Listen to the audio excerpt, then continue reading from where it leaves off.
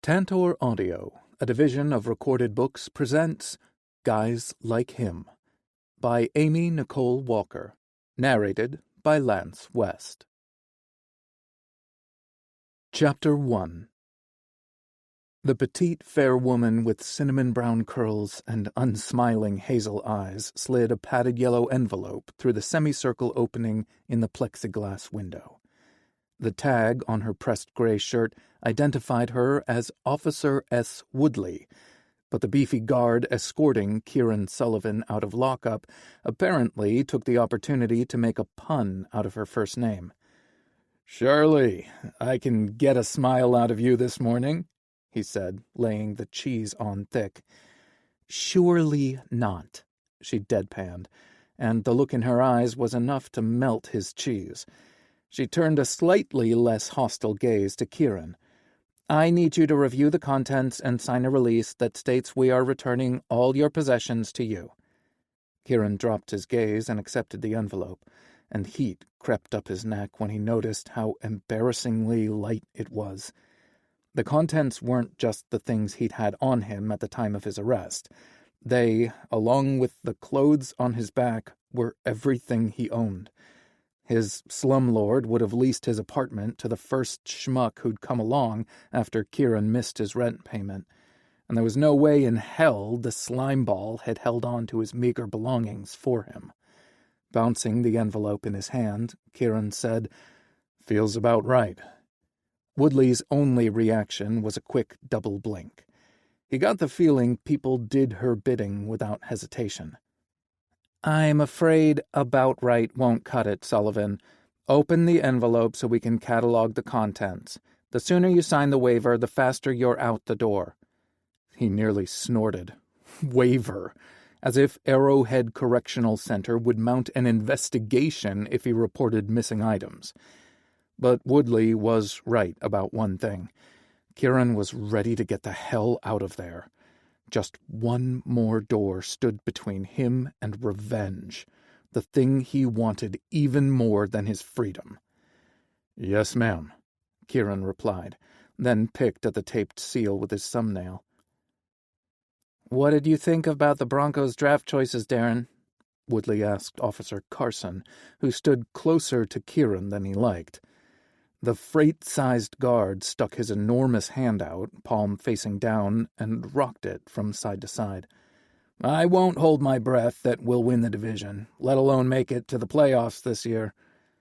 Kieran continued working the seal until it loosened enough to pull the tape free, and then he tipped the envelope over to spill the contents onto the stainless steel counter.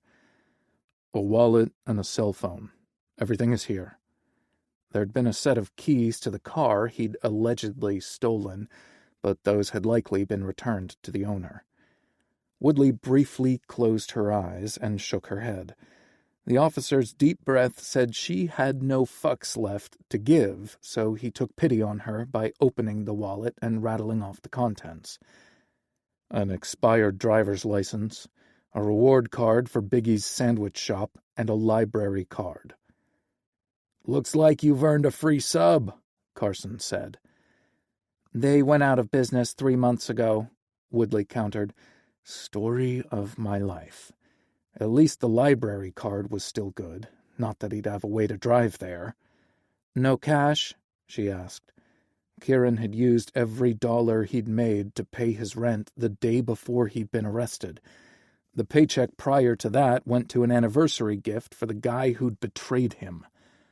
"No, ma'am, but I didn't have any when I arrived. Everything is here." He caught a brief glimpse of pity in her gaze before she slammed the shutters down again. Woodley slid a waiver through the opening and showed where he should initial and sign. "Good luck out there," she said as he scribbled his name. "Thank you." He slid the form back to her and returned his meager belongings to the envelope. "He'll be back," Carson said. "Guys like him don't know any other way." The guard's comment raked his nerves. Carson didn't know jack about him, but Kieran kept his mouth shut.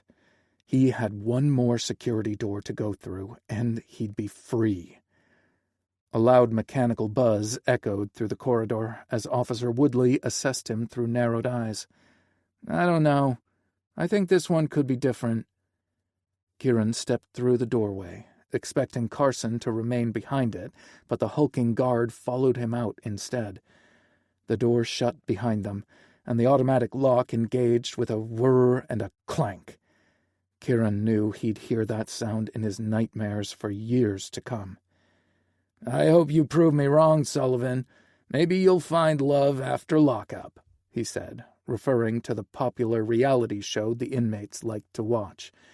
Even Kieran had gotten sucked into it more often than he wanted to admit, but he wasn't looking for love.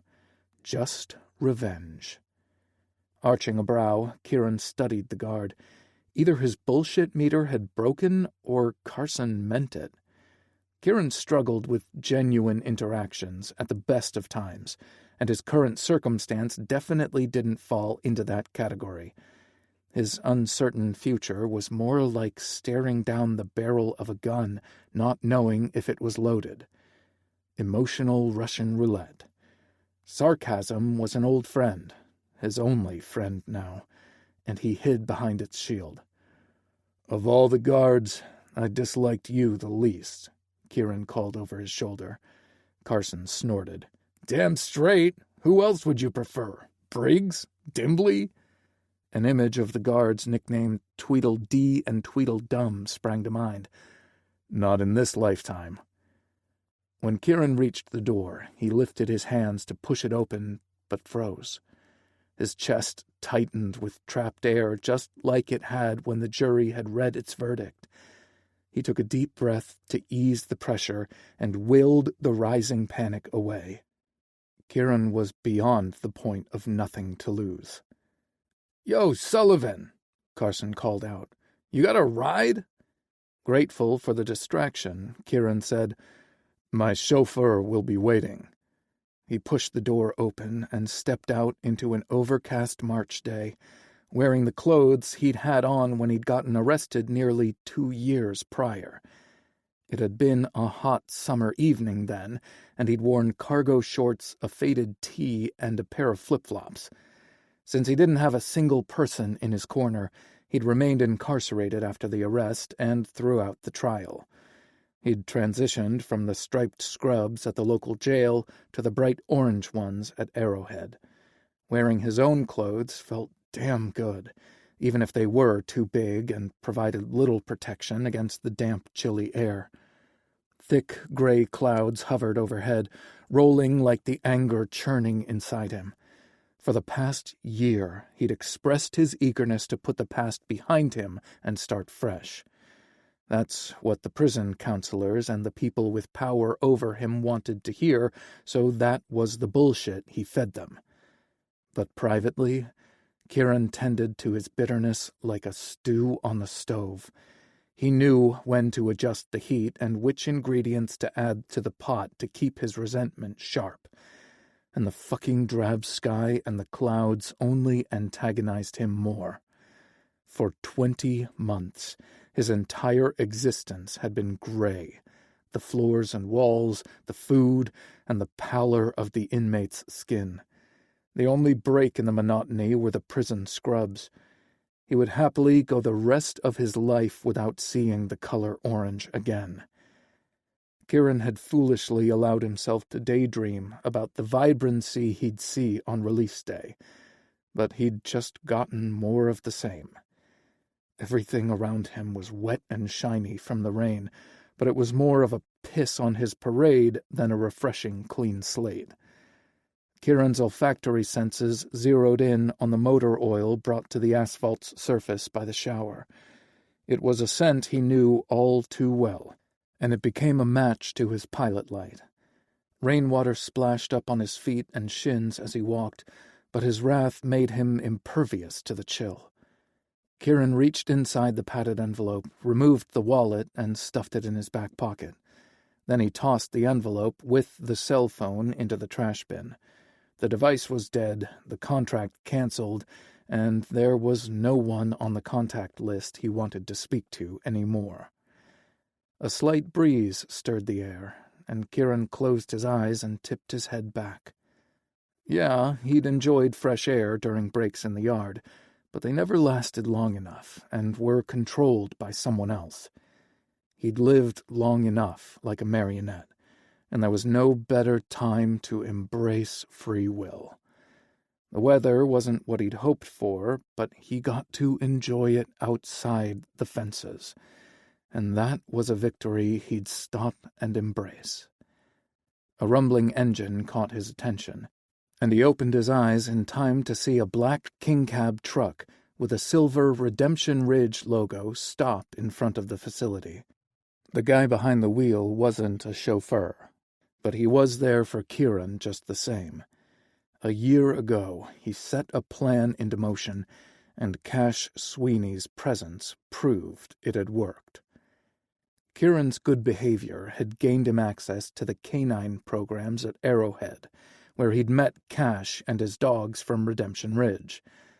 The front passenger window rolled down, and a familiar black and white head poked out. Patsy, a border collie, was the first dog he'd met during the program, and it had been love at first sight for them. It turned out Kieran had a sixth sense when working with animals, especially the shyest ones. His talents had captured Cash's notice, and he'd offered Kieran employment and housing on his ranch, where he rehabilitated horses and dogs. Kieran's participation in the program and the subsequent employment opportunity hadn't been divine intervention or luck. It was all part of his carefully orchestrated plan. Cash Sweeney's rags to riches story was the stuff that made journalists cream themselves. A former inmate himself, Cash got hired to work at a ranch near Last Chance Creek, Colorado, after leaving lockup.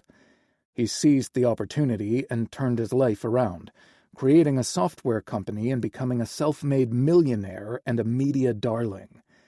Information about Cash wasn't hard to find, but how much of it was true? Kieran had seen more dogged investigations performed by Taylor Swift fans when analyzing her videos for Easter eggs than from the so-called journalists reporting on Cash's altruistic endeavors. Kieran knew the leopard hadn't changed his spots, and he was going to prove it. Patsy let out 3 excited barks, urging Kieran to hurry. He picked up the pace as the wind kicked up and the clouds threatened to erupt again, but he paused outside the passenger door instead of reaching for the handle. Patsy wiggled farther out of the window to lick his face. Pushing his fingers into her silky fur, Kieran said, "I've missed you, pretty girl." Cash had recently rotated the dogs in the program, and Kieran hadn't seen Patsy in a few months, except in photos and videos of her visiting sick kids at the hospital or horsing around at the ranch. Kieran knew the smug ranch owner was watching their interaction because he felt the intensity of Cash's stare. Raising his head, Kieran's gaze collided with intelligent blue eyes. "She's missed you too," Cash said, his voice deep and gruff. Kieran held his gaze for a moment before releasing Patsy and sliding over to the rear passenger door. The truck's interior smelled like leather, cinnamon, and something subtle and woodsy like aftershave. It was a welcome reprieve from the misery that clung to every surface in the prison or the motor oil on the asphalt. The door shut with an audible click, and Kieran reminded himself that he was there of his own free will. Patsy let out a triumphant bark, and Cash chuckled as he rolled up her window. "You didn't have to sit back there. She would have moved with a simple command." Kieran knew firsthand how obedient and well-trained Patsy was, but he preferred to sit in the back with his thoughts as company. Introspection had been his existence for the past 20 months. What else was a wrongfully convicted man to do but try to figure out what went wrong, who was responsible, and how he could make them pay? Kieran had a brain full of suspicions and questions, but what he needed was answers. Redemption Ridge was a good place to start. Cash put the truck in drive and pulled forward. and Kieran was grateful he didn't fill the ride with endless chatter. He played music on the radio with the volume turned low. Kieran kept his gaze on what he could see of the Rocky Mountains through the thick cloud cover. He was just as mesmerized by their splendor as he'd been when he stepped off the Greyhound bus when he was 21. Kieran had been California-bound, with no goal other than to get as far away from Ohio as possible. He'd only meant to hang out in Colorado Springs for a brief layover before catching the next bus. But those craggy mountains and the cerulean sky had held him spellbound. They awakened the artistic side of him he'd locked in the basement of his soul because pretty art was for other people to make and enjoy. For the first time in Kieran's life, he'd felt like anything was possible. Even now, when all he had found was more hurt and disappointment, he still couldn't imagine a view that didn't include Pikes Peak. The whoosh of the tires on the rain-slicked roads nearly lulled him to sleep as the truck navigated the winding roads, but Kieran forced himself to sit up straighter. He couldn't afford to let his guard down, not for a minute. No distractions, no attachments. While it wasn't fair to blame the entirety of his situation on the man behind the wheel, Kieran's life had taken a sudden downturn the night he learned of his existence.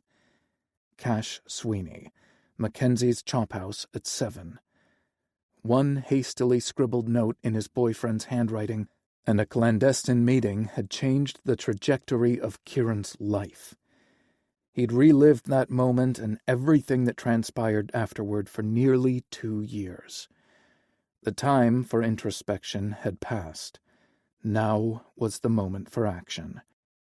And that started with uncovering the role Cash Sweeney had played in ruining his life. Chapter 2. Bells jingled over the door when Finley Ash walked back into New Hope Yoga and Wellness Studio. A mishmash of essential oils and flute music assailed his senses, and the combination fueled his frustration instead of soothing it. Finley hadn't come to the shop to be well or get happy. He sure as hell wasn't in the mood to bend his body like a pretzel, even if he needed a good stretching session. No, Finley was there to see a woman about a horse. His mother, Hope Newton, glanced up from refilling a basket with lotions and potions to offer her visitor a welcoming smile. Her mouth turned down when she spotted Finley's expression, and the ever-present impish twinkle in her dark green eyes dimmed as he approached the counter. Hope reached for the glasses she wore on a chain around her neck and placed them on her nose, inspecting him even closer.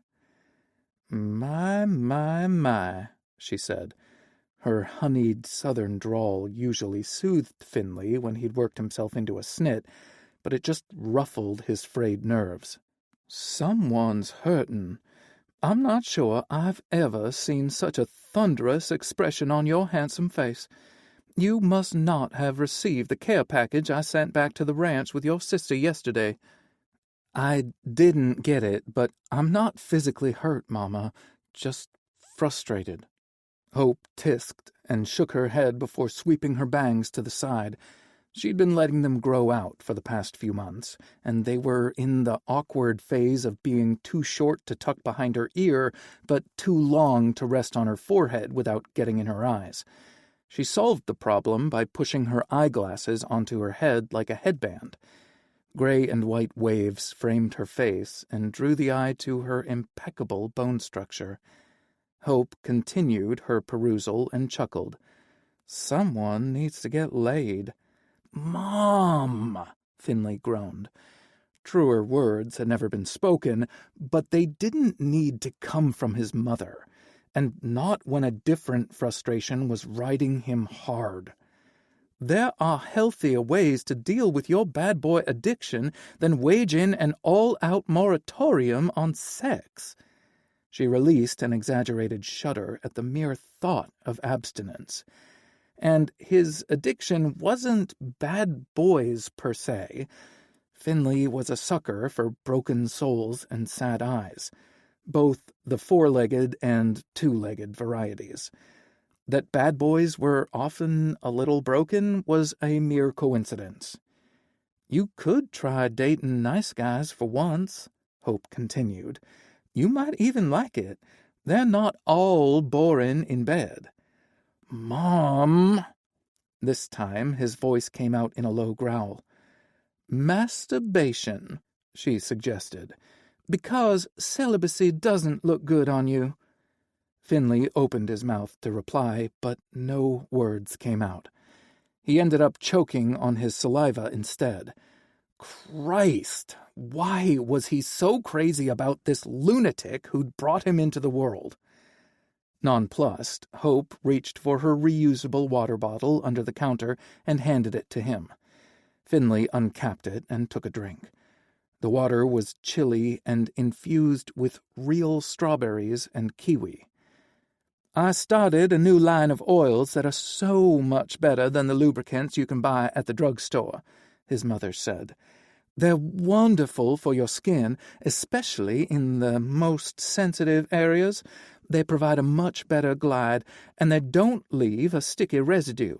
I even customize the fragrance to enhance the experience." Finley sprayed a mouthful of water all over her counter and stared at her with a slack-jawed expression.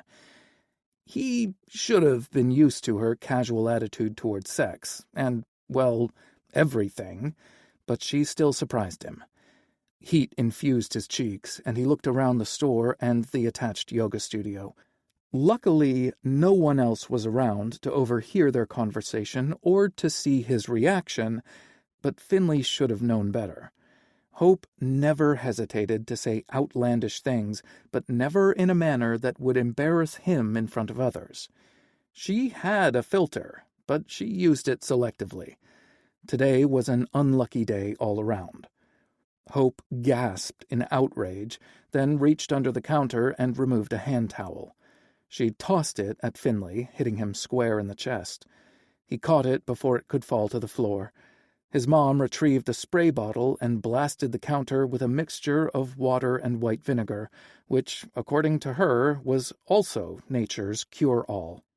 "Sorry about the mess," Finley said as he wiped the counter. The bitterness of the vinegar slashed through the cloying scents in the air, helping him regain his equilibrium and to remember why he came. "I'm not here for sex advice." "What sex?" she asked. "You quit cold turkey." Her voice drifted off as she tried to calculate how long he'd gone without sex. Finley opened his mouth to tell her it was none of her business, but 6 months exited his lips instead. It had been 6 long, miserable months since his last breakup, when he'd initiated his detox from broken men. Finley wasn't wholly celibate, though. He jerked off in the shower every morning, but it wasn't the same as sharing sex with another person. Finley loved everything about intimacy, especially the sounds a partner made, the press of eager lips, the slide of seeking hands, and the thrill of penetration, his or theirs. He craved the messiness, the tangled limbs, and the climax turning his muscles to rubber and rendering his bones limp noodles. Damn, he missed fucking. He tossed the towel onto the counter and placed his hands on his hips. "I'm here to see a woman about a horse." Hope arched a perfectly shaped brow. "Have you finally met a beast you can't tame?" According to his mother and older sister, Finley's affinity for horses began before he could walk. His memories don't stretch back that far, but what he could remember usually centered on horses. He'd seen hundreds of pictures of him on the majestic animals as a toddler with his maternal grandfather, a world-class horse trainer in Tennessee, where Finley had grown up. Wealthy clients had sought Finnegan Donovan to ensure their thoroughbreds were in superlative condition to win races and crowns. Occasionally, his grandfather would take on the toughest cases because he believed there wasn't a horse he couldn't train. Then Pops had met Brutus, a chestnut stallion hell-bent on throwing anyone who dared to ride him, including the invincible trainer. Pops wouldn't give up and sought advice from the best equine veterinarians worldwide. During one such phone conference inside his barn office, Pops heard Brutus neighing from his stall, followed by childish giggles. Finnegan had dropped the phone, run toward the sounds, and discovered his 5-year-old grandson had scaled the door to get inside the cantankerous horse's stall. He watched in frozen horror as Finley reached his tiny hand up and stroked Brutus's front leg. Instead of nipping at the boy as he did with the adults who tried to touch him, Brutus rubbed his muzzle against Finley's cheek. And that's when Finnegan knew his grandson had a special gift. Going forward, Finley was present any time Pops worked with the horse. After months of patient nurturing and trust-building exercises, Brutus cooperated with his training. The gorgeous stallion wasn't destined for the racetracks, though.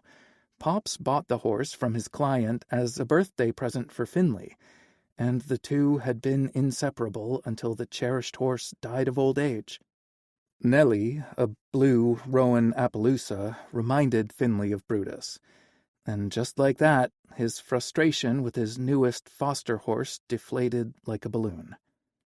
"I've met a beast who doesn't want to be tamed," Finley corrected. "I haven't convinced her I'm a friend, not a foe." "Not everyone wants to be tamed." Hope's voice was gentle, but her gaze was pointed.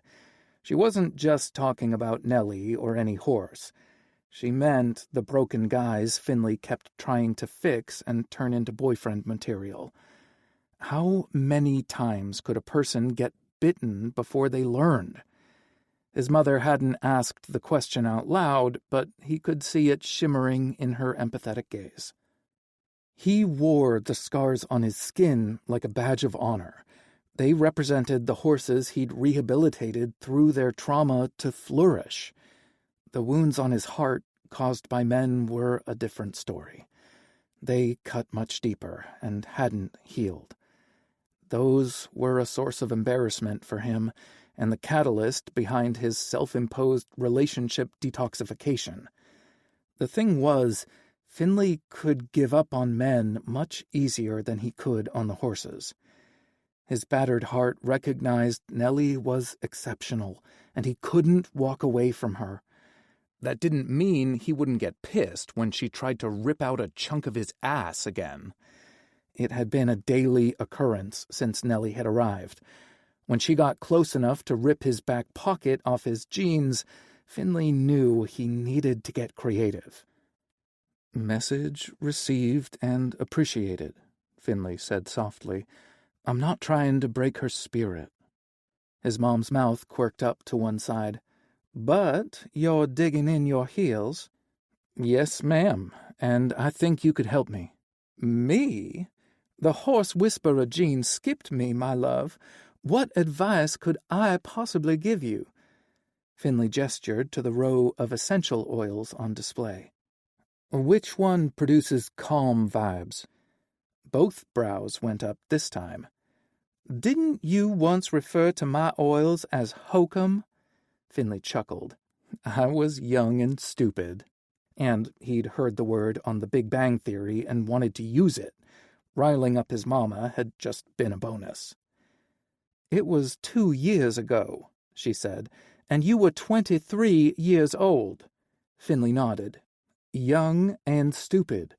What would be the harm in using a lotion or body wash that could soothe Nellie's anxiety?" "None that I can think of," Hope replied. "Lavender is the first one that comes to mind, but—" Finley shook his head to cut her off. "Reminds me of the little soaps Grandma wouldn't let us use unless it was to wash our mouths out after we repeated the words Pops used." He tilted his head. "Why didn't she wash his mouth out with soap?" "It would have been a lost cause, and she knew it," Hope replied. "I could go light with the lavender and stronger on vetiver." She picked up a second bottle, unscrewed the lid, and tilted it toward him. It smelled like earth, grass, and lemon. "I like it," Finley said. "It's worth a shot." They discussed the different application options for him to consider, and Finley chose hand lotion. He could apply it before a training session and easily wash it off afterward. While he perused the books on her shelves, his mother went into the back to whip up a bottle. Hope was big on mindfulness and meditation, so there were the usual books on those subjects. She'd added a few new yoga instructional books, and one that looked like an old leather spell book. Intrigued, Finley picked it up and thumbed through it, realizing it was a guide on how to use essential oils in everyday life. The front door flew open, and the bells above it sounded more like a warning than a gentle announcement that someone had entered the store. Finley turned around and watched as 3 men entered his mother's store. Their pinched expressions said they were looking for trouble, and Finley was ready to supply it after the morning he'd had. The men's simply constructed brown pants and white button-up shirts identified them as members of Salvation Anew, a cult masquerading as a non-denominational church. The organization had sprung up out of nowhere last year when the casino opened, and they had made life a living hell for the residents of Last Chance Creek. They preyed on the vulnerable and misguided. They picketed, protested, and raised hell about anything and everything. Most of their energy seemed aimed at the sins of gambling, but they'd recently targeted the small businesses lining Main Street. His mother hadn't mentioned the group had bothered her, but 3 representatives stood in her store, wearing matching expressions of consternation. Then again, it could be constipation, and they could be seeking a holistic remedy. "I hear castor oil works wonders," Finley said. "Greases up the gears and loosens things up." 3 heads swiveled in his direction, and their calculating gazes swept over him.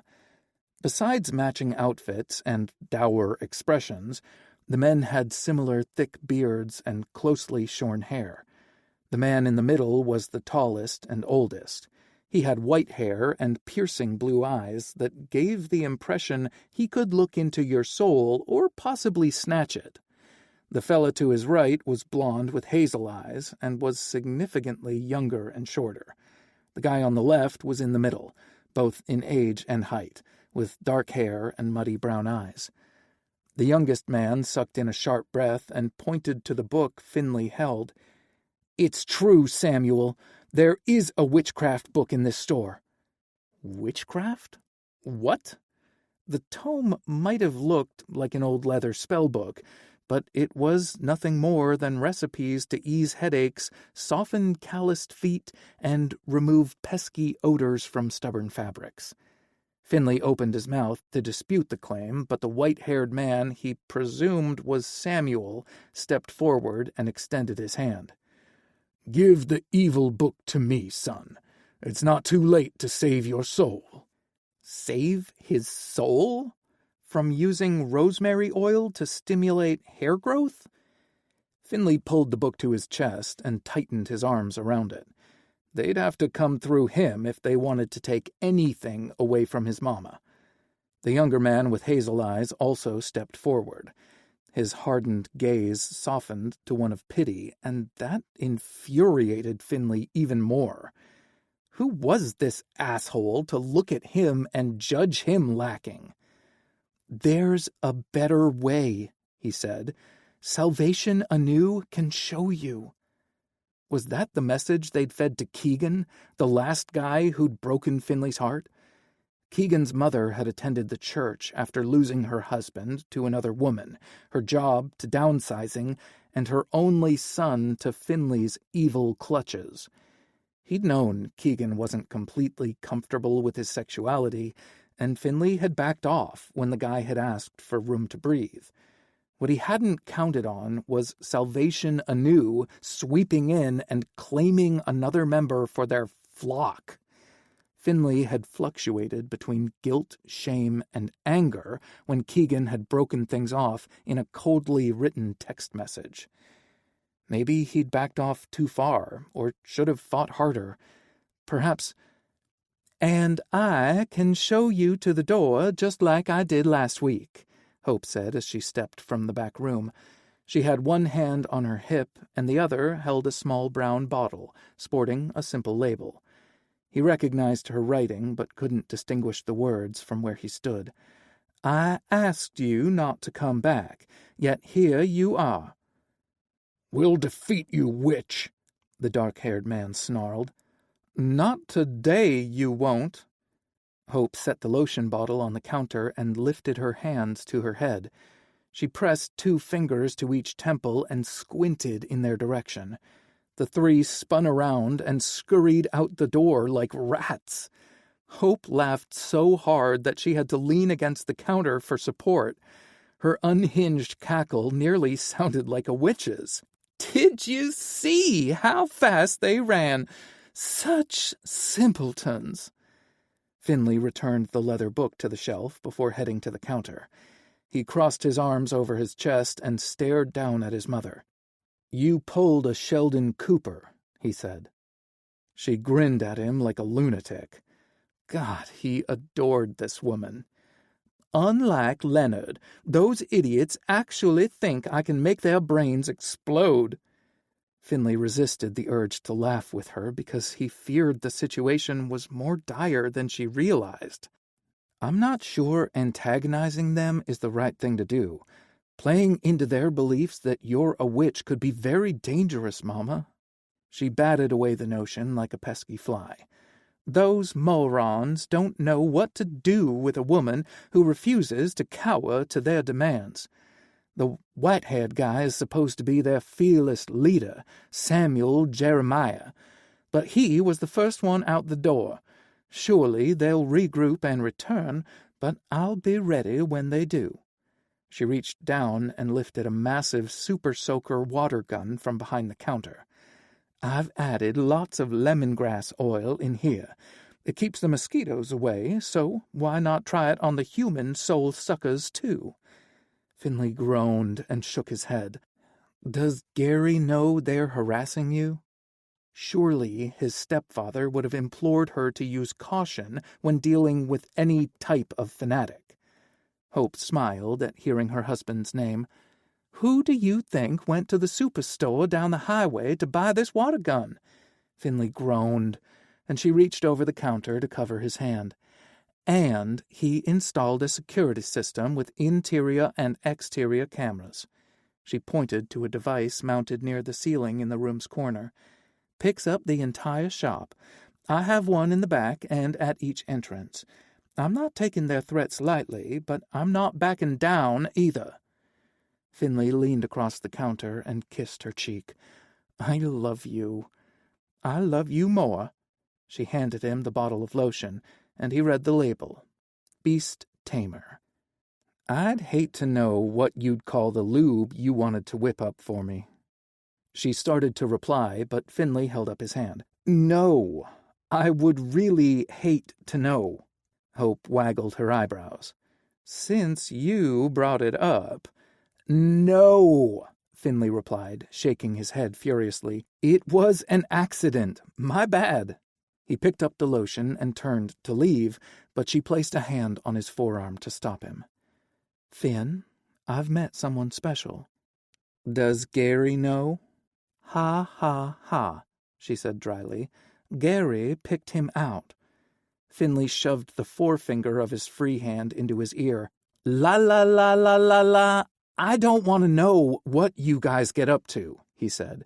"You're consenting adults." Hope pinched Finley's arm through his flannel shirt until he unplugged his ear. "Don't be an idiot. The guy isn't for us, silly. He's for you." "Huh-uh," Finn said, pulling free of her embrace. "I'm on hiatus, remember?" "Your pissy, uptight attitude makes it hard to forget. I'd like to remind you that you're on a break from bad boys who break your heart. Not bad, just broken. You said nothing about good guys. They need nurturing too. I don't know, Mama. She smiled sympathetically. I hate to see you so unhappy, sweetheart. Just think about it, okay? Fuck, he was lonely. Would it be so bad to go on a date with a man? Even if he didn't feel a romantic spark, he always had room for another friend. Okay, I'll think about it. Hope's smile was immediate and huge. Finley playfully lifted his hand to shield his eyes from its blinding light, but seeing her happy lifted his spirit.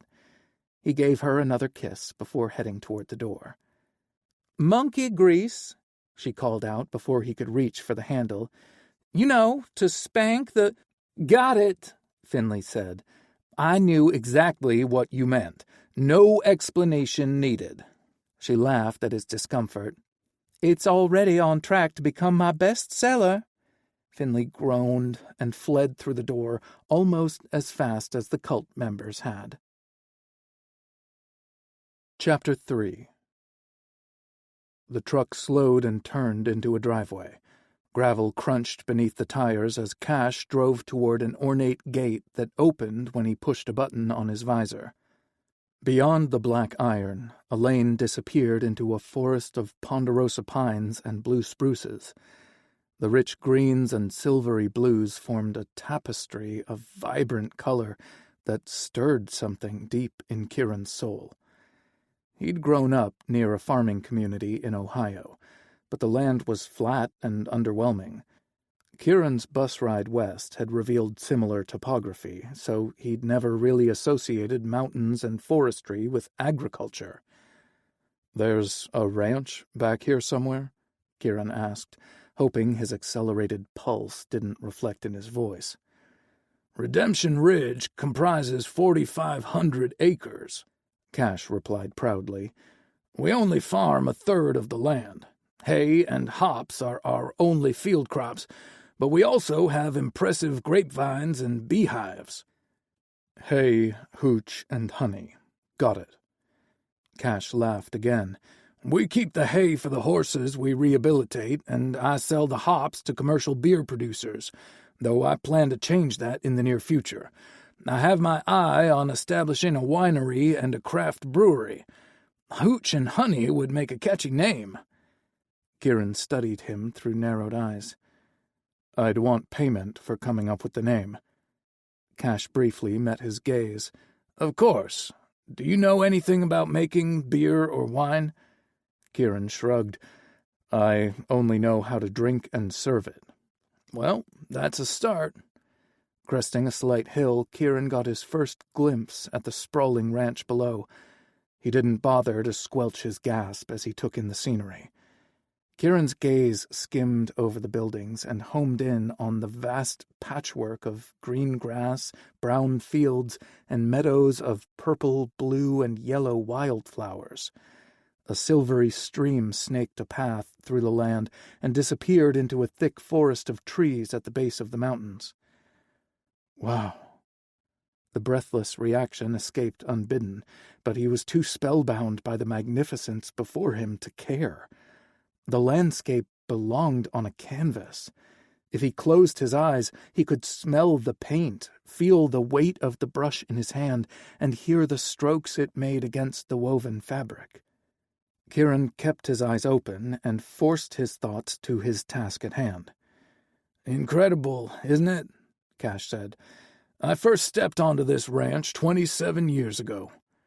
Kieran knew from the articles he'd read that Durrell Paget, the previous ranch owner, had taken a chance on Cash when he'd answered an ad looking for ranch hands. That was the same year Kieran was born, and their trajectories couldn't have been more different. Yet there they were at the same ranch. The drive to the homestead seemed to stretch on for endless minutes.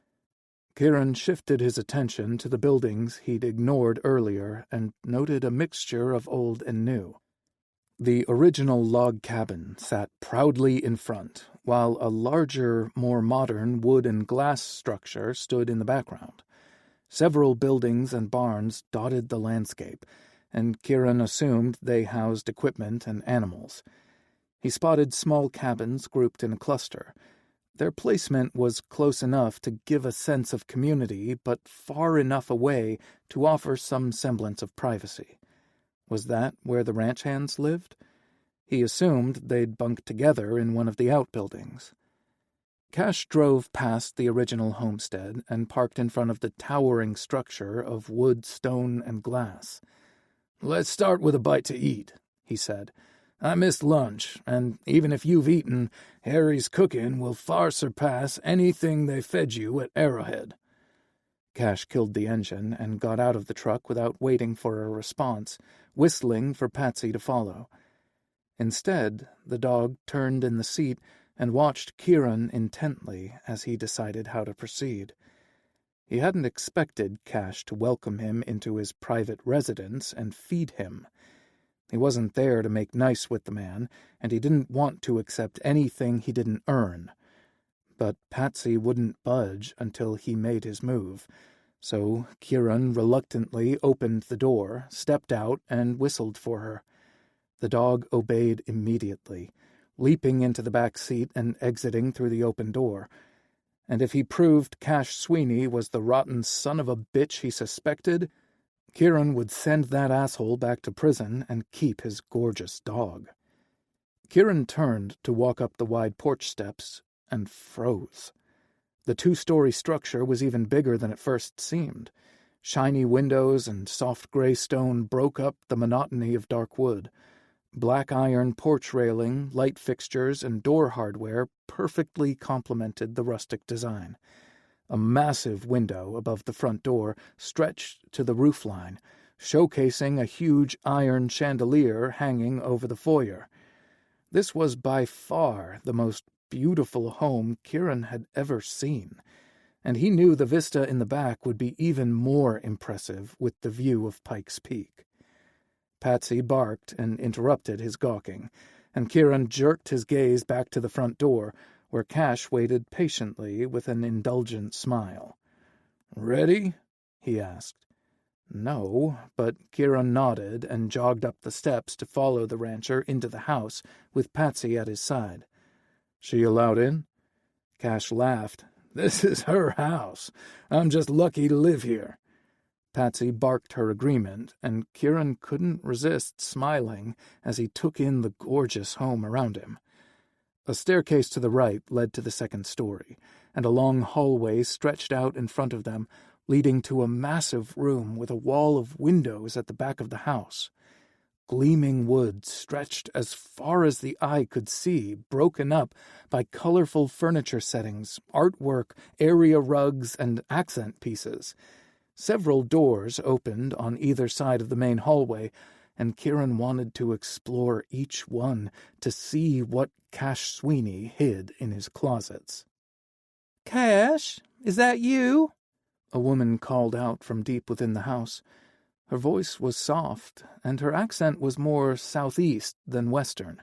Tennessee, maybe? "None other," the rancher replied. A red-haired lady poked her head around a corner. Her eyes widened when she saw Kieran, and he recalled his state of dress. Ratty clothes and flip-flops hardly made a good impression, not that he should care. The woman stepped fully into the hallway and stopped with her hands on her slender, denim-clad hips. She was petite, not much over 5 feet, if that, and looked to be in her mid-30s. She'd pulled her hair back into a ponytail, but a few wisps of tousled waves framed her delicate face. Who was she? Cash's wife? None of his research had revealed a spouse or significant other, so Kieran had assumed a guy with his looks and money was another playboy. "Hello, Harry," Cash said. Harry? He'd imagined a beefy cook who prepared meals for the ranch hands, not this stick of dynamite masquerading as a woman. She shifted her gaze to Kieran. Her eyes were a pale, unusual shade of green, as if her maker had made a second pass with a sea-green-colored pencil, pressing harder to get a deeper pigment. Harry's expression softened, and she extended a kind smile and a tiny hand. "I'm Harriet Bledsoe, but everyone calls me Harry." He hesitated a moment before shaking her hand. "Kieran." "That's such a lovely name." Shelley Sullivan had named her newborn son after his paternal grandfather because her husband hated the man. She wanted to get even with Kieran's daddy, Dearest, for screwing around while she was in labor, as if Kellen needed another reason to resent his son's existence. Shelley's choice of bedtime stories when she wasn't too stoned or drunk to forget about him had always led to a shouting match between his parents. Kellen would swear up and down that Kieran wasn't his kid, and his mother would just laugh because there was no denying his paternity. Everyone had told Kieran he looked just like his dad. Pitying looks and remarks like, "Kids like him don't stand a chance," would often follow. Maybe that's why Carson's dig at the jail had rankled him. He'd heard a variation of it his entire life, and was ready to change the narrative. He just had one little mystery to solve first, and Kieran thought Cash had the answers. "Thank you, ma'am." "Harry, please," she said. "Are you hungry?" Patsy barked and turned in a circle. Harry laughed and ruffled the dog's ears. "Always a given with you, young lady. I was talking to your friend." Kieran's growling stomach answered before he could, and Harry grinned. "Follow me to the kitchen. I made chicken and dumplings for lunch." Harry spun on her heels and headed back the way she'd come. Patsy nudged him with her nose until he followed while Cash laughed at the dog's antics. "I'm going," Kieran told Patsy and stepped forward. Since the initial shock of seeing the home had passed, his other senses came alive, and his mouth watered at the smells emanating from the kitchen. "Do you like dumplings?" Cash asked. "I don't even know what one is." But Kieran's reticence from before was gone, and he was eager to try them. Cash explained that chicken and dumplings were like chicken and noodles, but the base was thicker, similar to a stew, and with balls of dough instead of noodles. "Some people don't care for the dumpling texture, so please don't feel obligated to eat something you don't like. I make it clear to the crew that Harry isn't a short-order cook, but there are always sandwich fixings on hand if you prefer something else." "This is where everyone eats?" Kieran asked, finding it hard to believe Cash invited his employees into his home for mealtimes. "Of course." He stopped beside an open doorway and gestured to a large dining room with a massive table that could seat 12 people or more. "We'll eat in the kitchen nook today, though."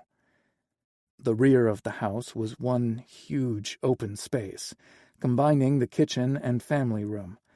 As Kieran suspected, the entire back of the house was a wall of windows, offering a stunning vista of Pikes Peak. The view alone had to be worth $2 million. Kieran stopped to gawk until Patsy nudged him with her nose to get him going again. Harry slid a chair away from the table and patted the back. "Have a seat while I reheat lunch. Don't get used to me waiting on you, though. I lay out the meals buffet style, and you'll serve yourself."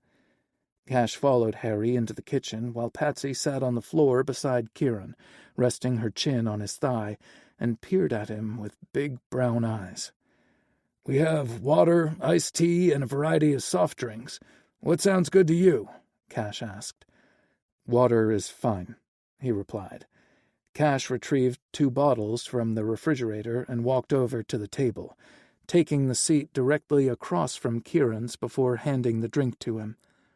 "What are some goals you set for yourself before your release?" Kieran twisted the lid off his bottle and raised it to his mouth, taking a long drink to buy some time. Arrowhead provided classes and training programs to help inmates acclimate to life after their release and avoid recidivism. He'd taken the courses and written up a plan just like everyone else, and he knew Cash had read it before offering him a position at Redemption Ridge. Why pretend he hadn't? Was this a test? "Maybe let him eat first," Harry called out from the kitchen. Her back was toward them as she stirred the contents in a large pot on the stove. "Excuse me," Cash said wryly. "I forgot who's in charge here." He looked at me and smiled.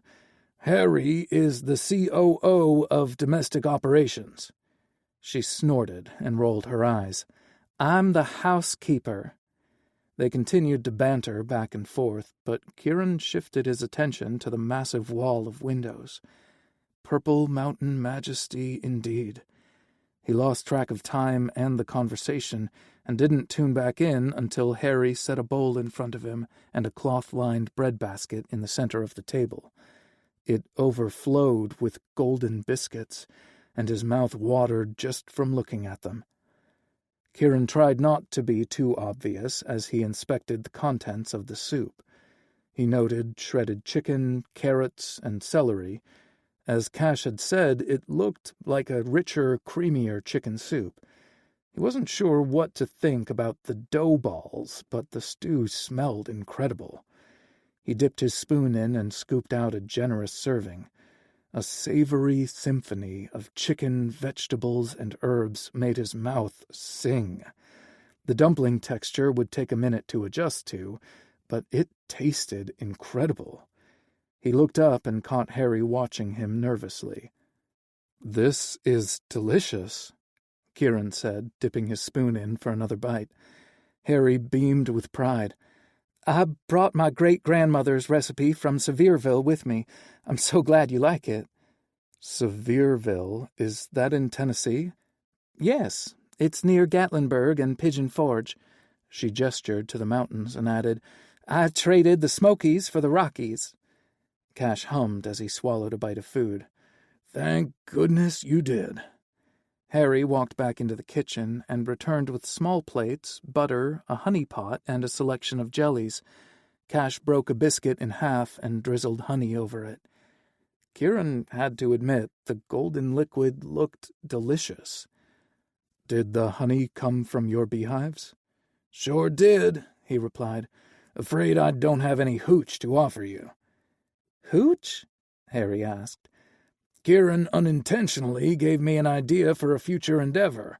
I might name my brewery and winery Hooch and Honey." Harry smiled. "Very catchy. I like it." She left them alone to busy herself in the kitchen.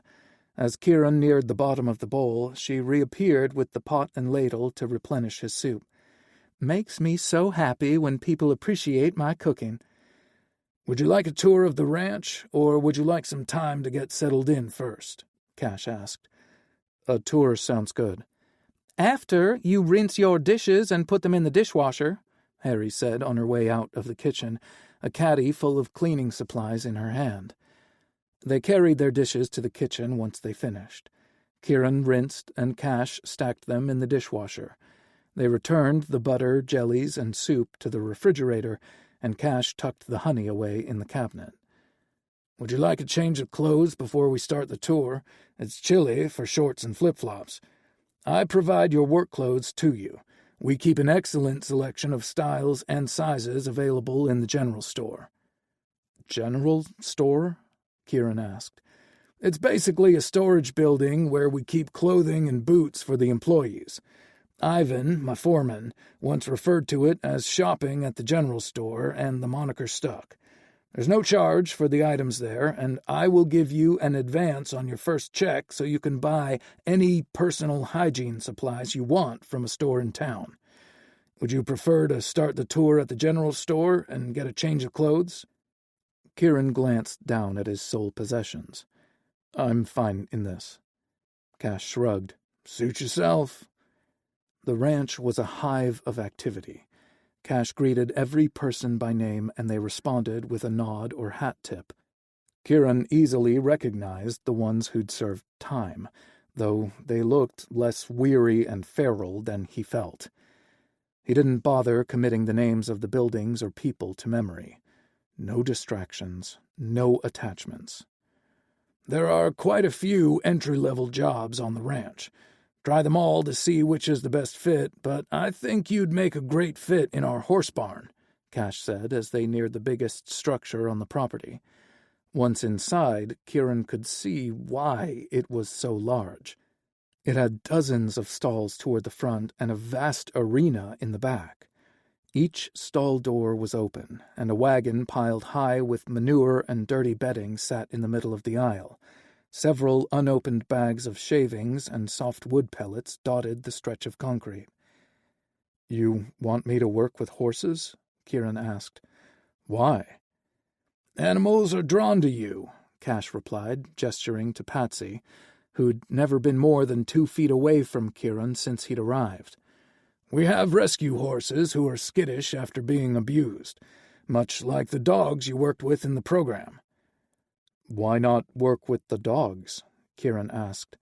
"The kennel is fully staffed right now, and Finley could use the help here." Kieran opened his mouth to respond just as someone inside the barn sang off-key, tentatively at first, but gaining fervor with each verse. He didn't recognize the lyrics and wasn't sure he'd identify the voice as human. Cash chuckled and shook his head as a rake sailed out of the stall and landed on the concrete aisle. "That's Finley Ash," Cash said, raising his voice to be heard over the ruckus. "He'd be your boss. He can't sing for shit, but he's pure magic with the horses." A blond guy, wearing painted-on jeans and a snug black Henley to show off his athletic build, stepped out of the stall and jerked to a halt when he saw Cash, the tune dying on his stunning lips. Kieran had seen chiseled cheeks and a square jaw like Finley's on models in magazines, but never in real life. He'd chalked it up to photoshopping, but that kind of bone structure really existed. Pale green eyes shifted to him and widened. Finley's mouth parted, drawing Kieran's attention to a chin dimple just as a soft gasp escaped his lips. Holy shit. The sweet sound unfurled something deep inside Kieran, a pleasure he'd denied himself for nearly 2 years to focus his full attention on getting retribution. An alarm bell went off in Kieran's head, warning that this man would threaten his willpower. "Finn," Cash said, "come meet Kieran."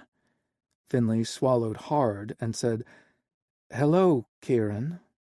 His voice had a soft southern drawl like Harry's.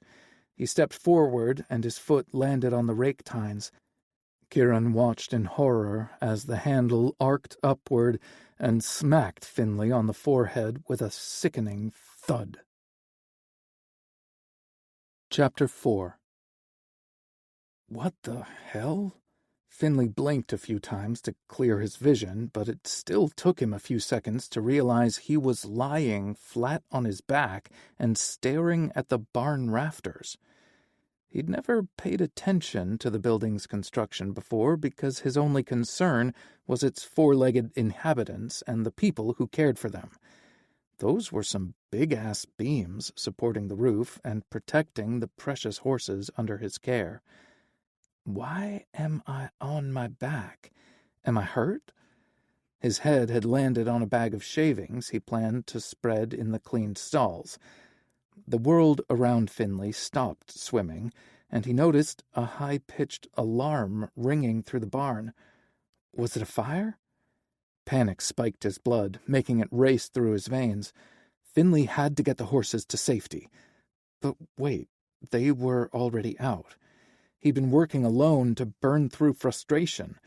His trip to see his mother had only added more stress, and he'd picked up a stupid earworm on the ride back to the ranch. He'd been shoveling shit and singing along with the song playing on an endless loop in his head, and bam! Something had knocked him on his ass. But what? Lightning? That didn't feel right. Something had rung his bell, not fried his circuits. 2 faces came into view. One Finley knew well, the other he'd like to know better. Both men looked at him with grave concern. Their lips moved, but he couldn't hear them over the alarm. A fire? He didn't smell smoke. The ringing seemed closer and not as loud as it had been. Finley realized the ringing was in his ears. He locked his gaze on Cash because the other man stole his breath. Finley already had enough problems to contend with and didn't want to add a lack of oxygen to the mix. Was he breathing? Finley inhaled deeply, testing to see if his lungs worked adequately. The ringing got quieter, but he still couldn't make out the words Cash said. His boss looked at the stranger, and Finley couldn't help shifting his gaze, too. Christ, he was gorgeous. Black hair swept over a broad forehead, dark brows slashed down to form a V over eyes so dark they looked black. The man stared down at him with naked concern and something else in his gaze. The sexy stranger blinked and erected a shield of indifference, but it was too late. Finley recognized the emotion, and it called to something deep inside him like a lone coyote howling for its pack. Butterflies fluttered in Finley's stomach, and his blood heated with excitement. But how had he ended up on his back in the barn, staring at this beautiful lost boy? A flash of memory detonated, clearing out his brain fog and reducing the ringing in his ears to a subdued hum.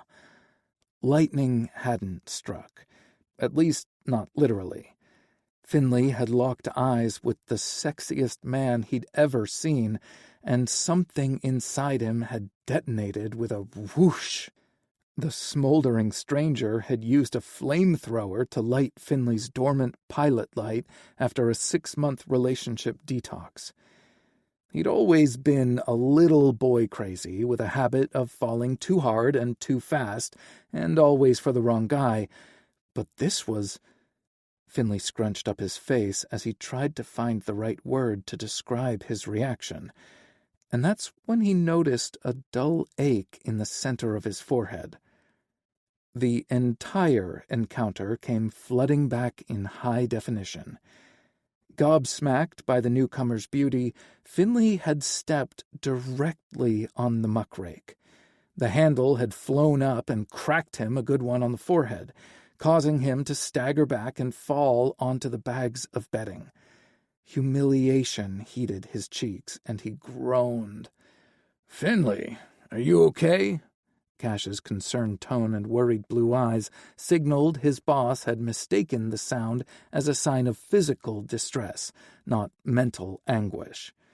Finley tried to sit up and clear the air, but Cash placed a gentle hand on his shoulder to keep him still. "Kieran, I need you to find Ruben Sanchez for me. He has emergency medical training and can assess Finley for a concussion." Finley had rattled his cage pretty well, but he was not concussed. "Not—" Cash silenced his protest with a gentle squeeze. Finley shifted his gaze to the gorgeous man, who seemed to look right through him with those obsidian eyes. This stunning stranger might just be the most broken boy he'd encountered yet.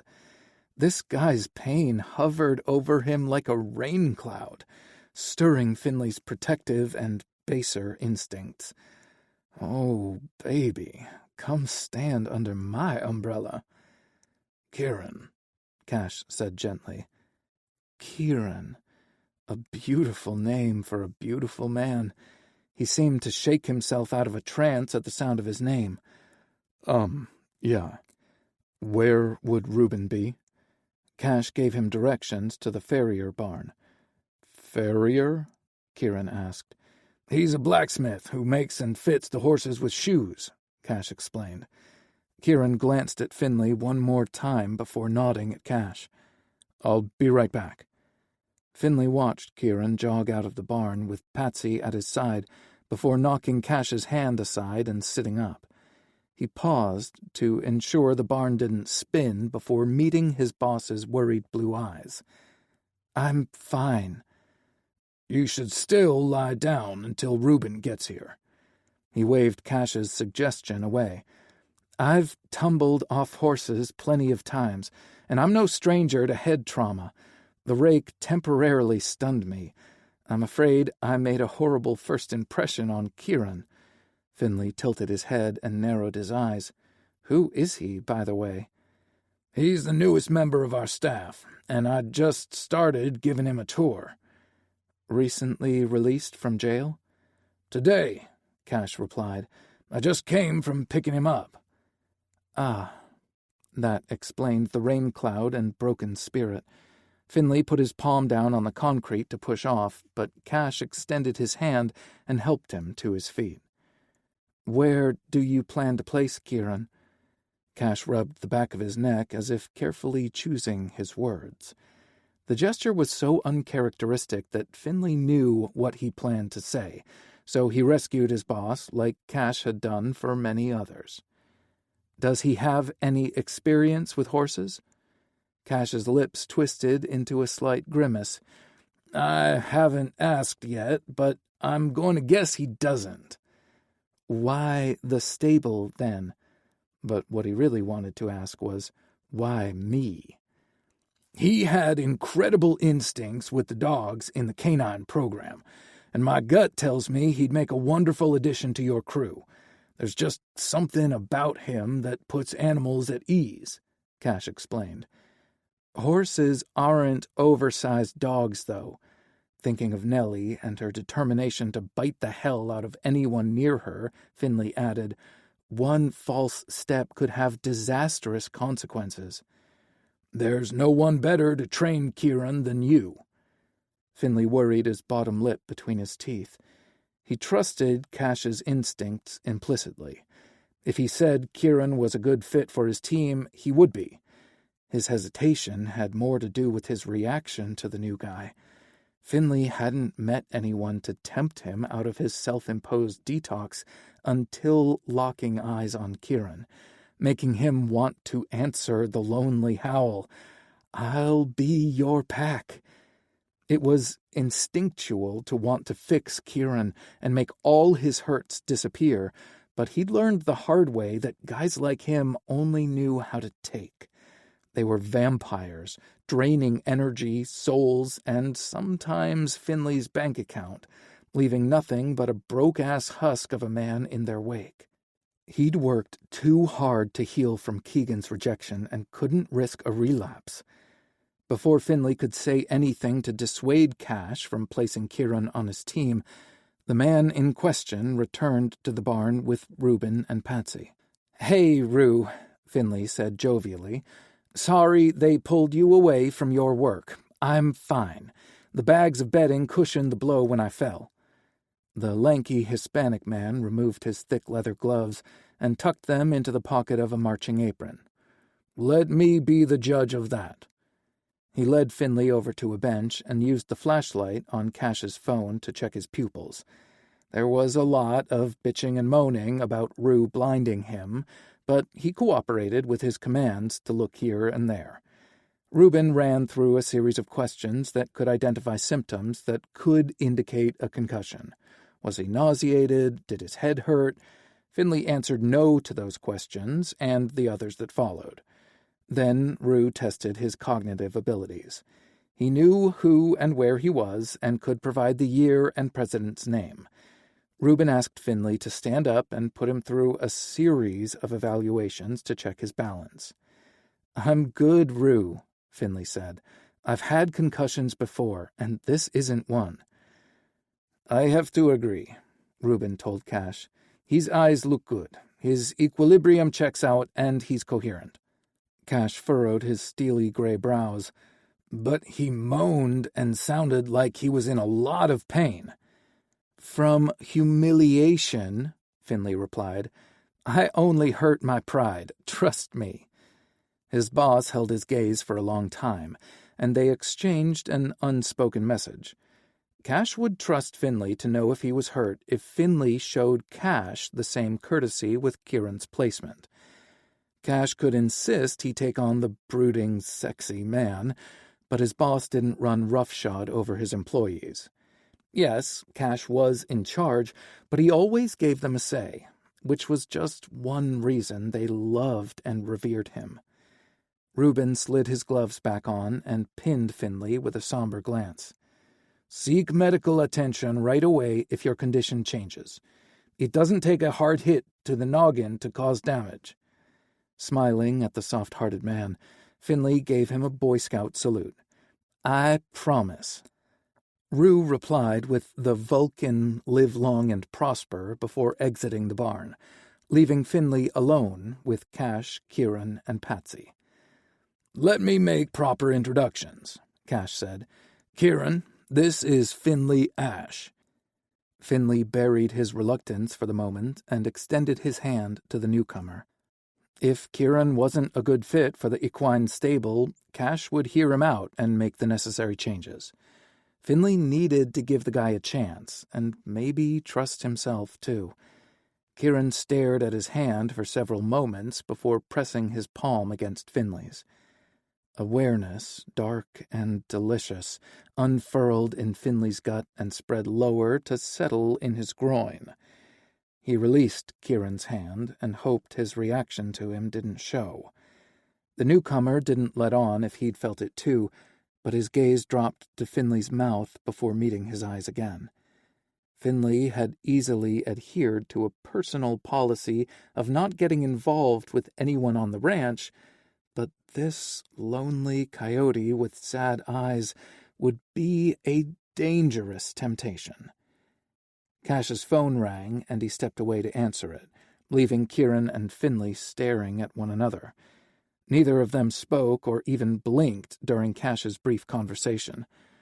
"That's an important call I need to finish back at the house," he said when he rejoined them.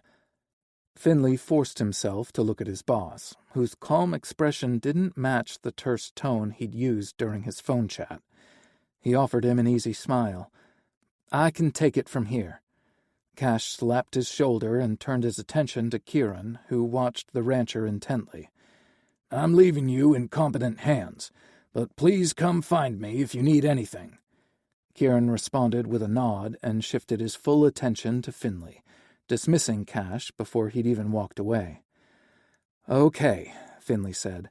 "First, we need to get you out of those clothes." A dark brow shot up. "Excuse me?" Kieran's voice was soft but menacing. Just when Finley thought his day couldn't get worse. "Jesus, Finley, pull it together." "And into proper work attire," he replied. "Didn't Cash offer you a change of clothes?" "Yes, but I declined." Finley attempted a friendly smile, but feared it looked more like a grimace. "I'm afraid I'll need to insist." The dark-haired man narrowed his eyes, and Finley could see he would be a stubborn one. He lifted a hand to stave off any protest. "The last thing you want is for a horse to step on your feet while you're wearing flip-flops. It's a liability issue I can't allow. I'm not looking to take away your individualism, but the rules are in place to protect everyone." Kieran exhaled a long sigh. "Lead the way." The general store was larger than a shed, but smaller than a barn. Rows of jeans, flannels, thermal underwear, and undershirts in every color and size were stacked neatly on the shelves along the rear wall.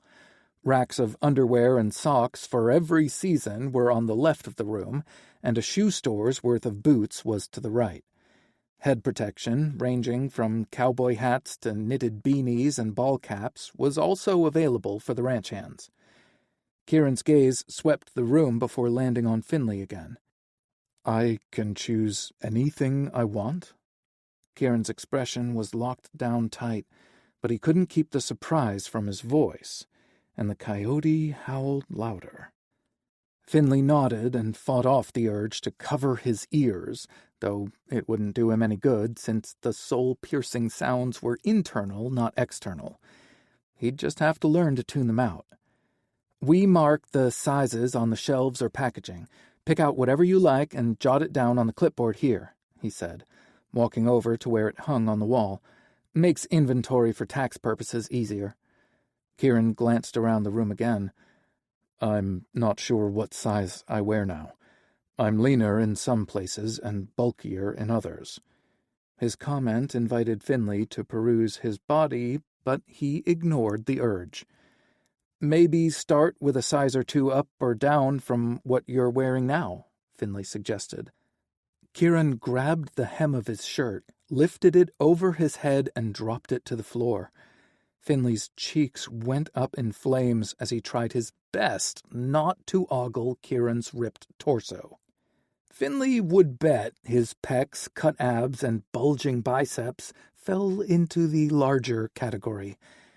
God, what he wouldn't give to nuzzle his face against Kieran's chest hair. It was the perfect amount, just enough for him to pet and create the perfect friction against his sensitive nipples. When Kieran reached for his waistband, Finley emitted a strangled sound. The dark-haired god stopped and jerked his head in Finley's direction. "Problem?" "No," Finley replied, but his squeaky voice said otherwise. He cleared his throat and pointed to a door in the corner. "There's a dressing room if you—" Kieran unbuttoned and unzipped his cargo shorts and let them fall to the ground. "I don't have issues with modesty." "Clearly," Finley said, unable to keep the sarcasm from his voice or his gaze from roaming over Kieran's body. The man had thick, hairy thighs and lean hips. His underwear were no longer whitey, but they were definitely tighty and thin. Kieran's black pubic hair was visible through the fabric, and Finley wanted to nuzzle his nose in the thatch. "You don't have a moment of privacy in jail," Kieran explained, "so you get used to dressing, undressing, and, well, doing everything in front of someone else." Everything? Finley couldn't seem to stop his thoughts from becoming lurid. He swallowed hard and forced his gaze up to meet Kieran's eyes. That sounds awful. Why did he have to sound as breathy as a Hollywood starlet? Kieran's expression hardened, and he shrugged. All part of doing time for the crime. Though his words were flippant, his voice was thick with bitterness. Kieran kicked his flip-flops free and walked toward the shelf with the jeans. Finley could have bounced a quarter off his ass. Now that was a drinking game he could get behind. "I'll just step outside and leave you to get dressed. You might not be used to having privacy, but you deserve it." Kieran turned and looked at him over his shoulder. "I didn't mean to make you uncomfortable." "You didn't. Maybe you could jot down what I take off the shelves while I get dressed so we finish quicker." "Someone is sure eager to get to work," Finley teased. "I don't like accepting things I didn't earn." "Fair enough." Finley crossed the room and picked up the clipboard. "You should probably choose extra clothes while you're here. Most of the guys alternate between 3 or 4 outfits. There's a laundry room on the back side of this building, and you have access to it 24/7. Or you could come back later to pick out more clothes. We don't lock the store, so you can help yourself whenever." Kieran slowly panned the room again with a scowl on his face. "Something wrong?" Finley asked. "If something seems too good to be true, it's usually because it is." Kieran's somber gaze tugged at Finley's heartstrings. He could understand why Kieran felt that way, but it was not his responsibility to change the man's outlook. Cash had tasked him with teaching Kieran a skill. Finley would repeat the mantra as often as needed to avoid falling into familiar traps. "Where do you want to start? Jeans, shirts, or boots?" Kieran held his gaze a heartbeat longer before turning his attention to the shelves in front of him. He grabbed a pair of jeans and stepped into them, pulling the denim up his long legs. The fabric clung to his thick thighs and muscular ass, and Finley forced his gaze away from the alluring sight to fill in Kieran's name on the inventory form. "These jeans will do," Kieran announced. Finley glanced over just as Kieran bent forward to choose a long-sleeved tee off the shelf. denim clung to the most perfect, biteable ass he'd ever seen. Do? Those jeans did a lot. His gaze strayed over with each new item Kieran put on. The man looked better in a flannel shirt and jeans than anyone had a right to, and Finley was both amused and annoyed. He completed his ensemble with thick socks, pull-on boots, and a Redemption Ridge ball cap. "Would you like a jacket?" Finley asked. "Late March in Colorado means we might see all 4 seasons on the same day." "My body temp runs hot, so I'll be fine once I get moving." Finley just bet it did. He would not think about his hot, naked flesh. Nope, too late. Finley finished filling out the form and returned the clipboard to its nail. "I'll keep you plenty warm," Finley said. He wished the ground would open up and swallow him whole when Kieran arched a brow. "With all the physical activity we're going to do." The brow crept higher. "Work! All the work we're going to do." Kieran's mouth quirked a little on the right side. Not a smirk and definitely not a smile, but it was a spark of personality. "Ah, good to know. I'll just pick out the rest of my work clothes later." "No problem. Would you like to check out your cabin?" Finley asked. "To stow your clothes and stuff?" Kieran removed a wallet from his cargo shorts and stuffed it into the back pocket of his jeans. "I just need a trash can." Finley gestured to the bathroom/dressing room in the corner. Kieran nodded and disappeared into the room, returning a few seconds later with nothing in his hands. "Put me to work, boss," Kieran said, though there wasn't an ounce of enthusiasm in his voice. Finley led the way out of the store and pondered if he should call his mom later to find out more about the nice guy she mentioned. Detox wasn't working, as evidenced by the mockery he'd made of himself. Maybe it was time to try a different approach to love and romance. Then he felt Kieran's gaze on his ass and forgot all about his intentions. Chapter 5. Finley strode toward the horse barn like his ass was on fire. Then again, based on the heat Kieran had seen in the blond man's eyes, his delectable backside might have been smoldering. If Kieran hadn't kept his back turned in the general store, his new boss would have seen the semi-erection pressing against his underwear. It had been a dumb move to strip down in front of Finley, but Kieran couldn't resist pushing him. He'd seen sympathy shimmering in the younger guy's pale green eyes and wanted to discourage his interest with crude behavior. It was a tactic that had served him well in jail, and Kieran didn't want to make friends and form bonds on the ranch either.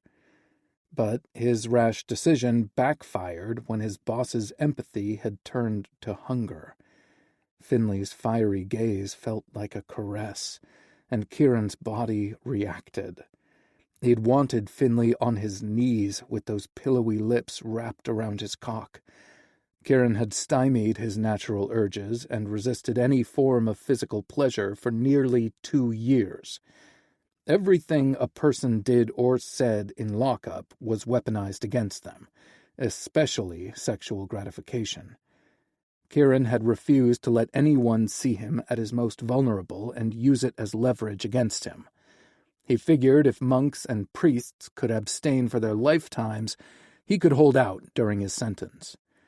Ignoring the physical and mental ache had been difficult, but he'd learned ironclad control over his mind and body. He wouldn't have been successful if he'd served time with Finley Ash. The awareness was enough to light a fire under his ass and cool his ardor. Kieran would have outpaced Finley to the barn if not for the fit and feel of his new boots and his work clothes. Though the items were all excellent quality, they were much heavier and tighter than what he was used to wearing. Lagging behind gave Kieran an excellent view of Finley's ass and long-toned legs. His upper body was lean, but his dark shirt hugged him snugly, showcasing tight muscles. Ranch work had been good to Finley's physique, and Kieran wasn't the only one who noticed. Several heads swiveled in the blonde's direction as he walked by, but Finley seemed unaware of the attention. It stirred uncharacteristic feelings, making him want to mark and claim a man he didn't even know. Where the hell had the urge even come from? Kieran forced his focus, visually and mentally, away from his boss's physical assets and increased his pace. If they were going to work together, he wanted to get past this weird tension between them. "You never asked why I was in jail," he said, reminding Finley that he was a felon should throw some ice water on his attraction. "Aren't you curious?" "Not really," Finley replied. "I trust Cash's instincts." "Are you two fucking?" "Holy shit, Sullivan, what the actual fuck?"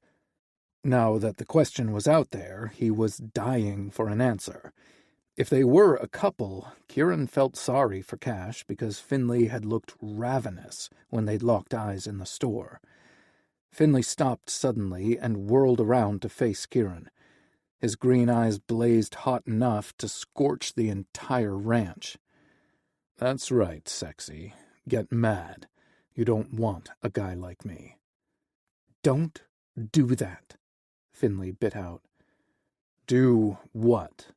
Feigning innocence had never been Kieran's strong suit. "Do not disrespect Cash or me." Finley inhaled a deep breath, then released it slowly. His anger seemed to dissipate with his exhale, and his gaze softened. No. Kieran started to panic.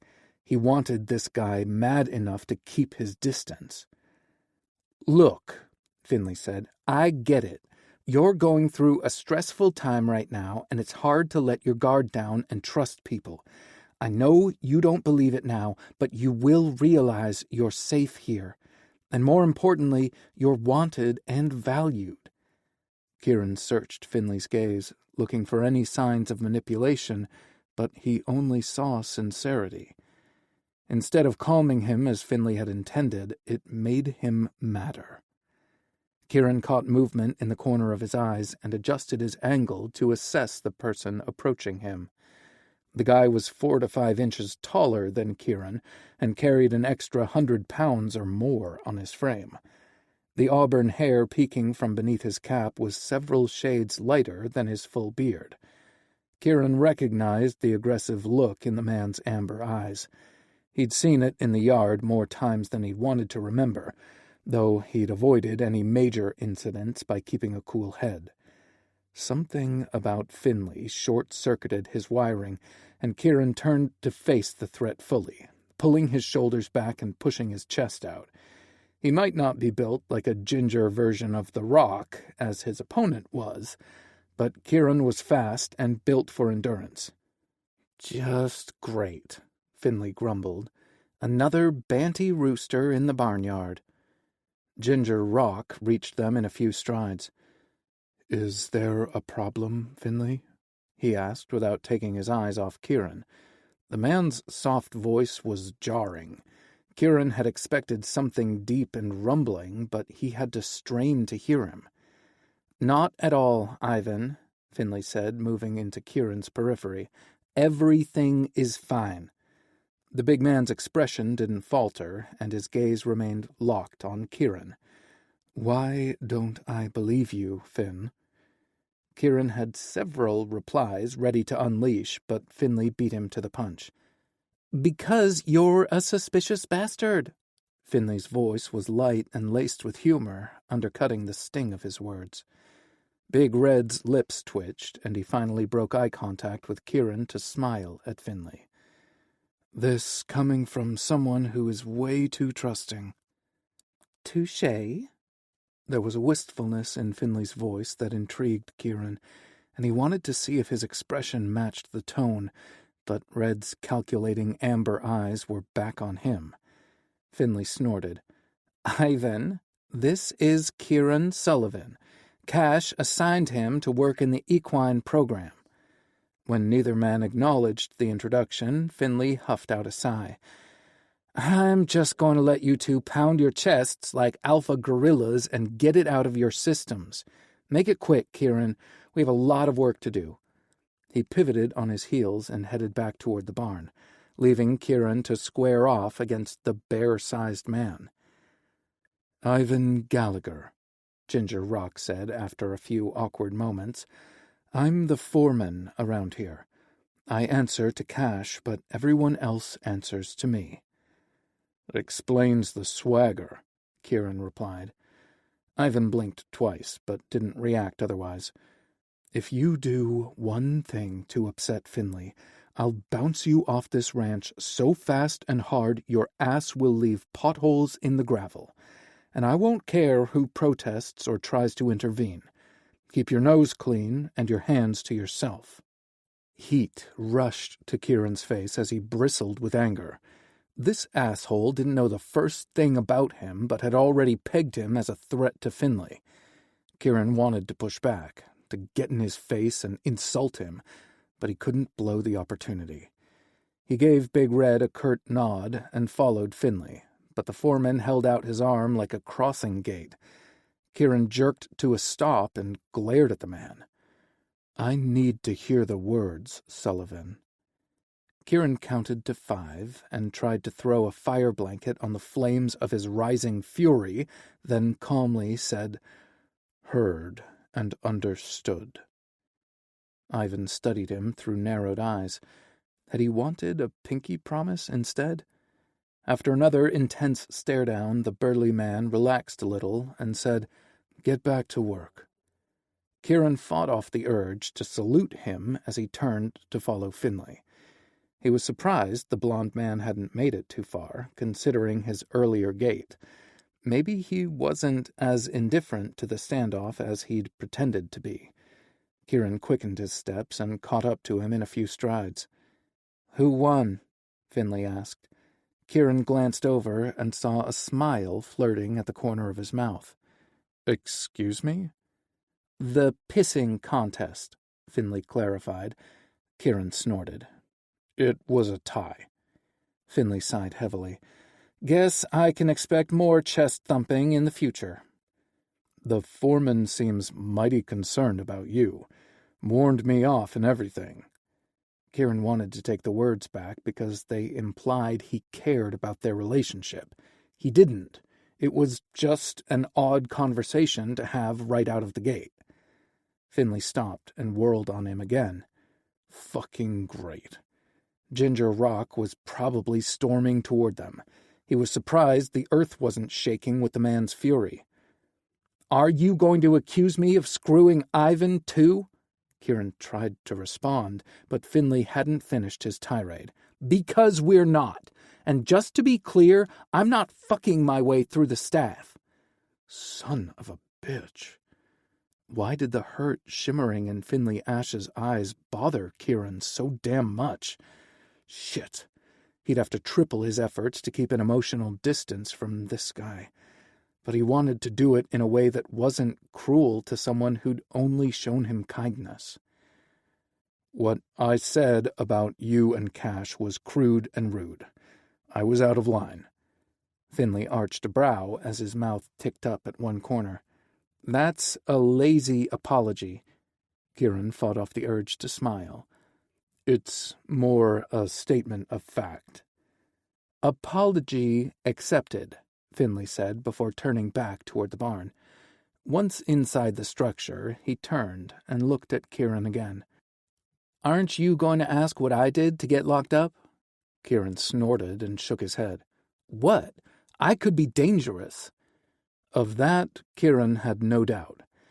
I know when a guy has done time. I can tell by the expression in his eyes and in his demeanor. Reuben has done time. Ivan has done time. Several of the other guys I've met have also been locked up. You? No way in hell. The Spitfire who manages the house? Not a chance. Finley's lips curved into a smile, and Kieran felt a tug low in his belly. Never underestimate Harry. She'll make you pay. Kieran didn't doubt that either. He noticed their eye color and accents were similar, making him think they were related. Siblings? Cousins? He was curious, but wouldn't ask. Finley's conduct turned to all business when he gave Kieran a barn tour. The enormous structure housed an impressive tack room, a veterinary examination room, a break room, and ample storage for their equipment and tools. Their last stop was Finley's office. The space was small but tidy, with wood-paneled walls and standard furniture, a desk, lamp, computer, and chair. A red love seat tucked along one corner added a pop of color, but the gallery of framed horse paintings, wildlife photography, and family snapshots hanging on the wall behind the desk was the real showstopper. The largest image was of a little blond boy sitting astride a black horse, wearing a cowboy hat that was bigger than he was. Kieran wasn't sure how old the kid was, but it was unmistakably a younger version of the man who stood beside him. "This is where you'll check in each morning at 6, Finley said. He walked over to a clipboard where he posted daily tasks and assignments. He flipped through a few of the daily sheets, summarizing each chore and when they performed it. "I'll train you on each task the first week, supervise the second week, and turn you loose the third week if you've got it all down. I will assign the tasks each morning, and you'll initial once you're done." "Sounds fair," Kieran said. Finley grabbed a second set of tools and gestured to the stall area. "We'll pick up where I left off with everyone's least favorite task, shoveling shit." Kieran nodded and followed him back to where they'd first met. He could still hear the sickening thud of the rake connecting with Finley's head, and his stomach tightened as he thought about it. Kieran listened as his boss discussed the importance of clean bedding for horses. "Filthy living conditions can lead to life-threatening illnesses." They removed manure daily with a muck rake and used a pitchfork to remove the bedding every few weeks. "We use a combination of wood pellets and shavings, or we'd have to change the bedding every 4 to 5 days. New shavings get added between deep cleans as needed. You'll have the hang of it in no time." They moved on to the next stall, and Finley demonstrated the best techniques for removing the filthy bedding. Kieran did his best to keep his eyes trained on the action inside the tight space, but occasionally his attention and gaze strayed to Finley's ass. After a few scoops, Finley straightened up and extended the pitchfork to him. "Your turn." It had looked simple enough, but the manure and urine-soaked bedding weighed more than Kieran had expected and smelled awful. There were undoubtedly worse situations he could find himself in. He pushed the shovel in, scooped out an enormous amount, pivoted, and flung it into the wagon. Kieran felt a slight twinge in his lower back, but ignored it.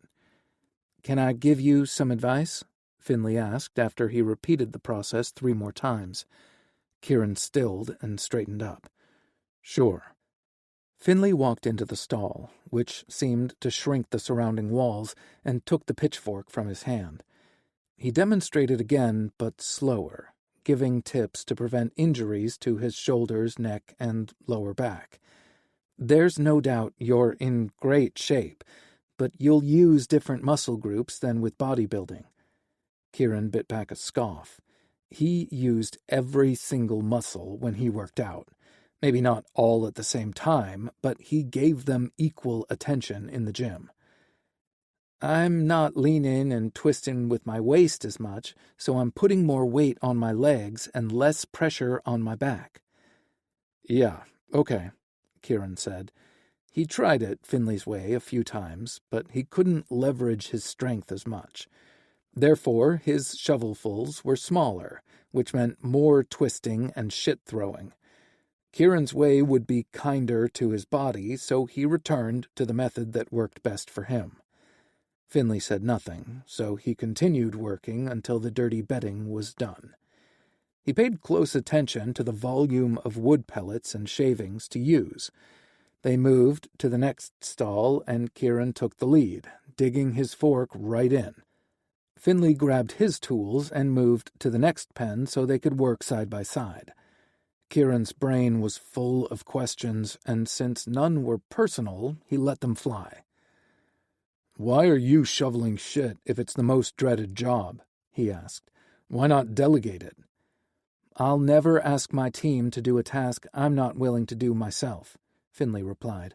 "A horse's environment is critical to its health, and everyone needs a break from the tedious tasks to prevent burnout and harmful shortcuts." Finley heaved a girthy sigh. "And I needed the physical work to burn off frustration." There was the wistfulness Kieran had heard in Finley's voice earlier. He paused and looked at the wall separating their stalls. It had to be 8 feet tall, so not even Jolly the Red Giant could peer over the sides. More questions arose, and it was on his tongue to ask about the source of Finley's melancholy, but he didn't. Kieran reshuffled his questions like a deck of cards until he found one he could voice. He heaved a shovel of shit into the wagon and said, "How many horses do you have here?" 12 right now, but the number always fluctuates. Some of our guests are here to train for various equine skills. Others we foster until they've completed rehabilitation. We eventually find forever homes for the fostered horses. Some require more therapy than others. There was a hint of frustration in Finley's voice, but it was gone when he added, "We can house 20 horses right now, though Cash will build another barn if our program continues to grow."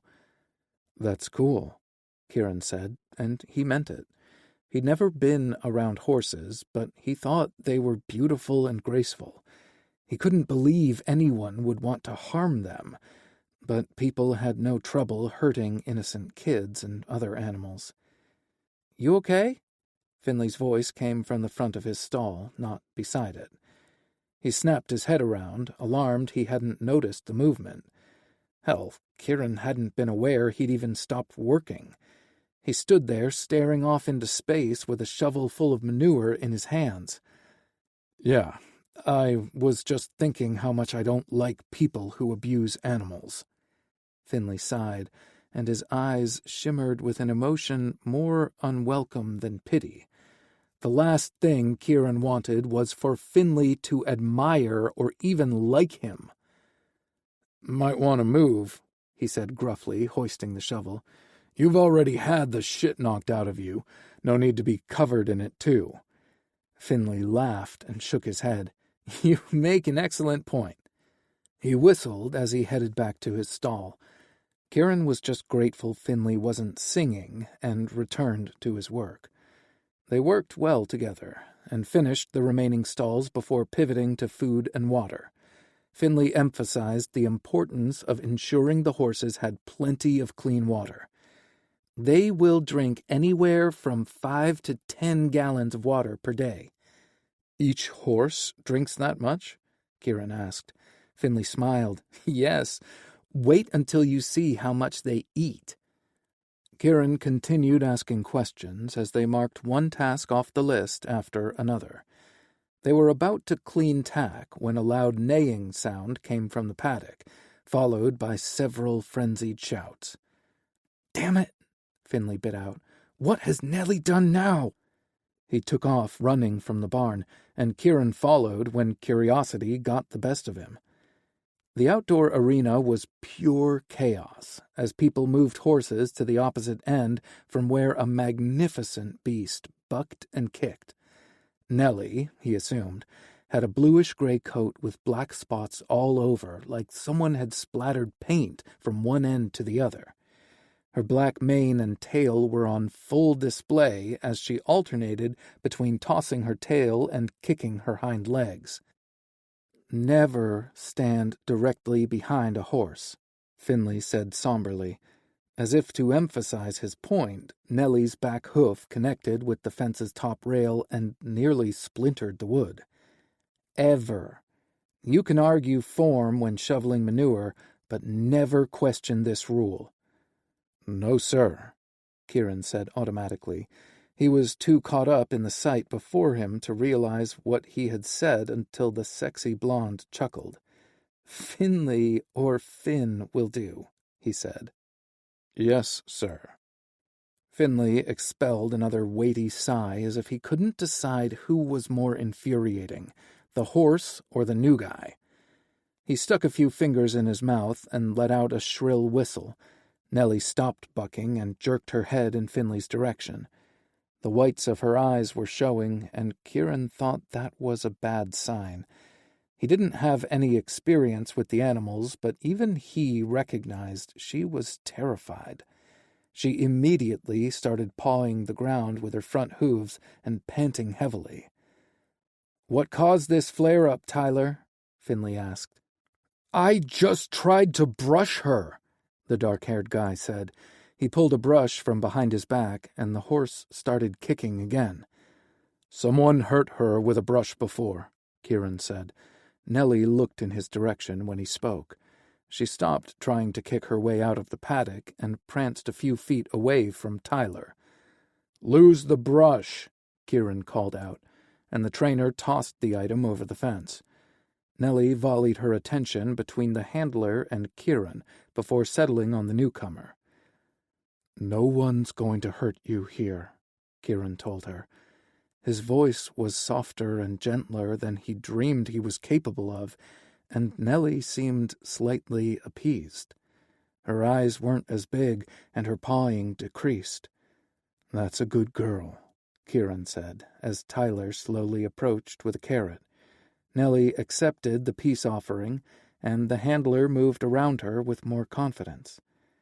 "Atta girl, Nellie," Tyler cooed as he gently petted her neck. "Amazing," Finley said softly beside him. Kieran felt his stare and turned to meet his gaze. "I'll be damned if Cash wasn't spot on about you." Kieran clamped his jaw tight and swallowed his response.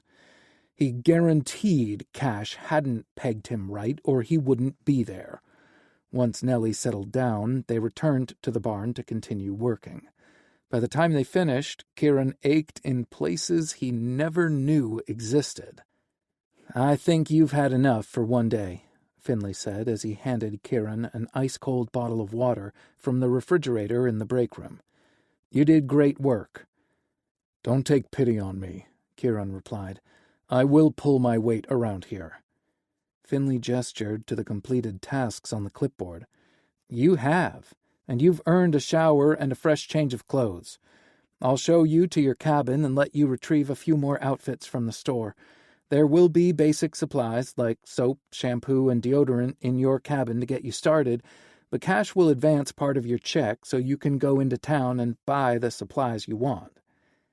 Kieran didn't mention his expired license. He was stretched too tight, overstimulated, and needed some quiet time to process. He'd worry about getting a ride to town with someone at a different time. "Thank you." Finley stopped outside a cabin and gestured to the door. "Cash has a set of keys so you can lock up the place for privacy.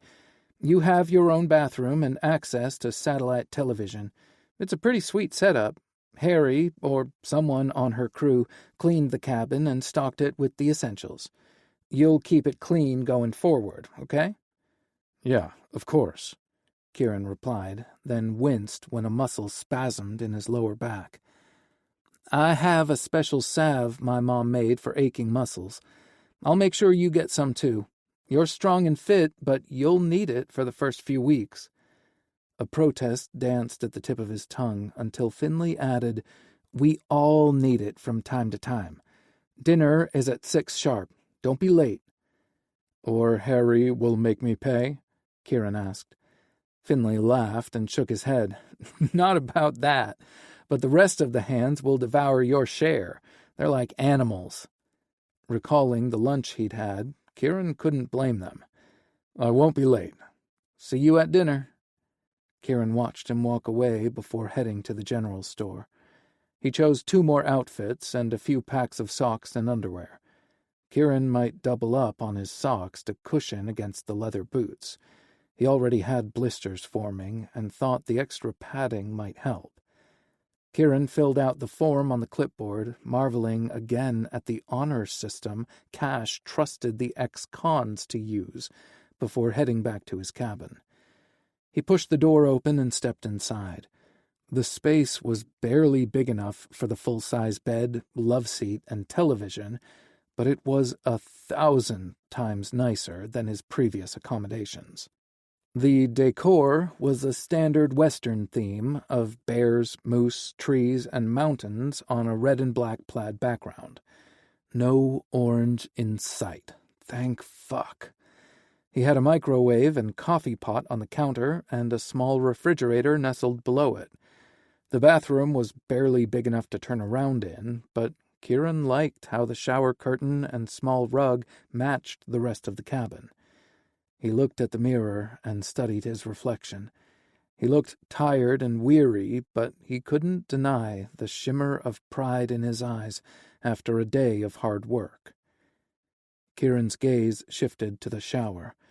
He hadn't washed by himself for too long and couldn't resist the lure any longer. He turned on the faucet, expecting it to take a long time to heat, but steam filled the room before he stripped down. Kieran stepped beneath the spray and moaned when hot water pelted his skin. The water pressure would probably feel average to most people, but it felt like a massaging caress to him. Kieran's body came alive in ways it hadn't during lockup, nerve endings sparking as his blood traveled south, plumping his dick and making his balls tingle. There was no need for him to abstain any longer. Kieran could touch himself now without everyone on his cell block listening and knowing. He could moan and cry out as much as he wanted. Kieran tried to resist the pull, to maintain the mastery of his body, but the need was too great. His brain made a last-ditch effort to correct course, reminding him that just his hand wouldn't be enough for long, and he'd seek pleasure with another person, opening himself up to rejection and betrayal. Kieran's need to come, to feel alive, overrode the voice of reason that helped him during lockup. He tried to blame his weakness on his exhaustion or the water's enticing sensation against his flesh, but he knew the source. Kieran conjured up his image now, those green eyes and plush lips.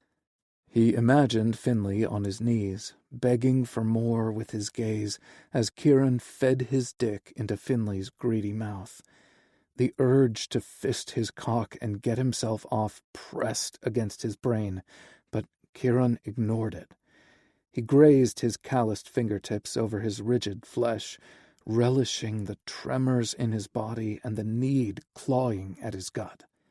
His balls tightened from the simple caress, and Kieran tilted his head back as he lifted his free hand to pinch his nipple and twist it.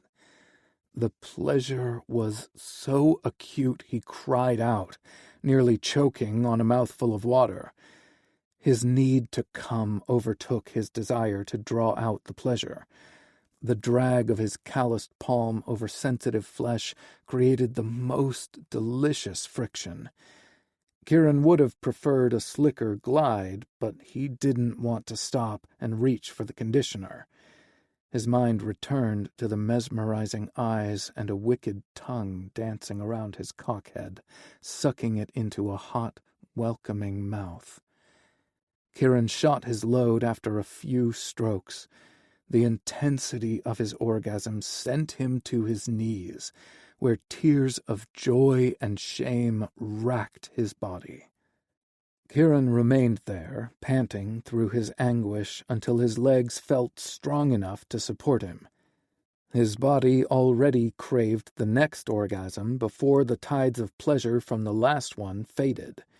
He tipped his head under the stream and reminded himself he'd done nothing to warrant his guilt. Finley's image formed behind his closed eyes, and he jerked them open and reached for the soap. He made a deal with himself. He could jerk off as much as he wanted to, but he wouldn't think of Finley Ash while doing it. Should be easy enough now that the man was out of Kieran's system.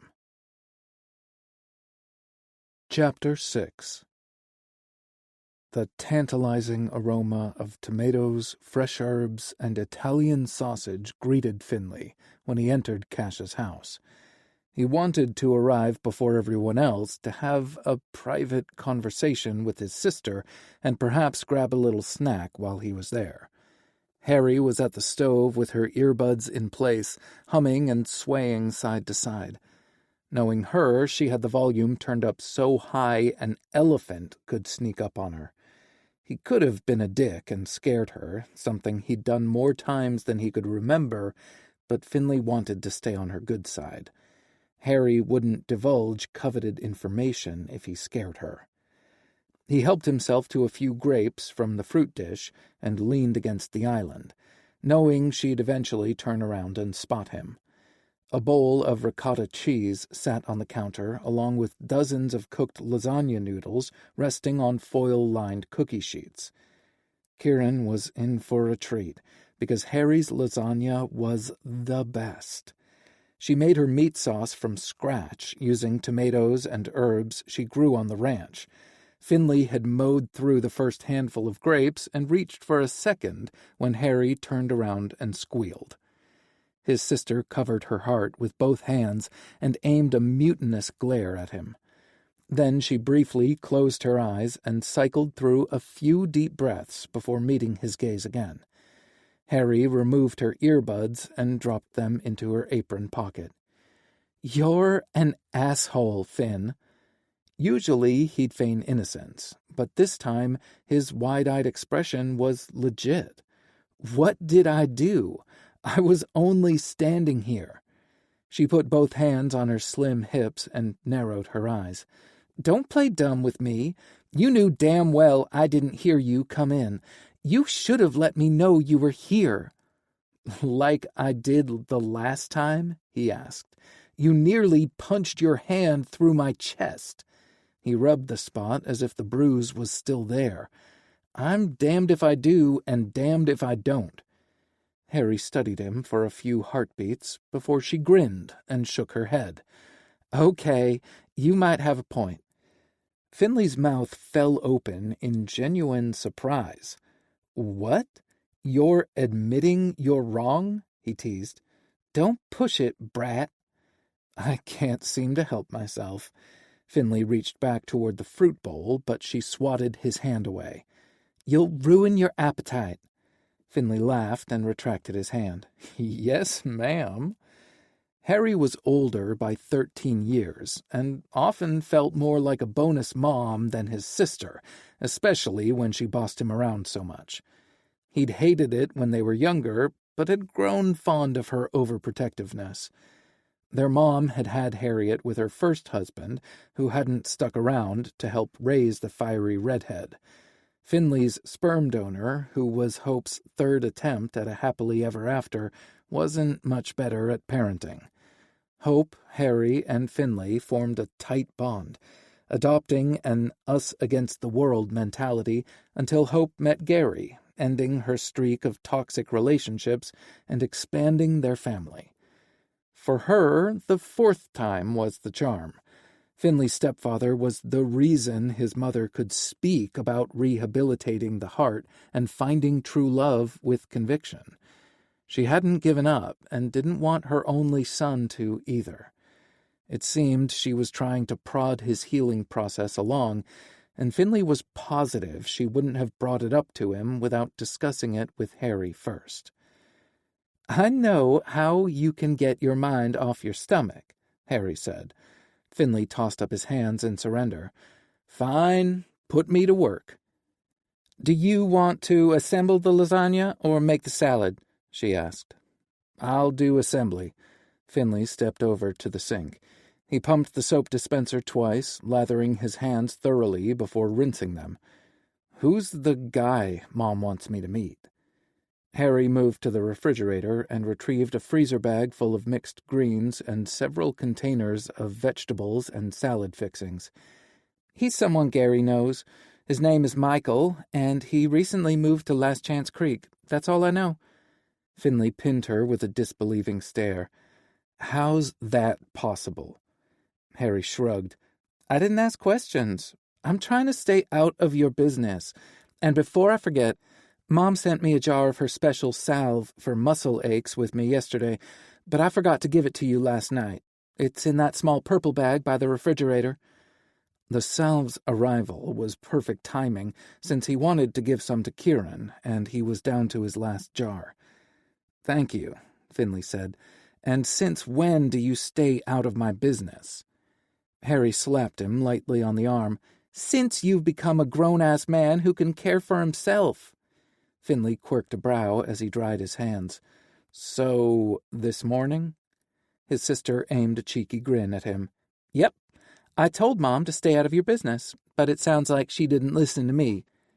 Harry set her bounty on the island counter and pulled an enormous bowl from the cabinet beneath it. "I gotta admit, she has good taste." Then she removed 3 large rectangular casserole dishes for the lasagnas. Finley retrieved the pot of meat sauce from the stove and set it on the workstation. "You've met Michael?" Harry shook her head. "She showed me a picture. You could search Gary's social media profiles for friends or followers named Michael." Their stepfather was a very successful real estate agent with tons of connections, so Harry's suggestion sounded like finding a needle in a haystack. "He has dark hair and eyes like the hunk Cash brought home today," Harry continued, fanning her face with both hands.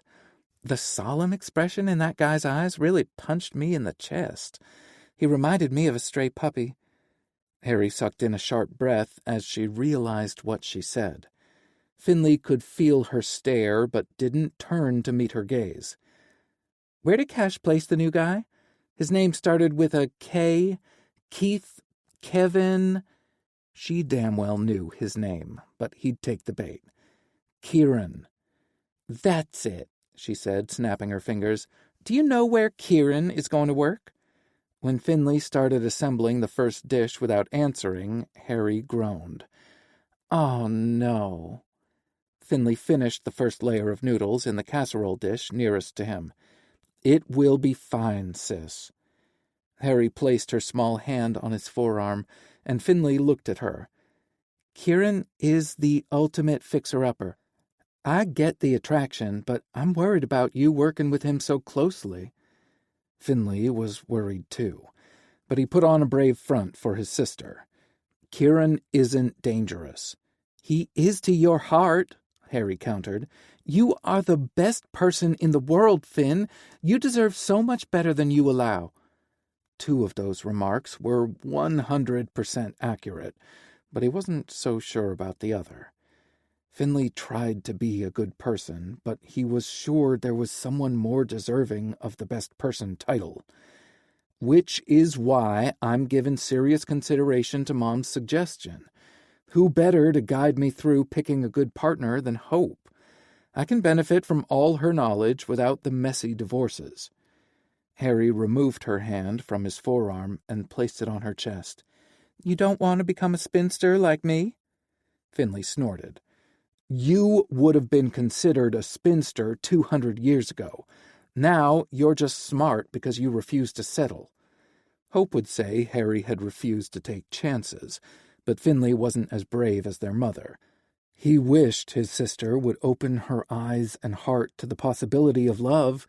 It might be closer than she realized. Toenails clicking on the hardwood alerted them to company moments before Patsy and Cash appeared. The rancher pulled out a stool and dropped onto it while the black-and-white beauty rounded the island so she could get closer to the action. Cash tilted his head back and sniffed the air. "Lasagna, my favorite."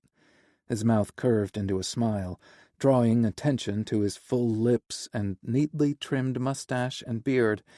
The salt and pepper bristles contrasted with his unlined, almost youthful-looking complexion. Cash's gray hair was several shades darker than his facial hair.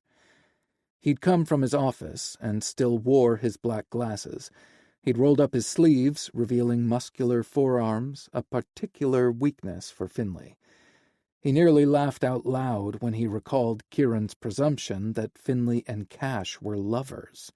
He'd have to tell Harry about it when they were alone again.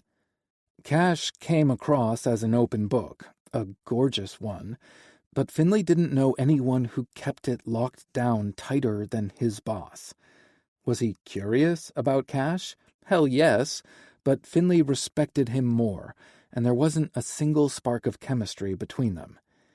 Pale blue eyes focused on Finley, signaling he'd had Cash's full attention. "How'd Kieran do today? I meant to circle back, but got tied up with one call after another." "He did great," Finley said, and it was true.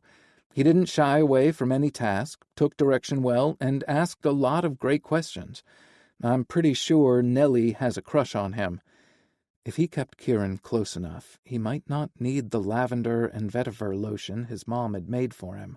His brain tried to suggest how close Kieran could get, but Finley tamped it down. He needed to get through dinner with the guy before he could allow that thought to run free, preferably while his hand shuttled up and down his erection. A slow smile spread across Cash's face, softening his angles. Finley hadn't realized his boss was tense until his shoulders eased. "I had an inescapable feeling Kieran belonged here with us." "I've learned not to question your judgment," Finn said as he resumed lasagna assembly. The three of them chatted about the latest true crime documentary and their favorite podcasts while Cash handed them ingredients they needed to complete dinner. The topic reminded Finley of his encounter with the cult. "A trio from Salvation Anew visited Mom's store today," Finley said. Harry snapped her head up and searched his face. "No, Keegan wasn't one of them, but the encounter was just as disturbing. They think our mother is a witch." He recounted the entire interaction for Cash and Harry. "I want to dismiss the incident as no big deal, but I'm worried about Hope." "I don't like it either," Harry replied, "but Mom can handle herself. Gary will take all necessary steps to keep her safe." "I received a lengthy email from that Samuel guy this week," Cash said. "Most of it was arcane gibberish, but the gist is that he doesn't approve of my hiring practices. I'd like to dismiss him as a harmless buffoon, but true crime aficionados like us know better. I just don't know the best way to counter his influence." Voices and laughter echoed down the hallway from the dining room, signaling the crew had arrived for dinner. Finley caught himself listening for a particular voice as he removed plates from the cabinet.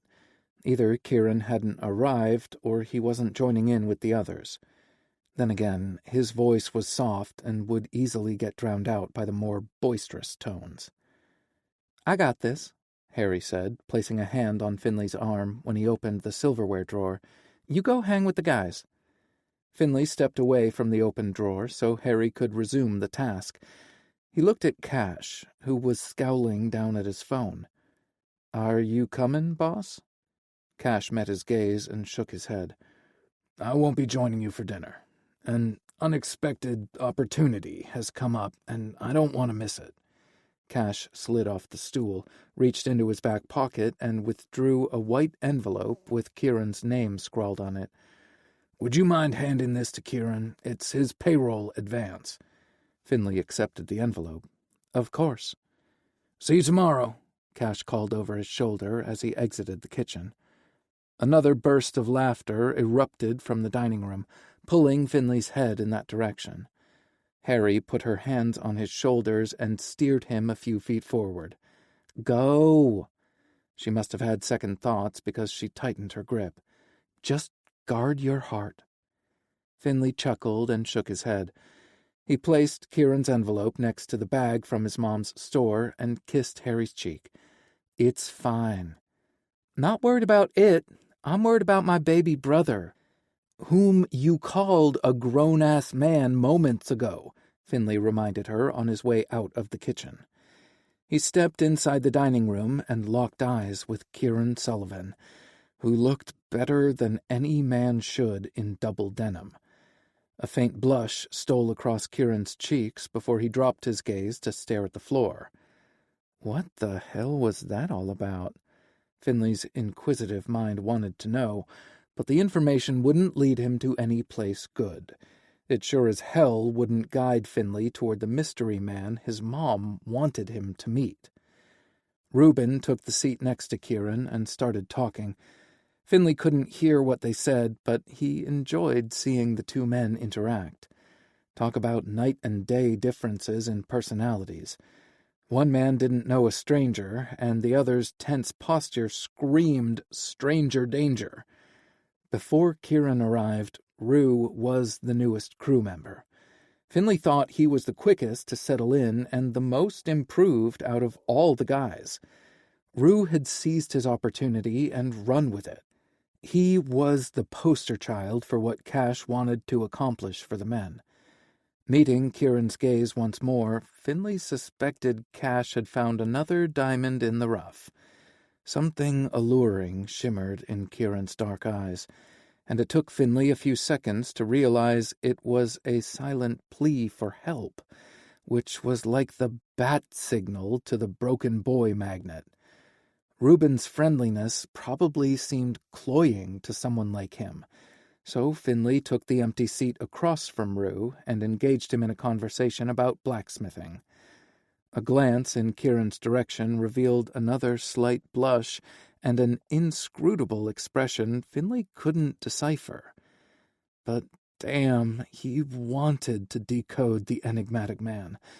No, he wanted to meet a nice guy who wasn't carrying a ton of baggage, like the guy his mom wanted to introduce to him. What was his name again? It started with an M. If Finley continued staring into Kieran's eyes, he'd probably forget his own name, too. He'd sure as hell forget his no more broken boys rule. Finley forced his attention to Rue, who was all too eager to tell him everything new he'd learned that week, but he pivoted the conversation around to Finley's health. "How are you feeling?" Rue asked. He'd kept his voice down, but the question seemed to pull everyone's attention toward Finley. "What happened?" Tyler asked. "I'm fine," Finley replied. He wasn't aware he'd lifted his hand to touch the sore spot on his forehead until Kieran's gaze followed the movement. Finn hadn't been aware his eyes had shifted back to his newest employee either. He tried to recall the mystery guy's name. Mitchell? Marcus? Matthew? "Tyler didn't ask if you were fine," Ivan said. "He wanted to know how you got hurt." Finley forced himself to look at the burly foreman, who was staring holes through Kieran instead of meeting his gaze. "Well, I made a rookie mistake," he replied, then embellished the story to make everyone laugh and pull Ivan's attention back to him.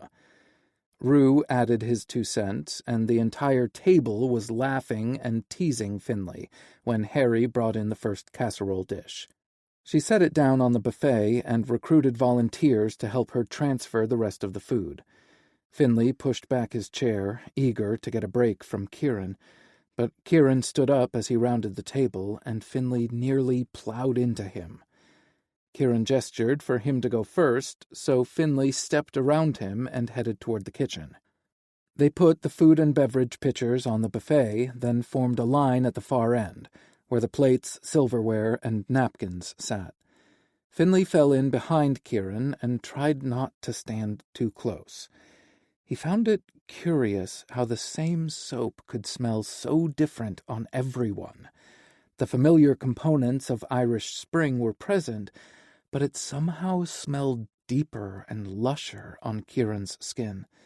Finley allowed his gaze to roam over Kieran, noting his wet hair and taut ass before a throat cleared behind him. Finley looked over his shoulder at Rue, who smiled impishly and gestured to the sizable gap between him and the temptation in front of him. Finley had gaped at Kieran long enough for the line to advance, and the hungry crew behind him was getting restless.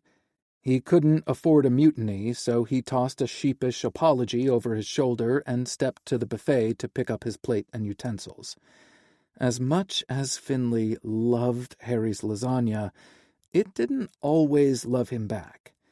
He took a small corner piece, loaded a heaping portion of salad onto his plate, and snagged a hunk of garlic bread. By the time Finley returned to his chair, Kieran had already tucked into his food. Reuben resumed his seat and whispered to their newest recruit, but Finley picked out enough words to realize he was cautioning Kieran to eat slowly and be mindful that the food was richer.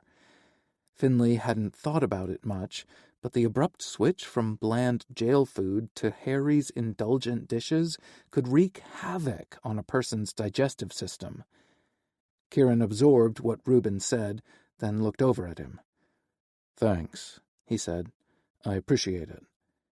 Never one who liked to be excluded, Finley leaned forward and whispered, "He just wants more for himself." Kieran's lips twitched at the corners, but he didn't smile. Not yet. One day, Finley would earn one.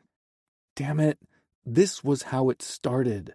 A quest to make them smile would lead to other challenges.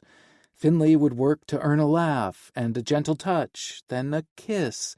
He'd obsess about kissing until it was no longer enough. His gut clenched as he realized he might be the problem.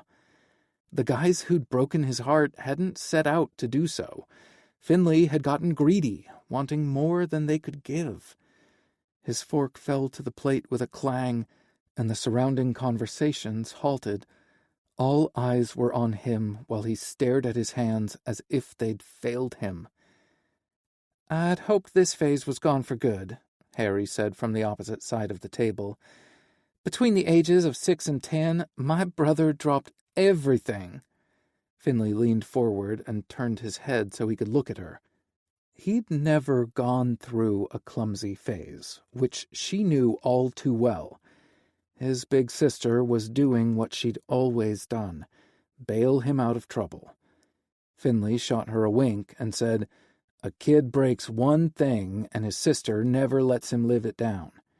He looked back at his plate, retrieved his fork, and scooped up another bite of tomatoey, cheesy goodness. "Makes it hard to hold a grudge when she cooks this good." A smattering of chuckles bounced around the table, then the eating and chatting resumed. "I can't believe Cash missed this," Tyler said, forking a bite into his mouth. "He's been gone a lot lately," Owen said. He and Tyler had been inseparable since arriving on the ranch 2 years ago. Owen was Tyler's opposite in every way. Where Ty was fair-skinned and dark-haired, Owen was sun-kissed and golden-haired. Tyler was more laid back to Owen's assertiveness, yin and yang. "Maybe he's met someone." "Something's up, and it's got to be big," Tyler replied. "He never misses lasagna night." Kieran's brow furrowed, and Finley recalled his remark about the ranch and its owner being too good to be true. He leaned forward, catching Kieran's eye, and quietly said, "They're only teasing. Nothing nefarious is going on." Tyler pursed his lips for a few seconds. "Or maybe—" His words died when he saw the glower Ivan aimed at him.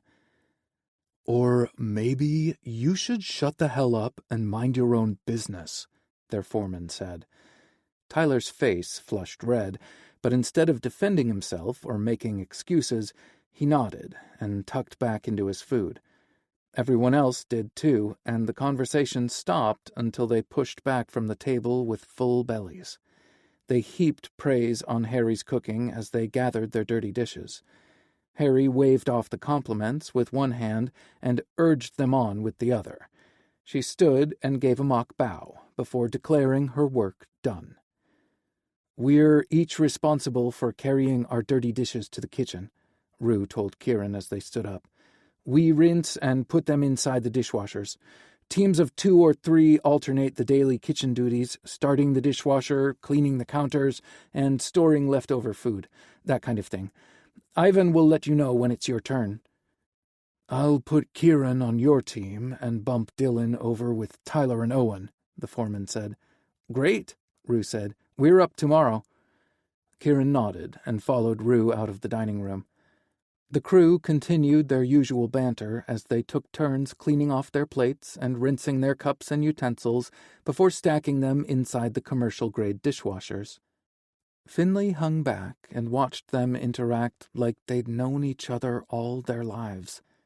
The crew felt like a mishmash of people Cash had pulled into his orbit. Found family. Finley had heard of it, but hadn't realized he'd been experiencing it since accepting a job from Cash 4 years earlier. He'd tried his hand at real estate for a few months after moving to Colorado, but it didn't feed his soul the way working with horses did. Finley's gaze landed on the small purple bag from his mother's store, and he grabbed it along with Kieran's payroll advance. Kieran was already outside, walking toward the cabins with Reuben, who continued to talk a mile a minute. Finley noticed Kieran's posture wasn't nearly as tense or rigid. He might not be doing much of the conversing, but he didn't look put off by it. "Kieran," he called out. The 2 guys stopped and turned to face him. Finley extended the bag to him, but the taller man stared down at the offering like it might contain a deadly snake. "It's the salve I told you about," he explained. "Harry picked it up from our mom yesterday, and Cash asked me to pass along your pay advance." "You'll want to use the salve," Reuben said. "If you think you're stiff now, just wait until morning." Stiff? He wasn't walking or carrying himself funny. Had Kieran mentioned he was hurting, or had Rue known from personal experience? Kieran scowled at the shorter man until Reuben laughed. "I was new here once, and it wasn't so long ago I can't remember. I refused Finley's kind offer and regretted it deeply." Kieran took the bag from Finley's hand and met his gaze. "Thanks." "My pleasure." Had his voice sounded husky, or was it his imagination? Neither Kieran nor Reuben reacted, so it was just his inner tramp wanting to come out and play. A montage of images featuring how Finley could please Kieran rolled through his brain, and he needed to get away before making a fool of himself. "I'm heading into Last Chance Creek tomorrow," Reuben said. "Want to tag along?" "Yeah," Kieran said. "That'd be great. Thank you." Finley bit back his disappointment. He'd planned to offer Kieran a ride to town, but Reuben taking him was probably for the best, considering the way his body and brain reacted to Kieran. "See you fellas at breakfast." Reuben said goodbye while Kieran turned around and walked away, but not before Finley saw his cheeks flush again. Where else would he turn that pretty pink color? He tamped down the thought until he was alone in his room at the original homestead where he lived with the other 2 supervisors. Dylan was in charge of the dog kennels, Finley supervised the horses, and Ivan was the ranch daddy, though no one was brave enough to call him that to his face. The images Finley had repressed came flooding back the second he locked his bedroom door. Heat rolled over him like a hot flash, making his clothes feel too tight and itchy. He pulled them off as he stumbled toward the bed, an oasis where he could get a much-needed reprieve from the sensation overload. Once bare, his skin felt wrong, tingly and pulsing as if a million ants marched beneath the surface. He smoothed a hand over his chest and sucked in a sharp breath when his fingertips brushed over his nipple. Finley's core tightened and thrummed with need. His cock was rock-hard and aching for relief. Instead of fighting the urge, he reached inside his nightstand for the 2 things that would restore his balance. He affixed his dildo to the headboard with the suction cup, then squeezed lube along the shaft. Finley picked up the throw pillows and shoved them between the walls separating his room from Ivan's and the headboard. He didn't need to broadcast just how hot and hard the new guy made him. Finley yanked his covers down and tossed his pillows to the end of the bed. He climbed onto the mattress and positioned himself on his hands and knees in front of the dildo. He reached for the lube and worked his asshole open a little because it had been a long time since he'd ridden a dick or anything shaped like one. Just the friction of his fingers over his pucker and stretching his nerve-laden hole was enough to make him hump the air, his balls swaying angrily between his legs. Finley pulled his fingers free and backed up until the wide dildo pressed against his greedy hole. Finley kept one hand braced against the mattress, gripped his cock with the other, and pushed back until a large cockhead penetrated the first ring of muscle. "Oh, God," he whispered. The burn hurt so good, and he pushed back a few more inches. Black dots danced in front of Finley's eyes, and he realized he was holding his breath.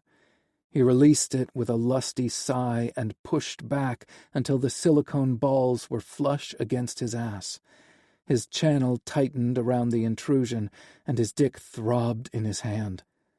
Though he hadn't entirely abstained from sex, jerking off didn't give him the same thrill. Finley knew he'd come fast, so he stayed there, stretched wide and filled with a fake dick.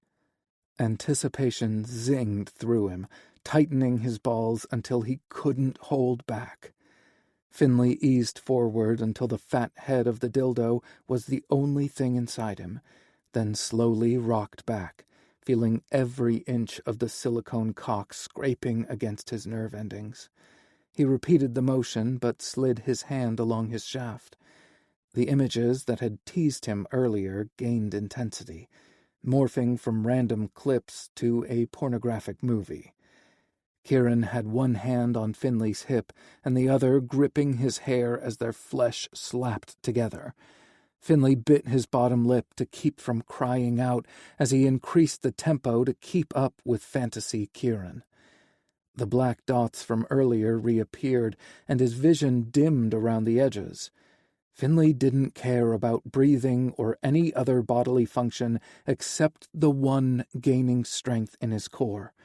Fantasy Kieran bent over his body, pressed his lips to Finley's ear, and growled, "Come on my cock, right fucking now." Then he sank his teeth into Finley's neck, marking and claiming him. Lone coyote no longer. Finley released his dick, dug both palms into the mattress, and shoved back against the dildo once more. His release exploded from him, spurting all over the bedding.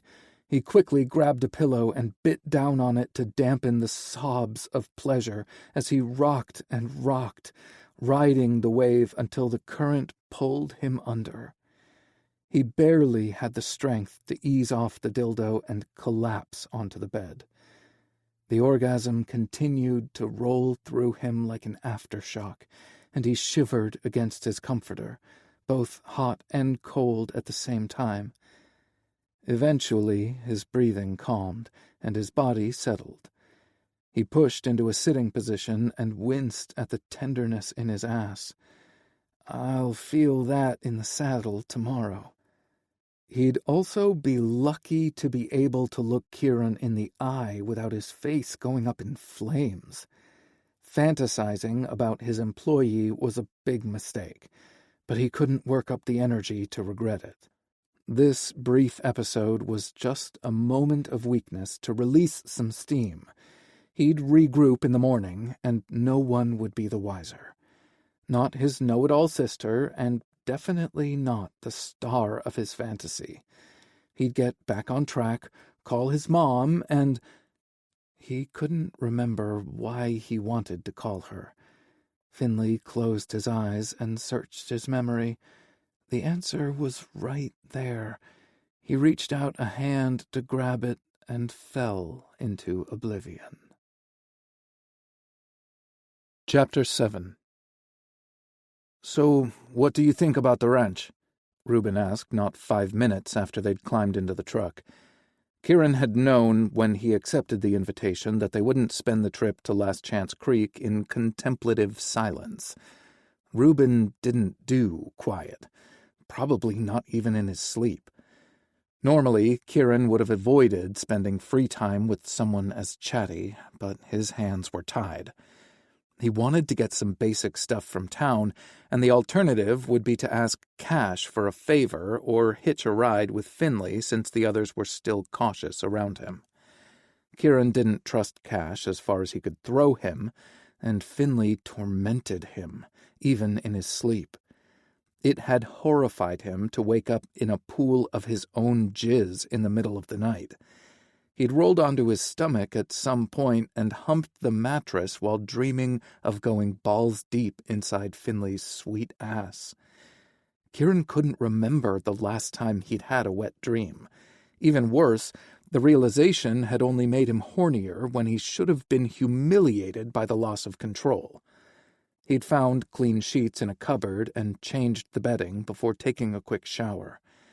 Kieran had ignored his insistent dick for as long as he could, but tossing and turning on the bed only created friction against his overstimulated body. He'd refused to give in and only managed fitful sleep the rest of the night, which left him cranky as hell when the alarm clock went off. Kieran's brain might have been tired, but his supercharged dick tented the bedding.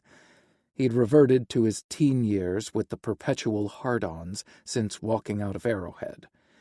He couldn't risk an inconvenient boner during chores, so he yanked the nightstand drawer open and removed the small bottle of clear liquid he'd found in the purple bag. The label read monkey grease, and Kieran hadn't been sure what the liquid was for until he'd read the directions.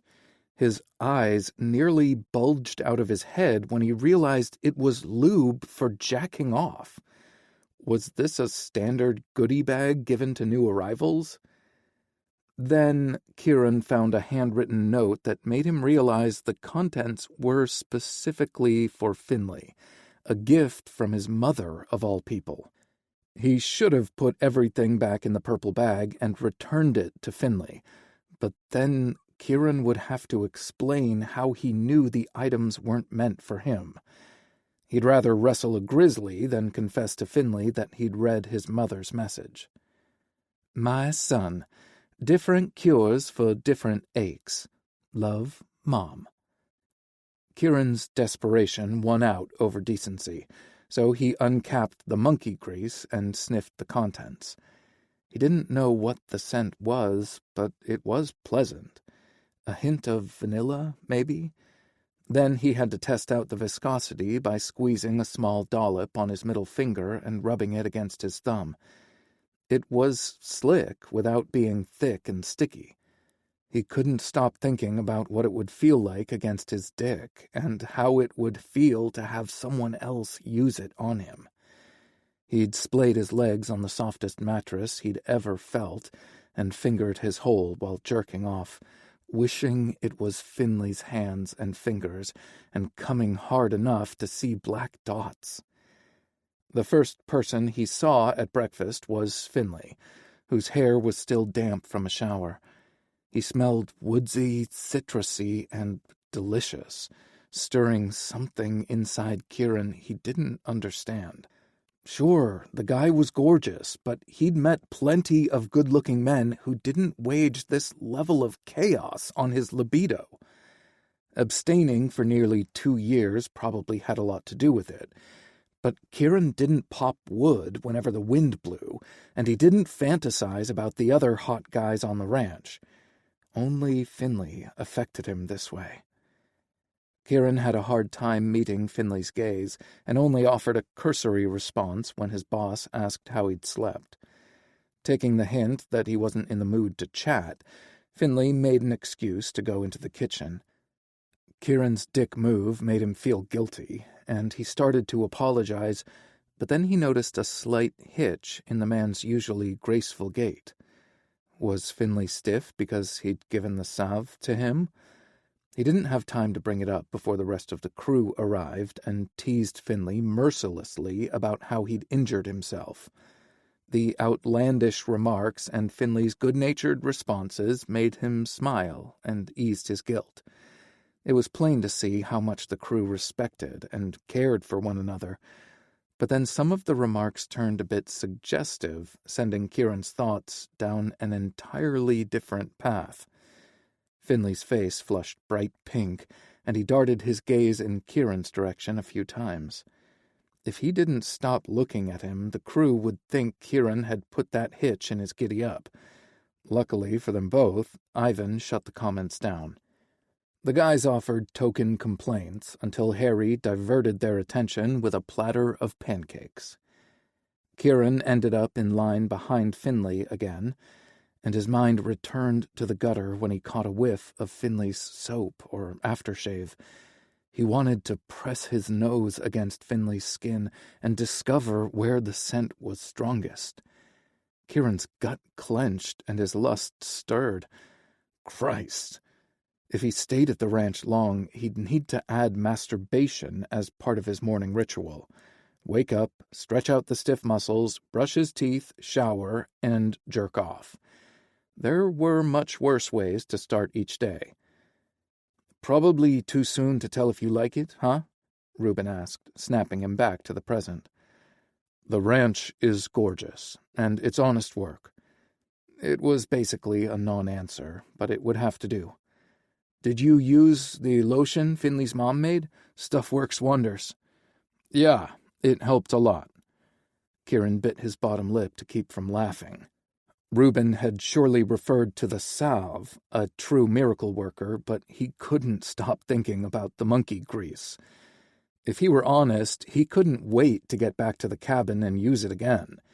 He'd spent 5 hours working closely with Finley, and it didn't take long for sweat to mix with the scent of his soap. The combination had only revved Kieran's motor, which had pissed him off and made him surlier. The madder he got, the harder he wanted to fuck. Kieran might have been removed from the dating scene for a few years, but he could tell Finley found him attractive too. He wasn't used to having people invade his personal space, but his boss didn't seem to have any qualms about it. Kieran would detect a slight hitch in Finley's breath, witness a nostril flare, or catch that green gaze raking over his body whenever they bumped into one another. Their chemistry was a recipe for disaster or explosive sex. Christ, he had to get out of there before he did something stupid, like push Finley up against a stall and kiss his lush mouth. It wouldn't stop there, because he knew Finley was right there with him in the insane attraction. He wasn't sure if that made him feel better or worse. A one-sided fascination would be easy to navigate, but he wouldn't stand a snowball's chance in hell if Finley gave him the green light. And if the gorgeous blonde made the first move, spontaneous combustion came to mind. "Just hang in there," Reuben said. "I promise you'll adjust quicker than you think. The other guys will warm up to you, and the work gets easier." Kieran thought of Ivan, the beefy foreman, who either watched him like he might steal the silver or gazed at Finley with puppy-dog eyes. Why that bothered Kieran was a mystery. While he had no intention of stealing from Cash, he had ulterior motives for being there, and Ivan instinctively knew it. Kieran just had to be careful not to screw up and give Ivan ammunition to use against him.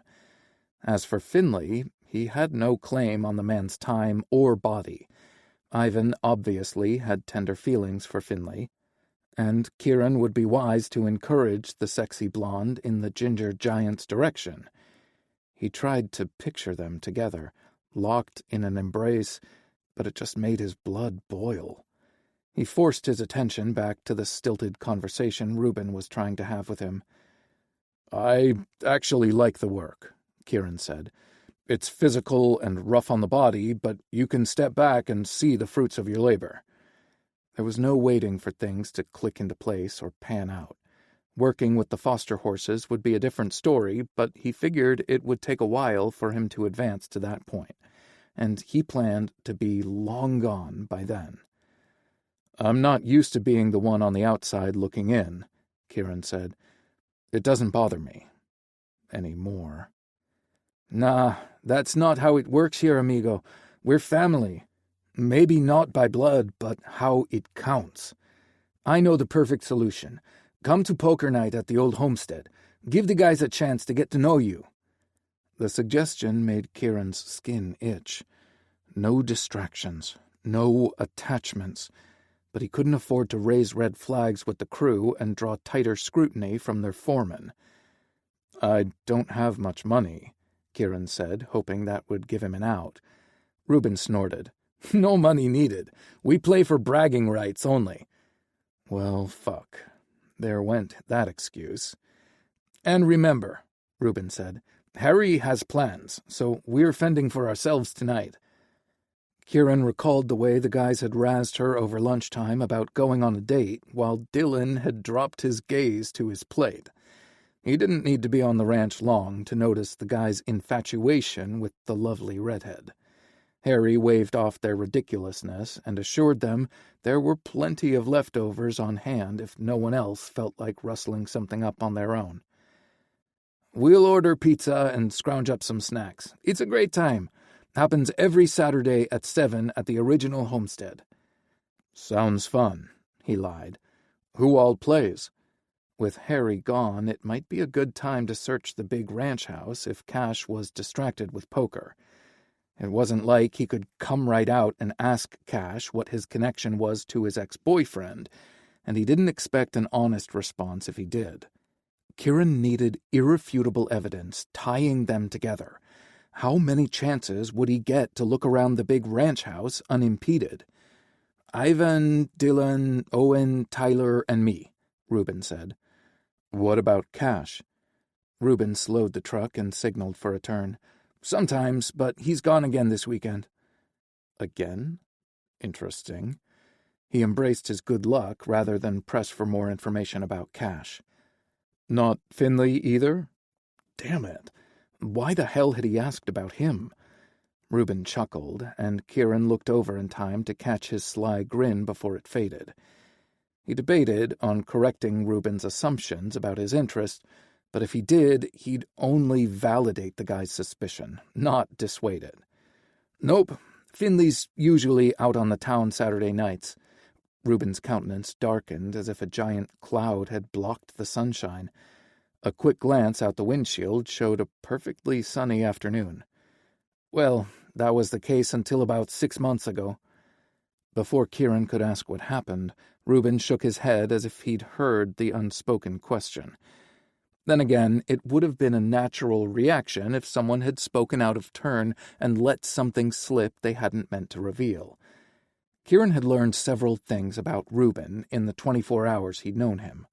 The man might talk a lot, but it was never mindless chatter, and he wouldn't hurt a fly, let alone someone like Finley, and divulging personal information would definitely fall under that umbrella.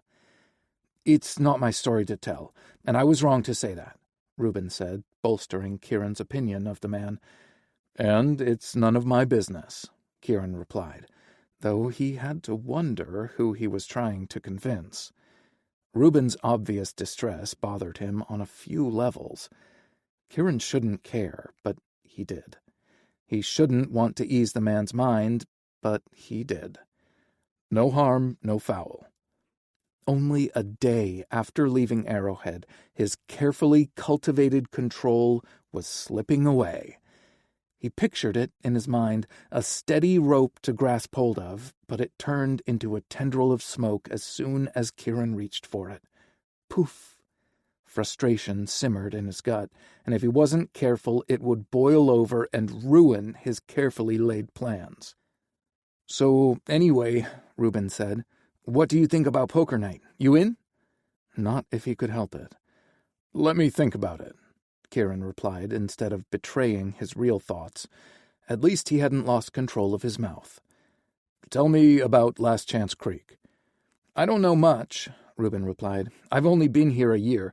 I was born in Los Angeles, but my family moved to Denver when I was 10. Kieran was curious about Reuben's past and the crime or crimes that landed him in lockup, but he didn't ask. Reuben deserved the opportunity for people to know the man he'd become, not who he'd been at a low point in his life. Last Chance Creek is a pretty little place, Reuben continued. Used to be a mining town during the big gold rush. Looks like a set for a Western movie. There's not a ton of shopping in town, but there's a general store attached to the feed mill, but I think they're overpriced. My first stop after arriving was a neat thrift shop. The owner always has a good variety of options and sizes. Finley asked me to stop by the feed mill and pick up a small order. You can wait for me in the truck, and we'll head downtown together afterward, or you can take off on your own. I think I'll head over to the thrift shop and check it out. Kieran didn't want to hurt Reuben's feelings, but he really needed some quiet time. Keeping his guard up around some people was harder, and it drained his battery faster. No problem, Reuben said, then told him where to find the second-hand shop. The feed mill was at the edge of town. Its front was a throwback to a bygone era where people would have rolled into town on wagons or horses instead of pickup trucks. Its rear was modern concrete with multiple bays for easy loading. Reuben backed up to one and killed the engine. Want to meet me back here in an hour? I'd like to take a nap before poker tonight, so I'm extra sharp. Sure, Kieran replied, though he doubted he'd need that much time. Walking down Main Street in Last Chance Creek felt like traveling back in time, because each storefront mimicked the Old West style of the general store. Well, all except the large casino at the end of the block. The color of the building matched the others and fit in well. It looked like a hotel some weary traveler might stay at after a long trek across the country. The neon sign out front, though, designed to look old, clashed with the rest of the town. It was more Bugsy Siegel than John Wayne. The streets were more crowded than Kieran expected for the middle of the week, especially in front of the casino. The thrift shop, This and That, was located between a bookstore that caught Kieran's eye and an old-fashioned soda shop. He wanted to spend cash in all three, but he needed to budget wisely. He'd start with necessities and reevaluate afterward. A kind-eyed man with more hair on his chin than his head looked up from a paperback and smiled. New in town? Just passing through, Kieran said. It was close enough to the truth. He'd put Colorado in the rearview mirror once he received the answers he deserved. I forgot a few items, and I'm looking to replace them. The clerk shut his paperback with a snap. You've come to the right place. He grabbed a paper bag off the stack on the counter and extended it to Kieran. All you can fit for $10. He would have spent more than that on a graphic tee at a department store.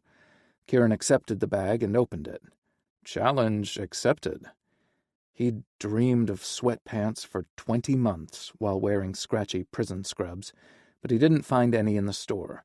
He located a few pairs of super soft flannel lounge pants in his size, though. Kieran grabbed a variety of shirts, a hoodie, and a jacket. He didn't see any other clothing items he needed, but the clerk had said anything that fit inside the bag was $10. He picked out a pair of aviator sunglasses and a Denver Broncos hat. The colors and mascot were drastically different from the modern team logo. His gaze landed on playing cards, an art kit, and a sketchbook. None of those things were necessities, but his soul longed to create art, and they would fit in his bag. Kieran was just about to head to the counter when he noticed a display of books. The selection was small, but the range of options was vast, covering everything from fantasy to historical romance and paranormal to thriller. His gaze landed on a copy of The Outsiders, and he reached down to grab it. The book had been assigned reading in high school. Most of the kids he'd run with had bitched and moaned about the book, but he'd secretly loved every word, even if it wasn't the most uplifting story. He could relate to the greasers and always felt like he was on the outside looking in, never belonging to anyone or anything. The book's presence felt like serendipity, a reminder that he didn't belong on the ranch. Kieran could admit to himself that he was on the verge of loosening up when it came to Finley and possibly Reuben, and he was already smitten with a horse named Nellie. But he had to maintain his focus or spend the rest of his life drowning in bitterness. Kieran approached the counter with his paper bag, then noticed a display of watches. Without a phone, it was difficult to keep track of time. He found one with a simple brown leather strap and added it to his sack once he confirmed it still worked. The gentleman didn't inspect his paper bag or look to see what he'd picked. The items fit inside, and that was all that mattered to him. $10, he said.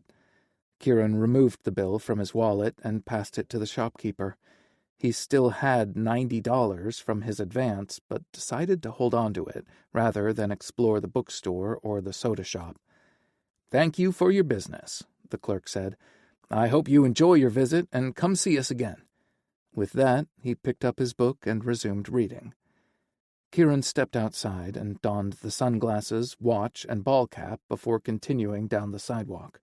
The crowd in front of the casino had grown considerably during his brief jaunt inside the thrift store. Kieran noticed the outfits the people wore belonged in the same period as the buildings. Modest slacks and shirts for the men, and long, shapeless dresses for the women. All were made from drab-colored fabric and lacked any adornment. A white-haired man stood in the center of the gathering. The platform he'd perched himself on elevated him above everyone else. He lifted a bullhorn to his mouth and said, "Sinners, repent! Salvation can be yours if you—" Kieran slammed a mental door shut, blocking out the rest. He halted and turned to head back toward the truck and smacked into someone on the sidewalk. Thankfully, it was only Reuben. He gripped Kieran's biceps long enough to steady him, then dropped his hands.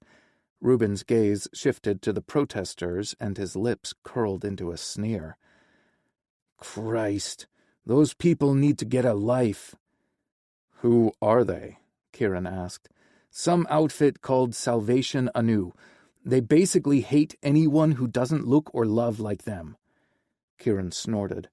"Makes us enemy number one."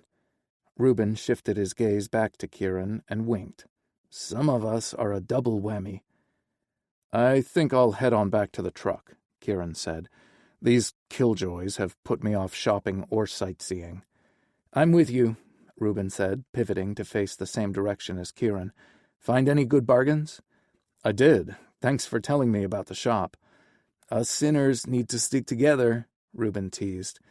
He had little to say during their walk back to the truck, which Kieran found unsettling. Reuben always had something to say, and the quiet felt uncomfortable and solely for his benefit. The guy had made Kieran feel welcome, and he wanted Reuben to be himself.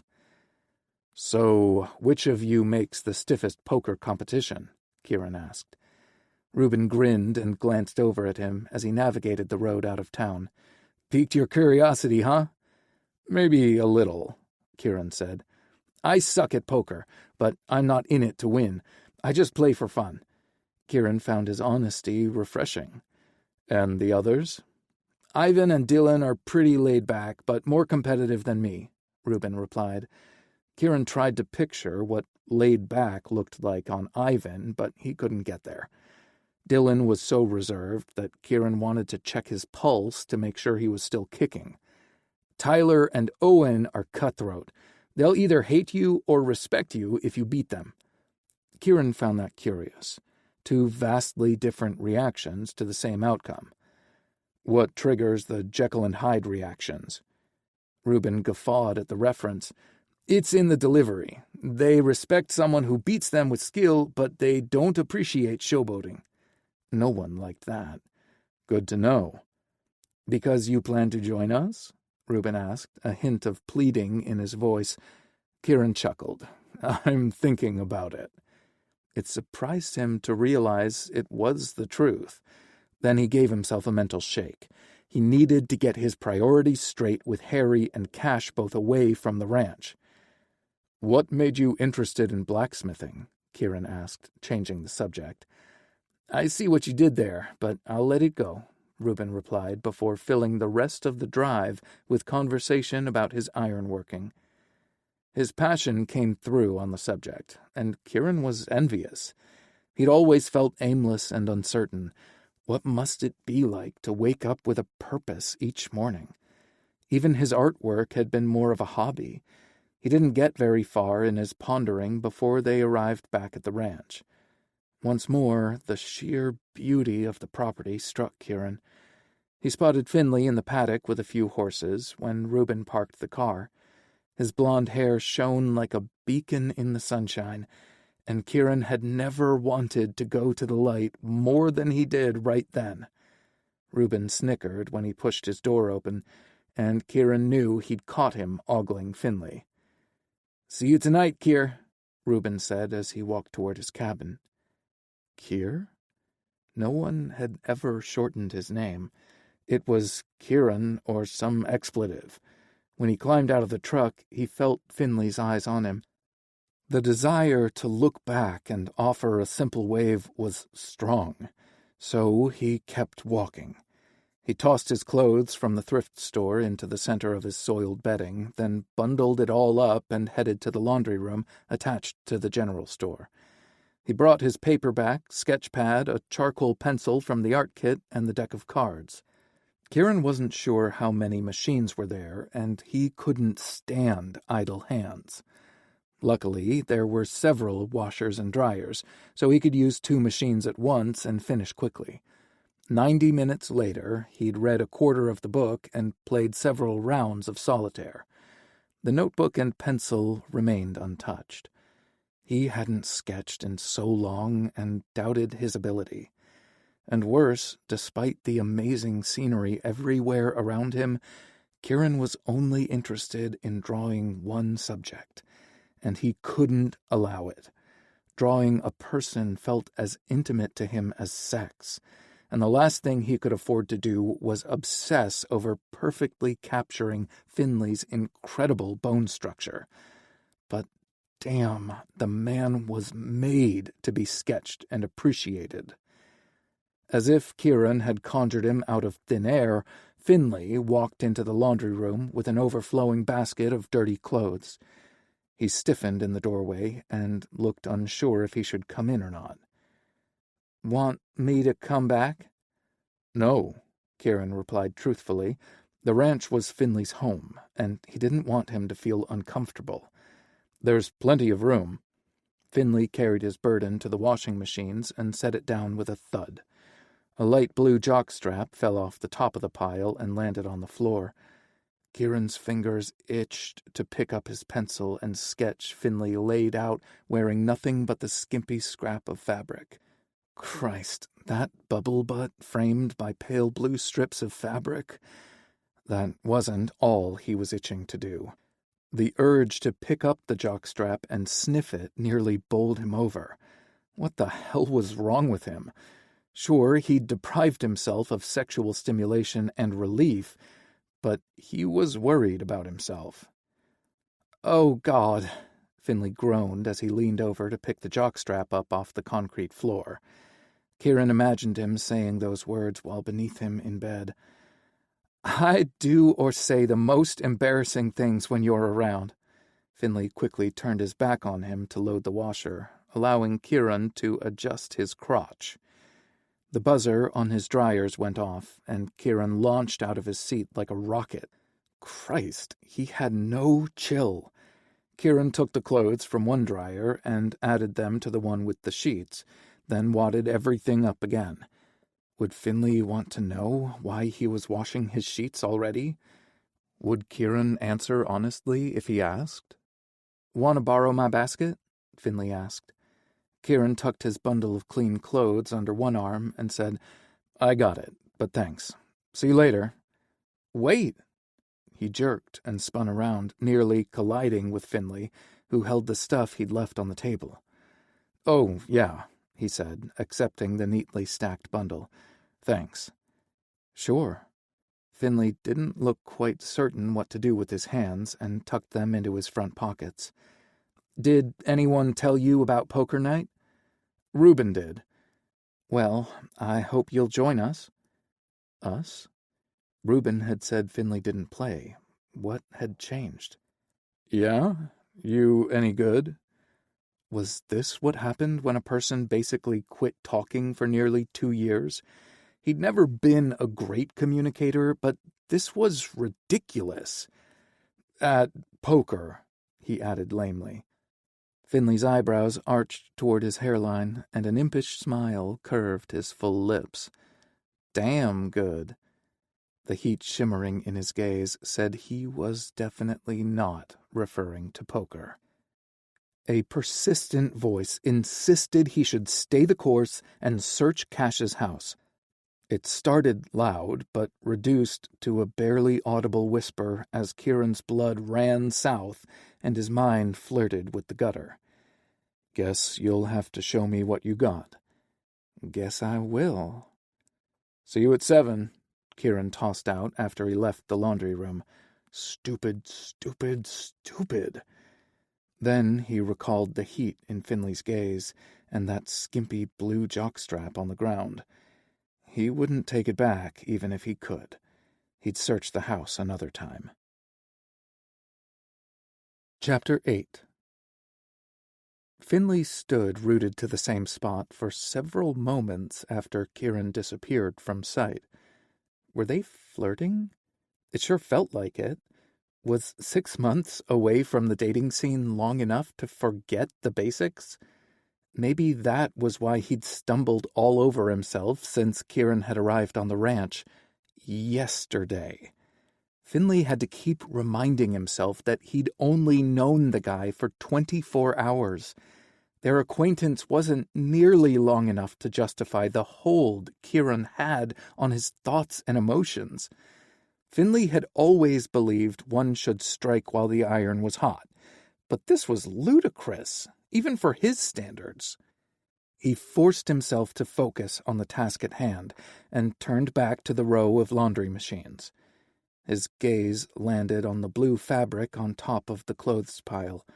Heat crept up his neck as his brain replayed the jockstrap incident in slow motion. The thunk of the plastic basket hitting the concrete, followed by the mound of clothes teetering before settling again. Then that insignificant scrap of blue fabric with a mind of its own toppling to the ground like a bright blue flag in a sea of gray machines and concrete floors. He'd been mortified until he saw the hungry expression on Kieran's face. Hell yes, they'd been flirting. And wasn't that what he wanted when he'd orchestrated their run-in? The washer and dryer at the old homestead were in use, but he could have waited for them to become free. It wasn't like he had big plans later.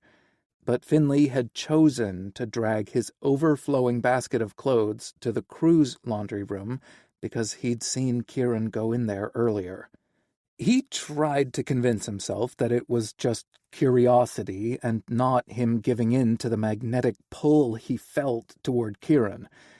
But he'd never grow and change bad habits if he continued lying to himself, so he acknowledged the hard truths. He'd purposely sought out Kieran because he wanted to be near him, even though Kieran was giving him lukewarm signals, aloof ones at best. Yet there were moments when Finley witnessed something delicious sparkling in his dark gaze, and he felt a resounding howl in his soul. A persistent voice whispered that Kieran needed him, that they needed each other. The question was, what was Finley prepared to do about it? He closed his eyes and inhaled a deep, cleansing breath. He felt calmer and more focused when he reopened his eyes. The answer arrived swiftly and resolutely. Nothing. Kieran's arrival changed zilch. Finley's love life was still on hiatus. He was determined to turn over a new leaf and only engage in healthy romantic relationships, but only after he sorted himself out. The pull he felt toward Kieran was nothing more than horniness. Finley snorted when he realized that the howling he'd heard was probably coming from his mournful libido. He was just horny, which explained the dildo incident that had left him sore enough to attract notice. It was also the reason he lied to Kieran about being good at poker just to have an excuse to be near him. He'd never played poker a day in his life, though he knew enough about the game to know his fib was called a bluff, which Kieran would call during their first hand. Finley could always claim his boast was about something else entirely, but that would lead him into dangerous territory. He should make an excuse to back out of playing and busy himself doing anything else. But would spending another Saturday night in solitude be the best way to combat his loneliness? Or should he start working on strengthening his resistance to Kieran by placing himself around him more often? Didn't his mother had a meditation lesson on exposing oneself to temptations to build resistance? Avoidance hadn't worked out for him, so Finley decided to try exposure in a controlled environment. He and Kieran would be surrounded by people at the poker game. What could be the harm? Other than humiliating himself when it became obvious he wasn't a card shark. The solution was simple. He'd overheard the guys use terms like 5-card stud, jacks or better to open, and progressive enough to know they were significant. He typed the words into YouTube and found a host of tutorial videos on how to play the game and spot other players' tells. 2 hours later, Finley was confident he could bullshit his way through one evening. If he tanked, he could just blame it on luck, which wasn't exactly going his way lately. As game time approached, his confidence faltered, and he redirected his energy into something useful. He located Ivan in their kitchen. The big guy had a cell phone in one hand and a takeout menu in the other. "Mind if I take over food duties for the night?" Finley asked. "I thought we might expand the menu a little." Ivan arched a brow, but handed Finley the menu. "You're coming to poker night?" "Yep." The big guy narrowed his eyes. "Why tonight?" Finley tried for a casual shrug, but it felt more like a nervous twitch. "First you bust my balls for never playing, and now you're going to give me the 3rd degree when I relent?" "3rd degree? It was a single question." Realization dawned slowly on Ivan's face, before his handsome features morphed into a scowl. "The new guy is going to be there, and you want to make a good impression." "Do not," Finley scoffed. He shifted his gaze to the menu in his hand and mentally prepared an order. Ivan's tone said it all. "It's fine with me if you want to fancy up poker night for the hot guy, but don't forget to order the stuff the rest of us like, too." Finley snapped his head up to meet Ivan's gaze. "Pepperoni, pineapple, and anchovies."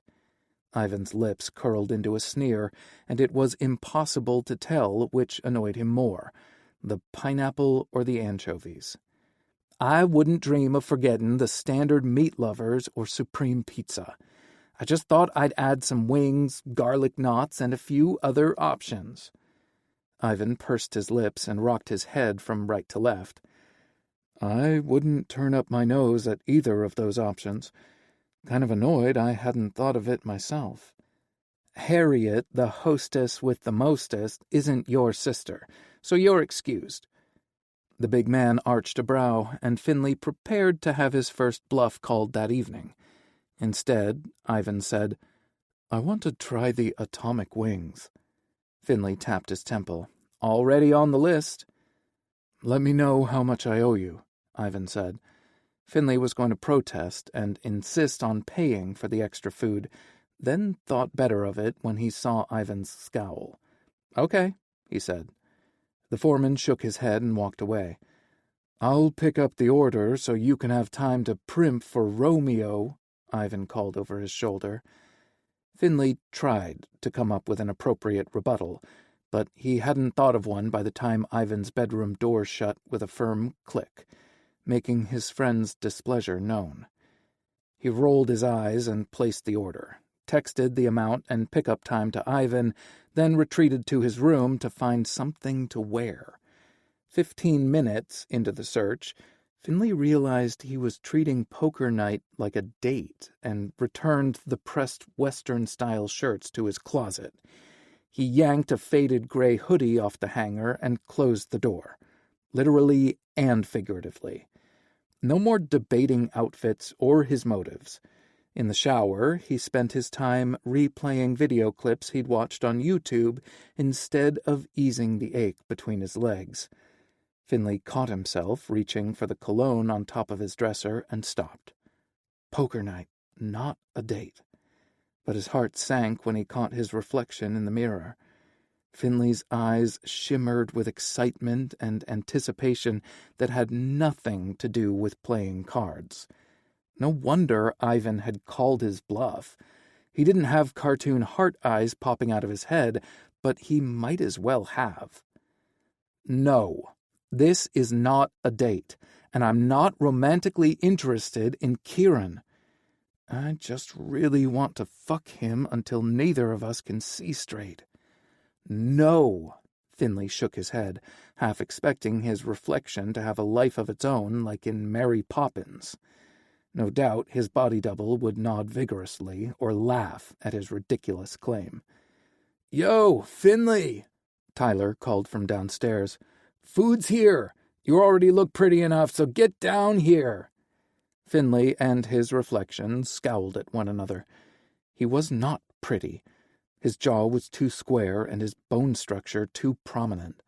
The only remotely lush or soft feature was his mouth, and he had received plenty of compliments about it from his romantic partners. Finley had even seen Kieran's focus drop to his lips a time or two when he spoke. That he reached for his lip balm had zero to do with impressing Kieran. His lips looked dry, nothing more. Finley couldn't sit around the table with the guys until he got his emotions in check. He tried to summon a topic that would take his mind in the opposite direction of lust and attraction. He either was too tired to think of something, or he just didn't want it badly enough because his mind drew a blank. "We'll eat without you," Owen yelled up the stairs. That got Finley moving. Inspiration struck when he spotted a pair of sunglasses on top of his dresser. Several of the poker professionals wore accessories at the table. Some probably wanted to look cool, but others wanted to hide their tells. He snagged his shades and debated footwear. He decided against his boots and padded down the stairs in his socks instead, which meant the rest of the crew didn't hear his approach. "This is some spread," Dylan said. "Is it someone's birthday?" Finley pulled up short outside the dining room, where everyone had gathered to eat before the games started. "Finley picked the menu," Ivan said. "He put together a welcome for the new guy." His voice was as soft as ever and devoid of emotion to anyone but Finley, who felt the unspoken insinuation in his marrow. A soft thump reached his ear, followed by Rue's exuberant, "Welcome, Kier!" He must have slapped Kieran on the back. Finley had halfway convinced himself that Kieran wouldn't show, but there he was. Kier, huh? The aloof man didn't strike him as someone who used nicknames. Had Rue made that up, or was it a name Kieran had shared with him? Finley hadn't asked how his trip to town went, but it appeared the two men had gotten along well. "Thanks, man," Kieran replied softly. "Wow," Tyler said. "Finley's coming to poker night? That never happens." "As surprising as that is, I'm more shocked that he hasn't found his next ex-boyfriend yet," Owen teased. "Who had Finley still single after 6 months?" Tyler asked. Ugh. He'd forgotten all about the crew's stupid bet. Finley knew the guys meant nothing with their comments, and it wasn't anything they hadn't said to his face multiple times. He wasn't hurt or angry, but he wasn't sure how to enter without them knowing he'd listened outside the dining room like a creeper. Y'all can be assholes, Reuben told them. Pretty sure I would shut up and eat the food if I were you. My abuela used to say, Rue, if you look a gift horse in the mouth, it might just haul off and bite you. She's talking about Nellie, Owen teased. Nah, Tyler replied. That she-devil doesn't need a reason to bite. Bless Rue and his abuela-isms. Finley pulled his hood up and slid his sunglasses on before pushing off the wall. He entered the room right as Owen asked why salad had been added to the menu. Colon cleanse, Finley replied, because some of you are full of shit. Owen's cheeks turned pink, and he looked embarrassed. Finley offered a playful wink to let him know there were no hard feelings, but remembered he wore the dark shades. He probably deserved to squirm a little anyway. Nah, Tyler replied. The meat lover's pizza is dripping in fat, and it will grease the gears. Ivan chuckled and shook his head. Pretty sure Finley meant you two idiots will shovel shit until the end of time for talking smack about him. Finley hooked an arm around Owen's neck in a one-armed hug. They know better. I don't have a vindictive bone in my body. Damn good thing, Tyler said as he loaded his paper plate with everything but salad. You could really make things difficult for the last boyfriend if you outed him. Tyler looked up and smiled. But you'd never do anything so cruel. No, I wouldn't. I saw him today in town, Reuben said. He was protesting near the casino with a group of Salvation Anew members. Finley felt Kieran's intense focus and turned to face him. Yes, that's right. I chased my last lover straight into the arms of religious fanatics. Kieran's expression was curious and pensive, but Finley didn't expect him to voice his thoughts, especially about anything as personal as Finley's relationships. What the hell are you wearing? Kieran asked, his lips quirking at the corner. Finley was grateful for the subject change and played dumb. He looked down at his body, though it was more difficult to do with his dark sunglasses on. A ratty old hoodie and a pair of jeans. Kieran snorted. I can see that. I'm talking about your hood up and the dark aviators, 8 Mile. Owen leaned closer to Ivan and said, I was thinking more Unabomber. The M&M reference made Finley want to smile, but he crossed his arms over his chest instead. This might come as a surprise to you since you're new, but I wear my heart on my sleeve, which means I'll tip my hand with my expressions. Kieran arched a brow so high it nearly disappeared. But you said you were pretty good at playing poker. This felt like a continuation of their flirty conversation in the laundry room. Finley wasn't sure what surprised him most, that they'd picked up where they'd left off, or that they were doing it in front of everyone else. God, that sounded dirty. No, I told you I was damn good, and that's because I take extra measures. Kieran narrowed his eyes as if he could smell the bullshit Finley was peddling across the room. After a moment, he shrugged and said, Guess we'll see. Guess we will. What's happening? Tyler whispered to Owen. If he has to tell you, then you don't need to know, Ivan informed him. A round of snickers met the foreman's reply, and Kieran tore his gaze away to glance around the room. Finley couldn't tell by his expression if he'd picked up on the subtext of the exchange. The last thing he wanted was for Kieran to feel uncomfortable around him.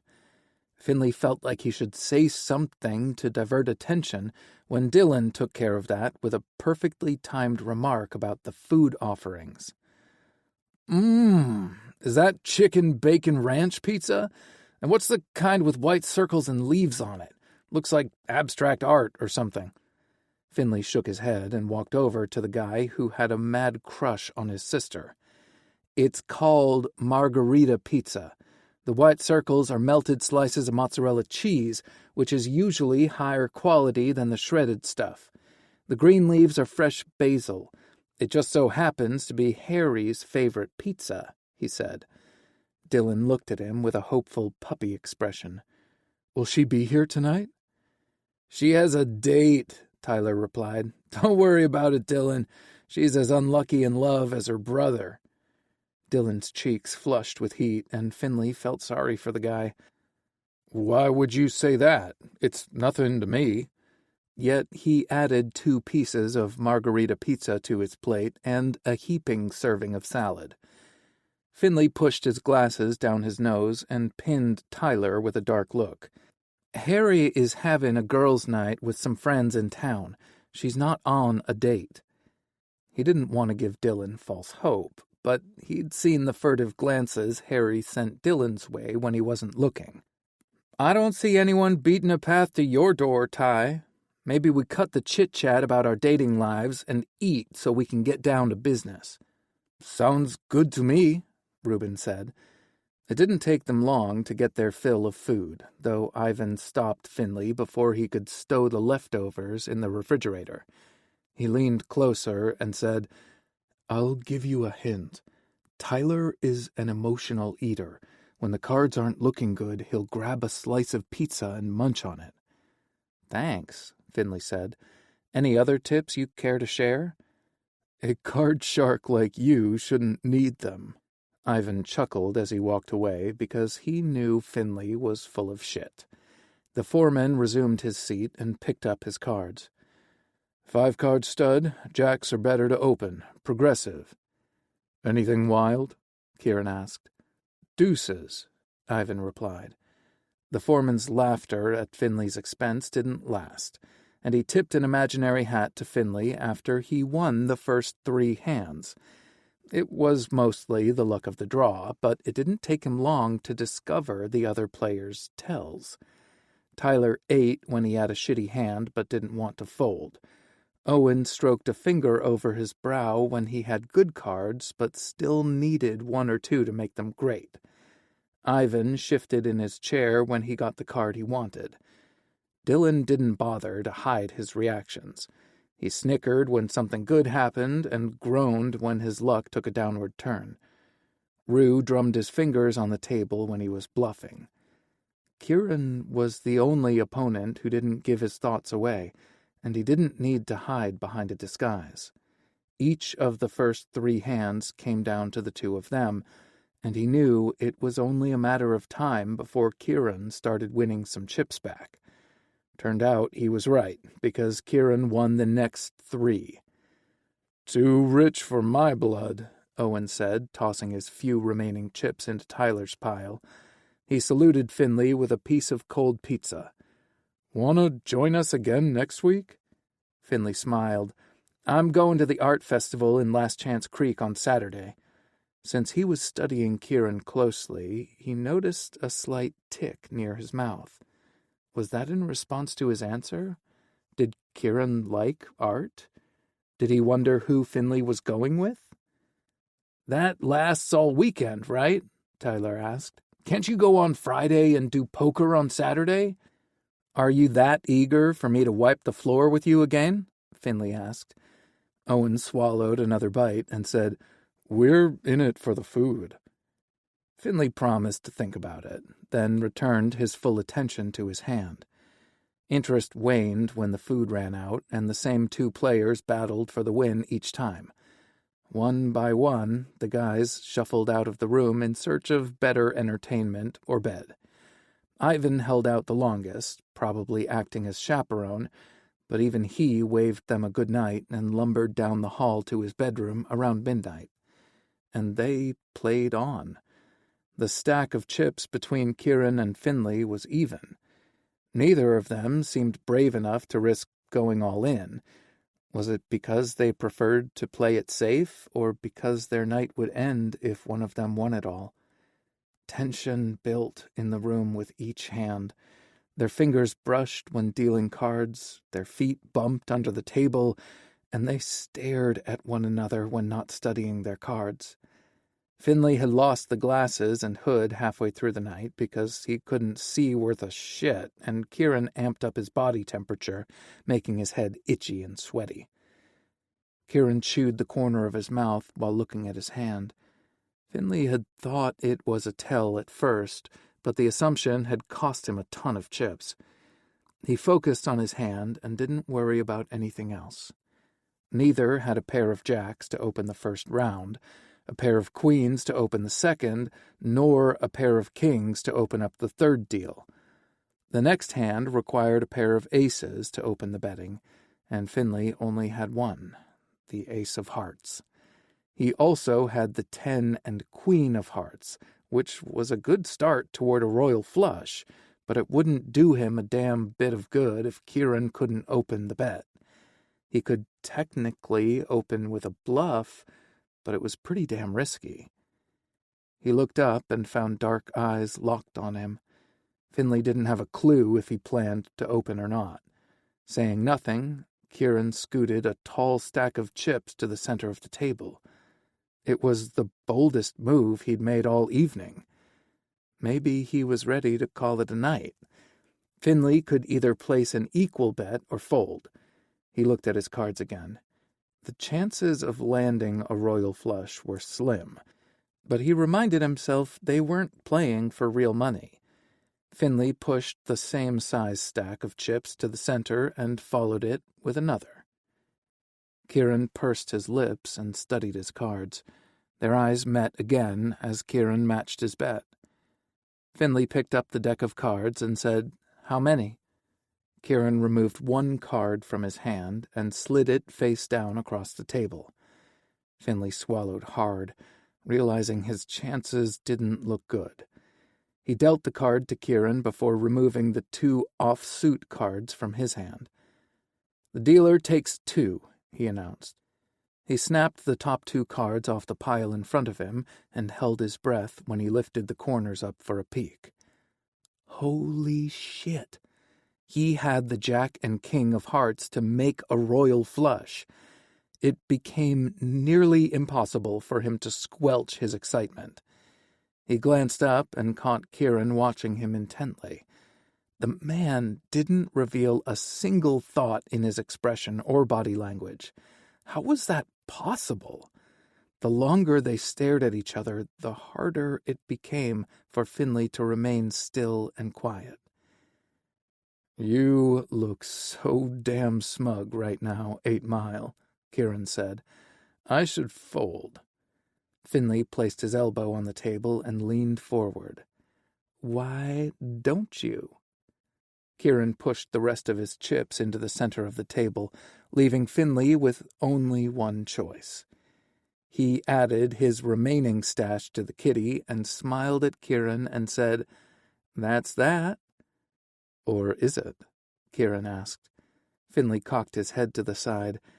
"Are you suggesting an additional bet?"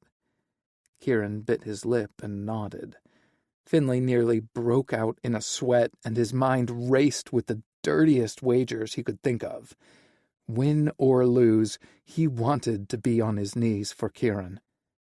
"I'm game for anything." He sounded breathy and bratty. Kieran swallowed hard and shifted slightly in his chair. "Loser takes the winner's kitchen duties for a week." Finley huffed out a sigh of disappointment, earning a smirk. "Too risky?" Kieran asked. "Too tame," Finley countered, "but I'll take it." Kieran kept his cool as he laid his cards down to reveal a full house. "Not bad," Finley said, then showed his royal flush. Kieran's lips parted in surprise. "I don't believe it."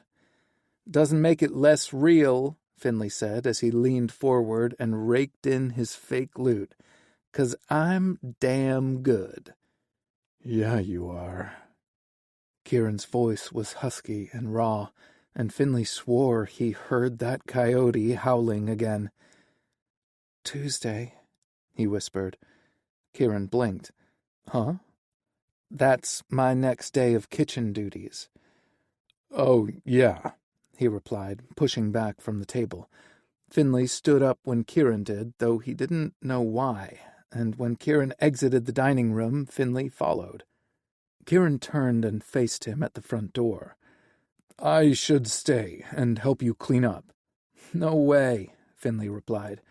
He could see the protest forming on Kieran's lips and needed to thwart him. He suspected Kieran had made the offer because he was reluctant to part ways too. Finley was teetering on the precipice like his stupid blue jockstrap on the mountain of laundry.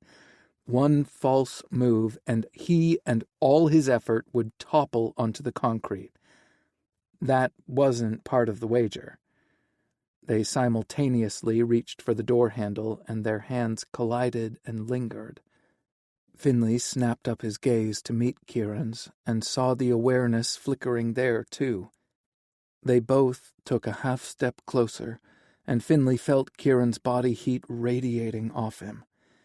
The battle of needs and wants waged inside him until he couldn't tell which category Kieran fell into. Did he want to kiss him, or did he need it? Kieran took a deep breath, then stepped back and dropped his hand from on top of Finley's. I had a great time, 8 Mile, he whispered. I did too, Kier. You're as good as advertised, Kieran replied with a teasing lift at the corner of his mouth. Not bad for my first time. Kieran narrowed his eyes. You've got to be fucking with me. Kieran quirked a brow and released the wickedest smile in his arsenal as he opened the front door. You'd know it if I were. Sleep well. Kieran's nostrils flared with his sharp inhale. Sleep well, he replied hoarsely. Finley stood in the open doorway and watched him walk across the porch. When he reached the top step, he said, Would you like to go to the art festival with me next weekend? Kieran stiffened but didn't turn around. Finley hadn't planned to say it, but he couldn't exactly take it back. He could clarify that he meant the trip as a friendly excursion only. Yes, Kieran said, then continued down the steps. Good night. Night. Finley shut the door and leaned against the cool wood. What the hell just happened? And not just the parting bit. He'd cleaned house at poker, gotten out of kitchen duties for the week, and made plans with Kieran the following weekend. What the hell just happened? This time he voiced his thoughts out loud. Sounds to me like you ended your dry spell and have a date for next weekend, Dylan replied. Finley flinched and jerked his head toward the staircase where Dylan stood in a pair of boxers and a tank top. Not a date, Finley told him. Just two guys going to town to enjoy an art festival. Now he just needed to convince his heart. Chapter 9. Kieran's gaze kept drifting from the hoof Finley cradled in his left hand to the perfect ass cradled by his too-tight denim. How the hell did he move as fluidly as he did without painful ramifications? Why couldn't he quit staring at the man's ass or stop fantasizing about him? Kieran had been there a week, and the only thing he'd accomplished was plowing his way through the bottle of monkey grease. To his defense, Cash had returned Sunday evening and hadn't left since, eliminating the opportunity to search the big ranch house. The lack of circumstance should have made Kieran mad at himself for choosing poker with the crew over looking for his answers, but he'd had such a good time matching wits, a.k.a. flirting, with Finley, that he couldn't work up an ounce of regret. Instead, Kieran promised that he'd renege on the art festival trip if Cash left again the following weekend. But the ranch owner remarked at breakfast that he was looking forward to a quiet Saturday at home. Kieran wanted to be disappointed, but he was looking forward to the trip to Last Chance Creek with Finley. "She needs her hooves trimmed," Finley said, drawing Kieran's attention back to the task at hand. Finley still held the horse's foot in his hand, but he'd tipped his head back to peer up at Kieran, reminding him of the numerous fantasies he'd had of the man on his knees in front of him. His scalp prickled as his body started to heat. His expression must have tipped Finley off that his mind was elsewhere, because he smirked and said, "Did you catch that?" "Yes," Kieran replied, though how he'd retained the knowledge was beyond him. He'd learned an overwhelming amount of information about horses over the past week. Harry had boasted that her oatmeal was excellent brain food and would stick to his ribs, providing vital energy for a physical workday. Kieran needed both things to keep up with his boss and his new responsibilities. Buttercup, the tawny horse, let out a noise that sounded like a snicker. "Snitch." The horse whinnied and tossed her lustrous mane. Finley looked up and volleyed his gaze between horse and man. "Why do I feel like I'm missing out on a private conversation?" Kieran shrugged and stroked a hand over Buttercup's muzzle. Finley sighed and shook his head before returning his attention to the horse's hoof. "Do you remember how you can easily tell if it's time for a trim?" "You couldn't draw a straight line from the coronet to her elbow," Kieran replied. "Technically, I couldn't draw a straight line with a ruler, but you are correct. We need to let Reuben know so he can give her a pedicure." Finley released Buttercup's foot, then stood up to move to her other front leg. A soft hiss escaped his lips, and a wince flashed across his handsome features. Kieran narrowed his eyes and caught a slight hitch in Finley's step as he moved to Buttercup's flank. It was similar to the one he'd witnessed the previous Saturday. Maybe wearing those tight jeans was cutting off the circulation to his nether regions, or perhaps he needed the salve more than Kieran had. He saw the same wince when Finley squatted to inspect the next hoof. "Are you hurt?" Kieran asked before he could think better of it. Finley stiffened and kept his gaze on his task, but Kieran witnessed the blush creeping up his boss's neck. The temptation to rub his nose against Finley's flesh to see if it was warm to the touch caught Kieran off guard and nearly sent him running. No attachment, no bonding. Canoodling with his boss would break both those rules. "Just a little stiff," Finley said. "You didn't give me all your salve, did you?" "No," Finley said. "I just didn't use it." He rose to his feet and finished the health check they performed regularly on the horses to catch injuries before they turned into something more threatening. Once Buttercup received a clean bill of health, Finley showed Kieran how to groom the horses. He sent Buttercup off with her handler once they finished and retrieved Skipper, a gorgeous young horse with a gait that exuded confidence. "He's a little full of himself," Finley said, "but he's an excellent horse for you to train on." Like the day before, Finley stayed close while Kieran ran point. He offered suggestions and gentle reminders as Kieran made his way around the horse, checking hooves and searching for injuries. He'd nearly made the mistake of walking behind the horse, but Finley grabbed his arm and pulled him back in time. Kieran's face heated from the rookie mistake, but Finley wouldn't let him stew about it.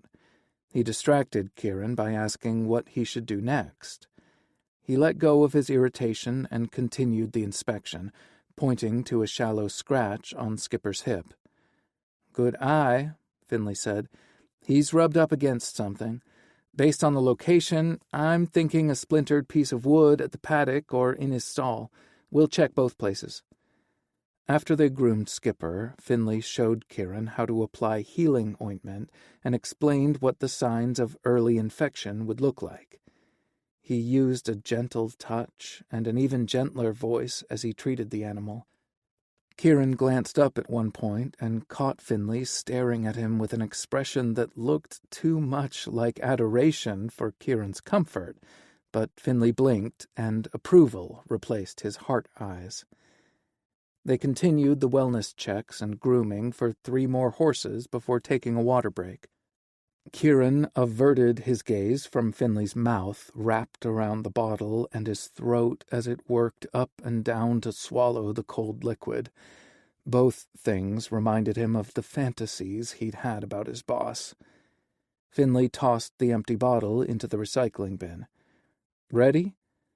Kieran held up his finger and downed the rest of his bottle. Finley didn't have any qualms about watching him, or maybe he wasn't aware of the laser-like focus he aimed at Kieran's mouth. A little devil whispered in his ear or shoved his pitchfork into Kieran's brain, urging him to test his boss. Kieran pulled the empty bottle from his mouth and licked his bottom lip, catching the lingering droplets and Finley's full attention. The man continued staring until a bark of laughter echoed through the barn. Finley jumped up and jerked his gaze up to meet Kieran's just as Owen and Tyler stepped into the supply room.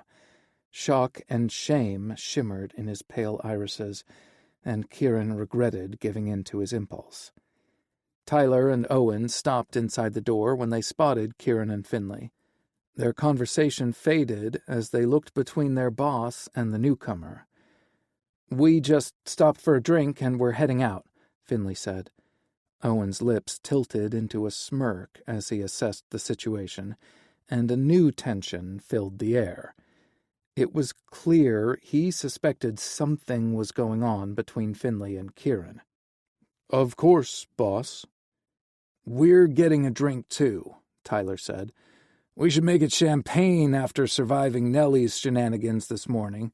That crazy horse nearly tore a chunk out of my ass." Kieran stood taller, feeling the need to advocate for her. What had they done to rile her up? Someone had obviously abused her with a brush. What other items had been used against her? The comment about Nellie coerced a huge smile from Owen's lips. "She barely grazed you." Tyler turned around, thrust his ass toward his friend, and pointed to a back pocket. The fabric was loose at 3 corners and dangled by a 4th. "I just got these jeans." "Ivan can fix them," Finley said. It wasn't the first time someone referenced the big guy having nimble fingers and a gentle touch. Kieran had also learned that he was the head beekeeper, a skill he'd learned in Arrowhead. "Better yet," Finley said, "he could teach you how to fix them." "It's better to teach a man to fish than to feed him one," Owen agreed. "Keep your wits about you today, though. Nellie girl is in a mood." "Thanks for the warning," Finley replied. "I have a trick up my sleeve that might calm her down a little." He glanced at Kieran. "Maybe 2 tricks."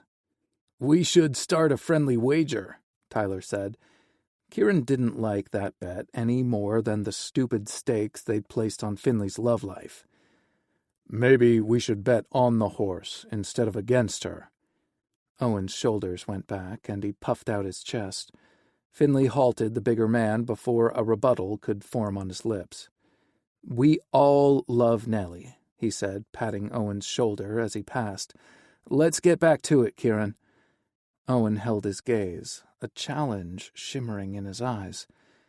Kieran didn't start fights, but he never backed down from one either. Technically, they weren't fighting, but the tension sparking between them could easily flare into an altercation. "Kieran!"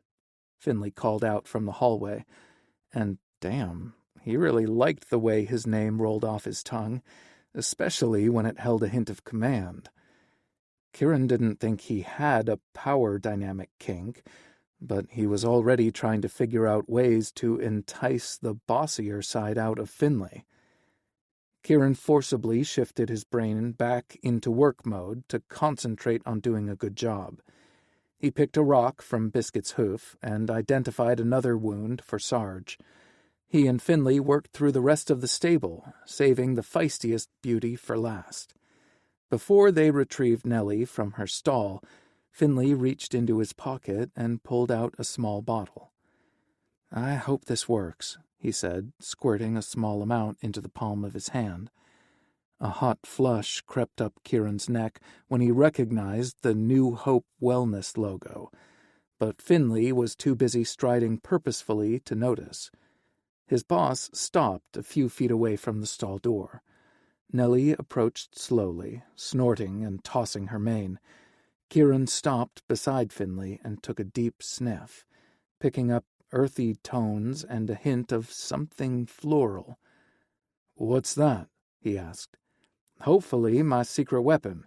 Finley kept his attention on the horse, gauging her reaction to the scent. As for Nellie, she only had eyes for Kieran once he arrived. "It's lavender and vetiver. My mom said it might put out a soothing scent to help calm Nellie as I figure out just how deep her trauma goes." Kieran wondered what would happen if Finley reached a verdict that the beautiful horse couldn't be rehabilitated. Surely they wouldn't destroy such a magnificent creature. Tears burned the back of his eyes and nose, reminding him that living like a caged animal for 20 months hadn't turned him into one. He nearly resented the truth more than the thought that had provoked it. He squared his shoulders, determined that Nellie would never face such a horrible fate, and crossed to her stall door. "Hold on a minute," Finley said. "I know she likes you." Kieran ignored him, opened the door, and reached for the reins. She snorted and tossed her head, her nostrils flaring. "Careful now," Finley urged. "Those are signs of high stress." "It's okay, pretty baby," Kieran cooed. "You're safe. No one will harm you." Nellie stopped tossing her head and snorting to stare at him. "That's right. We've got this. Now come out of there so we can check you over." He gently tugged the leather rein in his hand, and she eased out of the stall and walked beside him. "There's a good girl," Kieran said as they walked to the examination room. "No need for potions and hysteria, is there? You just need someone who understands you." He talked to the horse, telling her everything they were going to do and why. Kieran knew she didn't really understand him, but she seemed to like his voice. He hadn't done a lot of talking since going into lockup, but he'd make an exception for this beauty. They encountered Owen and Tyler, who gaped at the pair with open mouths. "Never bet against me, fellas." Nellie whinnied as if to add, "Me too." Tyler and Owen tipped their hats, and Owen held up his hand for Kieran to fist bump. Kieran led the horse into the examination area and secured her lead to the post. "Remember what I said," he cooed. "This is for your own good. We gotta make sure your shoes still fit right and that you don't have any wounds."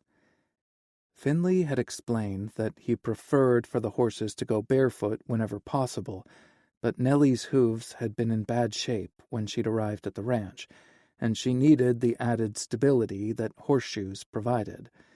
He stepped back and petted her velvety crest. "And we need to do something about the state of your mane. I've seen dudes in jail look more polished than you do right now."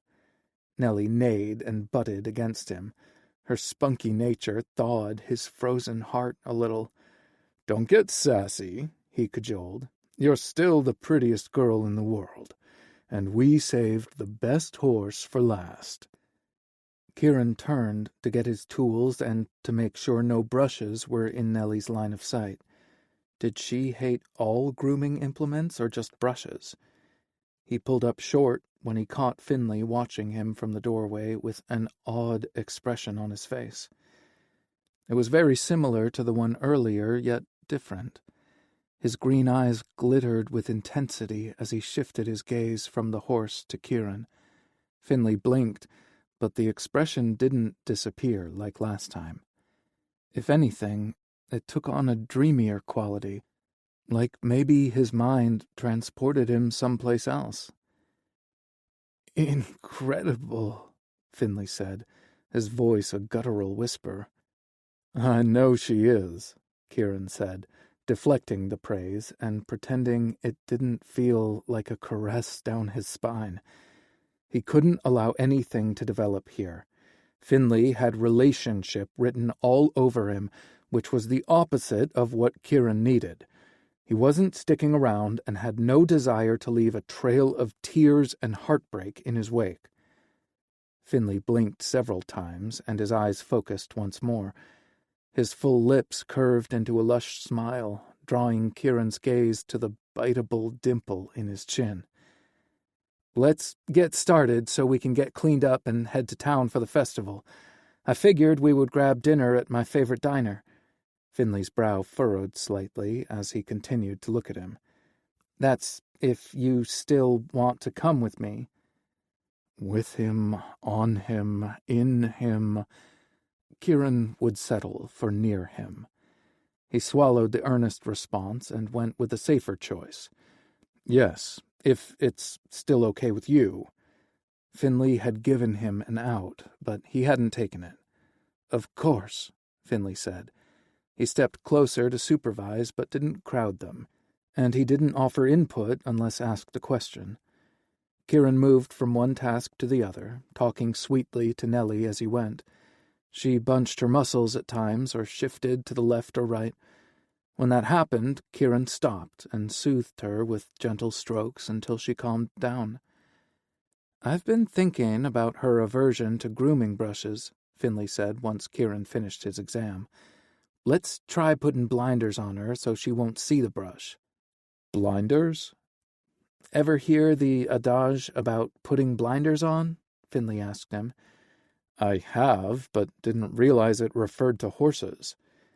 "Blinders ensure they won't see objects or other horses in their periphery. They can only see what's in front of them. The devices are used a lot in horse racing and driving, but they come in handy in other situations. Let's see how she does with them on. Limiting her vision could cause her more distress than seeing the brush, but it's worth a shot." Kieran stood in front of Nellie and smoothed a hand over her muzzle while Finley attached the leather discs to her bridle's cheekpiece. She stayed calm until he stepped away to retrieve the grooming tools. Kieran moved back in front of her and looked at Finley for guidance. "For today, let's keep you where Nellie can see you. I'll take care of grooming while you sweet-talk her." Kieran shifted his gaze back to the horse, whose eyes were widening in fear. "Don't be afraid, pretty girl. No one here will ever hurt you. No brushes to break your spirit." They worked together, Kieran cooing softly while Finley went to work with the grooming tools. Nellie got a little animated when he started working tangles from her mane, so Kieran sang Brown-Eyed Girl to her. The song seemed to come from a place he hadn't known existed. Was it a memory of his mom before their lives went to hell? The words rolled off Kieran's tongue without any provocation from him. He felt Finley's attention, but kept his eyes on Nellie, who looked at him as if he were her lifeline. Kieran started the next verse of the song. It was a strange feeling to pull lyrics from his subconscious mind without knowing how they'd gotten there. Finley stepped back when he finished, and Kieran let his voice trail off. "We can take her blinders off now," Finley said, moving closer to remove the devices. Kieran got a whiff of the lotion he'd put on to help calm the horse. He couldn't say it worked, but the stuff sure smelled good, and he appreciated the lengths Finley would go to for Nellie. The horse neighed and shook her head from side to side, allowing Kieran to see the pretty braid Finley had woven into her mane. He reached up and ran his finger over his boss's handiwork and let out a soft whistle. "Prettiest damn horse ever," Kieran said. Nellie must have felt it because she practically pranced back to her stall.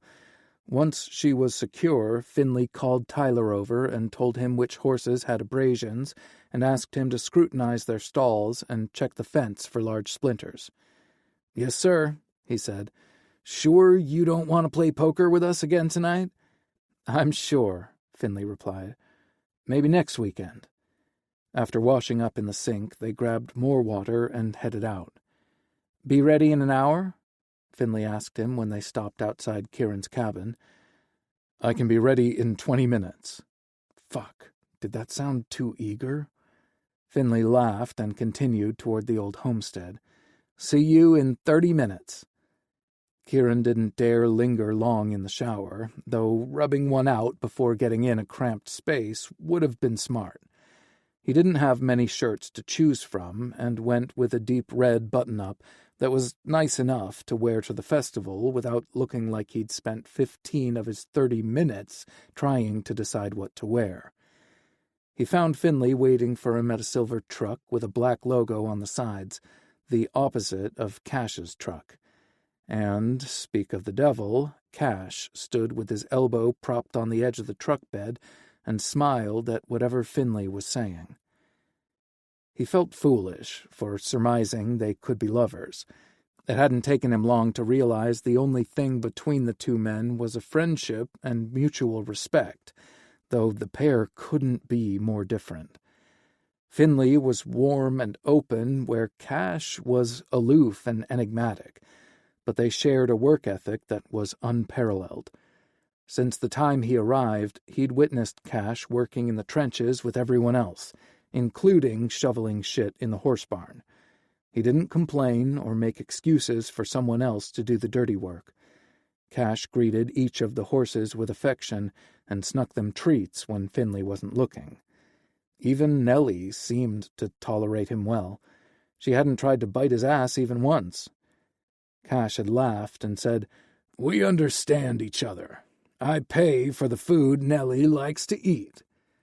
Kieran had thought about that for a few days while observing everything happening around them.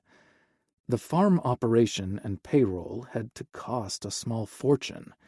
Was he supposed to believe Cash paid that out of his personal wealth? He understood the ranch generated income from selling hops and honey, but enough to float the operation? Did Cash have a partner or silent investors?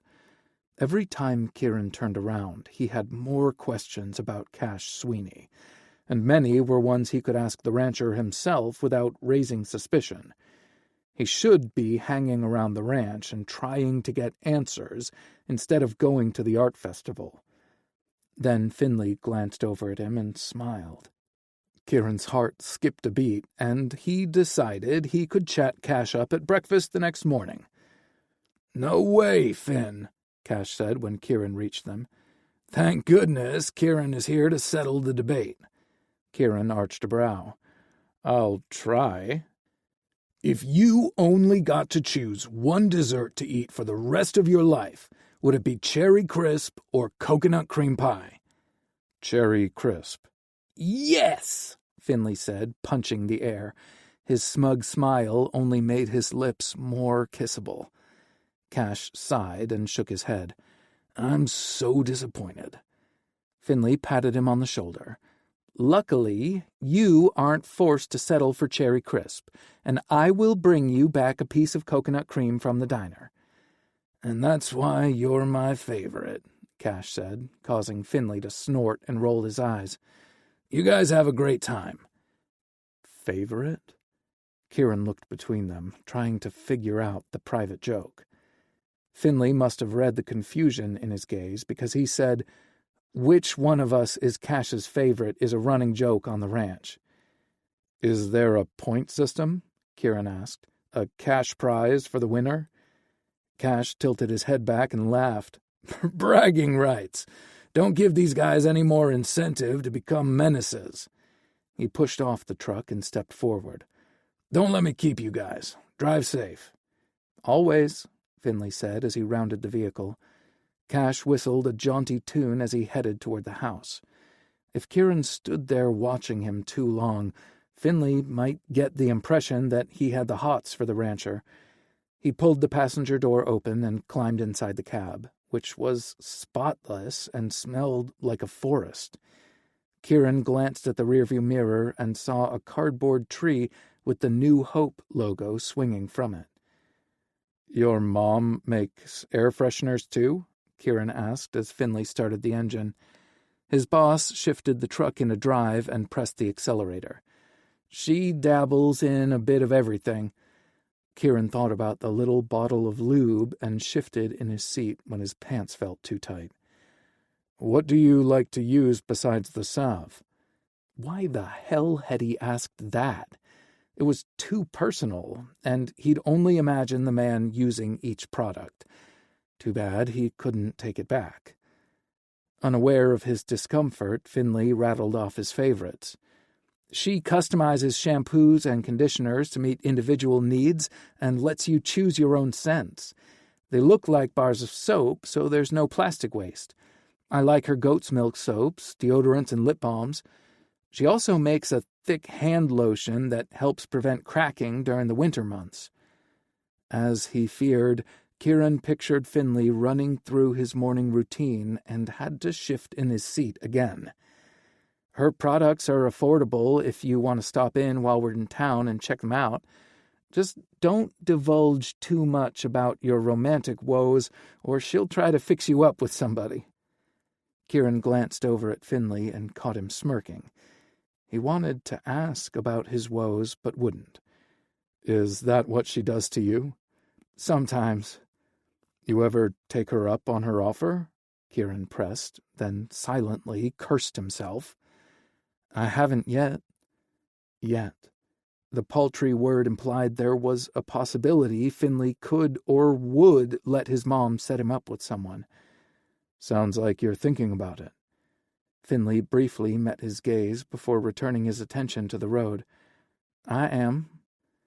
"Because of the guy who joined the cult?" So much for not pressing for more information. Kieran wished he could take the words back as soon as he'd said them. "Never mind. It's none of my business." A ghost of a smile formed on Finley's lips. "It's okay. I have a history of dating the wrong guys, and Keegan was just the nail in the coffin. Since I no longer trust myself, I figured why not let Mom take a swing at it." "I'm sorry."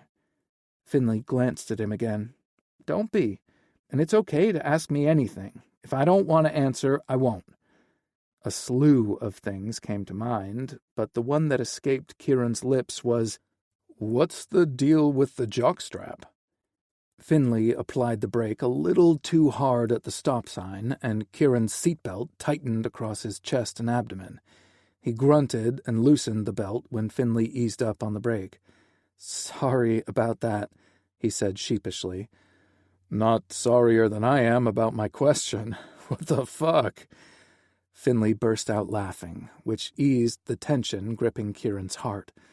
He checked both ways, then accelerated forward. "I wear a cup when I work with the friskier horses that might buck or rear back. I've had my balls racked enough to know better." "Oh," Kieran said, his voice too flat for his liking. "Makes sense." Even though it was damn disappointing. What did he expect? That Finley would confess he had an OnlyFans channel where he sprawled on a bed, wearing nothing but a jockstrap and did delectable things to his tight body? "They've come in handy at other times, too," Finley offered. Kieran jerked his head in Finley's direction and caught him smirking like the devil. "Football," he said. "Get your mind out of the gutter." It wasn't in the—" "Liar," Finley said. "All you boys go gaga eyes over those things, so why the hell wouldn't I use it to show off my best asset when I want to impress a guy?" Kieran's shirt suddenly seemed too tight around the neck. He hated that his desire for Finley was so naked. He released the top button, even though he knew it wasn't the problem. He deeply regretted not rubbing one out before they'd left when his dick started to harden. "I'm sorry," Finley said, his voice heavy with genuine regret. "That was really inappropriate of me to say to an employee. I don't suppose we can pretend I never said it?" Kieran looked over and met his solemn green gaze. There was a fat chance in hell he'd forget, but he said, "What were we talking about again?" The tension in Finley's jaw eased, and he knew it was the right thing to say. Last Chance Creek had turned the fields at the edge of town into an event parking space, and it was already packed with cars when Finley found a spot big enough for the ranch truck. Main Street was closed to traffic so booths and vendors could set up on both sides of the road. There were more people in Last Chance Creek than he'd seen in a long time, and for a moment the crowd seemed to close in on him. Kieran took a few deep breaths, and the panic receded a little. "Too soon?" Finley asked softly. Kieran made Finley's green eyes his center of focus until the rest of his tension eased. "I want to be here." Finley held his gaze for a few moments, then nodded. "We can leave any time and without question. Just let me know." Kieran's next breath flowed in and out without a hitch, and he knew he was ready. He tilted his head toward the festivities and merged into the crowd. Finley fell into step with him, and Kieran had the sudden urge to reach for his hand. Every medium of art and craft seemed to be on display as they wandered between the booths. He feasted his eyes on vibrant oil paintings depicting life in the Rockies, admired charcoal sketches of wildlife, and ran his fingers over an intricately woven tapestry. Finley posed for a caricature drawing, and the artist turned him into a cowboy superhero. "With a jawline like yours, I couldn't help myself," she told him. "Thank you," Finley told her. "I've never seen myself that way." "Your horses do," Kieran said. Finley turned his jewel-like eyes on Kieran and smiled. God, how easy it would be to palm his neck and pull him in for a kiss. Finley's gorgeous lips parted like he could read his mind. Someone bumped into Kieran, jostling the idea out of his head before he could do something stupid. They continued down the row of booths without making a colossal mistake. He glanced over at the storefronts and found the bookstore he'd seen during his first visit. "Mind if we go in there?" Kieran said, gesturing to the shop. "Not at all. It's my favorite store in town." He leaned closer and said, "But please don't tell my mom." Kieran chuckled. "I won't."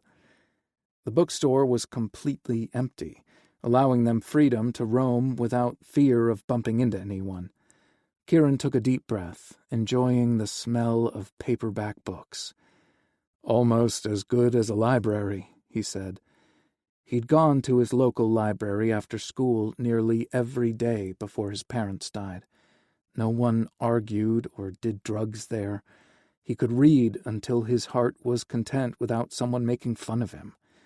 One of the few regrets Kieran had of his childhood was sacrificing his love of books and reading to peer pressure as a surly teen. Cool kids hung out, got drunk, and banged girls or boys. By that point, everyone had given up on him and his future, so he had too. "Oh," Finley said softly, "that's so sad." Kieran blinked him back into focus. "What?" Finley's cheeks turned pink, and Kieran realized he'd spoken some or all of his thoughts out loud.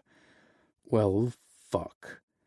How did he do damage control when he didn't know exactly what he'd said? Cash has an amazing library, and it's available to the crew. And a gym, Finley added hastily. But he probably already told you that. Finley had tossed him a lifesaver, and he grabbed it with both hands. "No, he didn't. We didn't get very far into the ranch tour before he was interrupted. Thanks for telling me." Kieran couldn't explain to Finley that he'd rather eat a bowl of razors than accept anything else from Cash. Then why wasn't he trying harder to find answers instead of having fun with Finley? Kieran turned in case his frustration was as obvious as his attraction to Finley. He started roaming the shelves for bargain books to put some distance between them. Luckily, most of them were used and marked way down, so he stacked a few in his hands. "Here," Finley said, handing him a basket. Their fingers brushed when he accepted it, and Kieran felt like someone had hooked jumper cables to his heart. Damn, this attraction was getting out of hand. "Thanks." Finley headed to the opposite side of the store, allowing Kieran's heartbeat to return to normal. He'd nearly filled the basket when his eyes landed on the book that had gotten him through his jail term and given him a purpose. He picked up the copy of The Count of Monte Cristo as reverently as he could muster. Its presence now felt like serendipity, a reminder of his mission. He gently laid it on top of his stack and headed toward the counter. The clerk greeted him with a smile and rang up his purchases while Finley milled around at the opposite end of the store. His entire haul of books cost him under $15, and he was quite pleased with his bounty when he walked up to Finley with a bulging, reusable tote. "Ready to eat yet?" Kieran asked. Finley replaced a book on the shelf and snorted. "Always." When they stepped back onto the sidewalk, the atmosphere at the festival felt vastly different. An oppressive lull had replaced the carefree vibe, and it didn't take long to figure out why. Several members of the Salvation Anew group had clustered in the middle of the street near the casino. The white-haired guy was back on his soapbox, preaching the evils of sinning. Two men, one tall and brunette and one short and sandy blonde, stepped out of the casino and stopped next to the protesters and kissed passionately. The entire group of protesters turned to face them and started shouting. Kieran couldn't hear what they were saying because of the blood rushing through his ears. He recognized the taller brunette who smiled against his lover's mouth as the people raged around them. He seemed fearless and brave, but Kieran knew him to be a deceitful coward. The rage he'd stoked for months flared to life, making him dizzy and breathless. His brain urged him to duck into a nearby store and seek cover, but he couldn't move. The two men ended their kiss and turned in Kieran's direction. His brain screamed for him to duck into the crowd, yet he remained rooted to the spot. Firm hands gripped his biceps and pushed him into a narrow alley between two businesses. His fight-or-flight instincts had failed him at the worst moment. Finley spun him around and backed him against the wall. His mouth moved, but Kieran couldn't hear him over the ringing in his ears.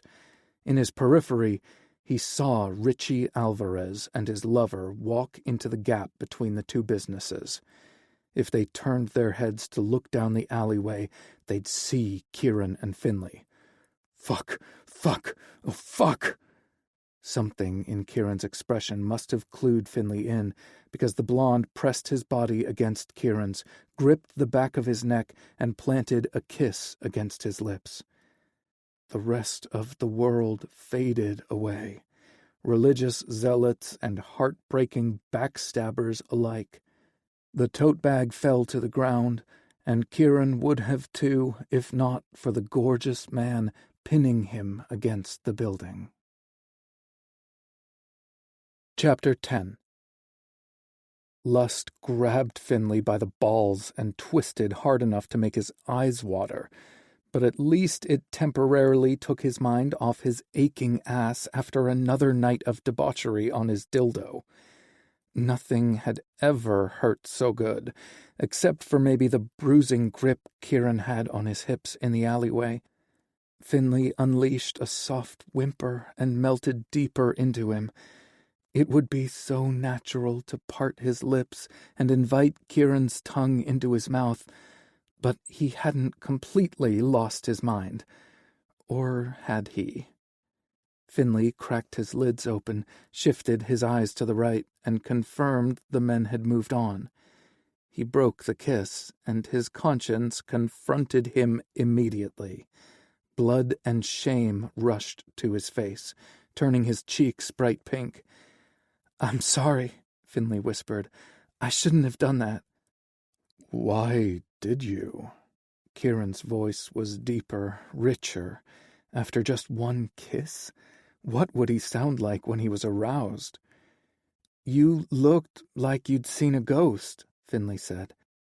Kieran swallowed hard but didn't say anything. Then I glanced over and saw two guys kissing.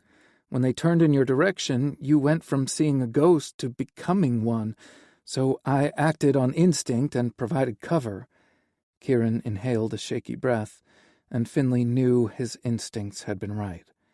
"You know those guys?" "One of them." His voice sounded as fractured as his spirit. It didn't just tug on Finley's heartstrings, it yanked. Kieran could have wrapped said string around his finger 12 times or more if his digits weren't currently digging into Finley's hips. Their kiss might have ended, but they'd remained pressed together from chest to toes. "Want to talk about it?" Finley asked. "Not really." Finley blew out a frustrated breath and reached for the next best thing. "Want to get something to eat? You must be hungry after the day we've had." "Starving." Kieran's voice dropped lower, making Finley think he was referring to a different kind of hunger. And that's when he noticed a very pressing need. Kieran's, not his. If he didn't remove himself from the vicinity of Kieran's enormous erection, he might drop to his knees in broad daylight and do something about it. Finley's self-preservation woke from its nap and stretched. He released Kieran's neck, because of course he'd still held on to him, and stepped to the side, promptly tripping over the tote bag Kieran had dropped and spilling some of the books. "Christ, I can be so clumsy," Finley said, squatting down to repack the bag. But truthfully, he was glad for the opportunity to put some distance between himself and... Holy shit. Dropping down had put him at eye level with Kieran's crotch and gave him an eyeful of the long, thick erection pressing against a pair of Levi's. His mind immediately spun through the delicious things he could do with that beast, but his pucker clenched in protest. Kieran knelt and started reaching for his spilled items, reminding Finley to do the same. Just how long would he have stared at the man's dick if Kieran hadn't taken charge of the situation? Take charge. Jesus, he was acting like a teen boy who'd just discovered the cool thing his dick could do and who lived to do it again as soon as humanly possible. Some things apparently didn't change. Thankfully, he hadn't said the holy shit thing out loud. A quick glance at the smirk on Kieran's lips said maybe he had. Oh no. Oh, no, no, no, no, no. Finley averted his gaze to the remaining items on the ground and noticed a paperback of The Count of Monte Cristo. Finley picked up the book and dusted it off. The Count of Monte Cristo had been required reading in high school. He'd looked at the size of the book and dreaded reading it over the summer, but it hadn't taken long for him to fall into the story of redemption and revenge. Finley held the book out to Kieran, who carefully placed it on top of the items in his bag. With everything now restored, he had no excuse to squat down and avoid meeting Kieran's gaze. Finley pushed up on his legs and barely avoided a moan when his body protested. Kieran hadn't missed his discomfort in the barn, and it didn't slip by him in the alleyway either. "You sure you're not hurting?" Finley wanted to strike a quid pro quo bargain.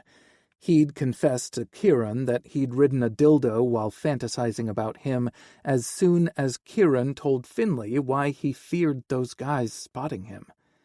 But Finley didn't make the suggestion because it would have been just as inappropriate as him kissing a subordinate. "So, dinner?" Finley asked when they were both standing upright in the alley. Kieran puffed up his cheeks and released his breath in a long exhale. "I'm still going to need a minute." Finley dropped his gaze, as any masochist would, and noticed the beast, as he now inappropriately thought of Kieran's dick, was still primed and ready to fuck. Incarceration had to be hell in so many ways, but especially on his sexual health. Finley recalled Kieran's comment about never being alone. It probably wouldn't take much to get the beast off. Finley could unzip his jeans, slide his hand inside, and— "You staring at it doesn't help," Kieran said gruffly. "And please don't whisper 'holy shit' like my dick is the first, last, and only one you want to ride." Finley jerked his head up as heat rushed to his face, and he moaned in mortification. "I said that out loud?" Kieran pierced Finley with dark, glittering eyes. "Yes, and you moaning like I'm balls deep inside you isn't helping either. I'm on the verge of coming in my pants, Finley." He briefly closed his eyes and swallowed hard. "I don't want to do that. I can't handle the loss of control right now. Can you give me a few minutes to regroup? I'll meet you at the diner. Please." The last word sounded like he'd forcibly ripped it from his soul. "I'm so sorry," Finley whispered. He could say he'd only been trying to help all he wanted to, but his actions had been selfish. "I'm horrified by my behavior." Kieran's gaze softened. "I'm not." He lifted his hand toward Finley, but stopped and lowered it to his side. "I am horny, though, and hungry." Finley's guilt eased enough to free his feet. He sidestepped toward the alley, unwilling to take his eyes off Kieran. "I'll go grab us a table." A horrible thought occurred to Finley.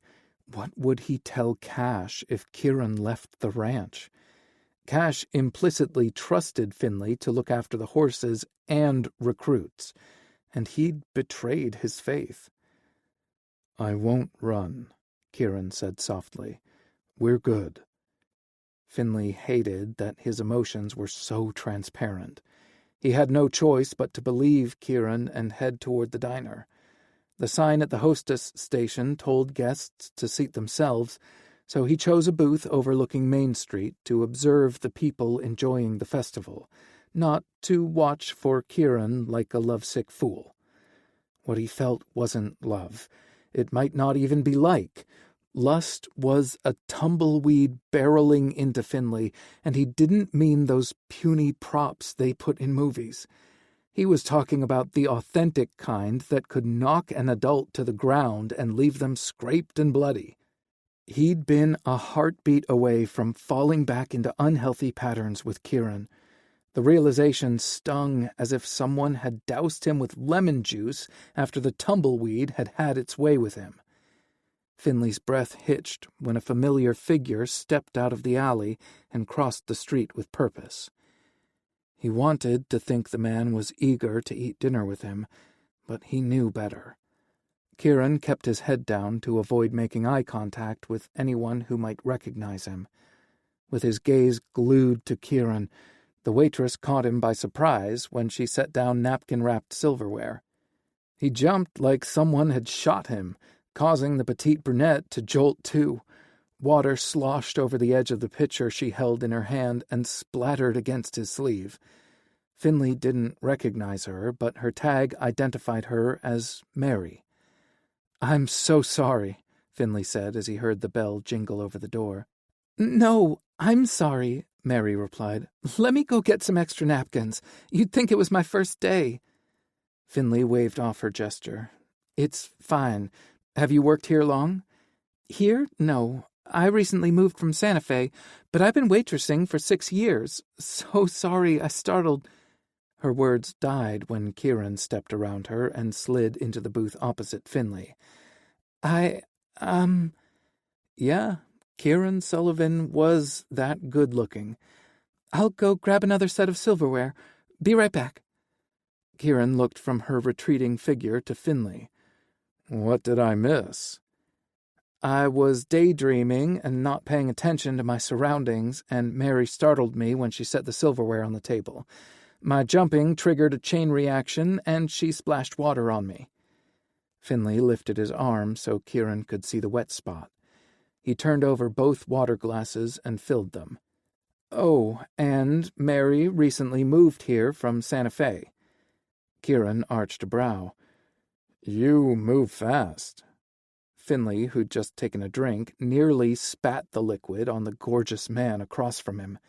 He managed to swallow it and set the glass down without incident. "Move fast?"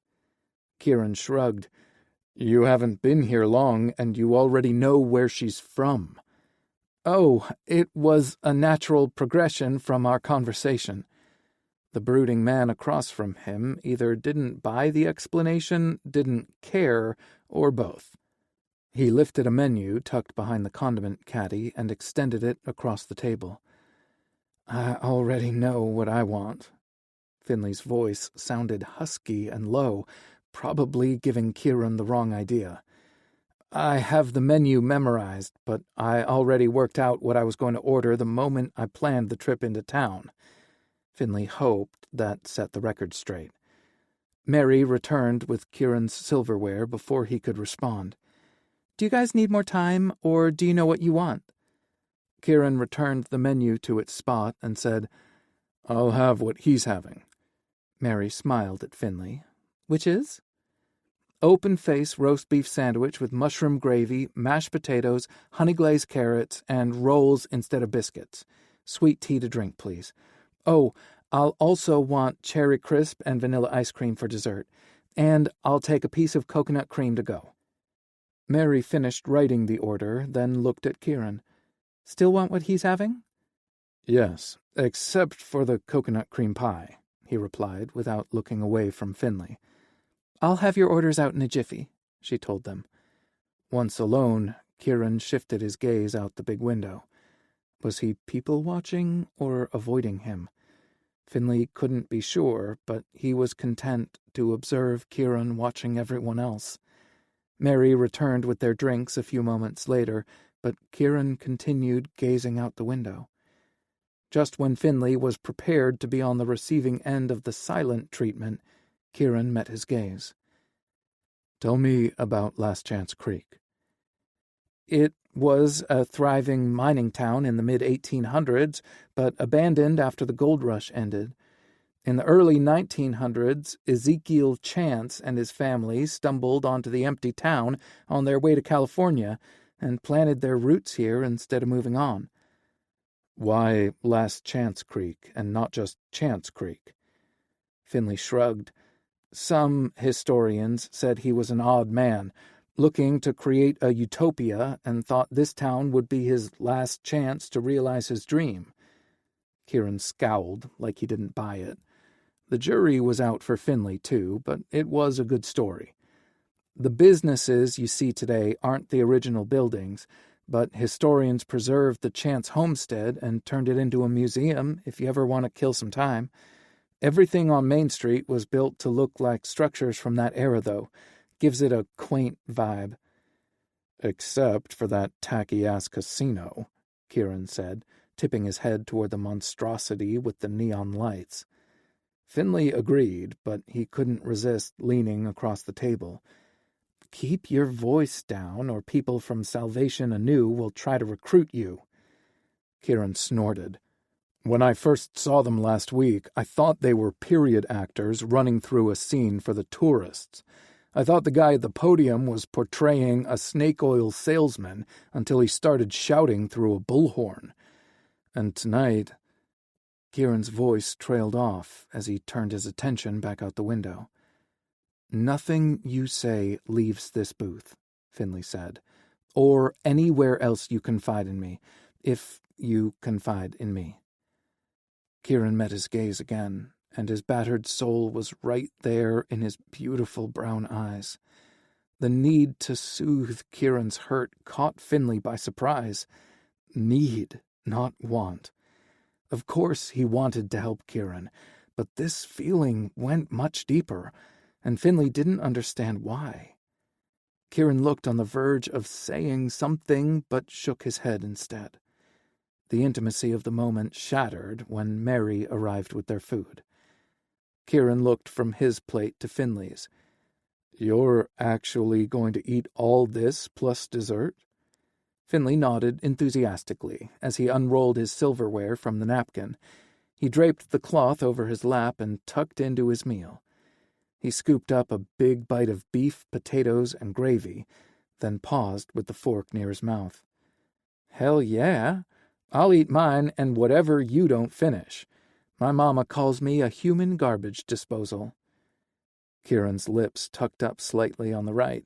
It wasn't a smile, not even a smirk, but it was progress. Where do you put it? Goes straight to my ass, Finley replied before shoving a forkful of food into his mouth. Explains the genes, Kieran mumbled. Finley pretended not to hear him and said, What was that? Kieran shoved a bite into his mouth and pointed to it with his empty fork. Finley snickered and let it go. He was just grateful he hadn't scared Kieran off, though he was desperate to learn something about the man. He'd offered to talk about his crime the day before, but Finley had waved him off. Had that been a mistake? He broached the subject midway through their meal. Kieran's posture tensed briefly, but he took a drink of tea and said, A jury convicted me of stealing a luxury car. Finley studied him closely as he chewed, wondering about Kieran's phrasing. But you didn't do it? Kieran cocked his head to the side. That isn't what I said. I heard what you didn't say, Finley replied.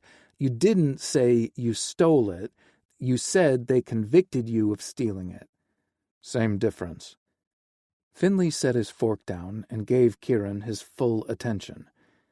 I've worked with a dozen guys who've served time at either Arrowhead or 4 Mile. None of them talk about their convictions, just the crimes they committed. You didn't steal the car. Kieran clenched his jaw tight enough to crack his teeth. Did you go to jail to protect someone else? Maybe one of those guys playing tonsil hockey on Main Street? That comment earned a sneer. Okay, not that.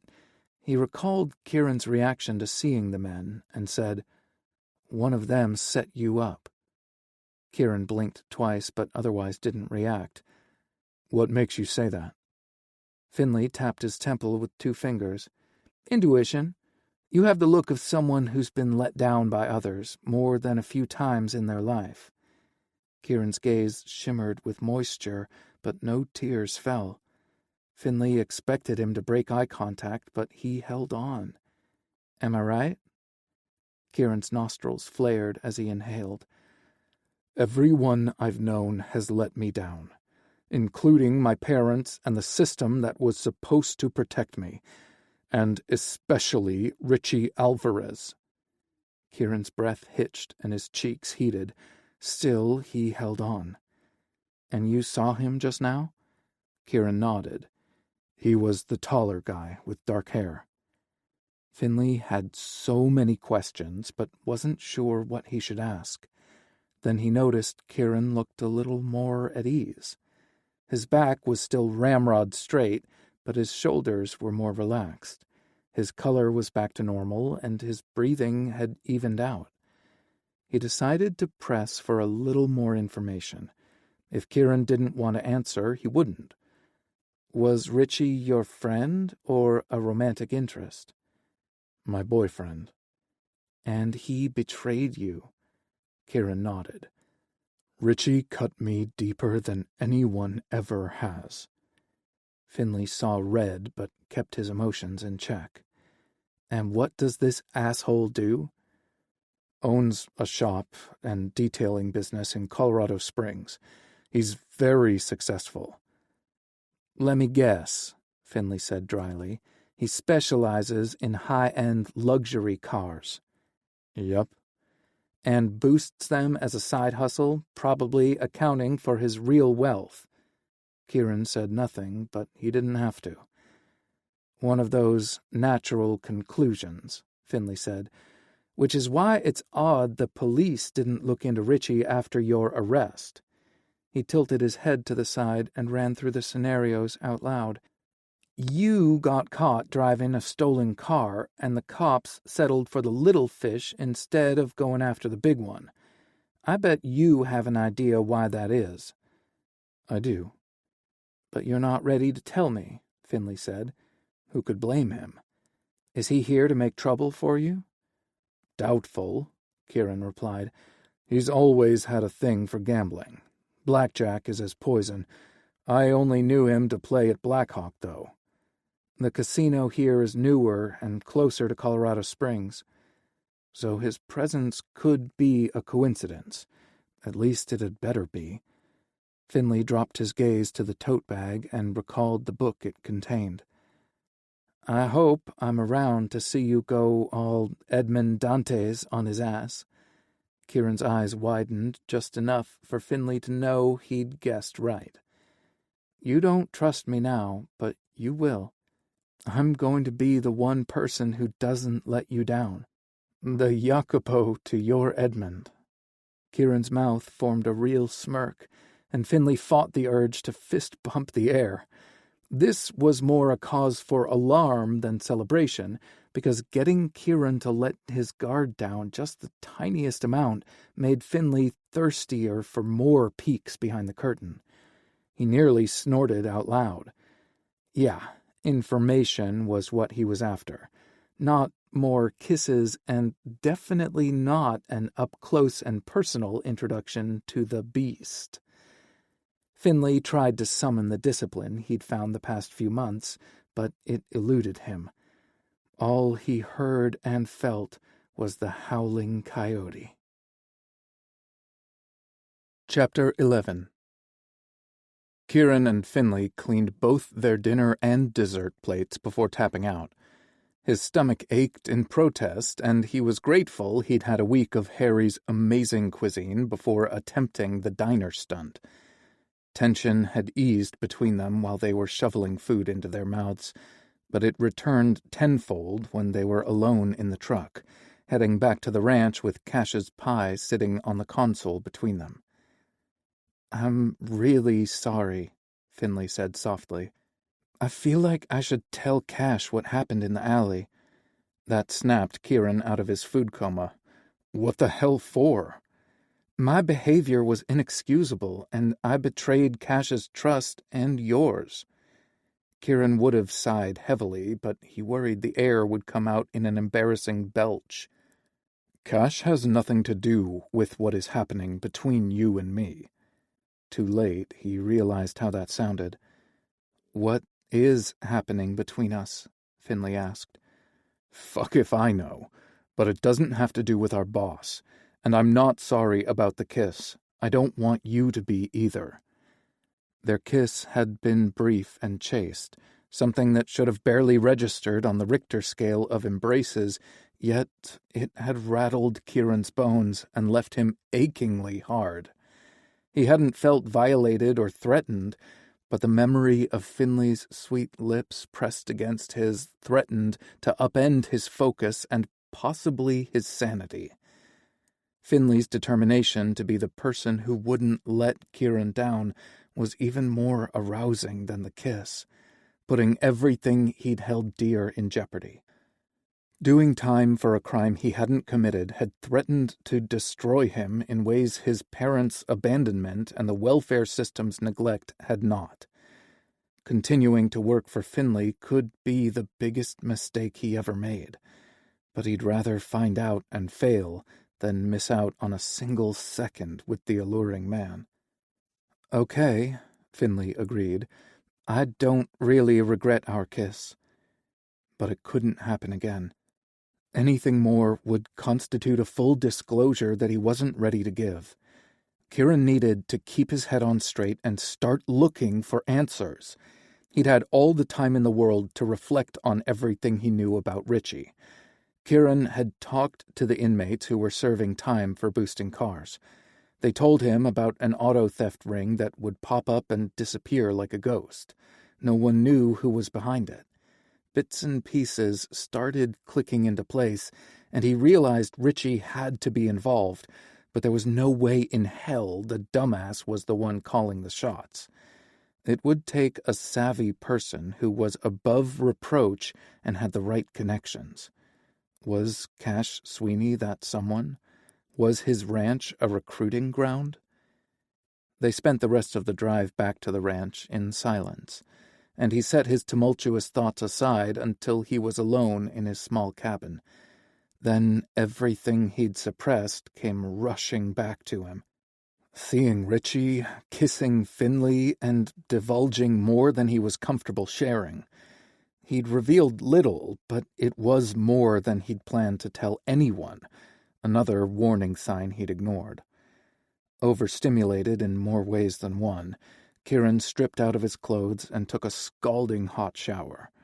His skin tingled beneath the spray, and his dick stood at attention. Fucking his fist wasn't another delay tactic. It was an act of necessity, just as important as breathing when Kieran remembered the way Finley had licked his lips upon seeing his erection. He came fast and hard, but at least stayed upright. Surely his urges and reactions to the man would settle down with time. Kieran soaped his body and washed his hair as soon as his breathing returned to normal. He felt much calmer once he dried off, dressed, and settled on the love seat with a throw blanket over his lap and a paperback in his hand. One positive takeaway from serving jail time was finding pleasure in the simplest things. The soft flannel pants, cotton tank, plush blanket, and comfortable furniture were a luxury he refused to take for granted. Calmness washed over him as he opened his book and read, but it didn't last long. Someone knocked on the door before he finished the first page. Not someone. Finley. Kieran knew the identity of his visitor without looking. He debated not answering for about 10 seconds before throwing off the blanket and setting his book on the coffee table. Kieran recalled the determination shimmering in Finley's gaze and couldn't resist his lure.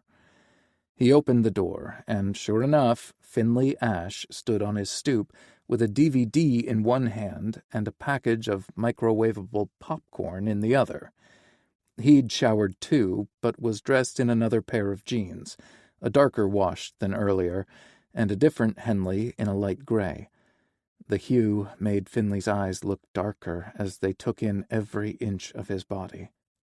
His gaze lingered on Kieran's bare feet before snapping back up to lock eyes with him. Kieran crossed his arms over his chest, and that green gaze fell to his biceps. He didn't need a mirror to know his arms looked ripped in the pose. Tension filled Kieran's body, making his biceps bunch even tighter. Finley swallowed hard and met his gaze once more. Damn, he was truly the most beautiful man Kieran had ever seen. "That better not be an apology," he said gruffly. Finley's cheeks colored a little, and he inhaled shakily. "Just a surprise?" Kieran lifted a brow and leaned against the door jamb. "You've piqued my curiosity." Finley lifted the DVD to reveal The Count of Monte Cristo. "There's an extensive selection of movies in the library. I thought you might enjoy this one, so I grabbed it when I dropped off Cash's pie." Finley skimmed his gaze over Kieran once more, then extended the movie and popcorn package to him. "I just wanted to drop these off for you to enjoy when it's convenient." Finley's words said he didn't plan to linger, but his eyes communicated something else entirely. Hope was a dangerous emotion, and Kieran had no right to flirt with it or to lead Finley on. He accepted the offering with a thanks, then added, "I don't think I have a way to watch the movie here." Finley scrunched up his brow. "You should have a DVD player." Shaking his head, Kieran said, "It isn't on or in the entertainment center." "The closet?" Finley asked. "Nope, just my clothes and bed linens are in there." "Probably inside the coffee table," Finley said. Kieran looked over at the rustic wooden trunk in front of his love seat. It looked like a movie prop. He faced Finley again. "That thing works?" "Yeah, the top slides open instead of lifting." "How do you know so much about the cabins?" Kieran hated the little green monster that rose to the surface any time he imagined Finley with another guy. freaking ridiculous." As if reading Kieran's mind, Finley rolled his eyes. "I lived in one of them when I first started working here. I moved to the old homestead once Cash promoted me to the equine supervisor position." Kieran resented the relief flooding his system. He hadn't been a choir boy before they'd met, so why was he holding Finley to a different standard? Because Finley made him want things he had no business coveting. "Mind showing me how the coffee table works?" "Of course." Kieran turned away and took the few steps to the love seat. The door shut softly behind him, and anticipation skimmed down his spine. The place had been small when it was just him, but it felt like all the air had been sucked out of the space when Finley joined him. Kieran moved to the other end of the trunk and turned in time to see Finley push the top open to reveal more folded blankets, some board games and card games, and a DVD player with all the cables and a remote. "I'll be damned," Kieran said. "That's pretty badass." "Well, you're all set unless you need some help hooking it up," Finley said. He wasn't insulted. He knew plenty of people who weren't good with electronics or technology. "Nah, I'm good." "Then I'll just head out," Finley said. "Enjoy your movie. It's a wonderful adaptation of the book, and that isn't something I say often." Kieran should have squashed the hope shimmering in Finley's gaze, but he couldn't. "Or you could stay and watch the movie with me." Kieran looked down at the popcorn. He was on the verge of saying he didn't have room for more food, but it would give his hands something to do other than reaching for Finley. "Are you sure?" Sure this was a mistake? Yeah, but he wouldn't take back the invite if he could, and severing his own finger would have been easier than rescinding the offer. Kieran really enjoyed having Finley in his space, even if it would be cramped on the couch. Or maybe especially because it would be a tight fit.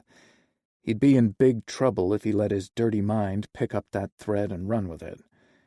"I'm sure. I'll make the popcorn while you set up the DVD player." "Deal." Kieran headed toward the kitchenette. He removed the wrapper, popped the package into the microwave, and pressed the popcorn button. "I don't have anything to drink. Is tap water okay?" "Sure." Kieran filled 2 glasses and poured the buttery kernels into cereal bowls until they nearly overflowed. Sharing the bag wouldn't be a good idea. If Finley's hand grazed against his, there'd be no telling how his body would react. The sexy blonde had already made himself comfortable on the love seat with the remote on his lap. He reached up and accepted the bowl and glass Kieran extended to him. Luckily, their fingers didn't touch and put his willpower to the test right out of the gate. He returned to the kitchen to get his own snack and drink. Finley had towed out of his shoes and covered himself with one of the spare blankets from the trunk. He would have teased his guest about making himself right at home, but knew Finley would issue a string of apologies, and Kieran would feel obligated to cut them off with a kiss. Kieran set his popcorn and water on the closed coffee table and settled onto the cushion beside Finley's. He covered his lower body, which would help disguise his reaction to any wayward thoughts, but it turned out the precaution wasn't necessary. The movie sucked Kieran in from the very start, and he was barely aware of Finley's presence, a miracle in itself, or the passing time. All the emotions he'd felt while reading the book the first time resurfaced, taking him on a roller coaster ride that left him feeling motivated when the credits rolled at the end. The story was powerful and stirring on paper, but even more spellbinding on the screen, and it put things in perspective for him. Kieran was stunned to discover he hadn't taken a single bite of popcorn or one sip from his water glass. He'd sat there completely mesmerized. The rest of the room came into focus, namely the beautiful blonde watching him with a tender expression. Finley blinked, and a single tear slipped down his cheek. He turned his head and brushed it away, but the damage was done. For the first time in nearly 2 years, Kieran wanted there to be room for something more in his heart than loathing and revenge. It turned out his soul was more resilient than he realized. A voice in his head reminded Kieran that he wasn't staying, but this time a softer voice reasoned. But you could. Just give up on your vendetta. Another first that left him reeling and frozen in place until Finley threw back his blanket and reached for his shoes. Something had shifted inside Kieran at the diner. He hadn't said a lot, but when he did, an invisible weight lifted off him, making it easier to breathe. What would happen if he opened up to Finley more? Would the thorny vines of bitterness surrounding his heart unravel? Did he even want them to? By the time he'd decided, Finley had both shoes on and was rising. Richie asked me to drive a client's Jaguar to the warehouse for safekeeping until they returned from a trip. His voice sounded as strangled as his heart at first, but gained strength as he spoke. Finley didn't say anything. He simply sat back down and gave Kieran his full attention. Those shimmering eyes encouraged and soothed him at the same time. It wasn't an odd request or scenario. Richie's clients were super wealthy and would drop off their vehicles for detailing or service on their way out of town. He always had limited space at the shop, so he rented a warehouse when his business grew to help with his overflow problem. What a convenient place to hide stolen cars, Finley said. Yeah, but I was too dumb to realize it. Kieran blew out a breath. Instead of driving straight to the warehouse, I took a brief detour because I'd never driven a car as smooth and fast as the Jag. I truly understood what luxury and performance meant. According to the cop who pulled me over, I didn't signal when making a turn. He ran the plates, and the vehicle came back stolen. Next thing I knew, multiple officers with drawn weapons had surrounded me and were screaming at me to get out of the car with my hands up. I complied right away, and 2 of them rushed forward and knocked me to the ground, bloodying my lip and scraping my face on the asphalt. I was scared out of my freaking mind, but finally found the presence of mind to ask why they were arresting me. Kieran closed his eyes and focused on regulating his breathing as memories of that night replayed in his head. Hey, Finley said, reaching over and covering Kieran's hand with his own.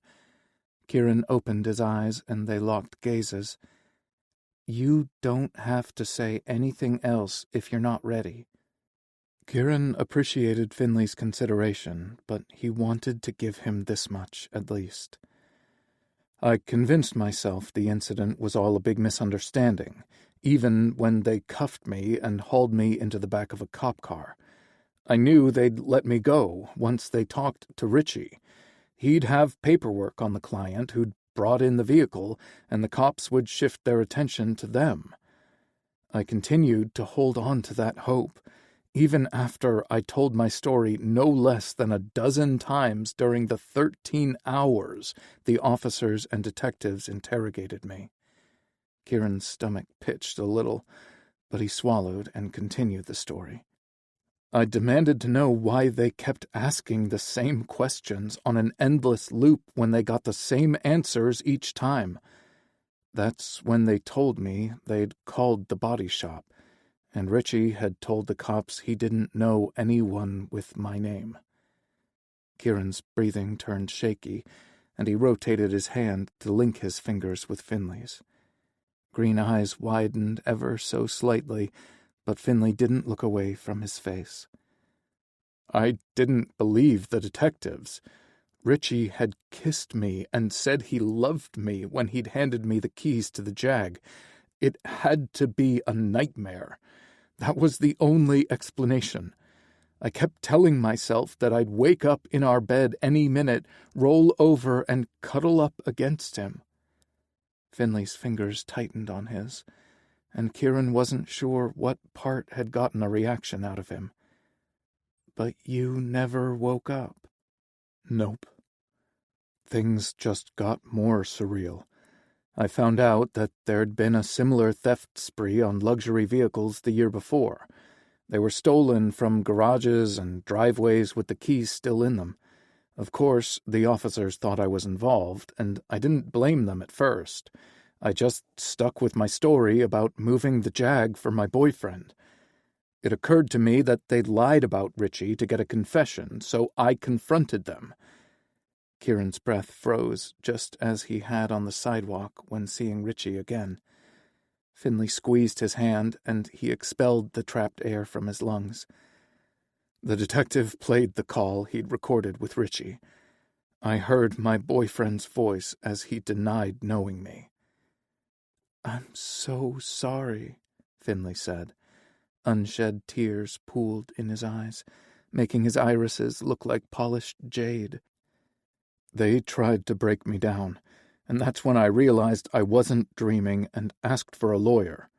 They didn't have any evidence tying me to the other cars. My public defender was an excellent lawyer, but the jury still found me guilty. I was inconsolable for quite some time. My cellmate got tired of my brooding and handed me the jail library's copy of The Count of Monte Cristo. That's when I turned my fury into fuel. Finley leaned over. "How are we going to take Richie down?" "We? I can't involve you." "Too late," Finley replied. "I'm invested now." He narrowed his eyes when Kieran opened his mouth to protest. "What's the plan?" Kieran debated for a second before relenting. It wouldn't be a bad idea to get an objective opinion. His voice of reason cautioned that Finley wasn't impartial. Their fingers were still entwined after all. Kieran eased his hand free and rested it on his lap. He missed Finley's warmth immediately, but there was no future for them. "I need to get my hands on surveillance equipment. I want to get eyes on the warehouse to record and document the movement of cars and people in and out of there." Finley leaned back against the sofa cushion, crossed his arms over his chest, and gave Kieran a smile that only promised trouble. "I can help.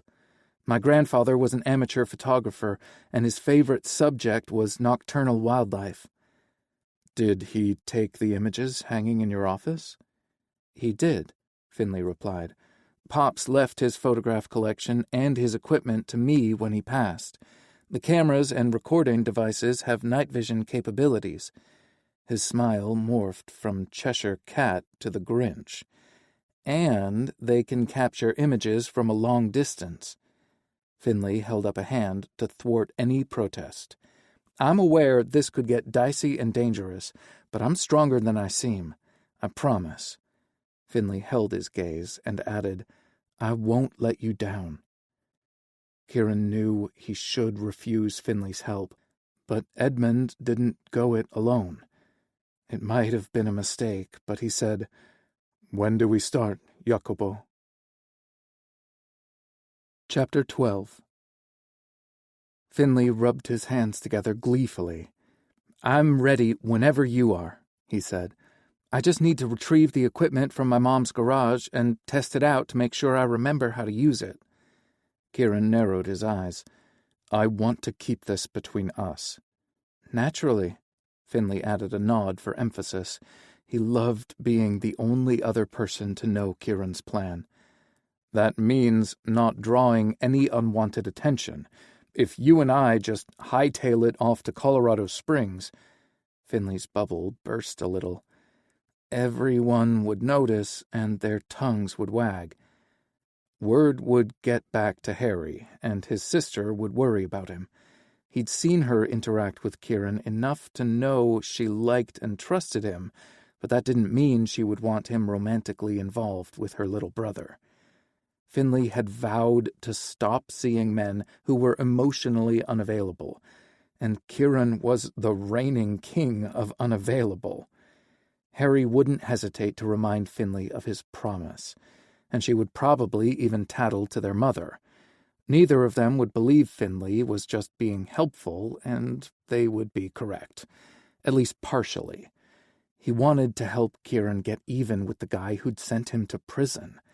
Most people would call him naive and foolish for believing Kieran's story without corroborating evidence, but they hadn't witnessed his reaction firsthand. Kieran hadn't been faking his emotions on the sidewalk or in the alley, and he wasn't bullshitting Finley in his cabin. When he sensed there was more to the story, and there always was, Finley believed Kieran and wanted to help him, even if it cut their time together short. He'd worry about the repercussions later. "I don't want the other hands thinking we're together," Kieran said. "Ouch," Finley said, rubbing his chest. He kept his tone light and playful to disguise his internal flinch. Maybe Kieran saw through his ploy because a somber expression washed over his handsome face. "I don't want them to think you'd lower your standards to date a guy like me." "There's absolutely nothing wrong with you," Finley said firmly, "but we don't need to invite extra scrutiny." Kieran looked relieved when he nodded. Then the solution hit him. Finley snapped his fingers and said, "I got it. There's a dressage show in 2 weeks in Colorado Springs. Tiny Dancer, one of our former foster horses, is performing that night. I received an invitation from her new owners last week." Kieran pursed his lips and furrowed his brow. "Won't some of the other guys want to see her too?" Finley grinned until his face hurt. "If it were any other equine show, they'd jump on it. They all think dressage is too prissy and fussy." "What's dressage?" Kieran asked. "It's a specific equine discipline, judging riders and horses on a series of prescribed movements and musical freestyle." Kieran's brow shot up. "Musical freestyle? Like dancing to music on horseback?" "Yeah, it's really awesome. The horses follow nearly imperceptible cues from their riders." Finley retrieved his phone from his back pocket and pulled up the video Owen had shot of him working with Tiny Dancer. He specialized in the gaits they were required to perform. Finley had taught the horse basic commands that her new owners expanded on to train for competitions. "This was Tiny Dancer when I first started working with her." Finley pushed play, and they watched a brief clip of him teaching her how to trot. She was awkward at first, but eager to learn. He queued up a later video where she fluidly transitioned from one gait to another. "Wow," Kieran said. "You're guiding her?" "With my knees and hands. Very slight gestures she can feel, but most people won't see." Kieran scooted closer to Finley until they were practically pressed together. "I want to see her dance now." Finley chuckled. "I don't dance. That skill set is beyond me. I don't have any rhythm myself, so it feels counterintuitive to teach an animal to do it." Kieran looked up from the phone and locked dark eyes on him. "But you trot and prance around like the horses?" Snorting, Finley said, "Well, no, but I could with proper incentive. Dancing is beyond me." He tilted his head to the side. "What about you? Have any sweet moves you could show someone with 2 left feet?" Kieran's cheeks colored slightly, and Finley braced himself for another revelation, but he shook his head. What was he hiding? That he had moves, or that he would share them? Finley decided not to push. He'd made some pretty big inroads and didn't want to blow it. Instead, he clicked on his Instagram account and pulled up Tiny Dancer's page. Joy swelled in Finley's heart as they watched clips from her most recent competition. The horse looked so happy as she trotted and danced before the crowd. His eyes misted over when she stood proud and tall as the audience clapped for her at the end. "I think she's amazing," Kieran said. "I'm a little fond of her myself." He set his phone down and looked at Kieran. "Some performances are stuffy, but most riders use modern music and show a playful side. There are a few horses in the stable who might be a good fit for dressage." "Nellie?" Kieran teased. Finley laughed. "Maybe if you were sitting astride her." "I've never been on a horse before, so you'd have to teach me the basics before I could teach them to Nellie." "Deal. But you'd probably want to start with a more docile horse." "She's a marshmallow," Kieran countered, "but I will cede to your expertise." If Kieran wanted the other guys to believe he was interested in dressage, he'd have to show it with his actions. So that's how they would spend nearly all their free time together leading up to the horse show. Finley chose Loretta, a stunning Tennessee walker with a shimmering brown coat and an indulgent personality. Like all the other animals on the ranch, she was smitten with Kieran and all too eager to help him train. They spent the next few nights going over riding basics that any beginner needed to know before progressing to intermediate skills. "You're a natural," Finley told Kieran when they graduated to dressage basics. The thing Finley liked most about Kieran was that he soaked up the new skills like a sponge, never hesitating to ask questions if he needed additional direction. Though he caught on quick with verbal instructions and cues, he worked best with hands-on guidance. He was a doer, which meant Finley didn't just have to tell him how to work his knees and thighs. He had to show him. Finley saddled Dolly and joined him in the indoor arena to demonstrate how to press his knees and thighs to guide her movements. Loretta's stunted movements signaled Kieran was sending mixed signals. The horse could do the maneuvers in her sleep, so Finley needed to rethink his approach. "I think you're going to need a different approach," he told Kieran after a few more attempts. Kieran's lips hooked into a smirk, something that came more easily since he'd arrived. Finley still hadn't seen a genuine smile, but then again, his heart might not survive it. "How handsy do you need to get?" Finley laughed and shook his head. A flirty rejoinder was on the tip of his tongue, but he let it dissolve there instead of letting it fly. "I didn't say handsy." Not ready to let it go, Kieran followed with, "Where do you plan to put your hands, then?" "How about you dismount and come over here so I can show you on my body?" Kieran's cheeks flushed and his lips parted. "You want me to come over and watch you touch yourself?" He looked around the barn and met Finley's gaze. "Here?" Heat engulfed his body, and Dolly pranced as if she felt the tension rising in the arena. "You're deliberately twisting my words into something dirty." God, he loved it and was dying to give it right back, physically and verbally. But he remembered the shame he'd felt after their alleyway kiss. "The alternative is for me to come over there and show you how to use your body to get what you want." Kieran's eyebrows shot up because, yeah, that didn't sound suggestive or anything. "I mean, how to guide the horse." "Okay." Finley just blinked. Was that a ghost of a smile that flashed on Kieran's lips? Did his obsidian eyes darken? Probably just wishful thinking. "To which option?" he asked. Kieran raised his hands and crooked his finger. Finley nearly got his foot caught in the stirrup in his haste to dismount. He hadn't pitched to the ground face first since he was a kid, and he didn't want to ruin his streak in front of Kieran. He took a calming breath and told Dolly to stay, then crossed to Loretta. She neighed and rubbed her muzzle against him when he greeted her. He took the time to shower her with affection before shifting his gaze to the man sitting astride her. "Are you sure you're okay with this?" Finley asked before moving closer.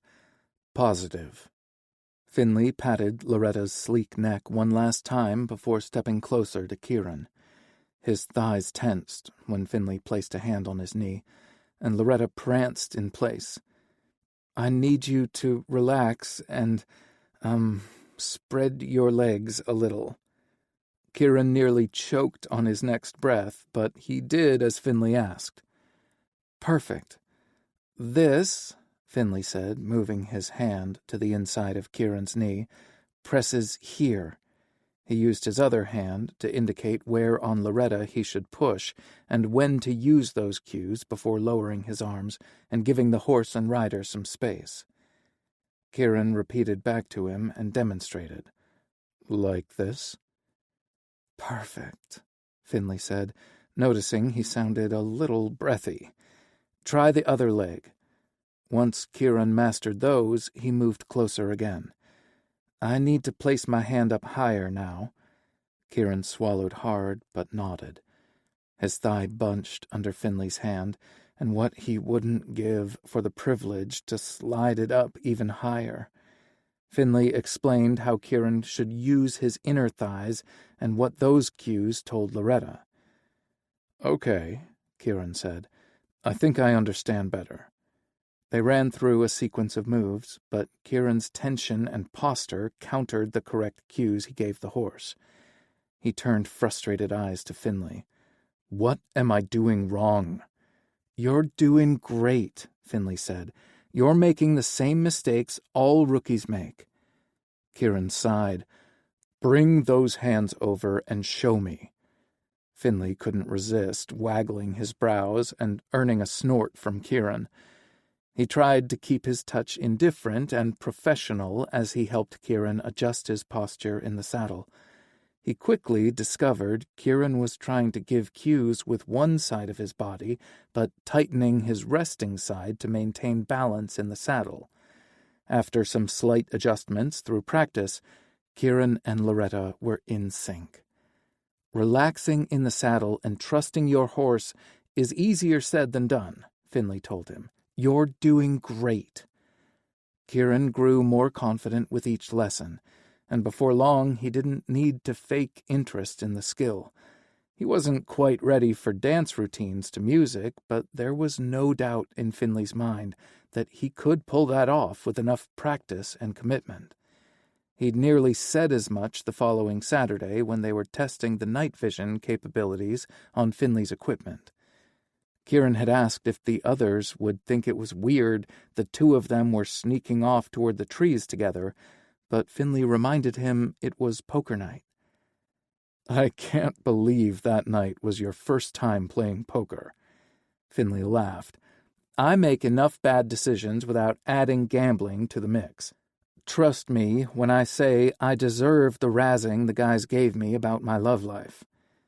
Kieran stopped suddenly when they reached the edge of the woods. The shade from the trees blocked the moonlight and shielded his expression. Kieran placed a gentle hand on Finley's bicep. "Did someone hurt you?" Finley's eyes adjusted to the dark, and he couldn't look away from Kieran's glittering gaze, not even to drop his head in shame. "Not physically. But let's just say you and I both know there are other ways to cut a man." Kieran's fingers tightened around his arm, but not too hard, more like he didn't want to let him go. "I hate that for you." "I hate it for you, too." Finley's voice sounded huskier than he'd intended. "Finley," Kieran said, his voice a rough rumble that teased every nerve ending awake. "I don't want to be just another guy who hurts you or brings sadness into your life. Maybe we—" Finley moved closer, planning to cut him off before he could sever their burgeoning bond, though he hadn't chosen a method of distraction. A pitiful meow came from the darkness surrounding them, beating Finley to the punch. He turned his flashlight on it and shone it around. "Meow!" The wail was closer, but Finley hadn't located the cat. He stepped deeper into the shadows, looking for gleaming eyes. "Here, kitty kitty," he called.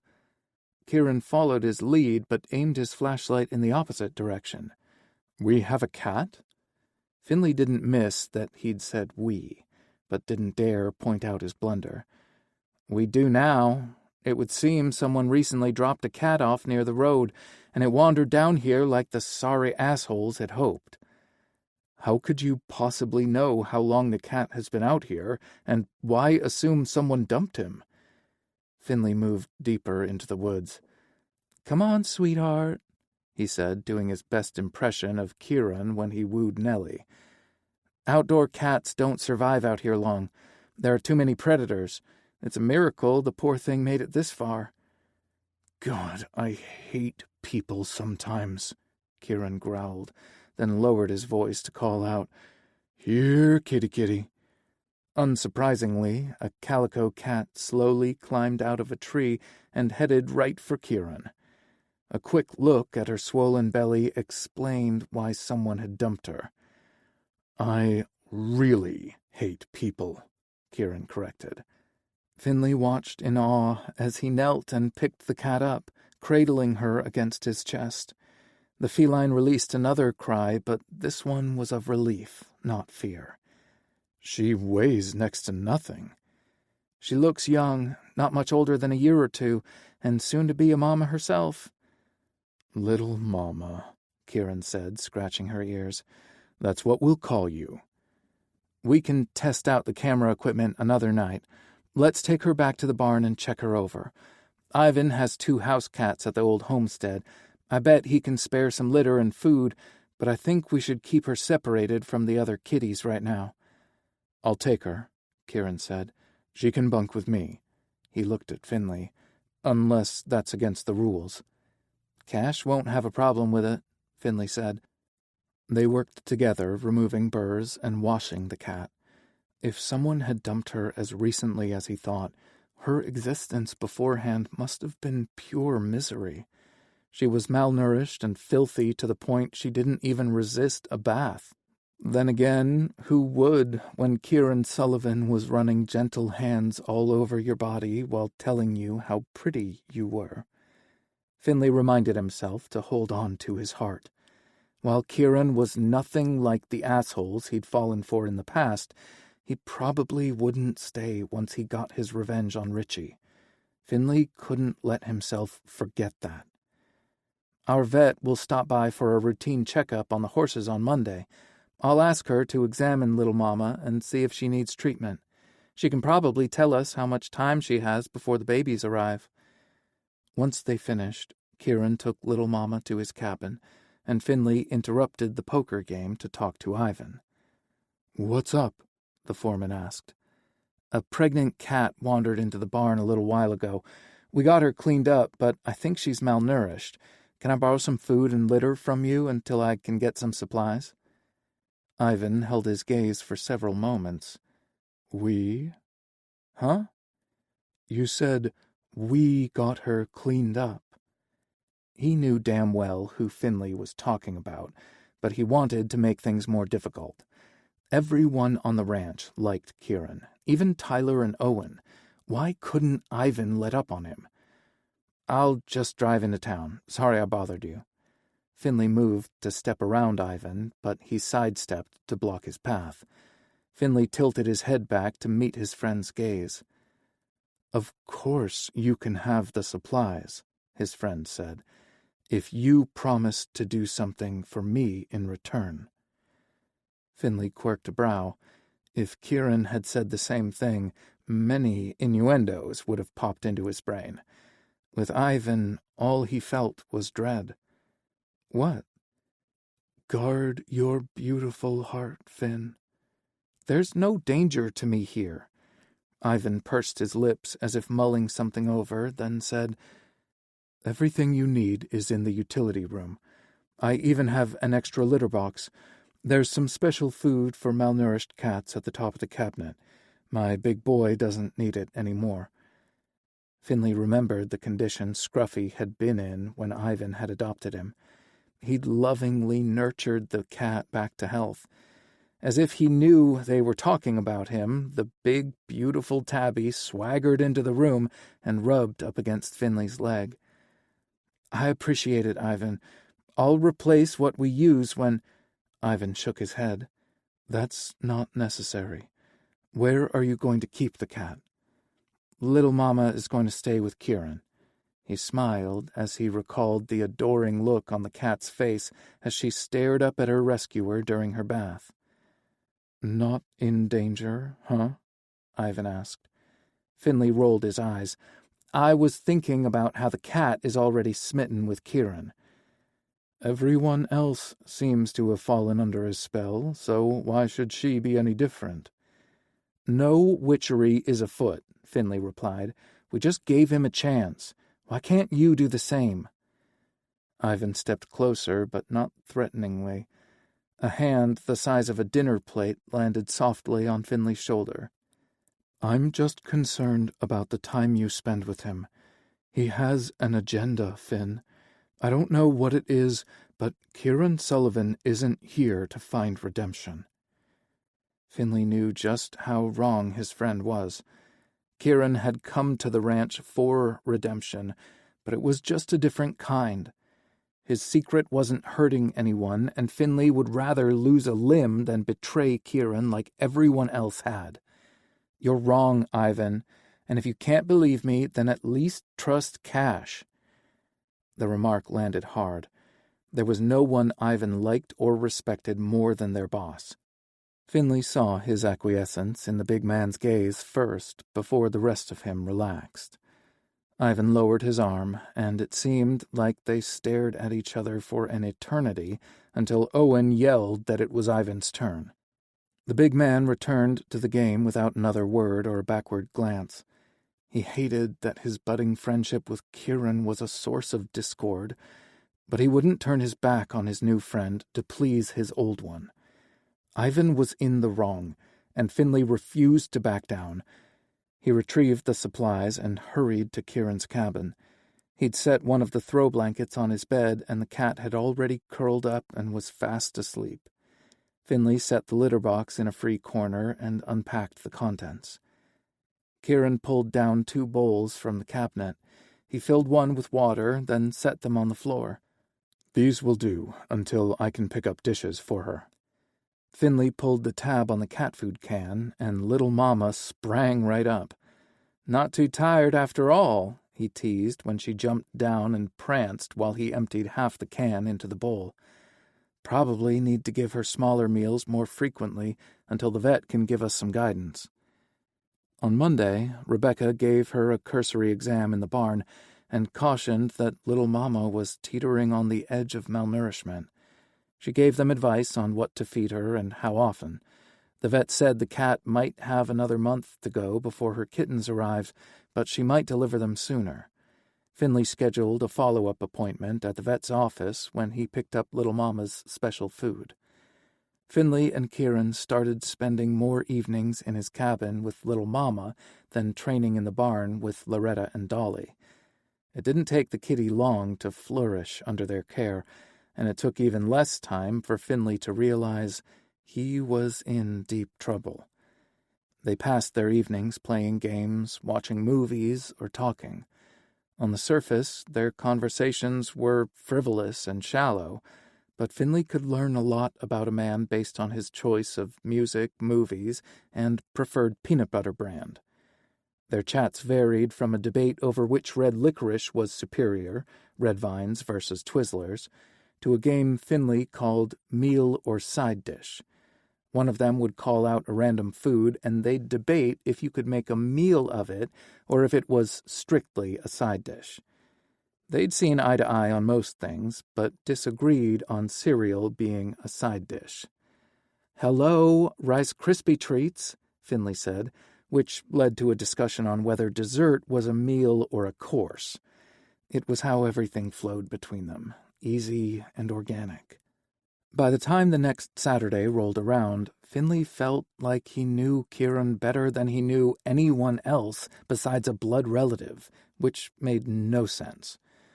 Most everything about Kieran's life before he'd arrived was still a mystery, but it didn't seem to matter. If that didn't raise huge red flags, nothing would, yet his internal warning system stayed quiet. The only waving flags were dream-induced erections inspired by Kieran, but Finley took care of those alone in the dark or in the shower. On the night of the horse show, their chores and errands had taken longer than Finley had planned, leaving no time to rub one out before they left. He settled for ice-cold water to cool his ardor, and hoped the chill lasted through the show and stakeout. He wrapped a towel around his waist, picked up his dirty clothes off the bathroom floor, and opened the door. Finley collided with a wall of muscle when he barreled into the hallway and staggered backwards. Ham-sized fists gently gripped his biceps to steady him. "Whoa there," Ivan said as he dropped Finley's arms. "Is there a fire?" Aware of the towel wrapped precariously around his hips, Finley laughed nervously. "No, just running late for the show." "Oh." Ivan's voice was flat and disapproving. "I forgot about your date with Kieran." Finley inhaled slowly and fought for patience. Tensions had amped up between him and Ivan ever since their last conversation about Kieran. After counting to 8, Finley slowly inhaled. "It's not a date, Ivan. I invited you to go to the horse show along with everyone else. There's still time to change your mind." Ivan snorted and shook his head, a ghost of a smile tugging at his lips. "You invited us because you knew damn well we wouldn't go." He leaned closer and whiffed. "You only wear that body wash when you go on dates." Finley snorted. "No, I just don't wear it when I'm working. You've teased me enough about wearing it during trips into town for lunch at the diner with you. Did you assume we were on dates?" He'd meant to make a flippant rebuttal, but the blush on Ivan's cheeks indicated Finley might have hit a little closer to home than either of them would like. "Of course you didn't," he continued, trying his best to dance his way out of an awkward situation. "Kieran is my friend. Nothing more, nothing less. Now, if you'll excuse me, I'm running late." Ivan shrugged, stepped to the side, and made a sweeping gesture with his arms. "By all means." Finley made it to his room and shut the door before his towel fell off his hips and landed on the floor. Phew. Any sooner, and things would have gotten really awkward, especially after suspecting Ivan's feelings could be more than platonic. He shook his head, unwilling to think about that or the ramifications. Finley and Kieran had an important mission to carry out, so he ran the plan through his head while getting ready. He'd debated his outfit choices before his shower and had landed on the olive green shirt with mother-of-pearl snaps and his favorite faded jeans. He swapped out his boxer shorts for the pale blue jockstrap and refused to dwell on the reason for his last-minute decision. Finley dressed quickly, then grabbed his brown leather jacket, phone, wallet, and the keys to his personal truck before exiting his room. Finley stuffed his phone and wallet into his pockets and whistled his way toward the front door. He frequently sang, hummed, or whistled, so there shouldn't have been any raised brows or catcalls from the guys who came over for the weekly poker game, but there were. Finley stopped at the door and looked over his shoulder. Everyone gathered around the table smiled at him, except for Ivan, who wore an I-told-you-so smirk. "Not a date," Finley called out before turning the knob and wrenching the door open. For the second time in 30 minutes, he ran headlong into a man. Finley snapped his head up and met the dark gaze that heated his blood during the day and scorched his dreams at night. Kieran wore a burgundy button-up with a pair of dark jeans and boots. His shoulders looked broad and sexy beneath a Sherpa-lined denim jacket he'd picked up during a recent trip to the thrift store. "Hi," Finley said breathlessly. Kieran's lips curved up but didn't quite form a smile when he raked his gaze over Finley. Obsidian eyes met his once more, approval sparkling in their depths. "In a hurry?" Kieran asked. "As a matter of fact," Finley smiled at him, hoping to entice a matching reaction, but not yet. It was just a matter of time, though. He was certain of it. "Are you ready?" The question was loaded, and Finley could tell by Kieran's determined expression that he understood. "I've been ready." Finley led Kieran to the truck he'd inherited from his grandfather. It was a late 90s model with a bench seat and an outdated stereo system, but he'd kept it in pristine condition. Finley had driven it from Tennessee when his family had made the move, and he kept the truck inside one of the equipment barns on the ranch. He and Kieran had discussed their plan backward and forward the past few days, and driving something that wouldn't lead back to the ranch was ideal. His silver work truck with a large logo would draw too much attention, but the black paint on his personal truck would be perfect to help them blend in during their clandestine adventure. "Are you hungry? The Morrisons gave me Tiny Dancer's performance time so we could swing through a drive-thru, or would you prefer to grab something from concessions at the show?" "What will they have at the arena?" "Anything and everything," Finley replied. "Rows of food booths, stands, and trucks." Kieran released a little groan, and Finley knew he'd heard the sound in his dreams. "I want that." Those words would make an appearance too, and he was looking forward to bedtime. They feasted on smoked beef brisket, macaroni and cheese, baked beans, cornbread, and apple hand pies before making their way into the stands. Kieran leaned over when they took their seats and said, "I might have to loosen a button." A button? Did that mean he wore button-fly jeans? So freaking hot. But Finley didn't let his mind wander too far in the crowded arena. The goal was to stick around long enough to watch Tiny Dancer perform, then meet the Morrisons at her trailer for a quick reunion before sneaking off for their stakeout. Tiny Dancer was smack dab in the middle of the lineup, which allowed plenty of time for anticipation to bubble, brew, and give Finley anxiety. At one point, Kieran reached over and settled his hand on his knee, bringing attention to his bouncing leg. They locked eyes for several moments, and Finley found his center of calm once more and enjoyed the show. Finley and Kieran weren't confronting anyone. They were just going to take some pictures from a safe distance. They'd scoped out the area using satellite images from Google Maps and found the perfect spot to park and watch the warehouse for suspicious activity. Finley expected Kieran to be too distracted by the stakeout to pay much attention to the performances, but he frequently leaned into Finley's space to comment on the various elements and point out the obvious directional cues. And then the announcer introduced Tiny Dancer and 16-year-old Addie Morrison to the crowd.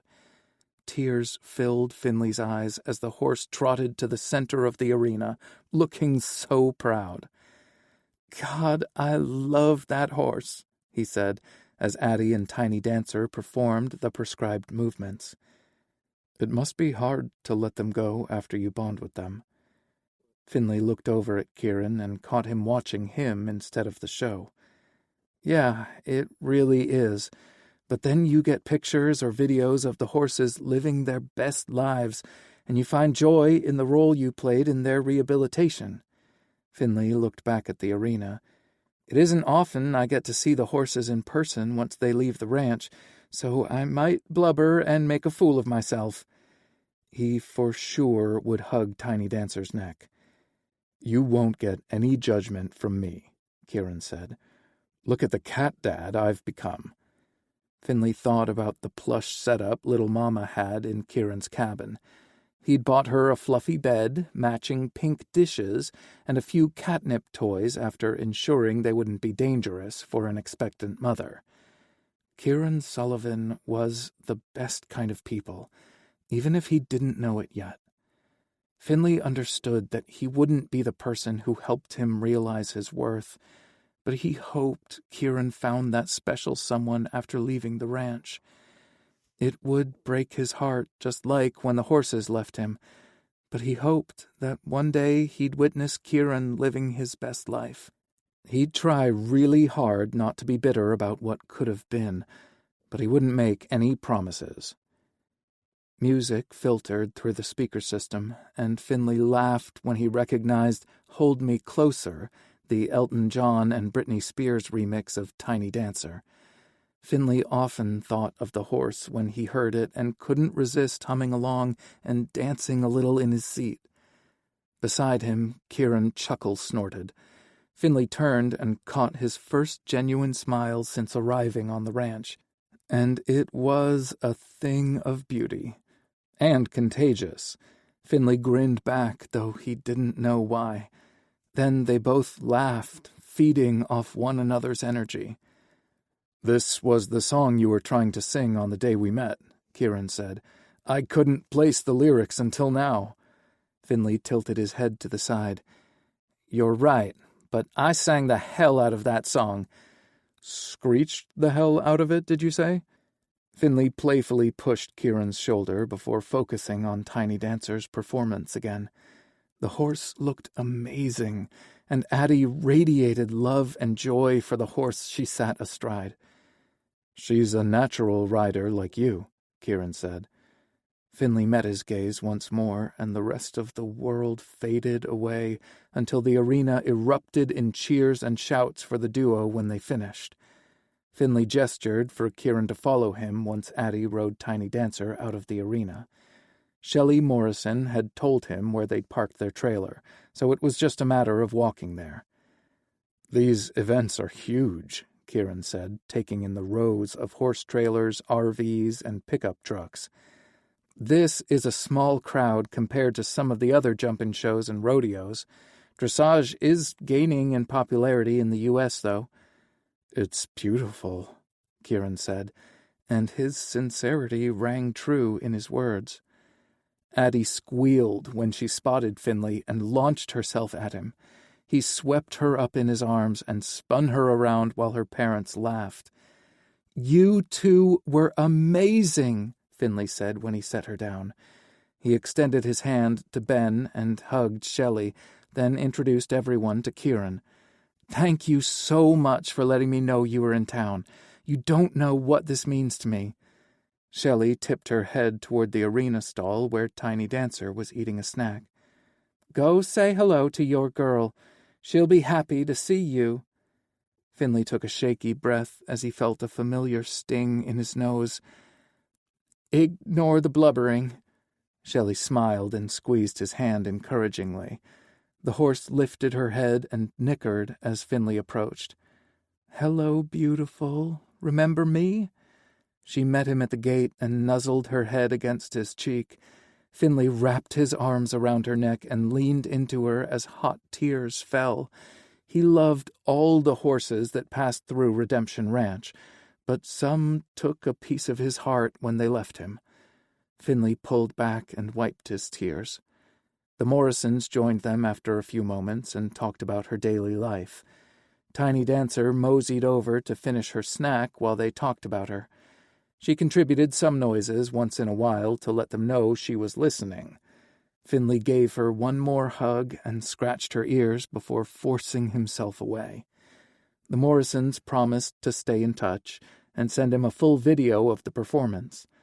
A sense of peace washed over Finley as he and Kieran made their way toward the parking lot. "Do you know the only thing that could make this night better?" Finley asked when they reached his pickup truck. Kieran smiled at him for only the second time. The first grin was full of humor and joy, but the follow-up was sly and sexy. "Keep your mind out of the gutter." "Someone is going down tonight," Finley vowed, only realizing how it sounded when Kieran's smile turned downright dirty. "I'm just going to shut up before I make a bigger fool of myself." He turned to put the key in the door lock, but Kieran placed a hand on his arm to stop him. Kieran's expression was so warm and tender, Finley thought for a moment he might kiss him. But Kieran pulled him into a tight hug instead. Heat unfurled low in Finley's belly as Kieran's warmth bled into him. Their embrace lasted longer than a platonic hug should, but Finley couldn't let himself hope. "Never change a single thing about you. Promise me," Kieran demanded. "I promise." "Good." Kieran pulled back and placed a soft kiss on Finley's forehead before dropping his arms and walking around the hood of the truck. Finley would have told himself to hold on to his heart, but he figured it was already a lost cause. Chapter 13. Richie's warehouse was in a commercial area that was quiet after dark, making it easier for them to avoid detection. Kieran had sketched the layout of the structure from memory. Then they used Google to pick the perfect spot to get eyes on the back of the building, where the garage doors were located. Tall fences topped with barbed wire surrounded all the storage facilities in the area. The only way in was through code-protected gates, and Richie's gate was at the front of his warehouse. They didn't need to see someone pull in through the gate. They wanted to see the cars pull into the warehouse. From their vantage point behind a medical equipment supplier, Kieran scoped out Richie's building through binoculars while Finley adjusted the camera lens until he was happy. The only thing separating them was Finley's equipment bag on the bench seat between them. The only thing keeping him from reaching for Finley and drawing him near was the last shred of decency he clung to, but he was barely hanging on. They'd spent nearly every waking hour together over the past 2 weeks, and Kieran had never met anyone he admired more than Finley Ash. He was compassionate, intelligent, quick-witted, and competent in everything he did. Finley was the most gorgeous person he'd ever met, inside and out. No matter where Kieran landed after he left Redemption Ridge, he'd be a better man for knowing Finley, who filled his waking hours with sunshine and his dreams with sultry images. Kieran had nearly used all the monkey grease and was trying to figure out how to get more without letting on that he'd used the bottle meant for Finley. Resisting temptation had become especially hard when breathing in his woodsy, masculine scent in close quarters. It reminded him of pine trees and citrus groves and something that was uniquely Finley. It wasn't lost on Kieran that his attention had veered way off course the past few weeks, but he struggled to find remorse or the whim to steer it back. His cohort reached over and nudged him. "You didn't hear a thing I said, did you? Already tired of my prattling?" "No, I was just going over everything I remembered about the warehouse. There are 2 entrances besides the 3 garage doors at the back. You can see one entrance at the rear and the other is at the front. Richie never gave me the front entrance code, and I don't think he ever used it. I had numbers for the rear door and the gate." "What are the chances the codes for the gate and back door are still the same?" Finley asked. "Not likely, and we won't find out." Finley chuckled and nudged him again. "I wasn't about to suggest we try. There are security cameras all around the building." Kieran did a sweep with his binoculars and counted at least 4 cameras on the rectangular building. "What did I miss when I zoned out?" "Oh," Finley said as if he'd already forgotten. "Do you think it's likely someone other than Richie is pulling the strings?" Kieran worked to keep his breathing steady. "I do, actually." He wouldn't confess to suspecting Cash, the man Finley admired more than any other. Hell, even Kieran struggled to believe it after his brief time living on the ranch. He'd suspected the operation was a way to groom men for Cash's and Richie's illegal operations, but he'd found no proof of that.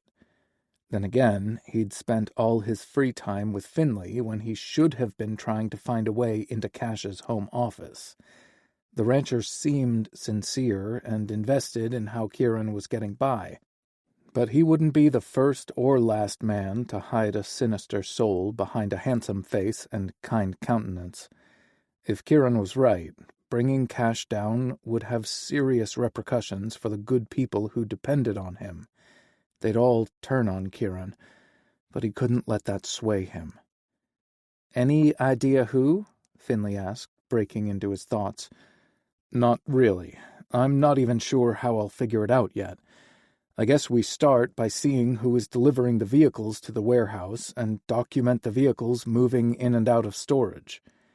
They went back to scoping out their surroundings in quiet, but the conversation didn't lull for long.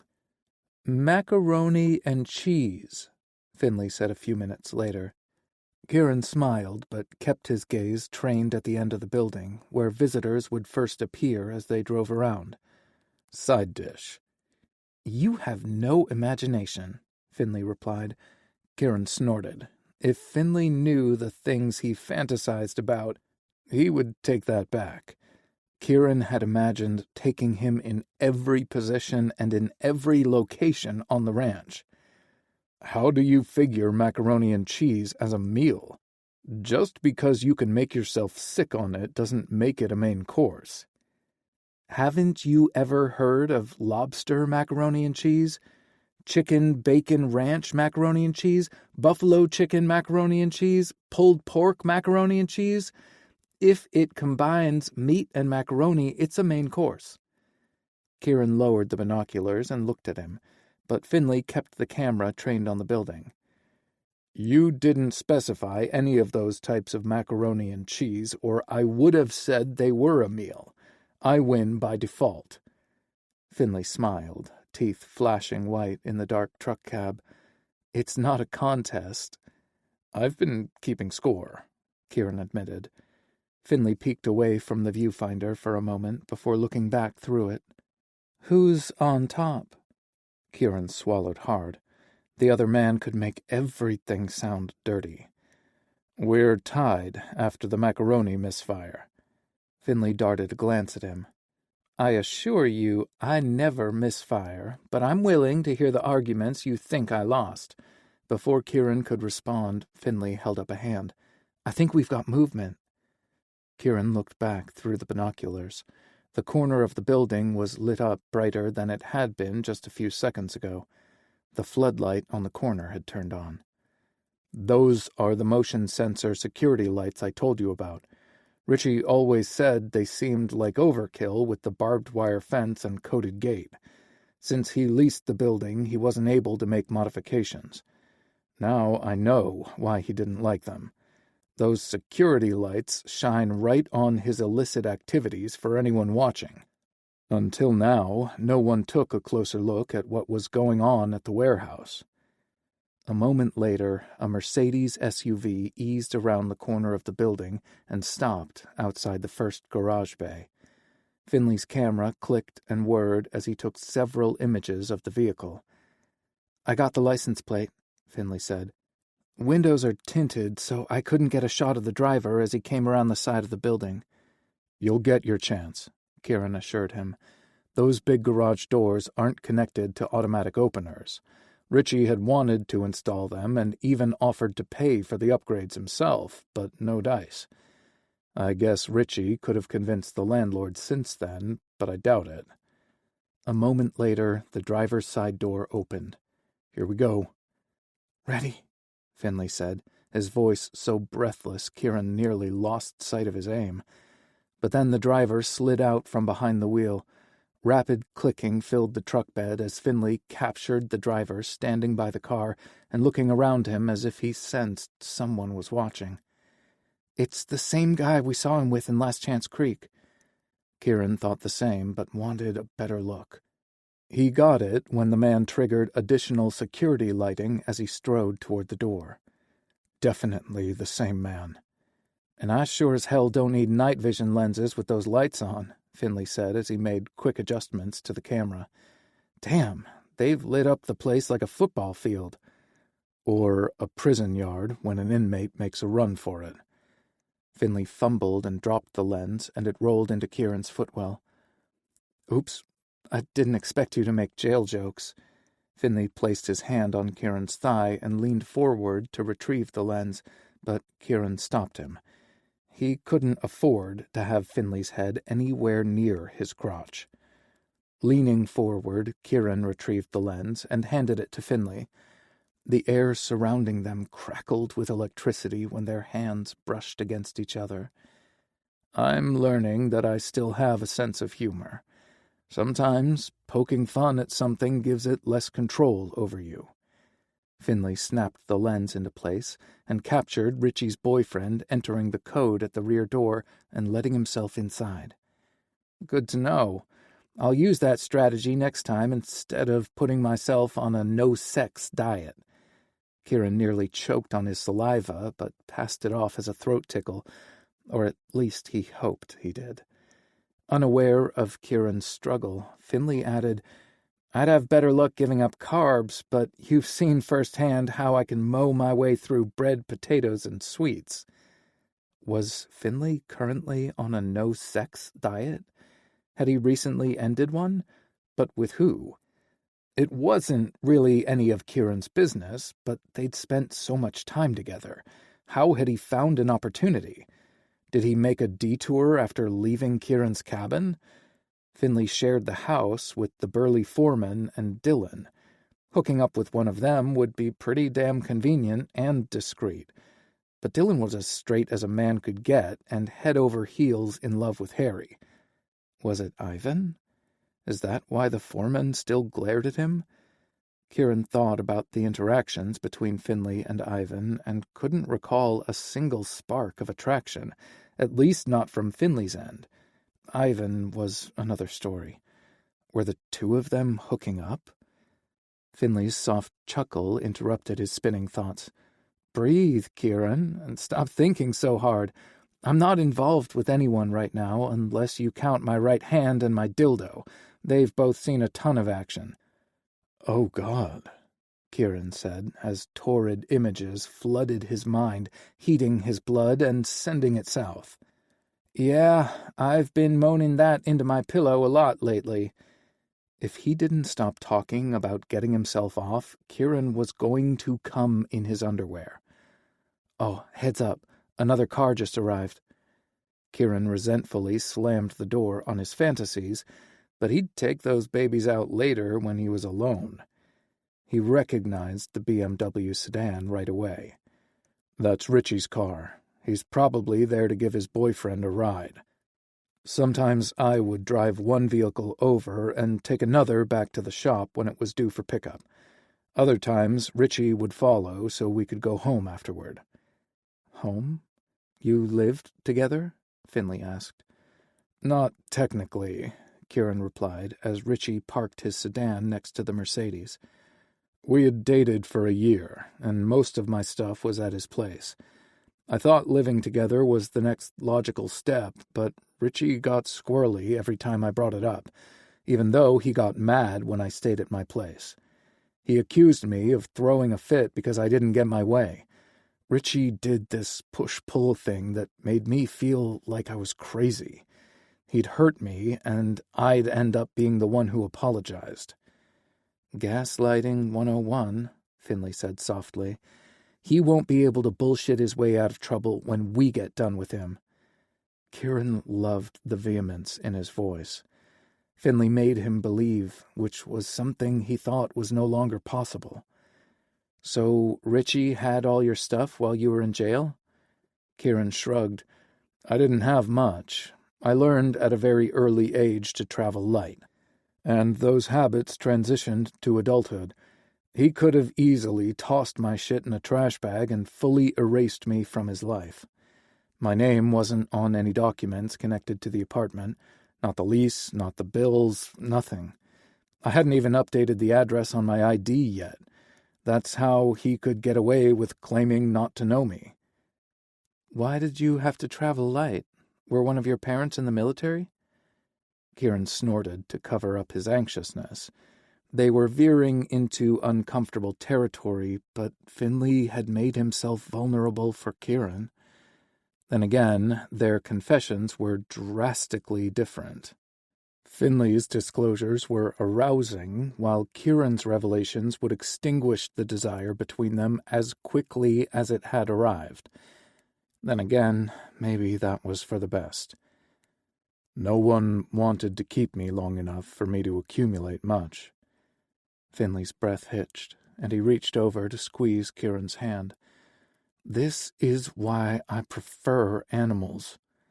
The forcefulness in Finley's voice contradicted the gentleness in his touch. Present company excluded. He gave Kieran one more squeeze before releasing him. Richie's windows are tinted too, but they're not as dark as the Mercedes. It looks like there are two people inside. Kieran adjusted his binoculars and peered through the rear windshield. You're right. Maybe it's the person calling the shots. A few minutes passed by without the boyfriend exiting the warehouse. The driver's side door on the BMW opened, and Richie stepped out. Finley went to town with his camera. He could become a paparazzo if the horse training gig didn't pan out. Richie bent down and spoke to the person inside his car, and they pushed their door open too. Kieran didn't recognize the silhouette when the passenger stepped out of the car and into the shadows. Click, click, click. He could only tell it was a tall man with linebacker shoulders. When the mystery man stepped into the light, Kieran noted a square jaw, flat nose, and a dark buzz cut. Click, click, click.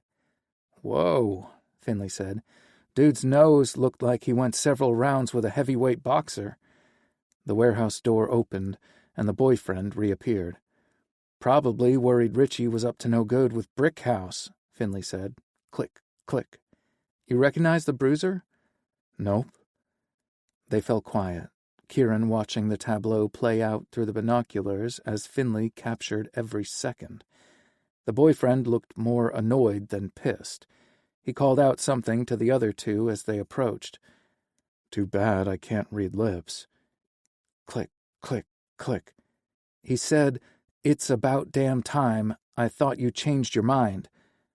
Kieran looked over at Finley, who hadn't taken his eyes off the scene. Seriously? You read lips, too? Is there anything you can't do? Finley shrugged, so Kieran looked through the binoculars in time to see the three men enter the warehouse. Now what? Finley asked. We wait and see if anyone else shows up. If not, we document what they drive off in. Finley lowered the camera to his lap and narrowed his eyes. We need to figure out who the other two men are in the trio and learn everything we can about them. Hopefully we'll uncover some leverage we can exploit. Kieran's mouth fell open in shock. Like blackmail? Whatever it takes, Finley replied. I say we follow Brickhouse if he drives off in a second vehicle. Before Kieran could respond, Finley's eyes widened. Shit! We've been made! Kieran looked out his window and saw nothing. But then he noticed an orb of light bouncing in the truck's side mirror. Must be a security guard. The bouncing increased and drew closer. They probably already have your license number, so speeding away won't do us any good. Finley stashed his camera in the green military bag with PFC Finnegan Donovan stamped on the fabric. Then he hoisted it onto his lap. Since the truck was a single cab, there was no place to stash the bag. The guard would want to know what was in it and would call the cops if they didn't comply. Finley glanced in the side mirror again and said, We don't have much time. Scoot over to the middle of the bench seat. What? Why? Just do it, he said calmly. We need to distract this person from wanting to learn more about what we're up to in here. Kieran scooted over, still not sure what was going on, until Finley set the duffel in his vacated footwell and straddled Kieran's thighs. This again? He teased. You better really sell it. Finley cupped the back of his neck and pressed a hard kiss against his mouth. Kieran gasped and dropped his hands to Finley's hips. He hauled him closer and parted his lips, inviting Finley to deepen the kiss, and the blonde fireball in his arms didn't disappoint. Finley slid one hand into Kieran's hair, pulled his head back, and slid his tongue into Kieran's mouth. They groaned together, and Finley thrust his hips forward, grinding his pelvis against Kieran's. Was this part of the decoy, or was Finley finally giving in to the sexual tension that had been building between them since they'd met? Both of them were hard as steel, and Kieran was losing his ability to think objectively. He slid his hands lower to cup Finley's ass, wishing they were naked so he could part those round globes and finger the pucker nestled between them. Finley grunted and frothed faster, applying the perfect amount of pressure that would have Kieran coming in his pants. He growled and moved his right hand to trace the seam in the center of Finley's jeans. Finley lifted his head to cry out, and Kieran went to work on his neck, licking and biting a trail back to his hungry mouth. Finley sucked his tongue, and fireworks exploded behind Kieran's eyelids. He realized the moment the flashlight was aimed at them, but he didn't let up. Finley thrust harder, and Kieran held him tighter. They kept at it until the guard tapped their flashlight against the window. Finley and Kieran faked their surprise and pulled apart like two teenagers caught by their parents. The guard looked to be in his late 50s, and a disgusted sneer pulled at his lips as he stared at them. "You can't be doing that shit here," he yelled through the glass, not bothering to ask them to roll down their window. "Get out of here before I call the cops and have you arrested for lewd behavior." Finley quickly situated himself behind the wheel, shifted the truck into drive, and sped away. Once they drove around the building and reached the exit, he snapped on his seatbelt. He looked at Kieran, who still sat in the middle. "Buckle up." Instead of moving back to his original seat, Kieran stayed there and used the lap belt. "That was close," Finley said breathlessly when he turned onto the street and drove away. "Should I apologize?" Kieran turned his head and smiled at Finley. "Because the guard caught us, or because we didn't get to finish what we started?" Finley's breaths came fast. He glanced over and smiled but didn't answer. At least not with words. But he turned the truck into the parking lot of Dexter's roadside motel not 2 minutes later. Most of the lights were out in the sign, but it was lit up enough for Kieran to see rooms went for $69 per night. Doubtful the price was a coincidence. Finley put the truck in park and closed his eyes. "Well then," Kieran said huskily. Finley's eyes snapped open and met his gaze. "What?" Kieran waggled his brows, and Finley looked around them. "Oh, no, I didn't mean—" Kieran tisked and shook his head. "That's too bad. I'd give every dollar I have for one night of kissing you." Finley sucked in a sharp breath. Kieran saw his pupils dilate even in the dimly lit parking lot. "This wouldn't be my first choice of a place to lay you down, but when in Rome, or at—" Kieran reread the blinking neon sign, "Dexter's roadside motel." Finley fumbled his seatbelt free and pushed his door open. "Kissing sounds great, but I'm not leaving this dive until you bury your monster cock in my ass." He exited the truck, slammed the door, and jogged toward the motel office before Kieran could respond. Alone with his thoughts, Kieran had enough time to think things through and talk himself out of going into a motel room with Finley. That isn't where his mind went, though. He was too busy thinking how this and everything to do with Finley felt right. And for the first time in his life, Kieran had to acknowledge that the emotional connection between him and Finley fueled the physical attraction, not the other way around like he'd experienced with past lovers. Of course he'd noted Finley's gorgeous attributes.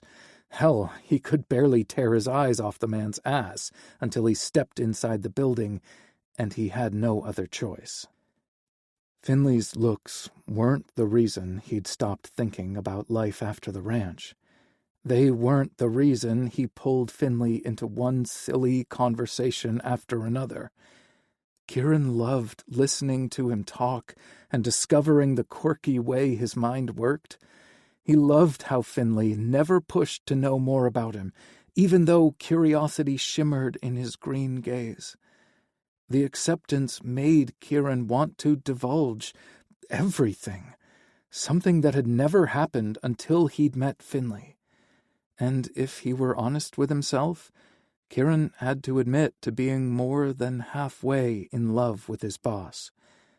If he conceded that, he'd have to acknowledge what he'd give up when he walked away from the ranch. Reasons for why this was a bad idea flooded his brain, threatening to drown him, until Finley pushed open the office door and strode purposefully to the truck. Kieran shut down any part of his brain that wasn't committed to making Finley Ash come harder than he ever had before. He unbuckled his seatbelt and exited the truck, meeting Finley at the hood. The gorgeous blonde lifted his hand to show a plastic keychain dangling from his forefinger. Kieran cupped the back of his neck and pulled him forward for a hot, hungry kiss, not easing up until Finley whimpered so prettily in the back of his throat. Kieran rested his forehead against Finley's and closed his eyes. That sounded even sexier in person than in my fantasies. Finley's breath hitched, and Kieran reopened his eyes. It's true, I've tried to stop wanting you, and even thought I could rub you out of my system, but... He took a fortifying breath, still in disbelief that he was spilling all his secrets. I only want you more. Finley wrapped both arms around Kieran's neck and smiled up at him. That makes me feel so much better. I was feeling guilty about all the times I rode my dildo while wishing it was you. He stepped closer until they touched from head to foot. Remember those times you asked if I was sore? Hell yes, he recalled the hitch in Finley's step and the soft grunts that escaped now and then. Kieran opened his mouth to speak, but no words tumbled forth, so he nodded.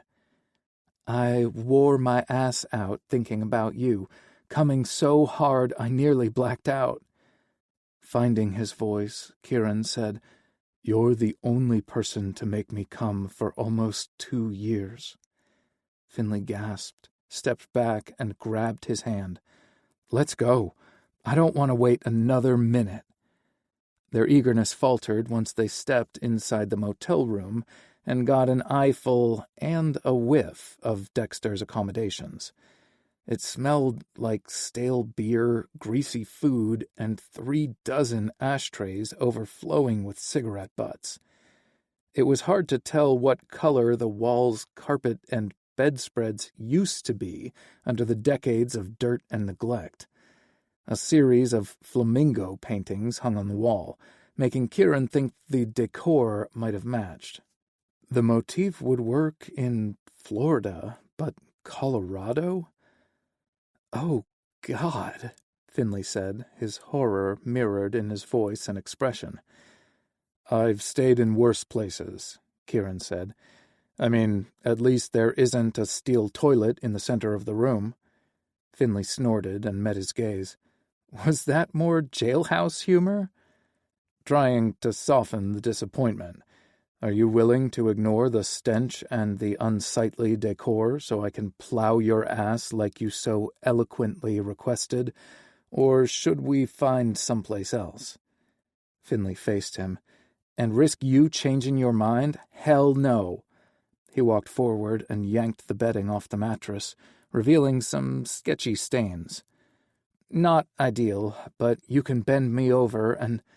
Kieran cut him off with a hard kiss.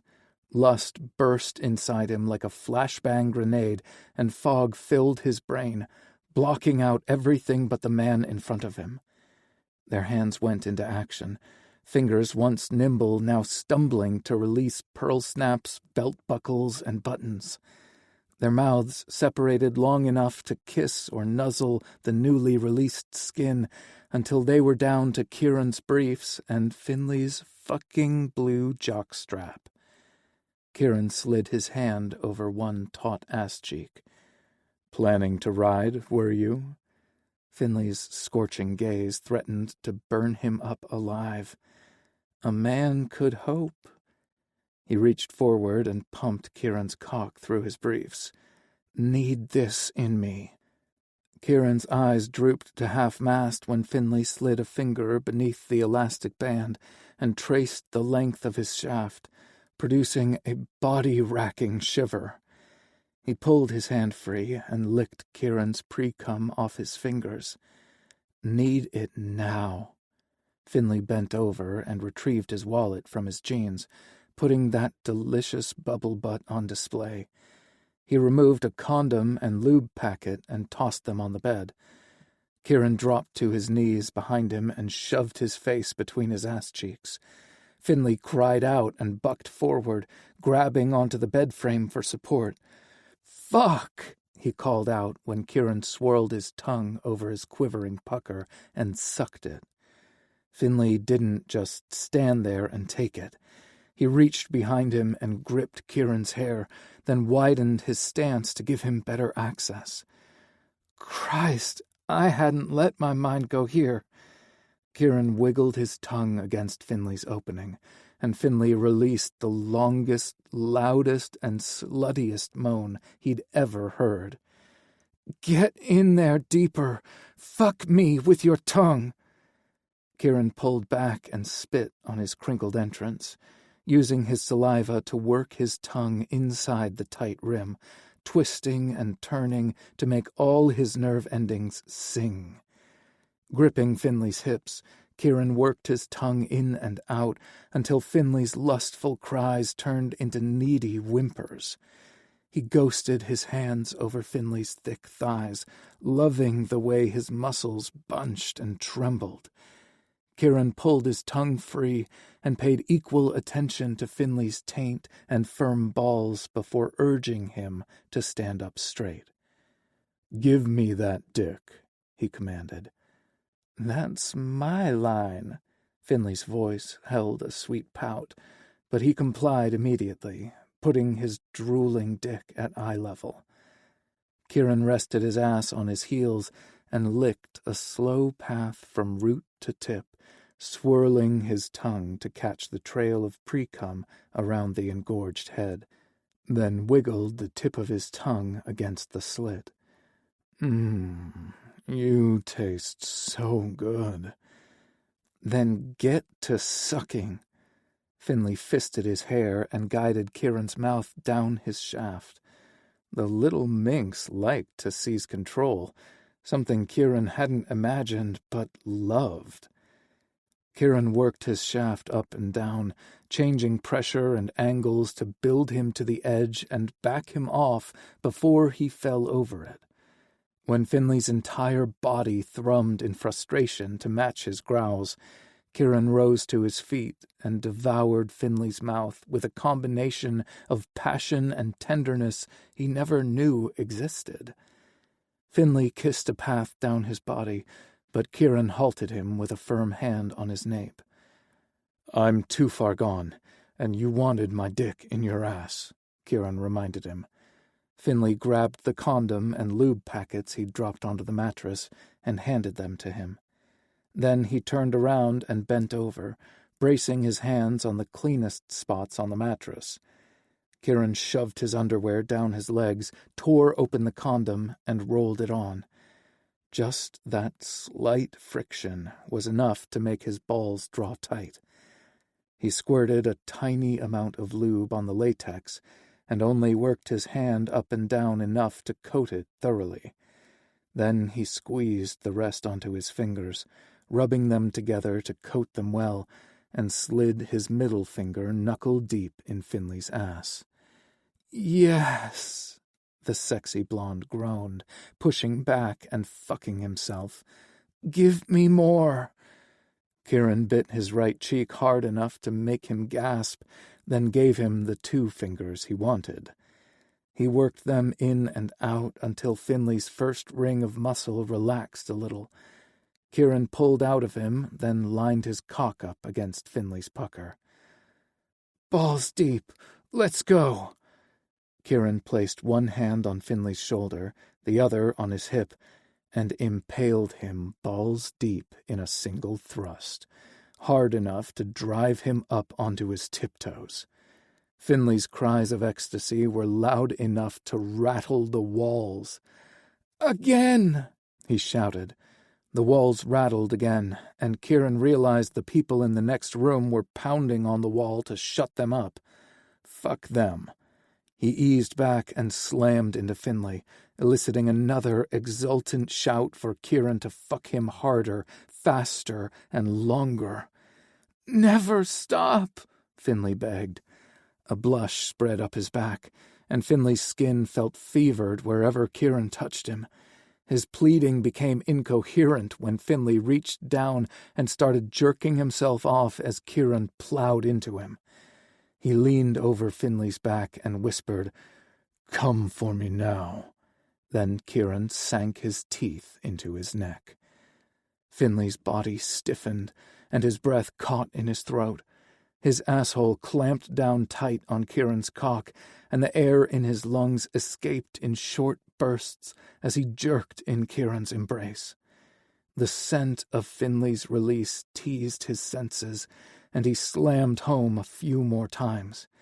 Kieran's climax slammed into him, seizing the air from his lungs and muscles, then setting him adrift in a euphoric free fall as he flooded the condom. He remained bent over Finlay, fighting off an urge to cry because that hadn't just been sex. It was something transformative. Finlay eased free, stood, and wrapped his arms around Kieran. They kissed and panted until the last tremors left their bodies.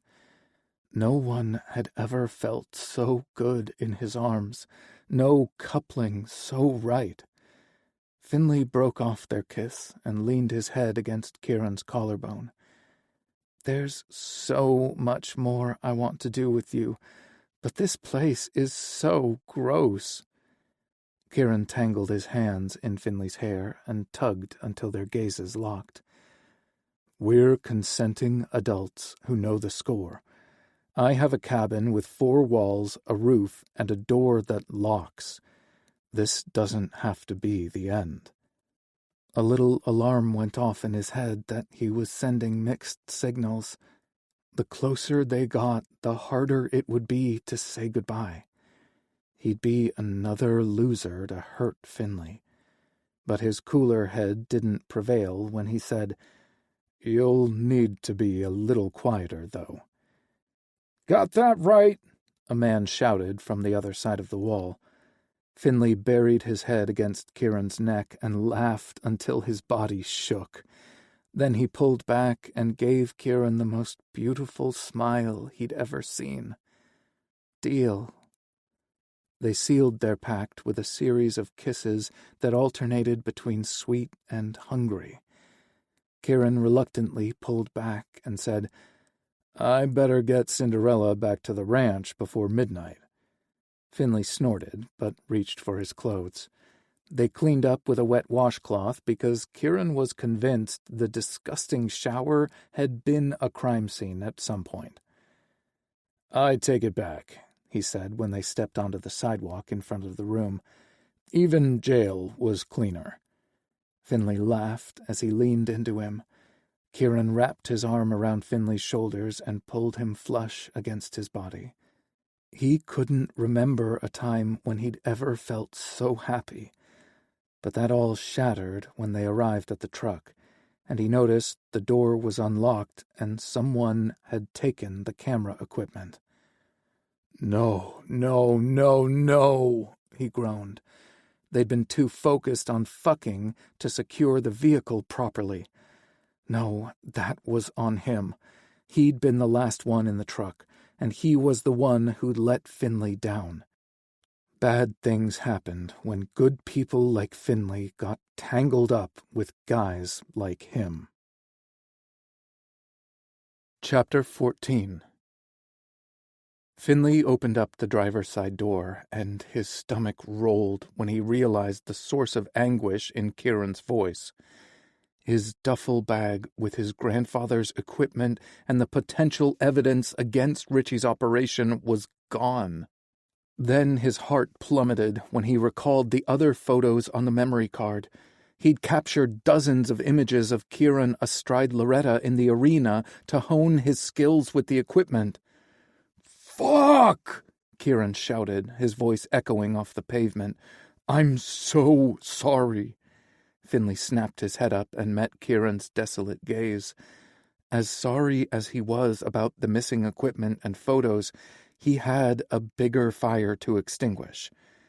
Kieran was clearly blaming himself, and that just wasn't fair. The progress they'd made and the promise of sexy nights in the cabin were in jeopardy if he didn't act fast. "This isn't your fault." Kieran's tormented expression didn't change, and Finley couldn't be sure Kieran had even heard him. He closed the door, rounded the front of the truck, and gripped the taller man's biceps. Finley shook him, and Kieran blinked a few times, but his regret remained. "I'm so sorry," he whispered. "I know how much that equipment meant to you, and I shouldn't have been so reckless." "This isn't your fault, Kieran. I was the last one in the truck. It would have taken seconds to secure the vehicle, but I was in too much of a hurry." To claim me. Finley could never regret what they'd shared, not even after this setback. If he didn't get Kieran to come around to see his side of things, he'd never get a chance to experience that passion again. Even worse, Finley couldn't allow Kieran to add another thing to his overburdened soul, so his brain went into damage control mode. "Hear me when I say this," he said, both his words and grip resolute. The thief wouldn't have hesitated to bash out a window to steal the equipment, so locking the door wouldn't have mattered. That gear belonged to me, and it was ultimately my responsibility to secure it. Truthfully, it was a miracle he hadn't left his keys in the ignition, too. "I will get my stuff back." That earned a quirked brow, at least. "They're going to take it to a pawn shop, and I will buy it back." "They'll remove the memory card before pawning it." Finley had already thought of that and had a solution at the ready. "We'll take more pictures. This changes nothing." Kieran's dour expression said it changed everything. "Not we," he replied. "I'm not involving you in my stupid scheme anymore." Finley wanted to argue with him, but he could tell by the firm set of Kieran's jaw that he'd just be wasting his time. He had to focus on what he could do instead of beating his head against Kieran's brick wall. Finley hadn't managed to knock it down or even scale it, but he'd managed to knock a brick or two loose. He could almost hear the splatter of the mortar and the scraping of the trowel as Kieran built the wall taller and thicker. "It's probably a waste of time, but I'm going to talk to the motel clerk to see if there are security cameras on the parking lot. Then we'll head back to the ranch." Kieran narrowed his eyes like he was going to protest, but nodded. Finley was reluctant to release his biceps, fearing he would bolt like a skittish horse, but they couldn't stand there all night. He'd just have to trust himself to reach the place where Kieran had retreated to lick his wounds. The clerk didn't look up from his computer when Finley entered the office again, and he only responded to his question with a snort and headshake. Their first encounter hadn't been much livelier, but Finley had been too eager to get naked with Kieran to care. He left the cramped space as quickly as he'd arrived and headed toward the truck. His heart faltered when Kieran wasn't standing by the vehicle, but he breathed a little easier when he made out his shape through the windshield. "No luck," Finley said when he climbed into the cab, "but I didn't expect much." Kieran's countenance was even stonier, and his posture more rigid than the first day they'd met. The man in his passenger seat was a stranger again, and he bit back a heavy sigh. It would be a battle of wills, but Finley believed he'd come out on top. He had to. They rode back to the ranch without uttering a word. Finley played the radio softly because complete silence would have driven him mad. But he made a last-ditch effort when he parked his truck and killed the engine. "I figured they'll fence the equipment fast. Do you want to check out the pawn shops and grab lunch after morning chores?" "No," Kieran said. Then he opened the door and shoved out of the truck without explaining his answer. Finley watched him disappear into the shadows with a sinking heart. His misery deepened when Kieran didn't show up for breakfast the following morning. Finley kept his head down and focused on eating to avoid the sympathetic looks everyone tossed his way. Well, everyone except Ivan, who looked too damn smug for Finley's liking. His nerves got the best of him, and he pushed back from the table without finishing his breakfast. The rare occurrence didn't go unnoticed either. "Whoa," Reuben said before he got very far. "I'll take those sausages and pancakes." Finley extended his plate and let Reuben take what he wanted before rinsing his dishes and placing them in the dishwasher. His thoughts tangled and spun in his brain like a thorny tumbleweed. He wasn't sure which emotion to latch on to until he reached the barn and found Kieran mucking out the stalls. Indignant fury won out over hurt and dismay. At least he could do something productive with that one. The others just caused him to mope around like a sad sack. Tyler and Owen had kitchen duty once they finished eating, so it would be just the two of them for a while. "Assigned yourself the shit jobs as penance?" Finley asked. He tried to keep the anger from his voice, but Kieran stiffened before turning his head and meeting Finley's gaze. He fought back a sob and the urge to throw something when he couldn't find a trace of the man he was falling for in the stranger looking at him. "So this is how it's going to be, huh?" Kieran didn't respond or even blink. "Carry on, then." Finley retreated to his office and slammed the door hard enough to make the hinges rattle. He tangled both hands in his hair and pulled to keep from screaming, then paced the length of the small room. Fuck! He was good and pissed. It took several minutes for him to wind down enough to realize their friendship wasn't meant to be if a minor setback could cause this much damage. He closed his eyes, exhaled slowly, and adjusted his thinking. Kieran's anguish was more important than his hurt feelings and pride. If Finley gave up, he'd never see another one of Kieran's beautiful smiles, and that would suck. But if Finley failed to deliver on the promise he'd made to Kieran, that would be a tragedy. He would not let Kieran down. Calmer, he opened his door and sat at his desk to work on the schedule for the day. He hung the clipboard on the wall for the crew to find and retrieved his rake and shovel. Kieran stiffened when Finley opened the stall beside him and started cleaning. Finley's new tactic was to pretend the past few weeks hadn't happened. They were back to square one. Finley started singing as he worked and thought he caught a faint chuckle during one particularly off-key note. Kieran's demeanor had softened a little by the time they finished cleaning all the stalls, but he didn't instigate conversation. He returned to the dining room with everyone else at lunch, but didn't interact with the crew. They accepted the change just as Finley had and went about their business. He compiled a list of pawn shops between the ranch and Denver.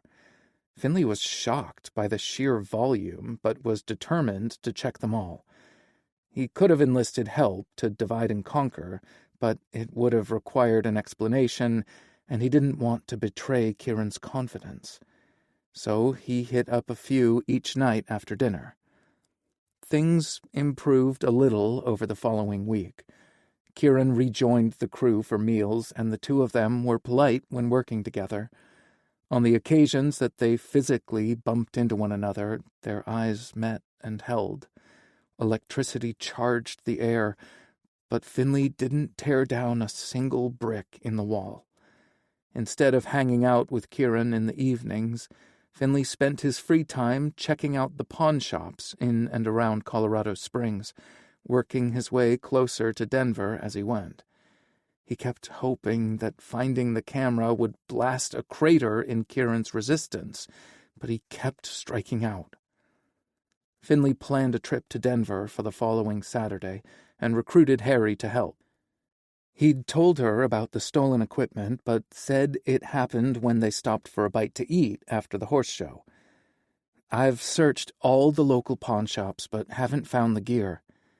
What a crappy ending for a date, Harry said. Not you, too. You're sounding like Ivan. Harry giggled. Because he cares about you. She paused, then added, You could do a lot worse than Ivan. He's so handsome, hard-working, and a dear friend, Finley supplied.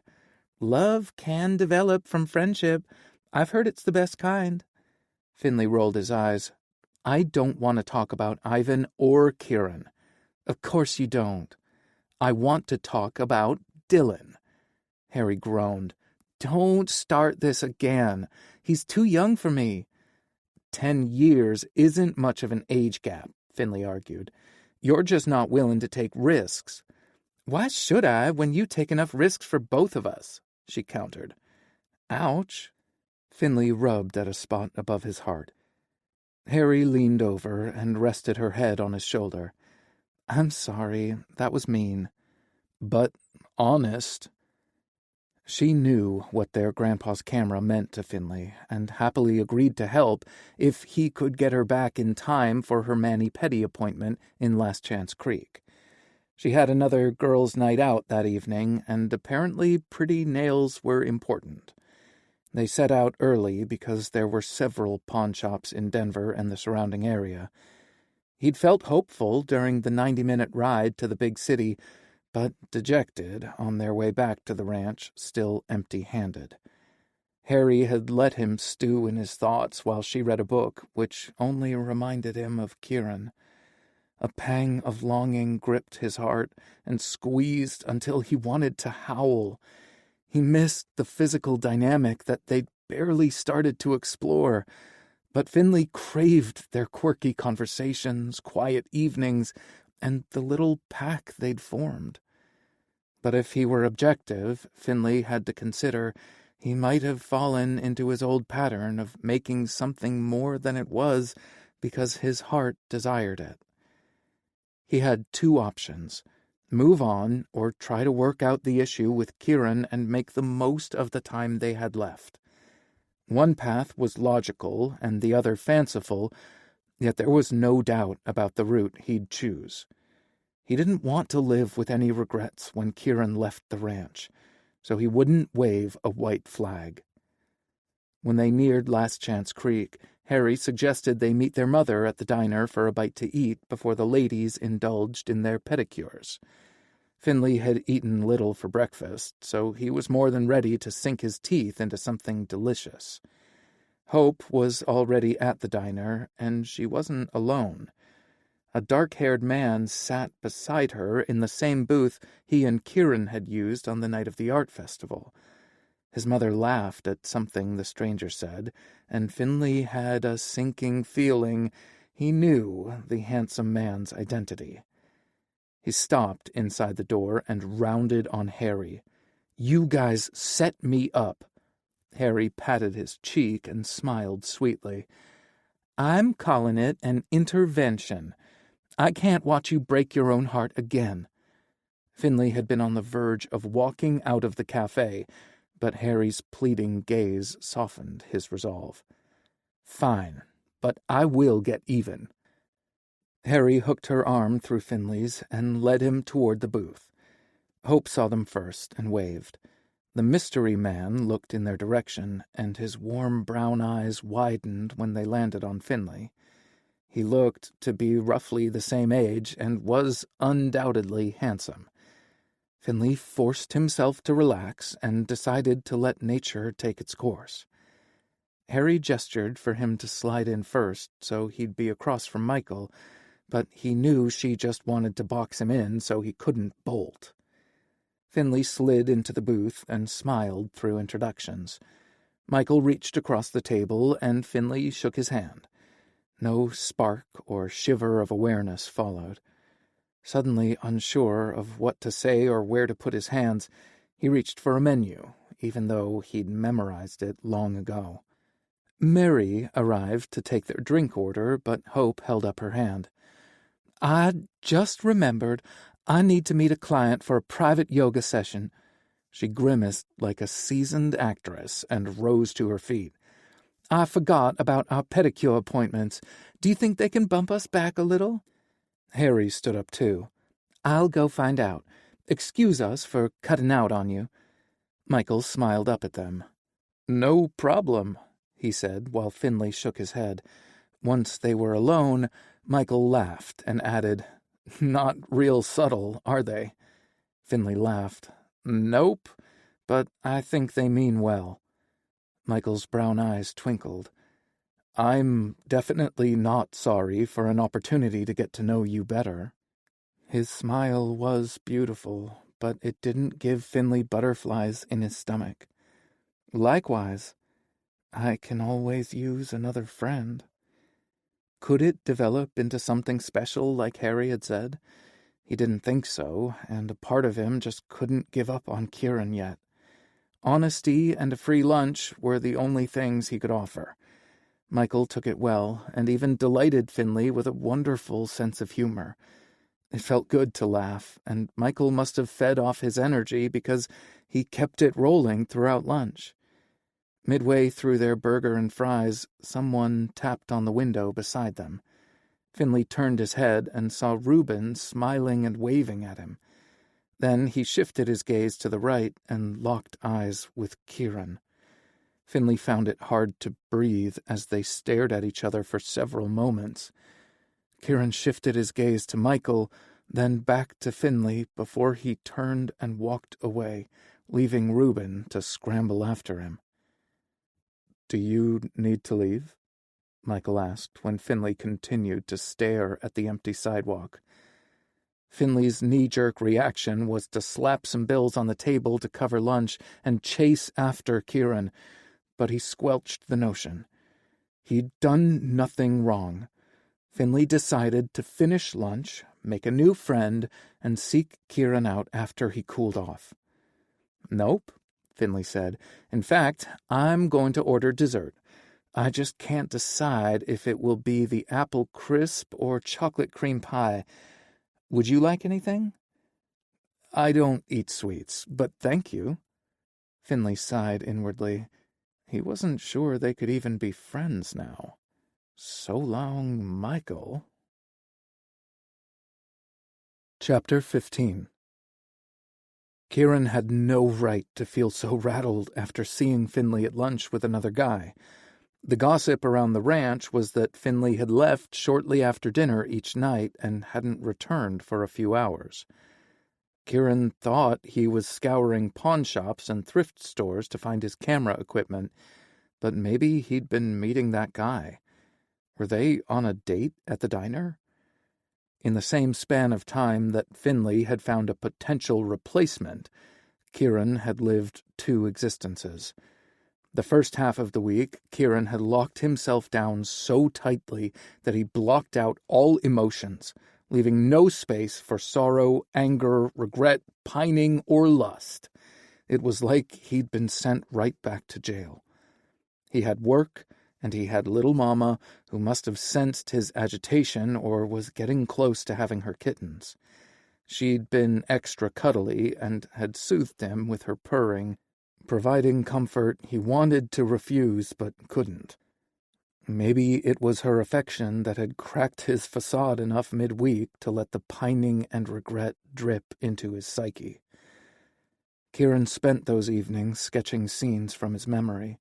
His fingers were clumsy and out of practice at first, so he warmed up with landscape renderings. Who cared if some of them were a little more abstract than he'd intended? Certainly not little Mama, who curled up in his lap and purred until Kieran found the courage to draw the subject that called to him most. He'd closed his eyes, recalled all the special moments he'd shared with Finley, and recreated them with a charcoal pencil. When he finished each sketch, Kieran slapped a bandage on his leaking defenses and reminded himself that Finley was better off without him. Thinking it was one thing, but actually seeing it was another. Finley, laughing with the handsome stranger, punched a hole in his dam, and everything he'd suppressed flooded into his mind. Kieran felt the heat they'd shared in the motel, the happiness and sense of rightness Finley evoked. The sharp longing was a knife to the heart, but he kept moving forward. Shame for letting Finley down moved in next, followed by humiliation for hurting Finley when he'd only wanted to punish himself. As strong as those emotions were, they paled in comparison to the jealousy coursing through his blood. Finley belonged with him, not that slicked-back, toothy fucker in the diner. "Wait up!" Reuben called out. Christ, he'd forgotten he wasn't alone.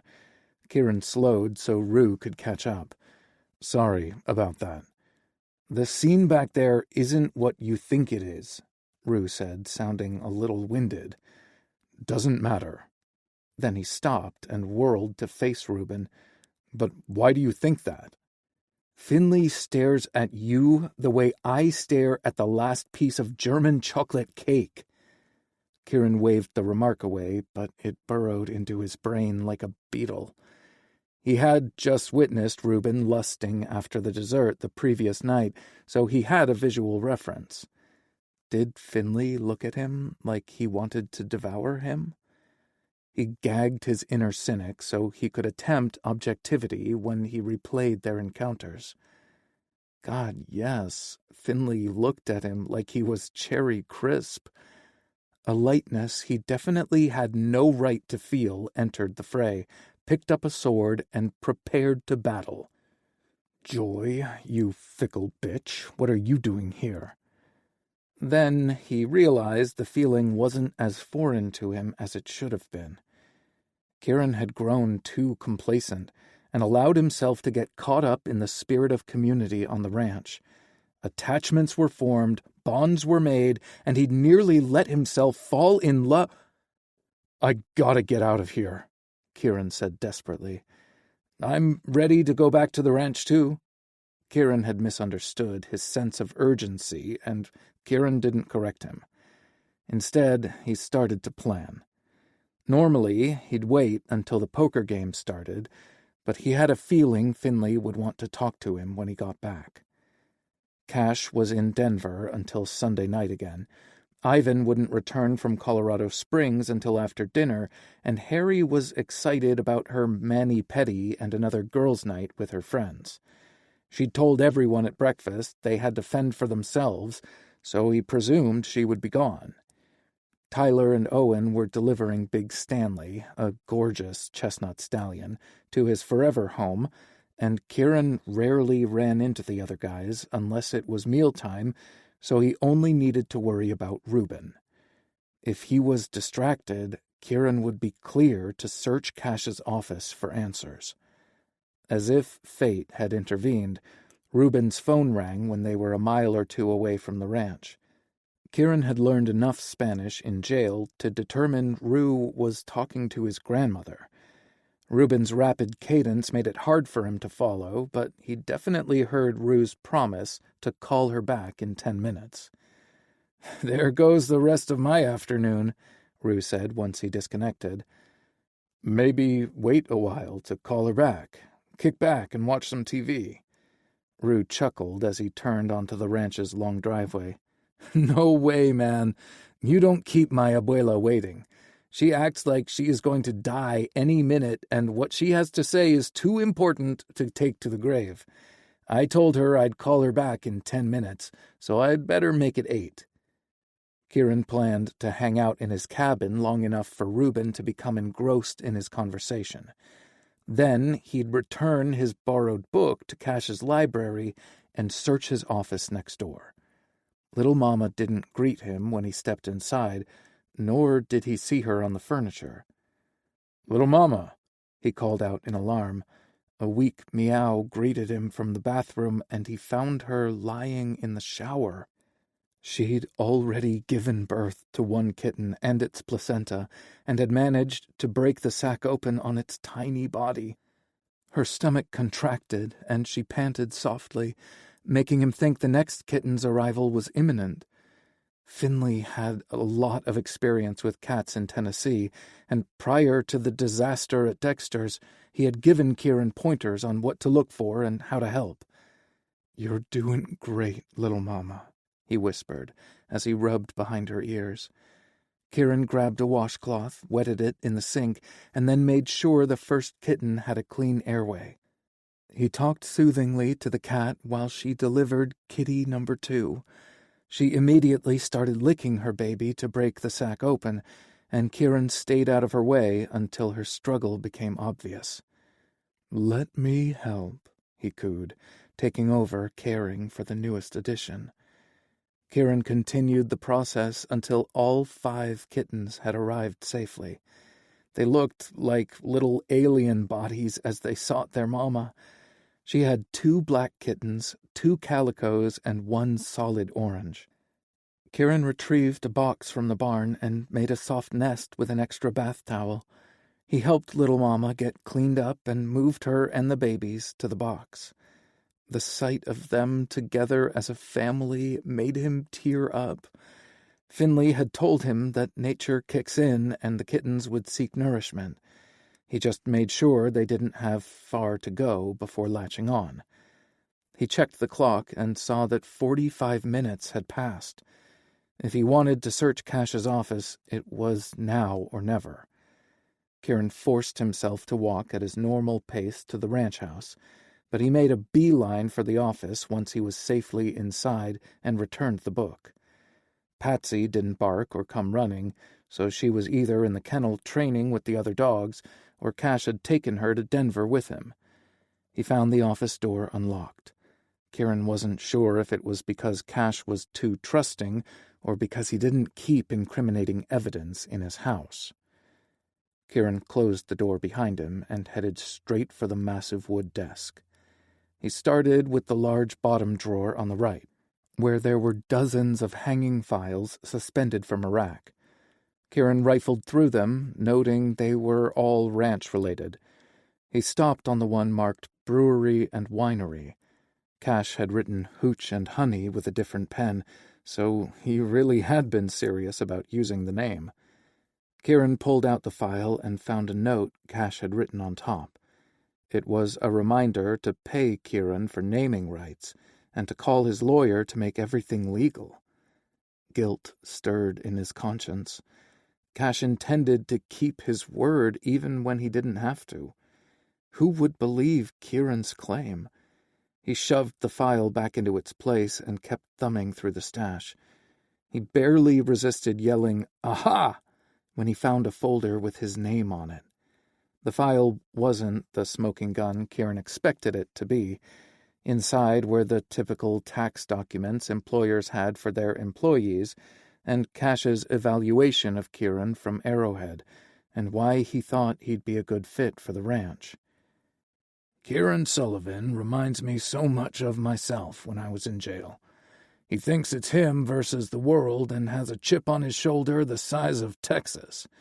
I suspect his grievances are justified, and I'd really like to help him learn if there is a better future for him. He's incredible with the animals, even if he's not confident around them yet." Kieran wanted to believe Cash meant what he'd said, but he couldn't allow the kind words to sway him. He finished rifling through the files, then searched the other drawers, but he came up empty. He'd found nothing remotely incriminating in the desk, and the computer was password-protected. Kieran blew out a frustrated breath and turned his attention to the credenza, where he found more useless files and office supplies. He looked around the room for anything that could hide a safe, and Kieran's eyes landed on a closet. He crossed the room and opened the door.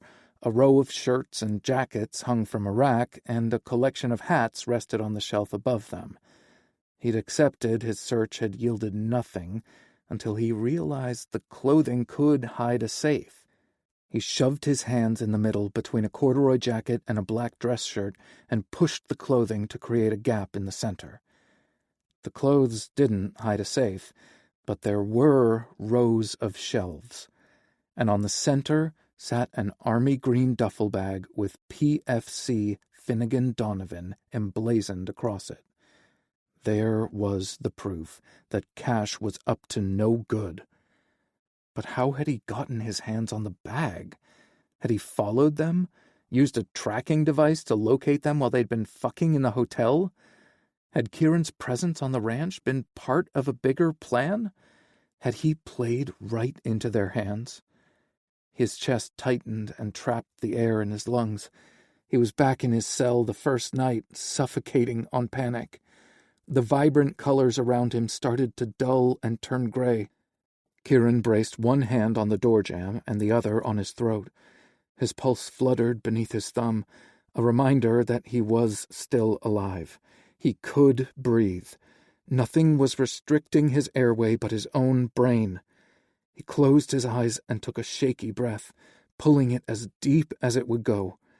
The next breath came easier, and the one after that was better still. Each inhale expanded his lungs and loosened the panic. Each exhale cast the anxiety out like exorcised demons. Excited barking came from inside the house, followed by toenails clicking on the hardwood floors. Fuck. Patsy was in the house, and she'd picked up on his scent. Even worse, Patsy wasn't alone. Heavy footsteps joined her clicking toenails, and the sounds grew closer as they drew near. There was only one way in and out of the office because the big windows behind the desk were decorative etched glass that didn't open. His only choice was to duck into the closet and hope whoever was with Patsy wouldn't think to look in Cash's office. How would Kieran explain his presence in the office to Cash or anyone else?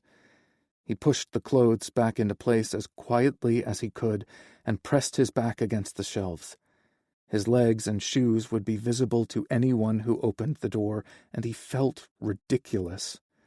His heart pounded in his chest as Patsy barked loudly outside the office door until it swung open.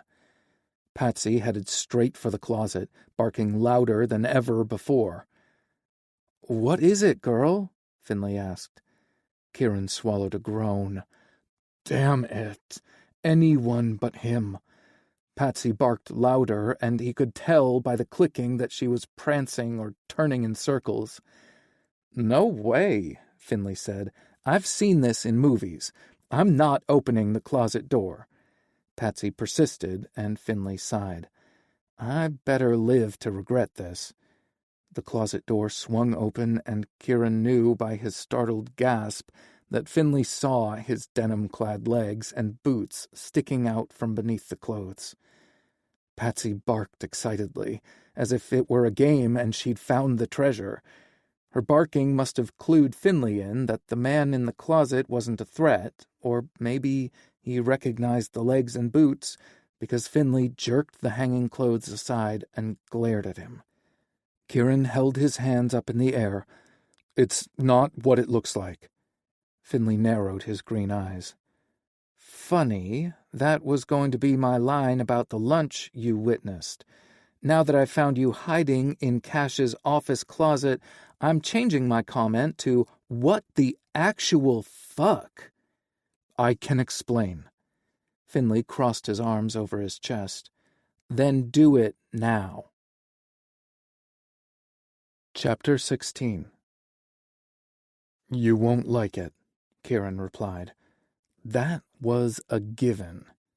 Finley wasn't sure if he should roll his eyes at the absurdity of the statement or sag with relief because the person hiding in Cash's closet wasn't an axe-wielding maniac. Then again, his life might not be in physical danger, but his heart was barely hanging on. "What could be worse than the silent treatment you've been giving me all week?" Kieran flinched, and Finley thought he saw regret flashing in his dark eyes before the guilt returned. "I'll explain everything back at my cabin. You can meet the kittens." Finley took that news harder than finding Kieran in a space where he didn't belong while acting cagey as hell. They'd spent a lot of time talking to and about Little Mama over the past few weeks. Kieran had asked dozens of questions about what to expect during her delivery, and it hurt to be cut out of the process. Finley swallowed down his disappointment and said, "When did they arrive?" "After I got back from Last Chance Creek." Kieran stepped out of the closet and reached for Finley. He must have thought better of it because he dropped his hands. "But before we go, I need to show you something." Kieran stepped to the side and revealed a row of shelves in the closet. Was there a safe behind it he was trying to break into? Finley squelched the snort bubbling inside him as he dismissed that theory.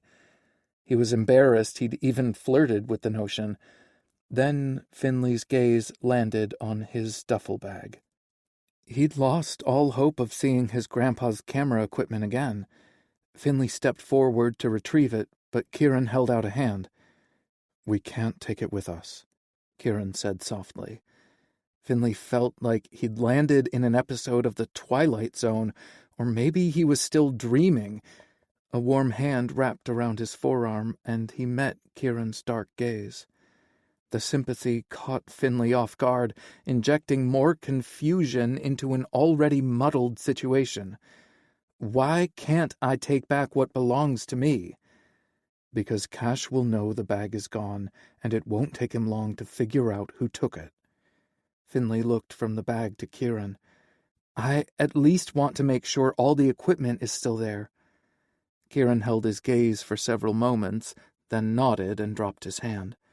Finley stepped into the closet and unzipped the bag. Everything was there except for the memory card. Someone had removed it from the camera. The lighting in the space was poor, so Finley felt around in the bag to see if the small card had fallen to the bottom, but it was just gone. Finley rezipped the bag and spun to face Kieran. "What the hell is going on?" "Let's head to my place." Finley didn't want to wait 5 seconds for answers, let alone 10 or 15 minutes. He reached for his phone in his back pocket. He'd just call Cash and get an explanation. There had to be a good one. "Please don't call Cash yet," Kieran said. He didn't reach out and physically restrain Finley, but the desperation in his gaze stopped him short. Finley put his phone back in his pocket. "Don't think you're going to distract me with kittens or sex," he said crankily. Kieran's mouth twitched at the corners, and Finley was suddenly desperate to see one of his smiles. He chided himself as Kieran restored order in the closet, shut the door, and showed Patsy some affection. Gaining favor with the man who'd shut him out should be the last thing on his mind. Finley took a fortifying breath and forced himself to remember why Kieran had done it, which brought him right back to the stolen equipment. "The only people with interest in the memory card are Richie or one of the other guys in the photos," Finley said softly during the walk to Kieran's cabin. "Or the person pulling the strings. If any of those men go down, they could lead the authorities to him to get a bigger deal." Finley tripped and stumbled. Kieran steadied him with a hand on his bicep, but didn't let go when Finley righted himself. The warmth of Kieran's touch threatened to hijack his thoughts again, but Finley gave himself a mental shake. "You can't mean—" "Shh," Kieran warned. "Wait." Once inside the small cabin, Finley couldn't resist following the tiniest meows coming from a box by Kieran's bed. He eased over, careful not to scare little Mama, and cooed to her as he sat cross-legged on the floor. "Look what you did. Such a good Mama already." Kieran sat down close enough for their knees to touch. Was it a distraction ploy, or had Kieran missed him just as much? Finley couldn't allow his thoughts to go there, so he focused on the kittens who were climbing over one another while their mama rested. He wanted to reach inside, scoop the babies up, and cuddle them, but it would distress little Mama too much. "They're so precious." Kieran sounded awed and smitten with the family, and Finley couldn't help being a little jealous. She was exhausted and struggled to clean off their faces. I remembered what you told me to do, even though I was nervous as hell. That was the most Kieran had spoken in his presence since leaving Dexter's. Call him stupid, but it seemed natural to reach over and hold his hand, so Finley gave in to his urge. You did good. Kieran shocked him by rotating his wrist and sliding his fingers through Finley's. Warmth surged into him from both the connection and the naked longing in Kieran's obsidian gaze. It was as if the theft hadn't occurred and they hadn't lost a week together. Or maybe the separation was the reason his heart was threatening to gallop out of his chest. It felt so right being back in Kieran's cabin that Finley didn't question it. The chemistry they'd shared at Dexter's was still there, maybe stronger, as if the week of tension had been mere foreplay. But this wasn't the reunion Finley had allowed himself to imagine during weaker moments. I owe you an explanation. Both Kieran's voice and expression were filled with dread, and the food Finley had consumed at the cafe turned to a brick in his stomach. Not in front of the children, Finley whispered, hoping to lighten the mood. Kieran's mouth curved up slightly on the right side. Progress. Finley reminded himself he shouldn't want to make inroads with Kieran until he understood better why he'd searched Cash's office for the stolen equipment. No way in hell it was an unhappy coincidence, but he also refused to believe Kieran was up to no good. Did that mean Cash was? He just couldn't go there because there was few people he respected more than Cash. They moved over to the love seat, both migrating toward the middle rather than choosing separate cushions. The impulse to touch Kieran again surged through Finley, and he gave in. As before, Kieran rotated his wrist and laced their fingers together. I didn't come to Redemption Ridge for a clean start or to learn a new set of skills, Kieran said softly. Well, maybe I did, but it wasn't the only reason. I came here because I suspected Cash Sweeney was the puppet master pulling Richie's strings.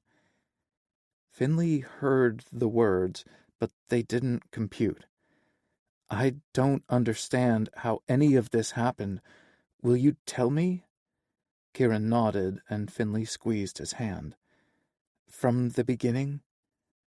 Kieran exhaled slowly and said, I didn't plan to stay in Colorado, but I fell in love with the mountains during a layover at the Greyhound station. They just called to me in a way I still can't understand.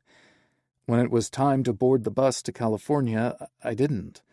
I stayed at a homeless shelter that first night, and a volunteer gave me the number of a contractor who was always looking for help. It was hard work, but the guy was honest and always paid. His brother owned a bar and would always say a looker like me could pull in big tips. Kieran shrugged. So I decided to give it a go. Finley nearly wrenched his neck. You were a bartender? The guy who doesn't do idle chit-chat? I talked to you a lot. You wanted to see me naked, Finley countered. You weren't about to dole out relationship advice to patrons, and I don't see you flirting to get big tips. He narrowed his eyes and studied Kieran.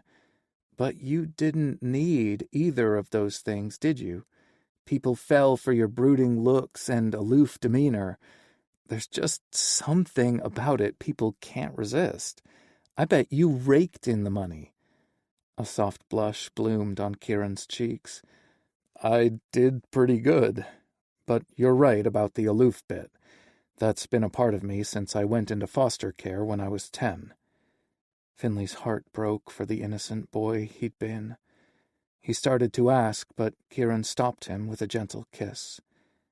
I promised to tell you everything, but let's focus on the most pressing issue right now. Finley pointed to his mouth, signaling he'd cooperate for another kiss. Kieran complied with a smirk, lingering longer this time. "I missed you so much." Finley sighed and briefly closed his eyes. "We'll address that later, too, preferably while naked. For now, you were an unattainable bartender who the patrons couldn't resist. I suppose that's how you met Richie?" "Yeah," Kieran replied. "He was determined to get my attention, to make me smile, and to get in my pants." "I hate that I have a single thing in common with that asshole, and it turns out we shared at least 3 goals." Kieran snorted and shook his head. "Do I need to get a muzzle for you, or will you let me finish the story?" Finley mimed zipping his mouth shut and throwing away the key. Kieran briefly nuzzled his neck before pressing his lips to Finley's ear.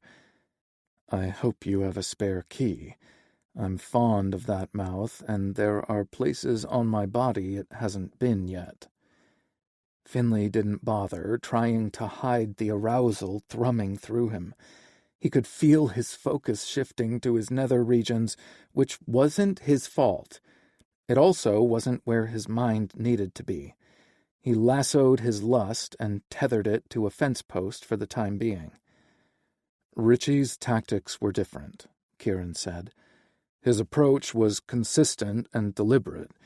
He showed up regularly and made it obvious he wanted to get to know me, not just take me home for the night. Sure, Richie flirted with words and actions, a wink or a glancing touch when I set his drink down on the bar, but what grabbed and held my attention were the notes he left behind on the napkins. Sometimes he complimented me. Other times he poked fun at my choice of shirt or how I'd handled a situation. He occasionally quoted lines from a book, movie, or song. I threw the first napkin away with barely a glance because it wasn't an original approach. People often left their phone numbers along with the things they wanted to do to or for me. Jealousy churned in Finley's gut as he imagined greedy eyes and hands all over his... No, not his man. An internal voice whispered, "Not yet." But Finley was afraid to let that kernel of hope blossom. He clenched his jaw and pressed his lips together to keep from interrupting Kieran again. "Eventually, I started reading the messages before throwing them away, and then I saved the notes." Kieran paused for a deep breath. "I tucked them away because no one had gone to such lengths to be with me. My resolve weakened after 2 months, and we went out on a date that lasted 4 days. There was part of me that expected Richie to move on afterward, so I retreated behind the wall I'd built. He'd knocked down a good chunk of it, but he hadn't demolished the barrier entirely." "But he showed up," Finley said softly. He slapped his hand over his mouth when he'd realized he'd spoken his thought out loud. He parted his fingers and added, "Sorry." "I'm the one who's sorry. I should have told you all this before I let anything physical happen between us because it gets worse." "Worse than imagining the fuckfest you shared with Richie?" Finley shook his head. "I doubt it." "You're not emotionally invested in Richie, but you are in Cash Sweeney." The reminder that his mentor was tangled up in this mess felt like getting doused with water, and a shiver rolled through him. Finley centered himself and said, "I'm ready." Kieran peppered him with a few more soft kisses. "If you believe nothing I say today, I want you to believe this next part." He waited for Finley to nod before continuing. "I have never connected to anyone as swiftly or completely as I did with you. At first, it was physical, and I nearly rubbed the skin off my dick during the first few weeks. I'd gone 20 months without sexual release, and you overwhelmed my circuit boards." Kieran smiled at Finley's wide-eyed response to that bomb. 20 months? Then he recalled Kieran's remark about having no privacy in jail, and Finley understood the kind of hell that would be for someone as private as him. "But then I got to know you through our quirky conversations," Kieran continued, "and I observed the real you when you interacted with the horses and ranch crew. You accepted me without conditions or demands." Kieran swept his thumb over Finley's mouth and inhaled hard. "That time with you at Dexter's might have been brief, but it was transcendent. Being inside you was the first time I'd ever felt at home. What we shared obliterated anything I'd ever experienced with anyone else, and that's the part I need you to believe." The sincerity in Kieran's gaze warmed Finley's heart, but it couldn't thaw the fear over what Kieran might say next. It would be too easy to transition to, "I'll miss you when I leave," or "I'll carry our memories wherever I go." Finley couldn't stop the inevitable goodbye, only delay it. He wouldn't ask Kieran for more than he could give, but he would keep his promise to not let him down, so he said, "I believe you." "Thank you." Kieran pressed a quick kiss to his lips before continuing. "Yes, Richie showed up at the bar during my next shift and the one after. I practically moved into his place the next weekend, and we made it official within a month. When I wasn't working at the bar, I hung around his body shop, helping wherever I could, and sometimes that meant moving vehicles to and from the warehouse. I started cutting my shifts at the bar to spend more time with Richie. He consumed me and monopolized my time until I turned over everything to him. He reeled me in and pushed me away depending on his mood. It took me going to jail to see how manipulative and controlling he'd been." "You had no hint that anything criminal was going on?" Finley asked. Kieran shook his head. "No. I had Richie's full attention when we were together. Napkin notes became messages on the bathroom mirror or sticky notes on the coffee pot. We took weekend trips to Black Hawk where we gambled and ate and—" Finley held up a hand. "I think I get it." "Your jealousy is really cute," Kieran said. Finley didn't bother denying it. He gestured for Kieran to keep talking. "Richie kept me so busy wallowing in his affection that I didn't have the time or desire to question his business practices or what he was doing when I wasn't around."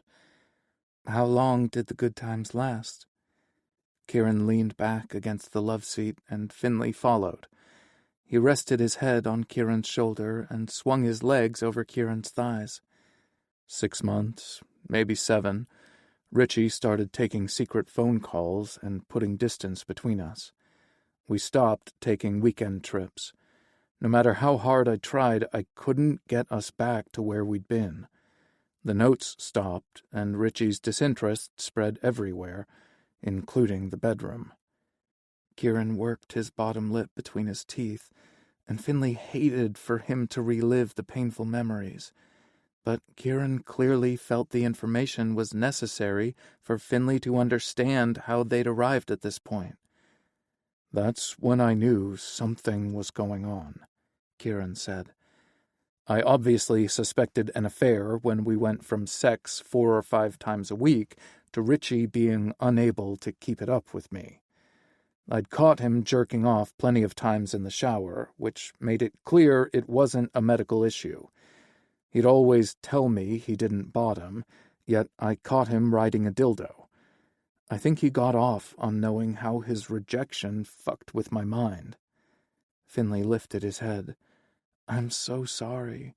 I can't imagine how hurtful that was for you." "Devastating." Kieran's voice was scratchy, like he'd yanked the answer from his chest and it had fought him the entire way.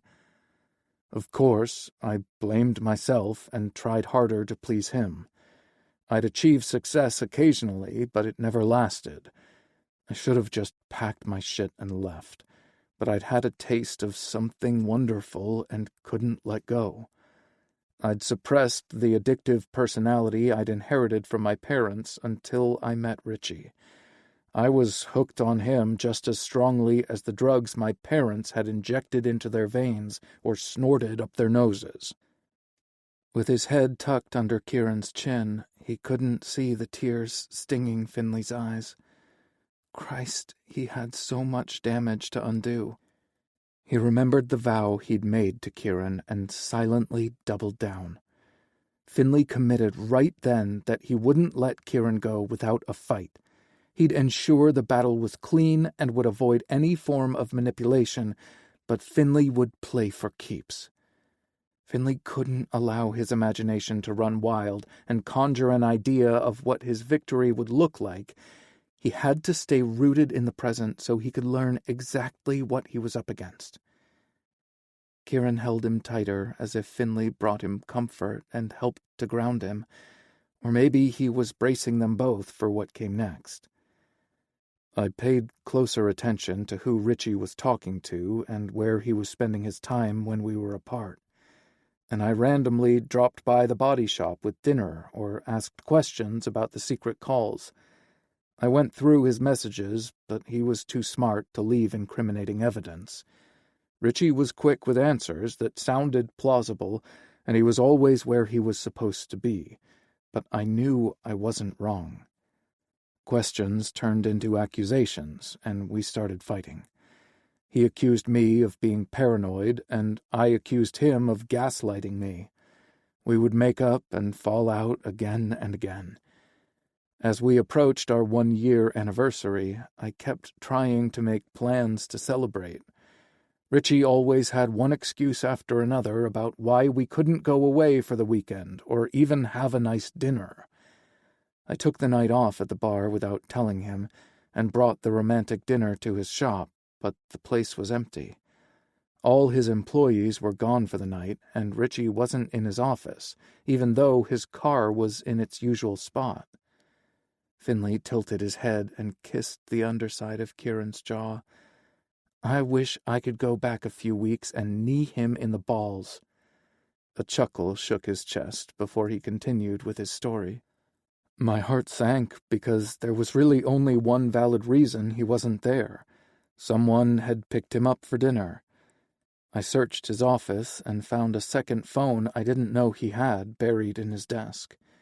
The battery was dead, and I figured I didn't have time to charge it and go through it.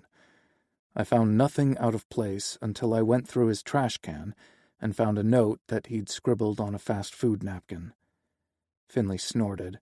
Dude sure has an M.O. He worried he'd overstepped until a chuckle vibrated through the muscular chest beneath his head. It made Finley want to snuggle closer, but that was impossible unless he could burrow into Kieran's skin.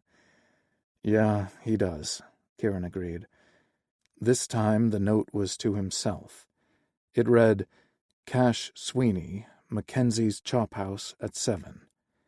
Finley bolted into a sitting position but didn't let go of Kieran's hand. The meetup was scheduled on our anniversary, which was why Richie wasn't in his office working as he'd claimed. I drove over to the restaurant and parked where I could see the entrance. They didn't come out until 8:30 or later. Cash was dressed like a millionaire cowboy, and Richie had put on a sport coat I didn't know he owned. Kieran inhaled shakily. I felt so humiliated seeing them together on our anniversary, but I tried to observe them objectively.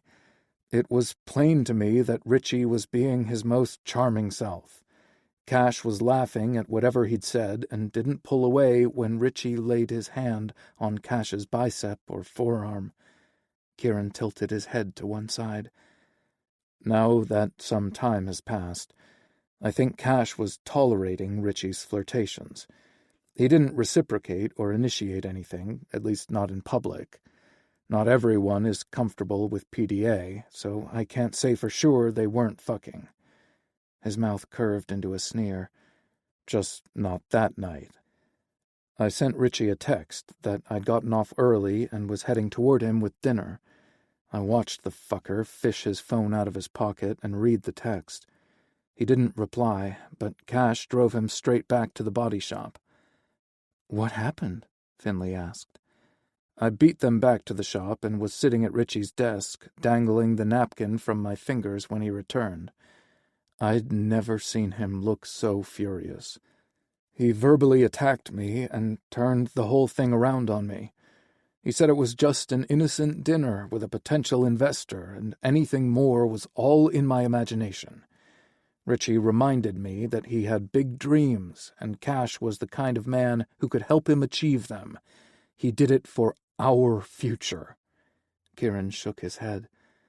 But I'd recognized the look in Richie's eyes, that determination to get Cash Sweeney in his bed. I knew if it hadn't happened already, it would only be a matter of time. "But you stayed?" Kieran dropped his gaze, but not before Finley saw the shame in his dark eyes. Finley cupped his chin and raised it until their eyes met again. "Don't do that. If you stayed, you thought you had a good reason at the time." "No one had told me they loved me until Richie," he said, swallowing hard.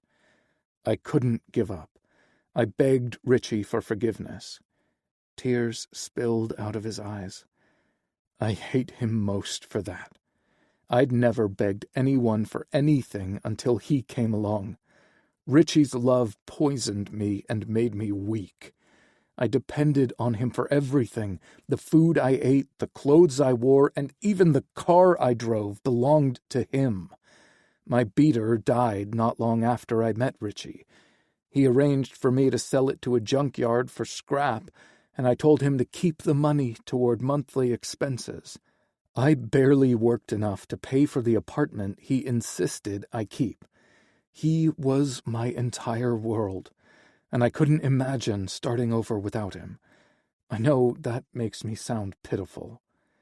Finley's heart plummeted, and he dropped their joined hands so he could straddle Kieran's lap. Cupping his face, Finley said, "Baby, no." The endearment slipped out, but he wasn't sorry, and he didn't want to take it back. "You weren't weak or pitiful. Richie preyed on you from your very first meeting. Everything you've described so far is the work of an abusive bastard. Richie wanted you to catch him jerking off and fucking himself with a dildo. He wanted you to feel insecure and beaten down. It's how he kept you in place. I'll never understand people like him." Had Richie cheated on Kieran with Cash? That didn't explain why Finley's camera equipment was in Cash's closet. Or did it? Finley knew where Kieran was steering them, but he didn't want to travel that path. He wanted to think Cash was just another of Richie's innocent victims, but it was getting harder to do. Kieran had alluded to his suspicions earlier, but hadn't come right out and said it.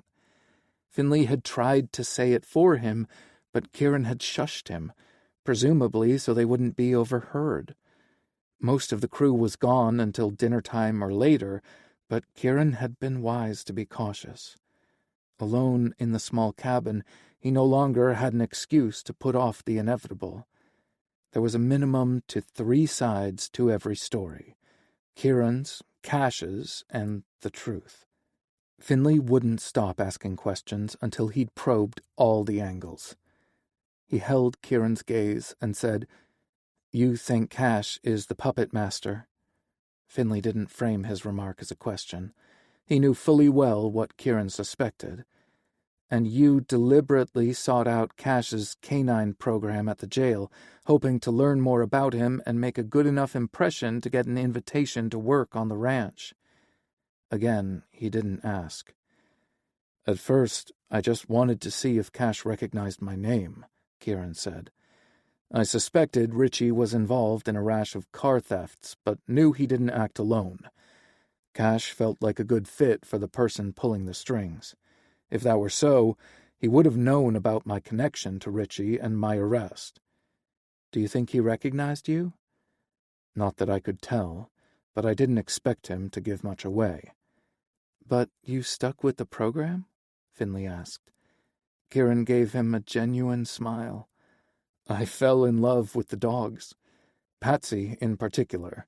Then I heard about Redemption Ridge, and it made me even more suspicious of Cash's character.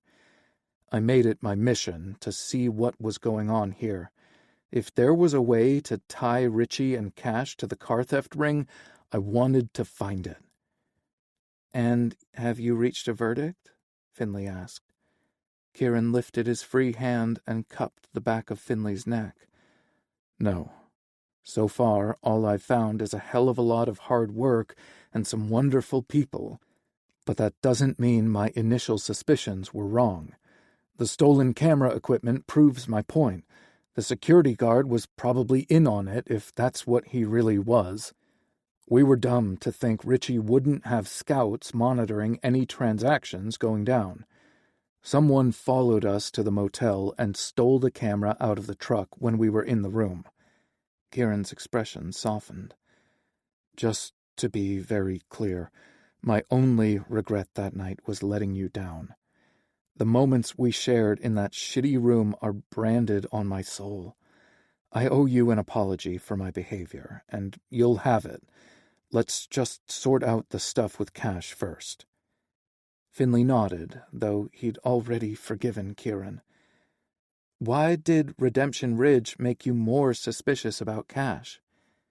The answer was probably obvious, but he was too biased in Cash's favor to see it clearly. Kieran's cheeks flushed, and the dread Finley had seen earlier returned. "This stays between us, and I will not judge you. Tell me what you know or suspect so I can help you." Kieran held his face for several moments before answering. "Redemption Ridge would make an excellent cover. Find vulnerable guys without families, give them a second chance, earn their trust, and make them the fall guys for whatever illegal scheme or schemes Cash is running." There wasn't an ounce of conviction in Kieran's voice, and Finley wondered if he realized it. Finley leaned his forehead against Kieran's. "I know the world has collectively let you down, and I understand how and why you leapt to that conclusion, but good people do exist, and Cash Sweeney is one of the best." Kieran stiffened, and Finley knew he needed to walk the tightrope. One false move could mean disastrous results. Kieran trusted him, and he couldn't blow it. "Don't lock yourself down again. I believe you, Kieran. I don't know how or why my camera equipment ended up in his office, but I will give Cash an opportunity to explain himself. It's the least I can do, because I have seen this man work miracles." Finley reached up and carded his fingers through Kieran's inky locks. "Ivan has been here for 5 years. I know there's no love lost between the two of you, but he can smell a bullshitter 10 miles away. He'd lay down his life for Cash. These guys aren't without families. They earn vacation time like everyone else with a job. Sometimes they go home to visit, and sometimes their families come here. Cash hosts them at the ranch when they do. Those aren't the actions of a man who plans to use their sons and brothers as bait." Kieran inhaled sharply and let his head fall back against the couch, exposing his throat and tempting Finley. "I feel really foolish." "Uh-uh," Finley said, giving in and sucking Kieran's Adam apple into his mouth. "Anyone in your position would have thought the same thing." Kieran gripped his hips and pulled him closer. "And Cash has some serious explaining to do." He sat upright and reached for his back pocket. "In fact, I'd like to hear his explanation right now." Kieran rested his hands on Finley's thighs as he dialed. The call went straight to voicemail, which was odd for Cash. When prompted to leave a message, Finley said, "I have 2 words for you, Richie Alvarez. And here's 2 more words, camera equipment. Call me back ASAP." Finley's phone rang before he could return it to his pocket. He tapped the button to accept and said, "Kieran and I—" "Put me on speakerphone." Cash's voice was barely above a whisper.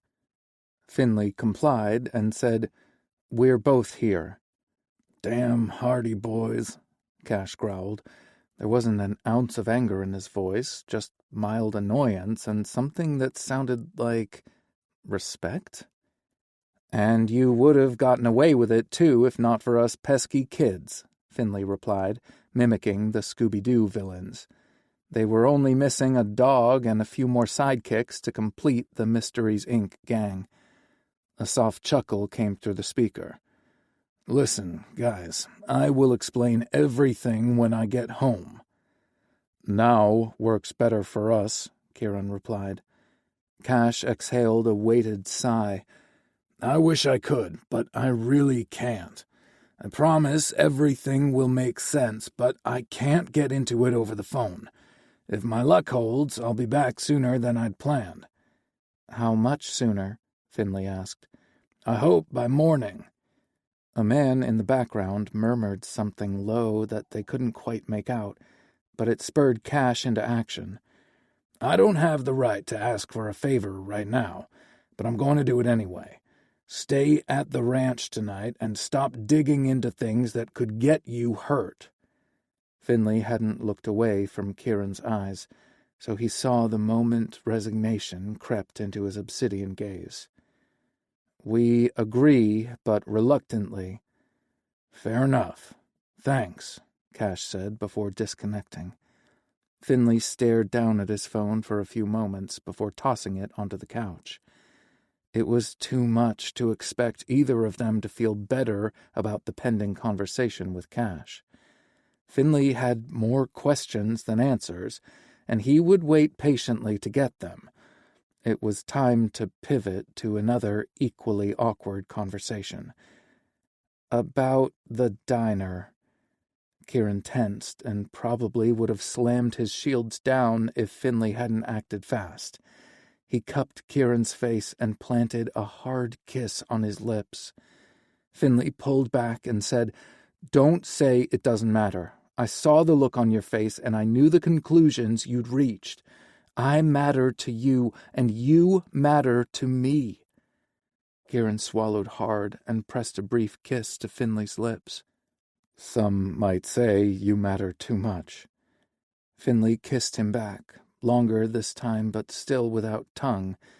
"No such thing," he whispered when he pulled away. "My mom and sister staged an intervention when I started moping over you. And maybe I was, but I still had a productive week. I searched every pawn shop from here to Denver." "So that's where you went. The rumor around the ranch was that you were seeing someone. Then I saw you with Michael." "Yeah, him. And I assumed the rumors were true."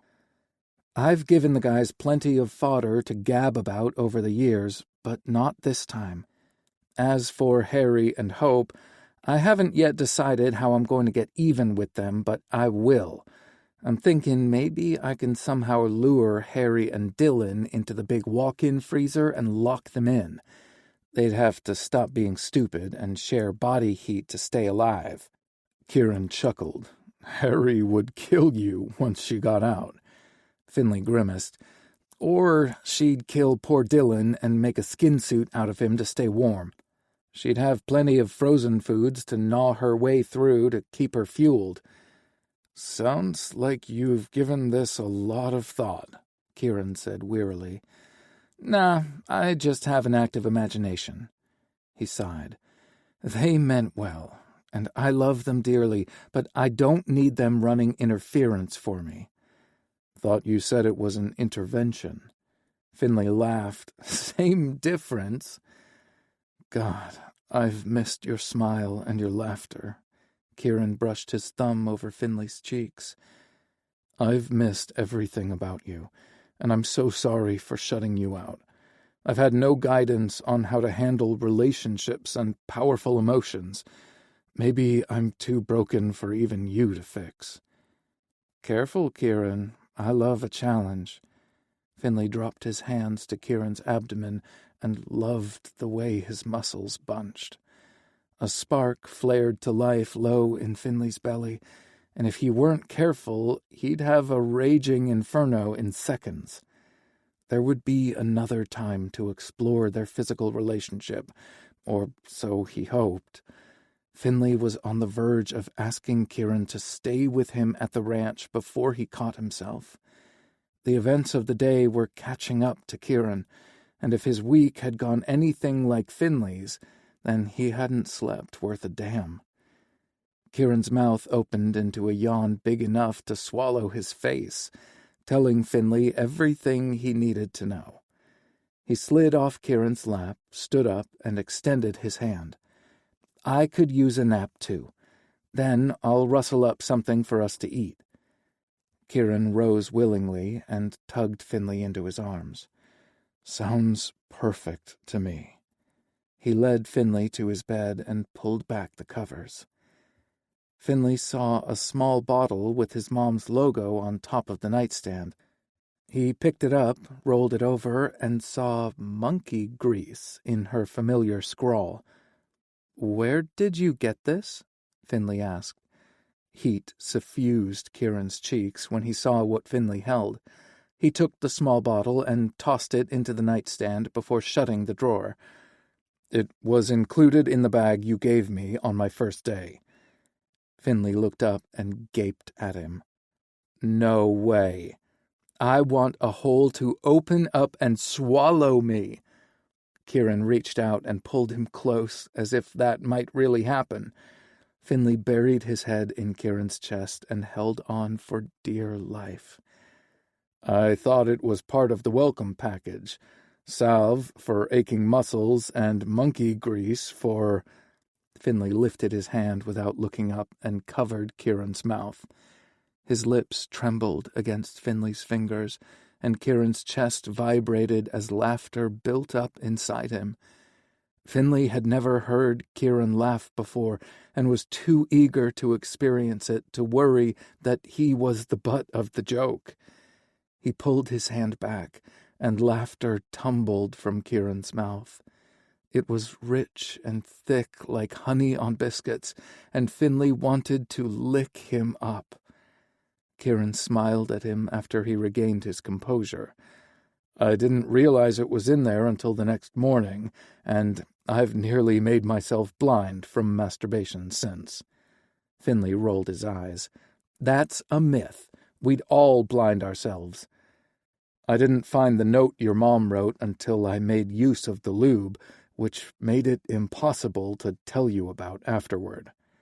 Finley closed his eyes and groaned. "Oh, no." After a moment, he cracked an eye open. "And you read it?" Kieran nodded, and the eye snapped closed again. Finley buried his head in Kieran's chest. "What did it say?" He shook his head. "Never mind, I can't handle the truth." By then, Kieran had started to laugh again, so Finley snapped his head up. "That bad, huh?" Finley hung his head again. "I'm so embarrassed." "Don't be," Kieran said softly. "Your mom and sister love you and only want the best for you, whether it's suitable lube or men to date." Kieran released another jaw-cracking yawn, and Finley stepped out of his embrace to strip down to his underwear. "This okay?" he asked when Kieran stood ramrod still. Had he taken things too far? Kieran whipped his shirt off and tossed it to the floor. "Better then." They climbed into bed, wrapped around each other, and lay there in silence, for so long that Finley figured Kieran had fallen asleep. He willed his mind to settle down and shut his eyes, hoping to follow suit. Then Kieran ghosted his hand up Finley's spine and settled it at his nape. "My parents were drug addicts, hard stuff like heroin." Finley wanted to comfort him, but was afraid Kieran would stop talking if he touched him. "I can't recall a time when they were clean and we were happy. I remember them fighting, being hungry all the time, acting as a punching bag for my dad when his demons were at their worst. and my mom bringing strange men home and into their bedroom to pay for their habits. One of the Johns brought my mom heroin that was laced with something else, and they overdosed together in the bedroom. I found them when I came home from school. We didn't have a phone, so I wandered from house to house until I found a neighbor at home. I called 911 and ran back to wait for them. "How old were you?" Finley asked, unable to stay quiet. "There you are. I was afraid you'd fallen asleep." Kieran took a deep breath. "I was 10. He pressed a kiss to the top of Finley's head and continued. "When I got back to the house, my dad was there. I told him what happened and that help was on the way. He was furious with me. Said I shouldn't have done that because they would get in trouble. He was beating the shit out of me when the cops and paramedics arrived." Finley couldn't have kept from crying if someone had offered him $10 million. He just kept his head pressed to Kieran's chest, knowing he'd feel Finley's hot tears on his bare flesh. "The state took me away, and I never saw them again. My mom survived that overdose, but not the next one. My dad was killed in a bar fight not long after she passed. I don't think I have any siblings floating around in the world." He took a steadying breath. "I bounced around to different foster families because my biological family couldn't or wouldn't take me in, and I ended up in a boys' home until I graduated from high school. I fumbled and fucked around, barely resisting the horrible pattern my parents had taught me." Finley looked up at him, and Kieran wiped his tears away. "But you didn't follow them, Kieran. You're better than they were." "Sometimes I don't think I'm that different. I still hurt the one person in the world who cares the most about me." Kieran rubbed the back of 2 fingers over Finley's cheek. "You and the people on this ranch are the closest thing I've ever come to having a real family, and it scares me. We won't let you down." Considering the heavy conversation with Cash that lay ahead, it was a bold claim. Kieran held his gaze for a long time before his eyelashes fluttered and his eyes closed. His breath evened out moments later, making Finley sleepier. He tucked up under his arm once more and whispered, "Please stay," before giving in to sleep. Chapter 17. Kieran woke up hungry and horny the next morning. He also woke up alone. Had he dreamed about holding Finley in his arms all night? What about the rest of it? Seeing Finley in town having lunch with a handsome man, finding the stolen camera equipment in Cash's office, and reconnecting with Finley afterward. Was it real? Kieran heard hushed whispers and tiny meows coming from the bathroom. He looked around the living space but didn't see Finley or the box with little Mama and her babies. Kieran smiled when he realized Finley had moved the family into the bathroom so he could fuss over the babies without waking him. It would have worked if his stomach and dick didn't ache so bad. They'd apparently slept through the night without waking up to eat or fuck. Kieran knew he should be upset about one more than the other, but damned if he could decide right then. One kitten let out a lusty cry, pulling Kieran's thoughts back to the congregation in the bathroom, and he wanted to see what was going on. He eased the covers back and padded toward the small room, stopping in the doorway because there wasn't enough room for him, too. His heart lurched, then leaped at the sight. Finley sat cross-legged on the bathroom floor, cradling each of the kittens against his bare chest. He borrowed a pair of Kieran's lounge pants and rolled the waistband a few times since they were too long. Finley's skin was flushed, his hair tousled from sleep. One kitten tried to latch onto his nipple, and he gently pulled the baby back. "That will not give you what you want, sweetheart," Finley whispered. Kieran had never seen something so precious in his life. The same kitten repeated its lusty cry, and Finley returned the babies to the box where little Mama lay, watching their interaction. "Let greedy Gus go first," Finley said, as he moved the vocal kitten closest to Mama. "He's the smallest and needs more milk." "Gus, huh?" Kieran said. Finley jolted and twisted at the waist to see him. "How in the world do you move so silently?" Kieran shrugged.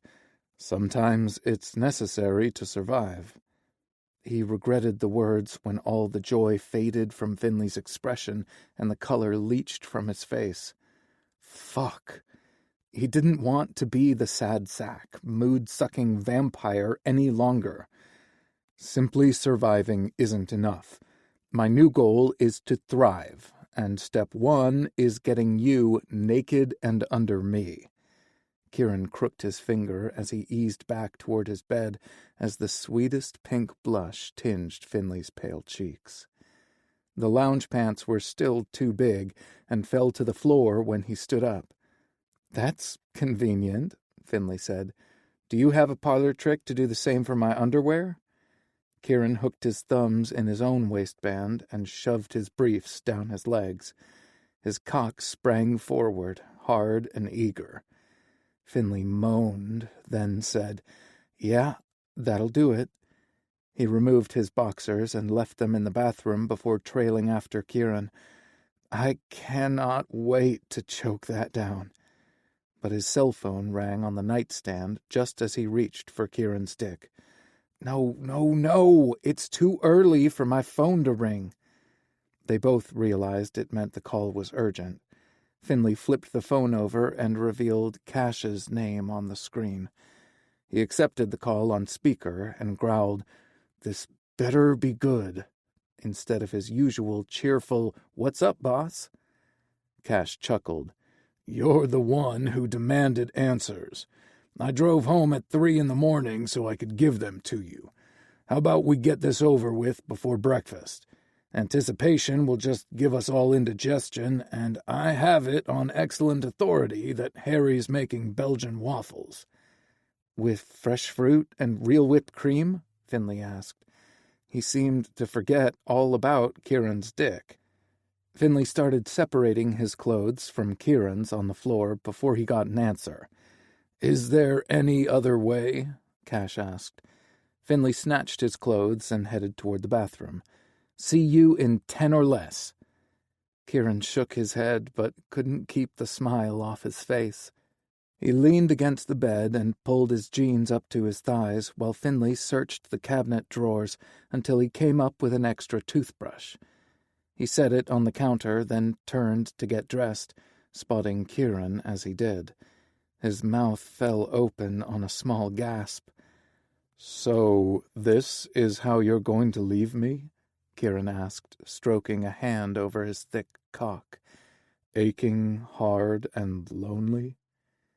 Finley swallowed audibly and blinked. "Aren't you going to put on underwear before we go?" Kieran stopped stroking and pulled his jeans up the rest of the way. He stuffed his erection inside, then slowly did up the buttons. "No." Finley narrowed his eyes. "Am I being punished?" Kieran slid his arms into a long-sleeved tee and pulled it over his head. "No." He stalked forward, pinning Finley between his body and the bathroom vanity. "Just want you to remember what's waiting for you after we finish our conversation with Cash and eat breakfast." He reached around Finley and grabbed his toothbrush from the holder, then squirted a generous glob of toothpaste on both their brushes. "Because nothing Cash says will come between us." Finley dropped his clothes to the floor, slid both arms around Kieran's waist, and pressed a kiss to his chest. Hope and happiness turned his irises into jade pools again. "Promise." Kieran cupped Finley's face. "We may not agree on what Cash says or the actions that should follow, but whatever happened was set in motion before we met. I've let bitterness and suspicion affect my instincts and cause me to question my judgment. I was wrong about Richie, yes, but that doesn't mean I'm wrong about everyone. And since I'm being honest, I stopped giving people the opportunity to prove their worth to me. That's walking through life, not living it. Surviving, not thriving. I want a second chance to do things right. Cash, regardless of his motivation, gave me that opportunity, and I won't squander it. Finley rose to his tiptoes and pressed a quick kiss to Kieran's lips. I have so many questions and a tiny favor to ask once we can break away.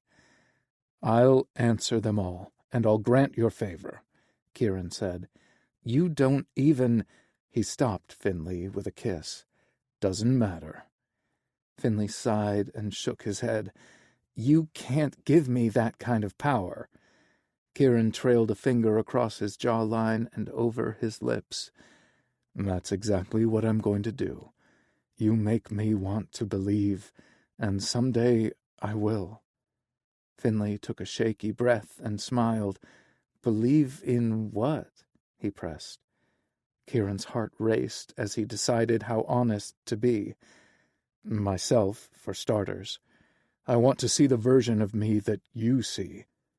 But that's not all, he said, using an infomercial voice to inject humor into the conversation to ease the tightness gathering in his chest.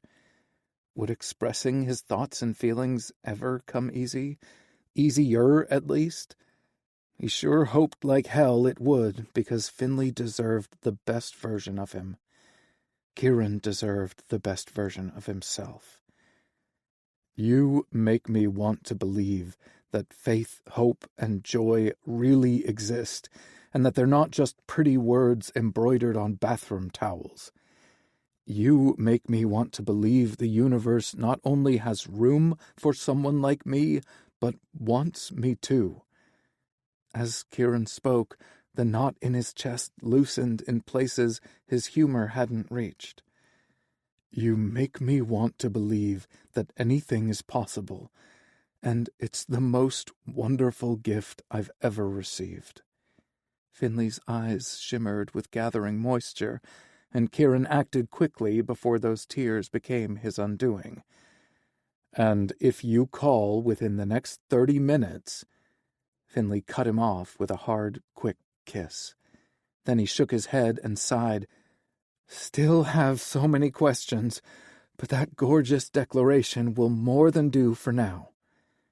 After another kiss, Finley dressed and they brushed their teeth. Kieran replenished Little Mama's food and water, then they headed to the big ranch house to meet with Cash. Harry looked up from the kitchen island and volleyed her gaze between them. She offered a tenuous smile and said, Cash is waiting for you both in his office. Her gaze landed on Finley and held.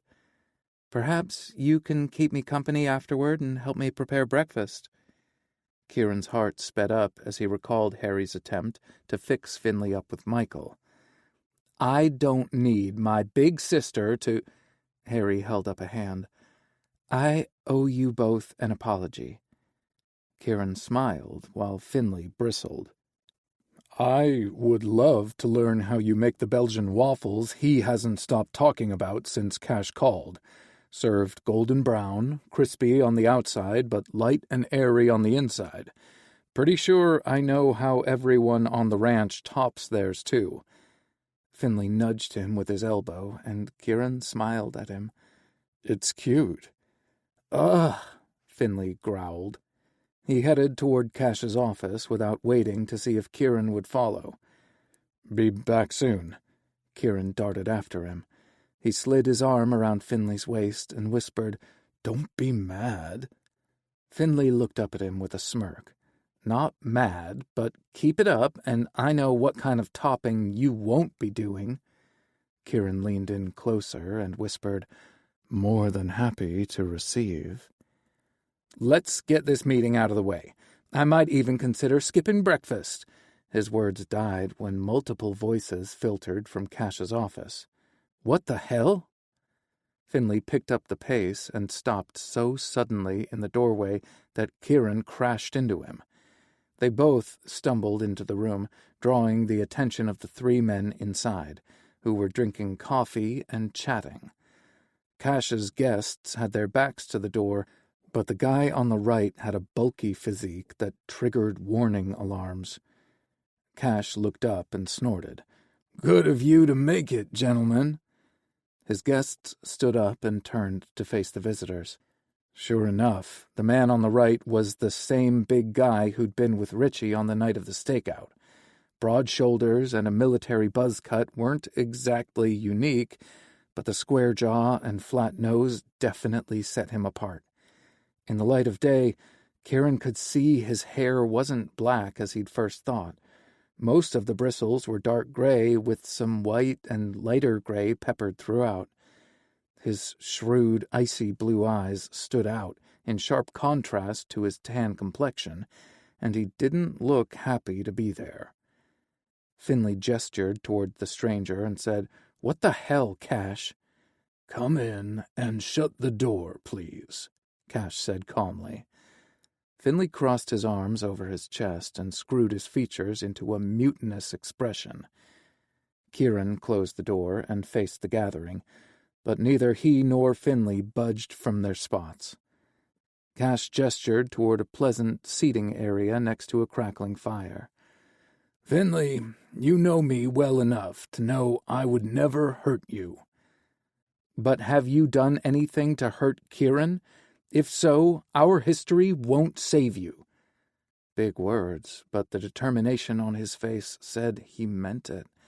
Christ, could Kieran fall any harder or faster for him?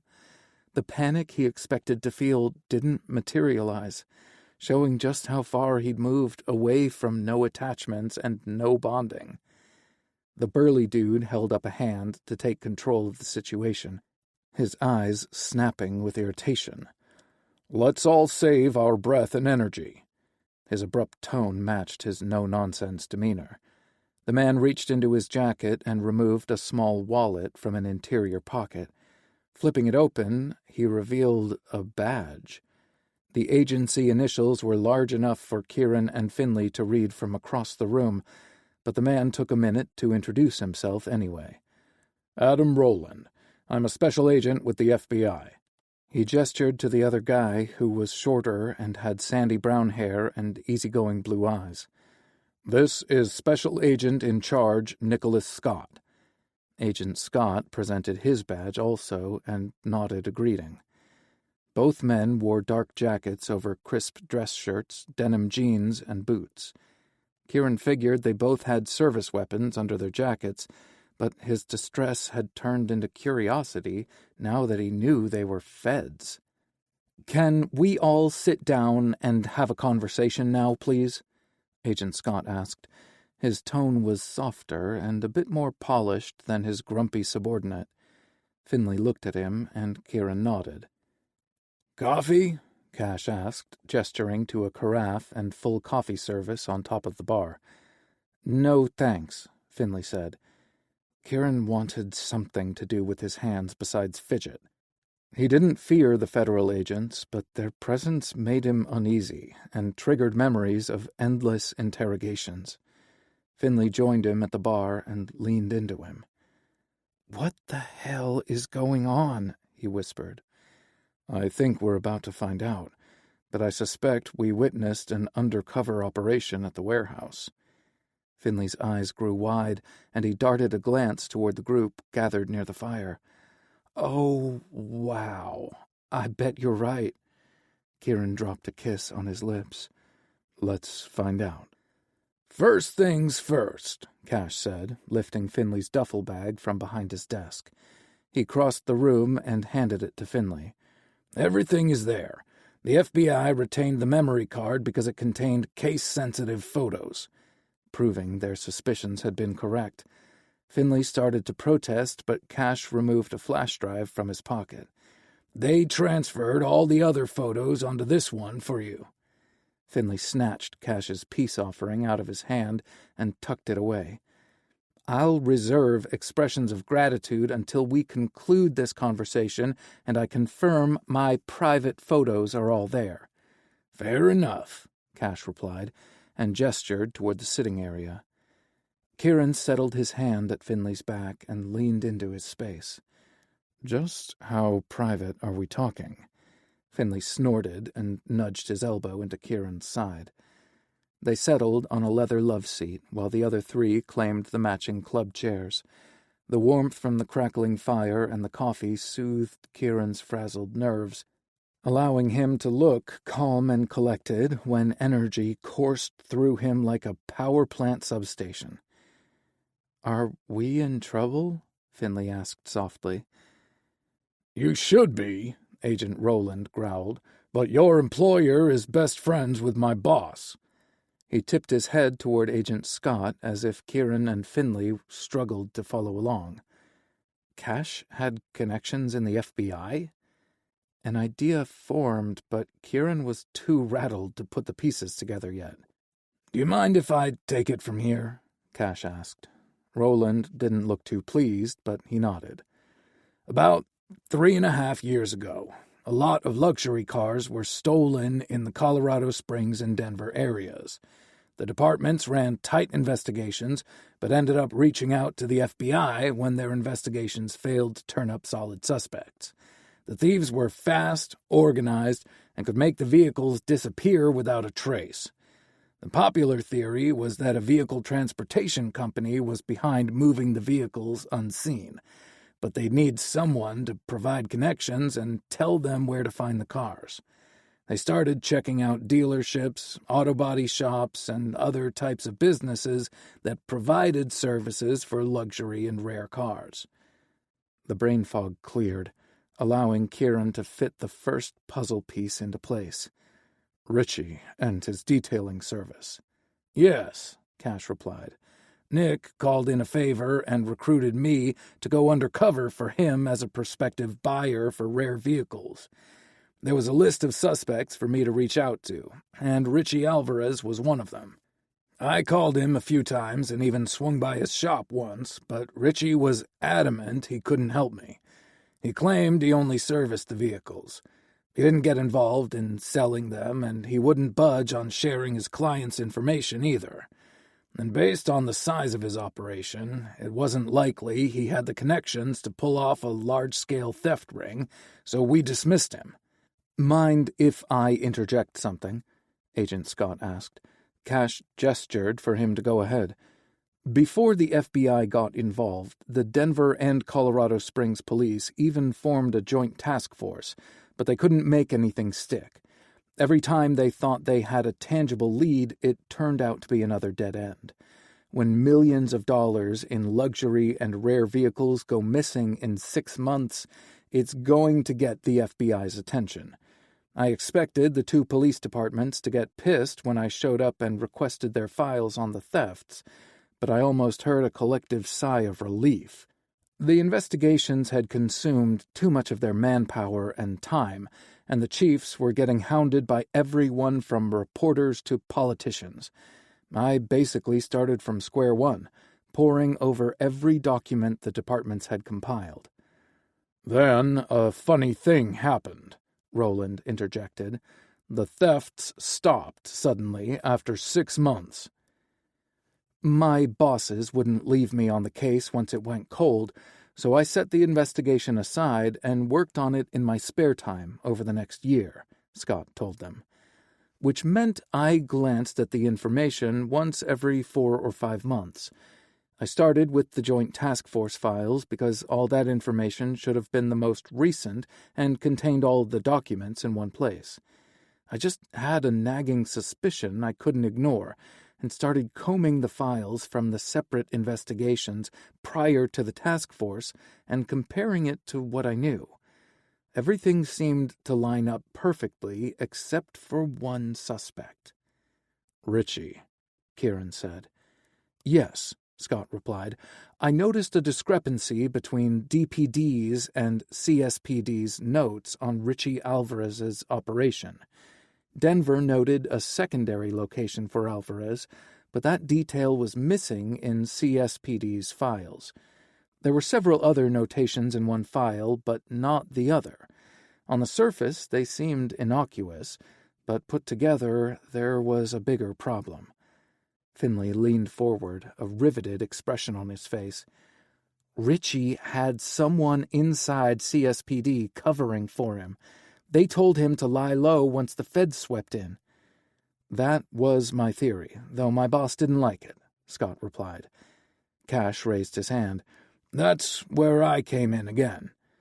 Another favor? Kieran asked. Cash cast a baleful expression at his friend. He said I hadn't completed the original favor since no arrests had happened. Scott chuckled, and Cash rolled his eyes. Anyway, I reprised my role of the interested collector. This time, Richie seemed eager to assist me. I thought the change of tone was interesting. Dude was bored. Alvarez had gotten a taste of the wild side and had a hard time settling back into his old life. It happens all the time. Roland's tone said he'd seen it all before. Kieran flinched because he and Richie would have started dating around the time the thefts stopped. Was that why Richie had pursued him so relentlessly? It would have explained why he'd run so hot in the beginning and cold toward the end. Scott cleared his throat, and Roland swung his gaze in Kieran's direction. I didn't mean to insult you. No one would have replaced the thrill Alvarez got from boosting cars, not even the gambling addiction he developed. Kieran nodded. No offense taken. In fact, the truth was liberating in a way. He told them about Richie's demeanor changes, the secretive calls, and the date with Cash scrawled on a napkin in the trash. It wasn't a date, Cash replied.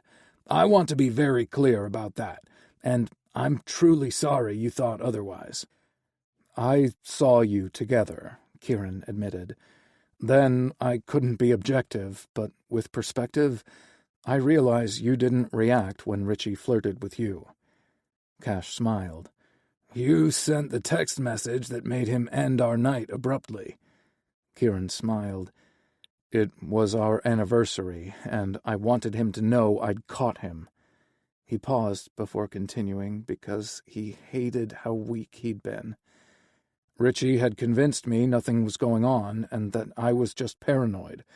We made up, celebrated our anniversary for real the following evening, and the cops arrested me for stealing the Jaguar a few days later.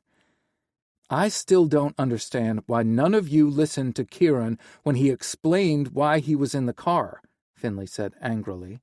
He was the connection to Richie you needed. Agent Roland dropped his gaze to the ground, and Agent Scott ran a hand over the lower half of his face. That's on me, he said. Operation Silver Fox was rogue and completely off the books. I risked losing my job if it got back to my superiors. The car Kieran was driving was a luxury vehicle, but the theft wasn't the same M.O. as the previous cars. And though Richie seemed ready to play, he was more interested in helping Cash out of his clothes than helping him locate a vintage Aston Martin. Scott winced. Sorry. Kieran waved him off. CSPD handled the investigation, so if one of them was covering for Richie, they steered the case in a different direction. Yes and no, Scott replied. The initial investigator did interview Richie, his employees, and your co-workers. Richie said he didn't know you, his employees said they'd never heard of you, and your co-workers at the bar said they knew nothing about your personal life. The original detectives from the first rash of stolen cars took over your case, and they're the ones who convinced the prosecutor you were guilty. His employees were all blood relatives, so they never would have gone against Richie, Kieran said softly.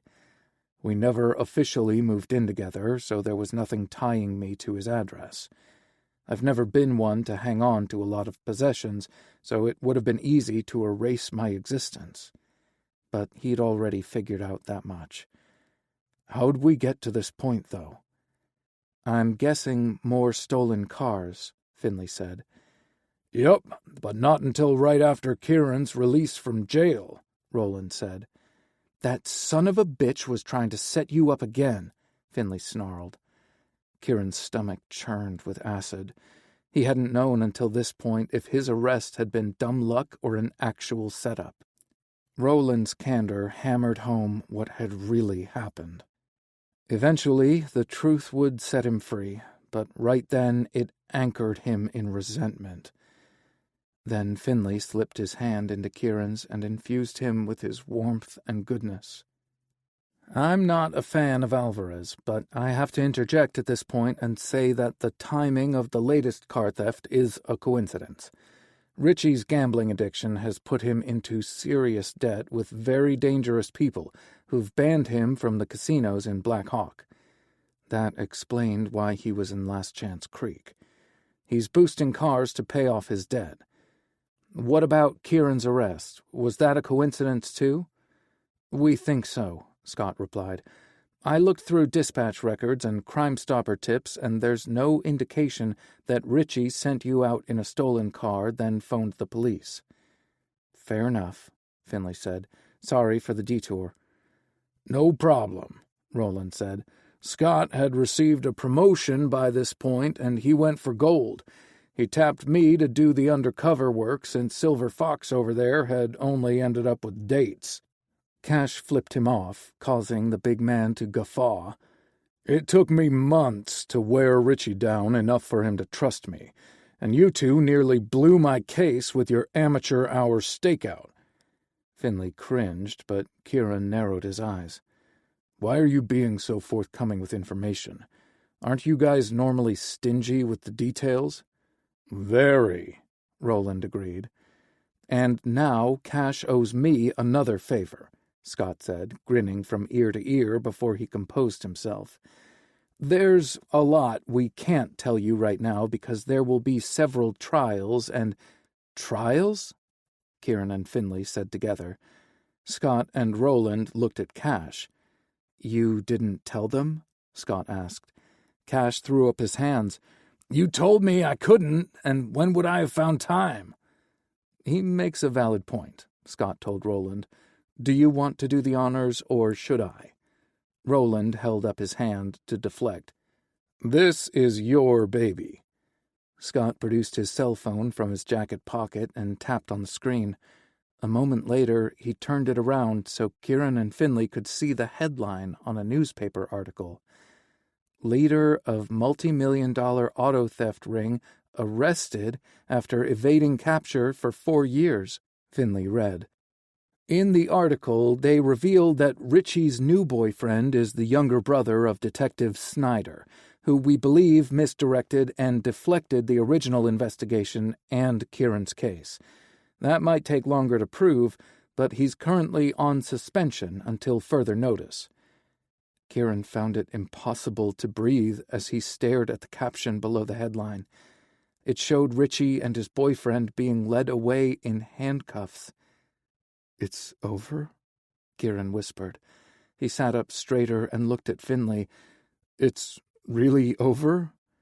Finley's eyes swam with tears, and damn, Kieran wanted to dive into the jade depths. "It's over." "Not yet," Cash said firmly, pulling everyone's attention to him.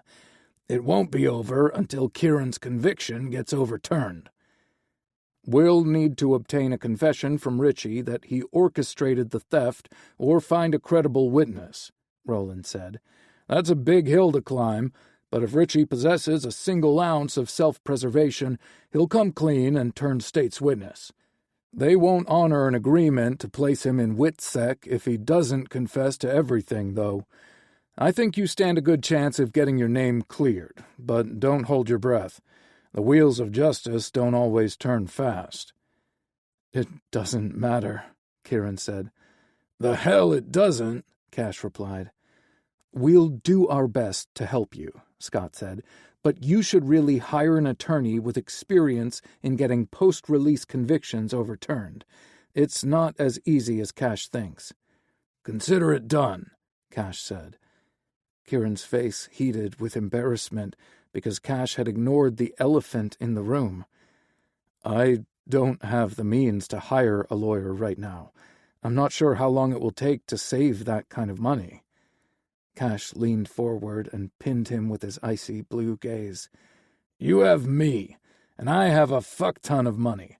It will happen, Kieran. Not only that, but you have an excellent chance of winning a civil suit against the police department.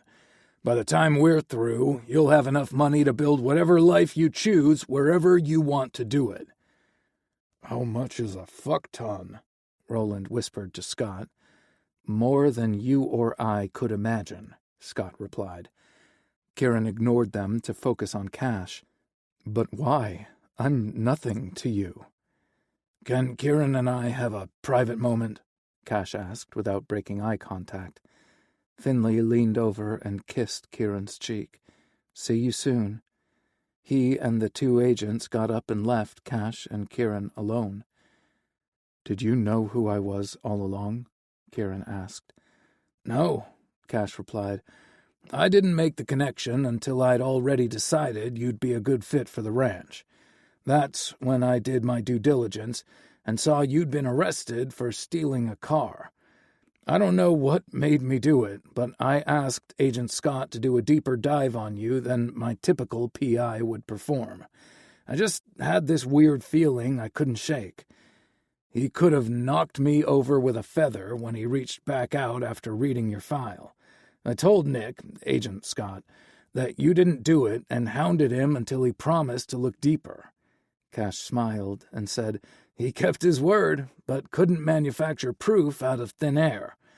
I wish I could have done something sooner and gotten you released from prison.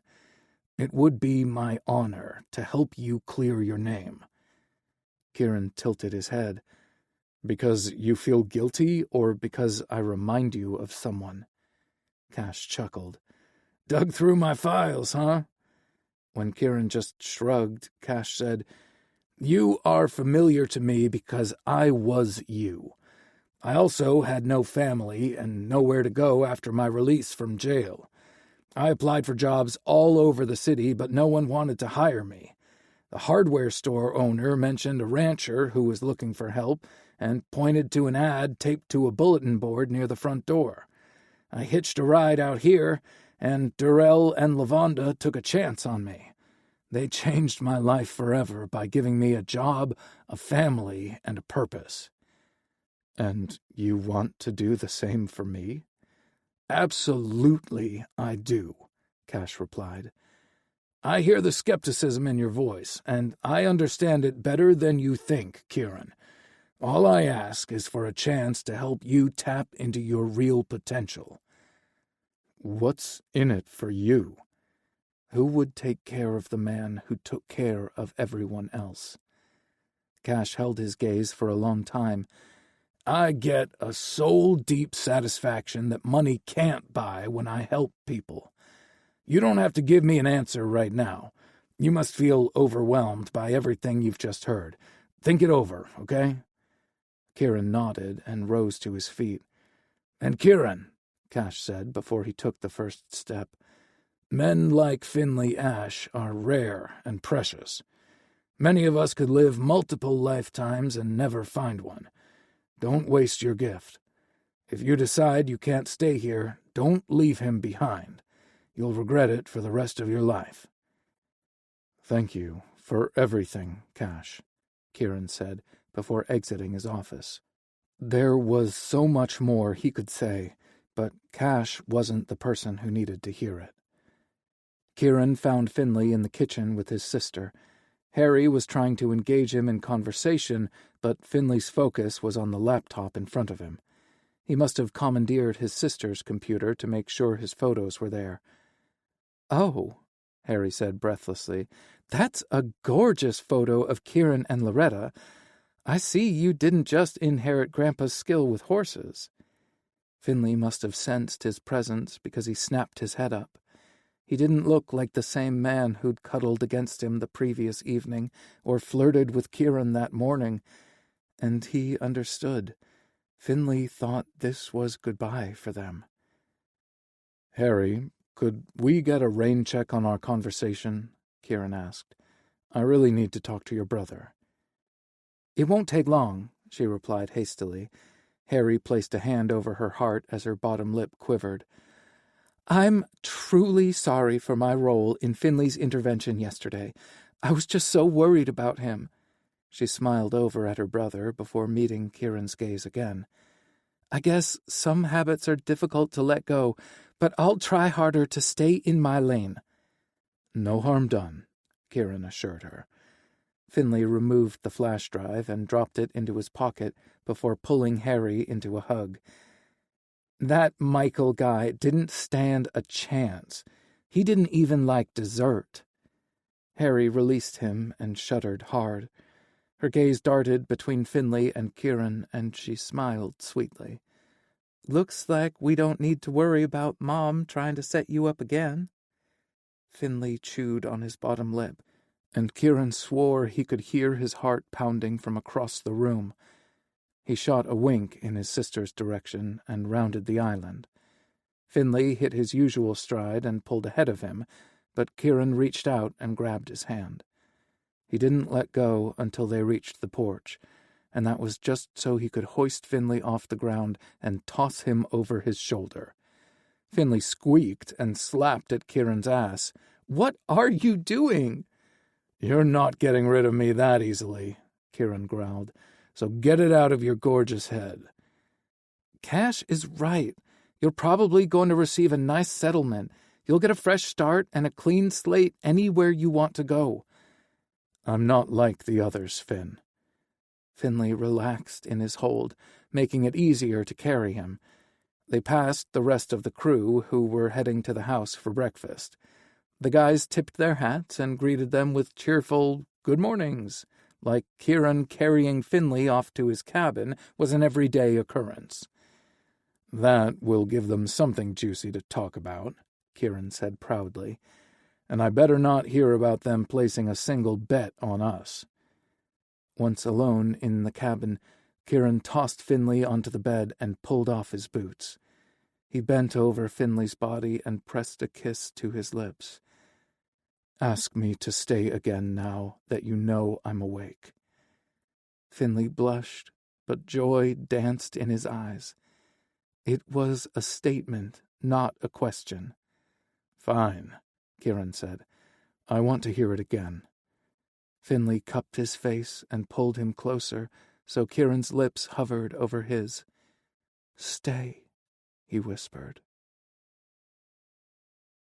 Chapter 18. Finley had put his whole heart into that one word and waited with breathless anticipation for Kieran's response. It came in a slow stretch of a smile, the rustling sound of Kieran towing off his socks, and the dip of the mattress beneath his knee.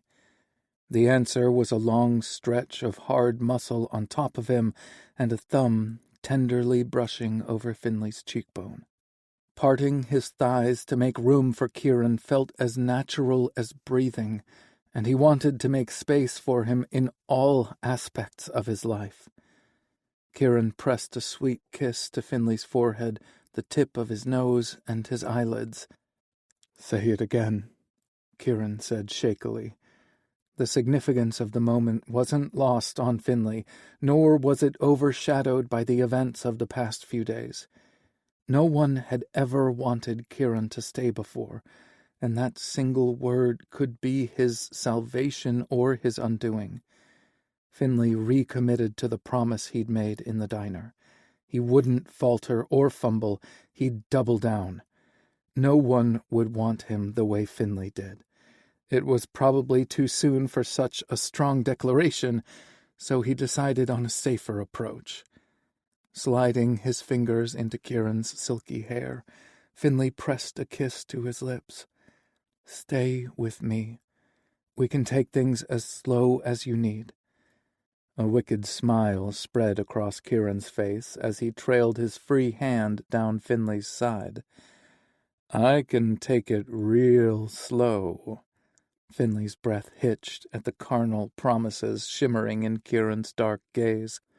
But his lustful thoughts dissipated when Kieran's fingers danced over a sensitive spot under his ribs. And since Kieran was watching him so closely, He didn't miss the reaction. His southbound hand reversed course and sought the ticklish spot once more. Kieran swirled his thumb over the area and grinned like a devil when Finley squirmed and released a sound that was part giggle and part groan. "Interesting," Kieran announced, seconds before he tugged Finley's shirt free from his waistband and shoved the material up under his armpits. Finley's muscles tensed and bunched when warm fingers brushed against his bare skin. "Is this really the best use of our time?" There was no denying his arousal, since his erection was on full display beneath his tight denim. Kieran scooted down the length of Finley's body until his lips hovered over the ticklish spot his fingers had uncovered. Kieran gazed upon Finley's bare skin like it held the secrets of the universe. He'd felt no one's attention so keenly and couldn't resist squirming, which created friction everywhere their bodies touched. Finley thought Kieran was impervious to his plight until their gazes collided and he saw the impish delight dancing in his tormentor's eyes. Kieran licked his bottom lip before lowering his head and nuzzling his nose against Finley's sensitive skin. He choked back a second giggle, but his muscles tensed and goosebumps broke out all over his body. Kieran's chuckle was a decadent, dark chocolate brownie with extra hot fudge sauce. "I can't think of a better use of our time." He kissed the ticklish spot, then circled it with his wicked tongue. Finley bit his lip and squirmed, and Kieran used more of his weight to hold him down. Gazes locked once more, Kieran said, "I want to learn everything about you." He pressed one last kiss to Finley's ribcage before scooting higher to drop a peck near his sternum. Kieran had to feel Finley's heart hammering against his ribcage. "I want to learn every dream you've stashed here." He moved up again and nuzzled his lips against Finley's temple. "And the secrets you've locked in here." Their lips met and held for a few heartbeats before Kieran pulled back. "I'm going to be the man who cherishes everything you are. I won't make the same mistake as those other guys. They didn't deserve you, but I will." Tears stung the back of Finley's eyes. "You already do, but I know that's a conclusion you'll have to reach on your own. Doesn't mean I can't start your journey off with an affirmation, and I'll happily repeat it as often as you need. We deserve each other. We deserve happiness." Kieran's mouth quirked up at the corner. "You learn that kind of thinking from your mom's studio?" Finley groaned. "Rule number 1. Never mention my mom or sister when we're getting naked or on the verge of getting naked. Boner killer." Kieran chuckled. "Maybe she could bottle that up and sell it to people who get erections at the worst times." Kieran thrust his hips forward, grinding his hard-on against Finley's. "For the record, this isn't one of them." He captured Finley's mouth in a hot, hungry kiss because the time for talking had passed. Or had it? Was Finley's offer to take things slow a reaction to their whirlwind relationship or a last-ditch effort at self-preservation? Weren't both things important? Kieran sucked on Finley's tongue, and he forgot his own name. Kieran broke their kiss to nuzzle Finley's neck, sucking the sensitive skin beneath his ear. Finley shivered hard, and Kieran repeated the action, adding tongue and teeth this time. He pressed his lips to Finley's ear and said, "This is going to be so much fun." Kieran Sullivan gave entirely new meaning to taking it slow as he stripped Finley bare. There wasn't a spot on his body Kieran hadn't caressed or kissed, or a ticklish spot left undiscovered by the time he rolled to Finley's side and submitted to the same torture. Kieran was better at hiding it, or he wasn't ticklish, But Finley discovered plenty of erogenous zones he exploited until Kieran waved his discarded white sock as a flag.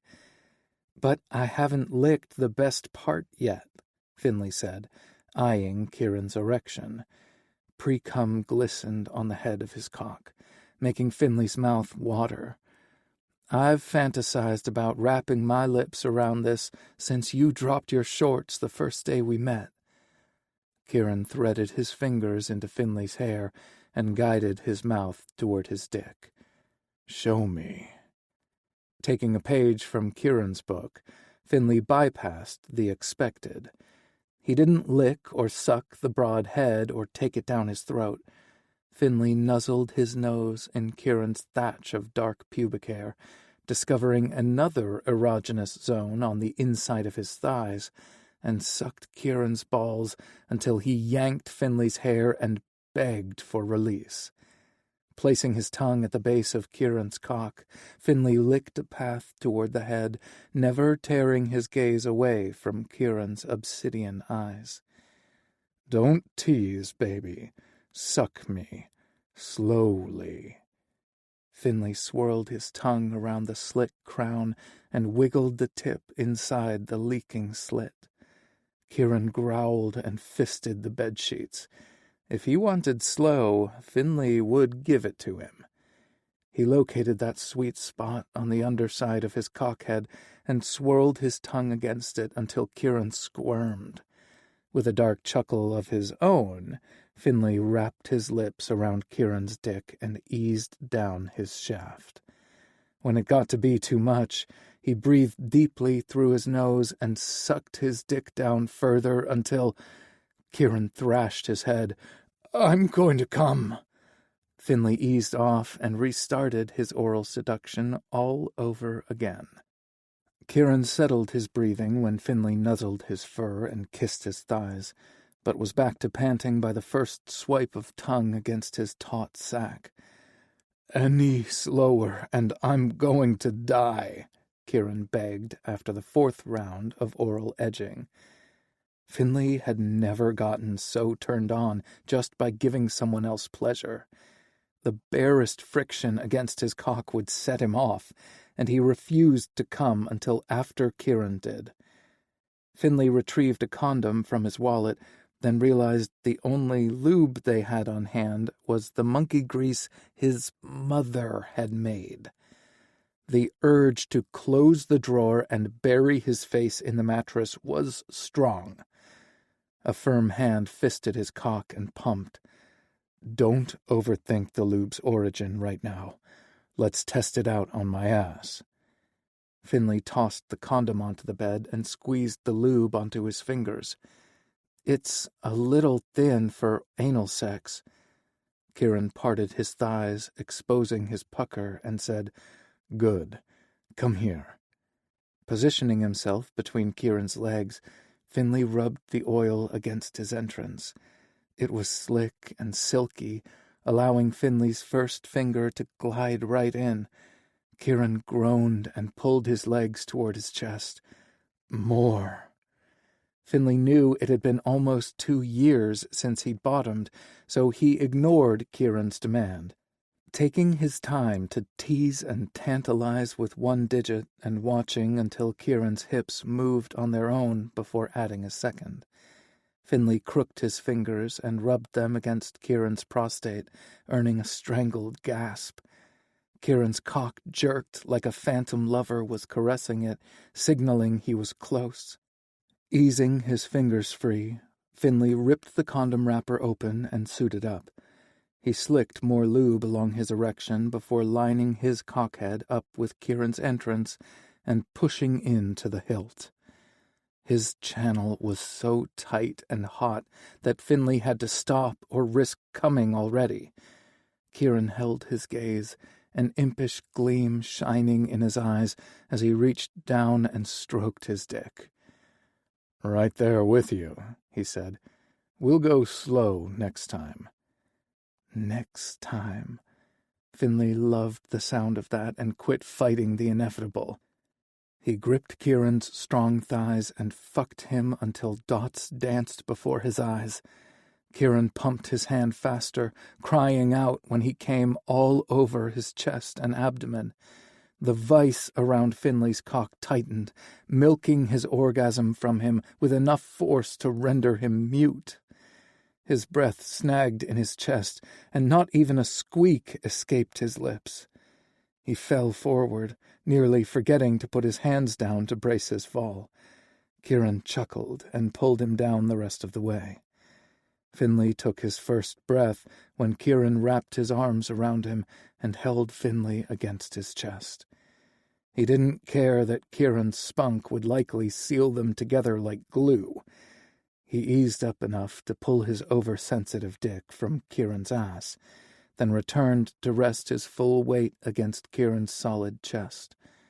Lips pressed against his temple and his hair. "How soon?" Finley asked, his voice gruff and unrecognizable.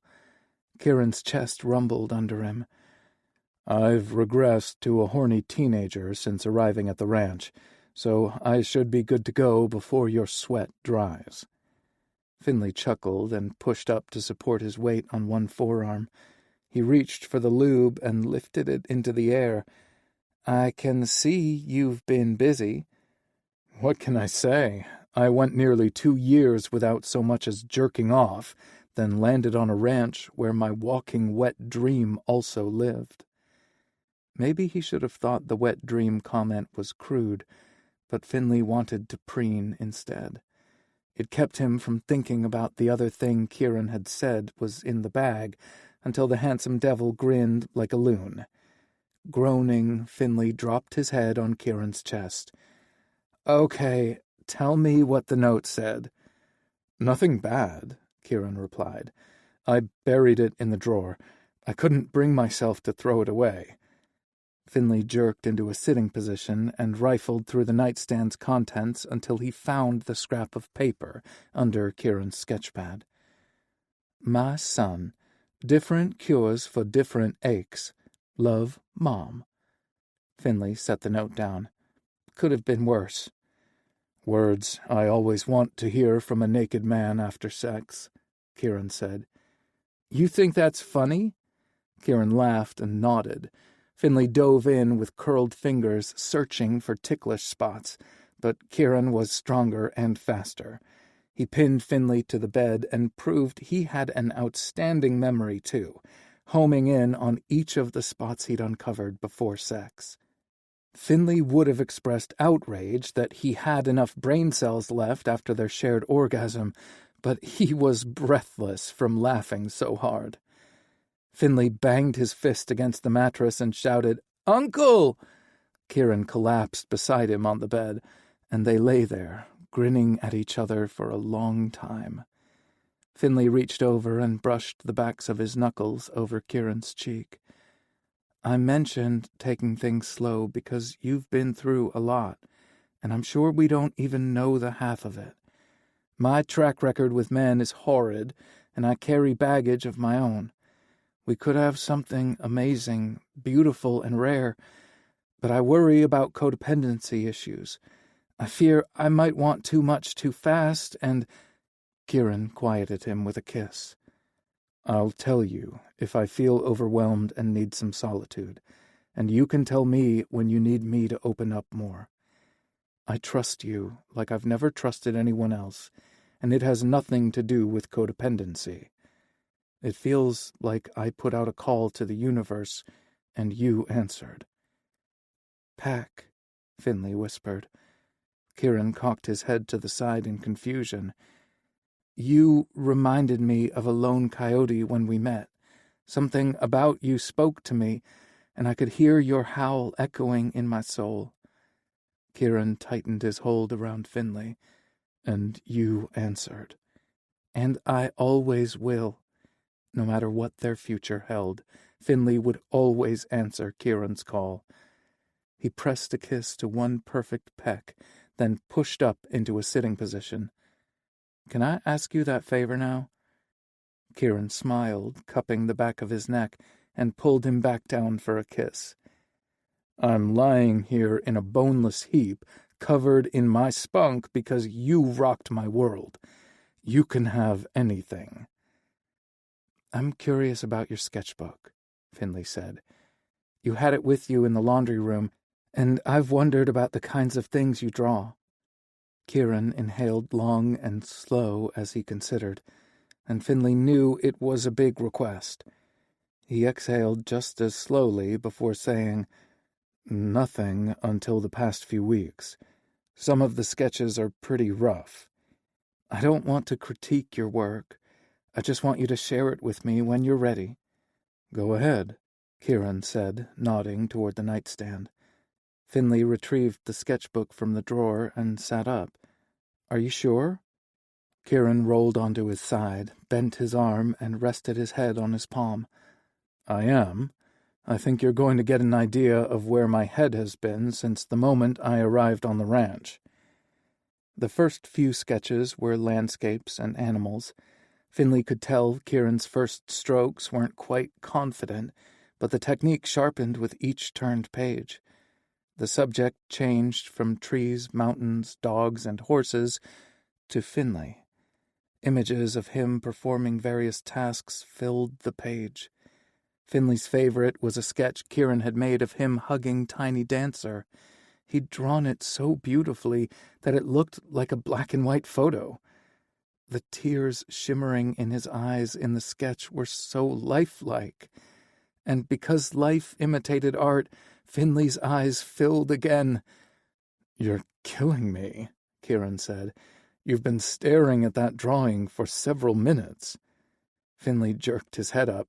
"Have I?" Kieran bit his bottom lip and nodded. "Do you like it?" Swallowing hard, Finley said, "I love it. You're so talented." Kieran snagged Finley's hand and brought it to his lips. "The subject obviously moves me." Finley struggled to tear his gaze away from the sketch. He'd never looked better than through Kieran's eyes. "Have you ever wanted to pursue a career in art?" "It's always seemed like a pipe dream," Kieran replied. "I'd hoped to take some courses to hone my skills, but I've never been able to pull it off." "Until now.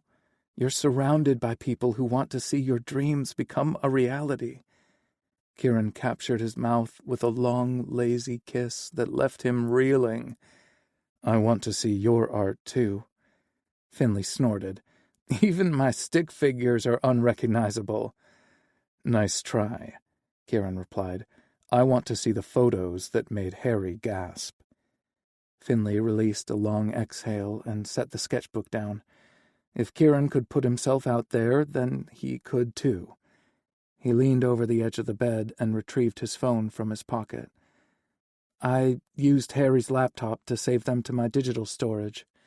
He tapped on the app and accessed the folder before handing over the device. Kieran lay beside him and held the phone where they could both see it. He said nothing as he scrolled through the photos twice.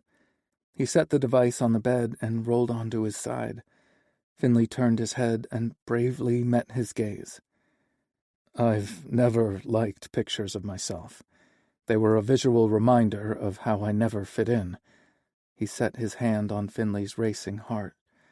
"I always looked so out of place. Until now." "You do belong. Pack." "Pack," Kieran whispered. A loud knock at the door interrupted their beautiful moment. "Special delivery from the kitchen," Harry hollered from the small porch.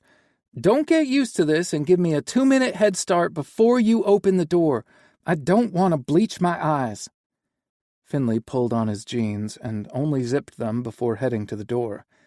"Thank you," he shouted at his sister's rapidly retreating form. She waved her hand without turning around, and Finley laughed. He hoisted a heavy paper grocery sack into the air and got a whiff of waffles and bacon.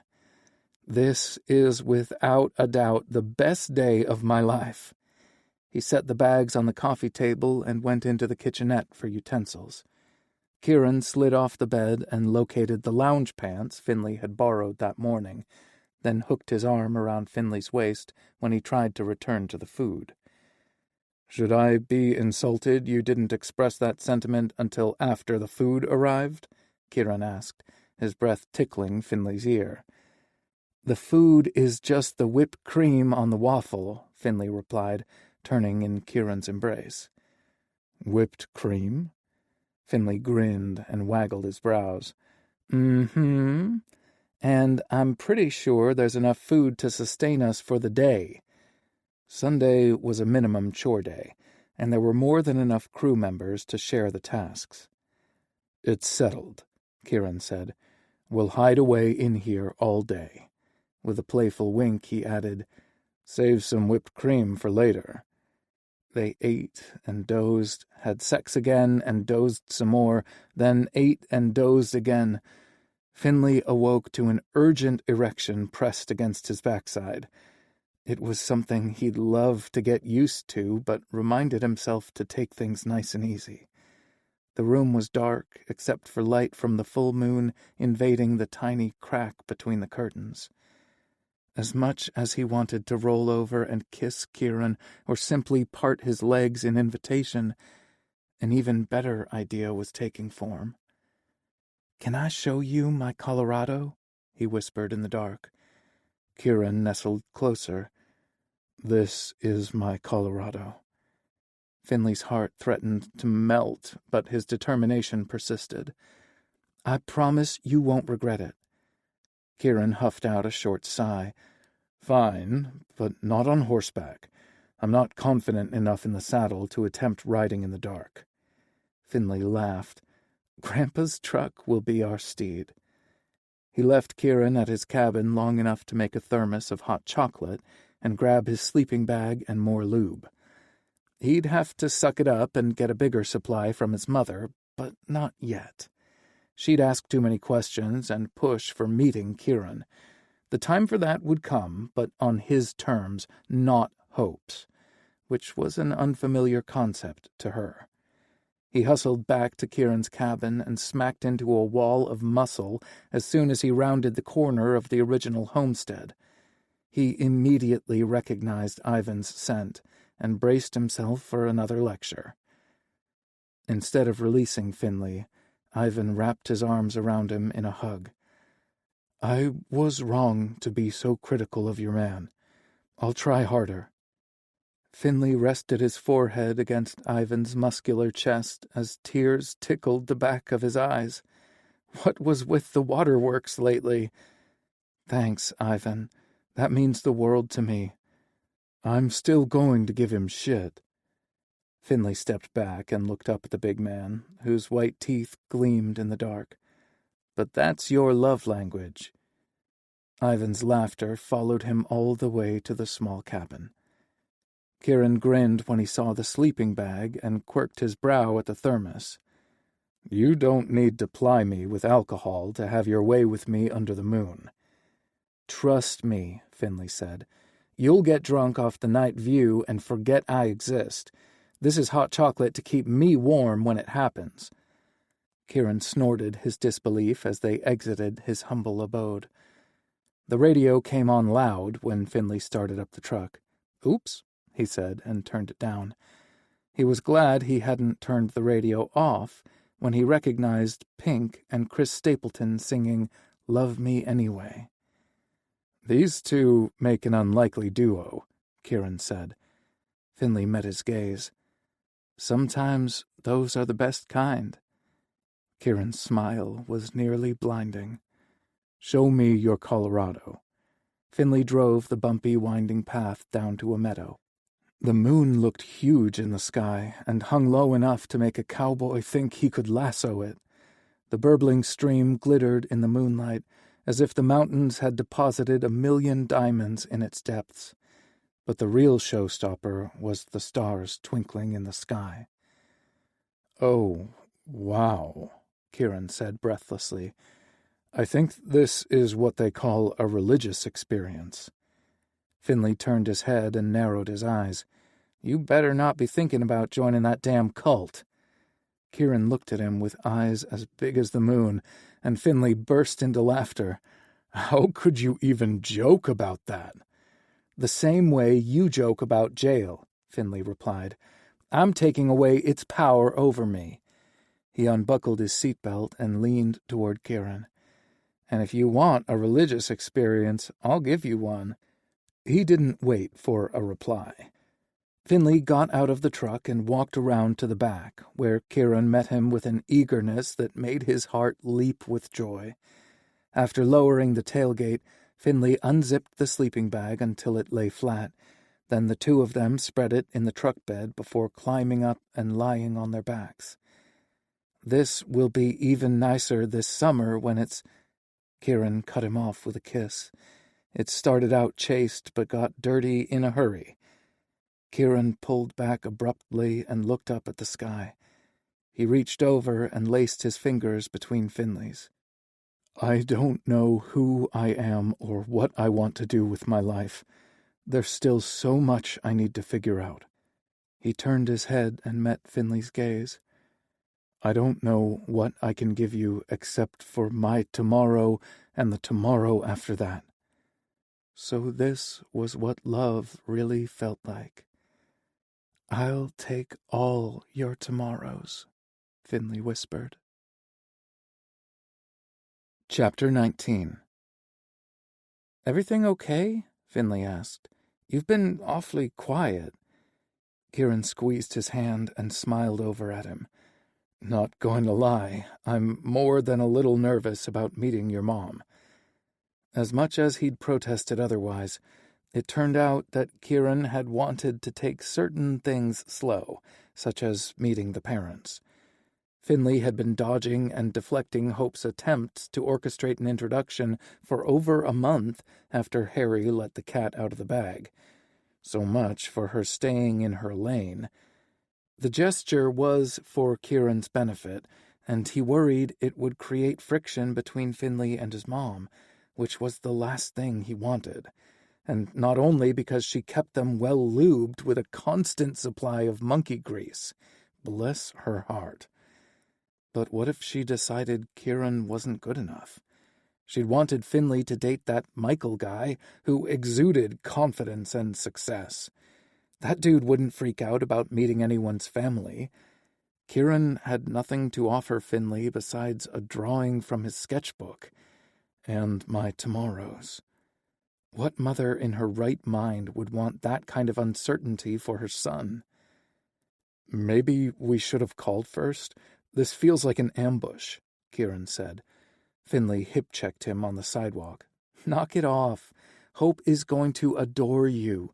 Stop making such a big deal out of this. We're just making a low-stakes swing by her shop to say hello." "And get more lube." Heat flooded Kieran's cheeks, and Finley laughed. "And that, too." Finley stopped a few feet away and tugged on Kieran's hand to halt his progress. "Don't let her see you blush," he cautioned in the same tone others used to say, "Don't feed the wild animals." Kieran snorted and shook his head. "Or what?" Finley's eyes widened in alarm. "Oh, no. I think you just challenged the universe to give you a Hope Newton performance." As usual, Finley knew the perfect thing to say to ease Kieran's nerves. Their lives had become so beautifully entwined over the past 4 weeks. Finley's photographs decorated Kieran's cabin, and Kieran's sketches joined Finley's art collection in his office. Well, at least the drawings and photos that were made for public consumption. The racier images and drawings were kept for private viewings only. They worked and played together like a well-oiled machine, and even spent most of their nights in the small cabin. Kieran did have moments of overwhelm that Finley intuitively detected.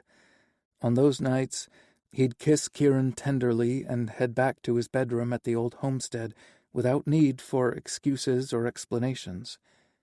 The first time it happened, Finley had been a little tentative the next morning, so Kieran had backed him into his office, shut the door, and demonstrated just how happy he was to see him. After that, Finley didn't worry that the time away meant they were growing apart. Each day brought them closer together, and meeting the rest of Finley's family felt like a natural next step. Something cold and wet smacked against Kieran's back. He stiffened and spun around and saw an ice cream cone on the sidewalk. "Men shall not lay with other men," said a man with white hair and a white beard. Hostility and something akin to madness shimmered in his pale eyes. "I will cast out all the sinners." Kieran was too stunned to speak, but Finley didn't suffer from the same affliction. He stepped around Kieran and placed himself between Kieran and the threat. "Your grammar is the sin. It's lie, not lay. The word shall is a future tense auxiliary verb." Finley took a few steps toward the man, who had the wisdom to ease back. "I assure you I shall lie with this man whenever and however I want to." The old man trembled as he pointed a finger at Finley. "You're the witch's son." Before Finley could answer, the door to his mother's shop burst open, and a young man with dark blonde hair darted onto the sidewalk. He was dressed just like the man who'd accosted them, and didn't look like he was faring any better. He froze like a deer in headlights just as a woman burst through the door with a super soaker. He recognized Hope from Finley's photos and watched in awe as she leveled her weapon of choice at her harasser. "I warned you assholes," she said before she pulled the trigger, hitting the man at center mass with a blast of water. His arms pinwheeled and he flailed about as people on the sidewalk darted to the left and right to avoid the woman's wrath. Her victim staggered to one knee before scrambling to his feet and fleeing for safety. Hope cackled like a madwoman the entire time, her gray and white hair flowing behind her, and Kieran was pretty sure he fell in love with her a little, just like he'd fallen for her son. "Witch!" the white-haired man called out. "Oh, shit," Finley said. "Now you've done it." Hope spun around and marched forward, super soaker locked and loaded. "It's bitch, not witch. Get it right." She unleashed a torrent of water at their white-haired accoster until he staggered off into the crowd that had gathered to witness the spectacle. Finley looked over his shoulder at Kieran, and the universe answered. The crowd cheered for Hope, and she grabbed the skirt of her flowing yellow dress and gave a little curtsy. Then she gave her full attention to her son. It was that moment when she realized Kieran was with him. Her eyes went wide, and excitement danced in green eyes several shades darker than Finley's. It was also at that time Hope realized her finger was still on the trigger because she pressed it in her excitement and blasted Kieran in the chest. The cold stunned Kieran for a second, and he froze in shock. Finley, the valiant knight, jumped in front of him once more, taking the brunt of the blast. "Let off the trigger, you madwoman!" Finley yelled while trying to use his arms as a shield to block the water. Hope eased off and lowered the weapon, and the three of them howled with laughter. "What the hell is going on out here?" A lanky man stepped out of the shop and searched the sidewalk until his gaze landed on the trio. "Hope, what have you done?" "Gary, your wife is unhinged," Finley said, as he pulled his soaked shirt away from his chest. "You're just figuring that out, kid?" he asked. Gary's sandy-brown hair was going gray at his temples. His black-framed glasses sat slightly askew on his nose, and he assessed Kieran with kind eyes. "As far as Meet the Parents encounters go, this must be one for the records." He extended his hand. "I'm Gary Newton, husband to this wonderful woman and stepfather to this incredible young man. You must be the Kieran we've been dying to meet." Kieran didn't know if their first meeting broke any records, but it sure did shatter the ice. "Good to meet you, sir," Kieran replied, shaking the man's hand. Hope hip-checked her husband out of the way and was on Kieran faster than Nellie on a denim-clad ass. Unconcerned about his wet shirt, she flung her arms around him and hugged him tight before stepping back and smiling up at him. "I'm so happy to meet you, and I'm sorry I blasted you with a gun. That Salvation Anew leader had just baptized me with an ice cream cone, so no worries."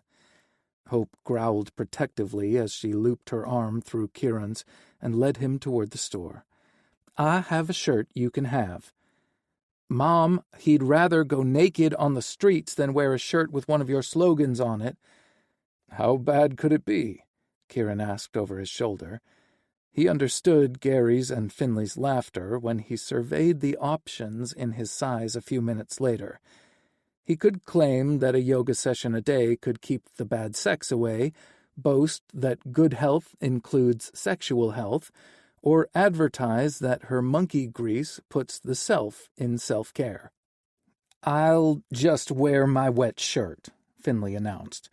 Kieran snorted and tossed him the sexual health shirt while he chose the monkey grease for himself. Finley's eyes twinkled with mirth as he reached for Kieran's hand and tugged him into the changing rooms attached to the yoga studio. He reached for the hem of Kieran's wet shirt instead of his own, so Kieran reached for his. But they stood there staring into each other's eyes instead of undressing. "The young guy my mom first hosed down is my ex." Kieran didn't get a very good look at him, and it was impossible to see much with the beards anyway. "He's an idiot. Bet she really enjoyed blasting him." "Damn right I did," Hope called out from the other side. "You boys want us to step out for a little bit?"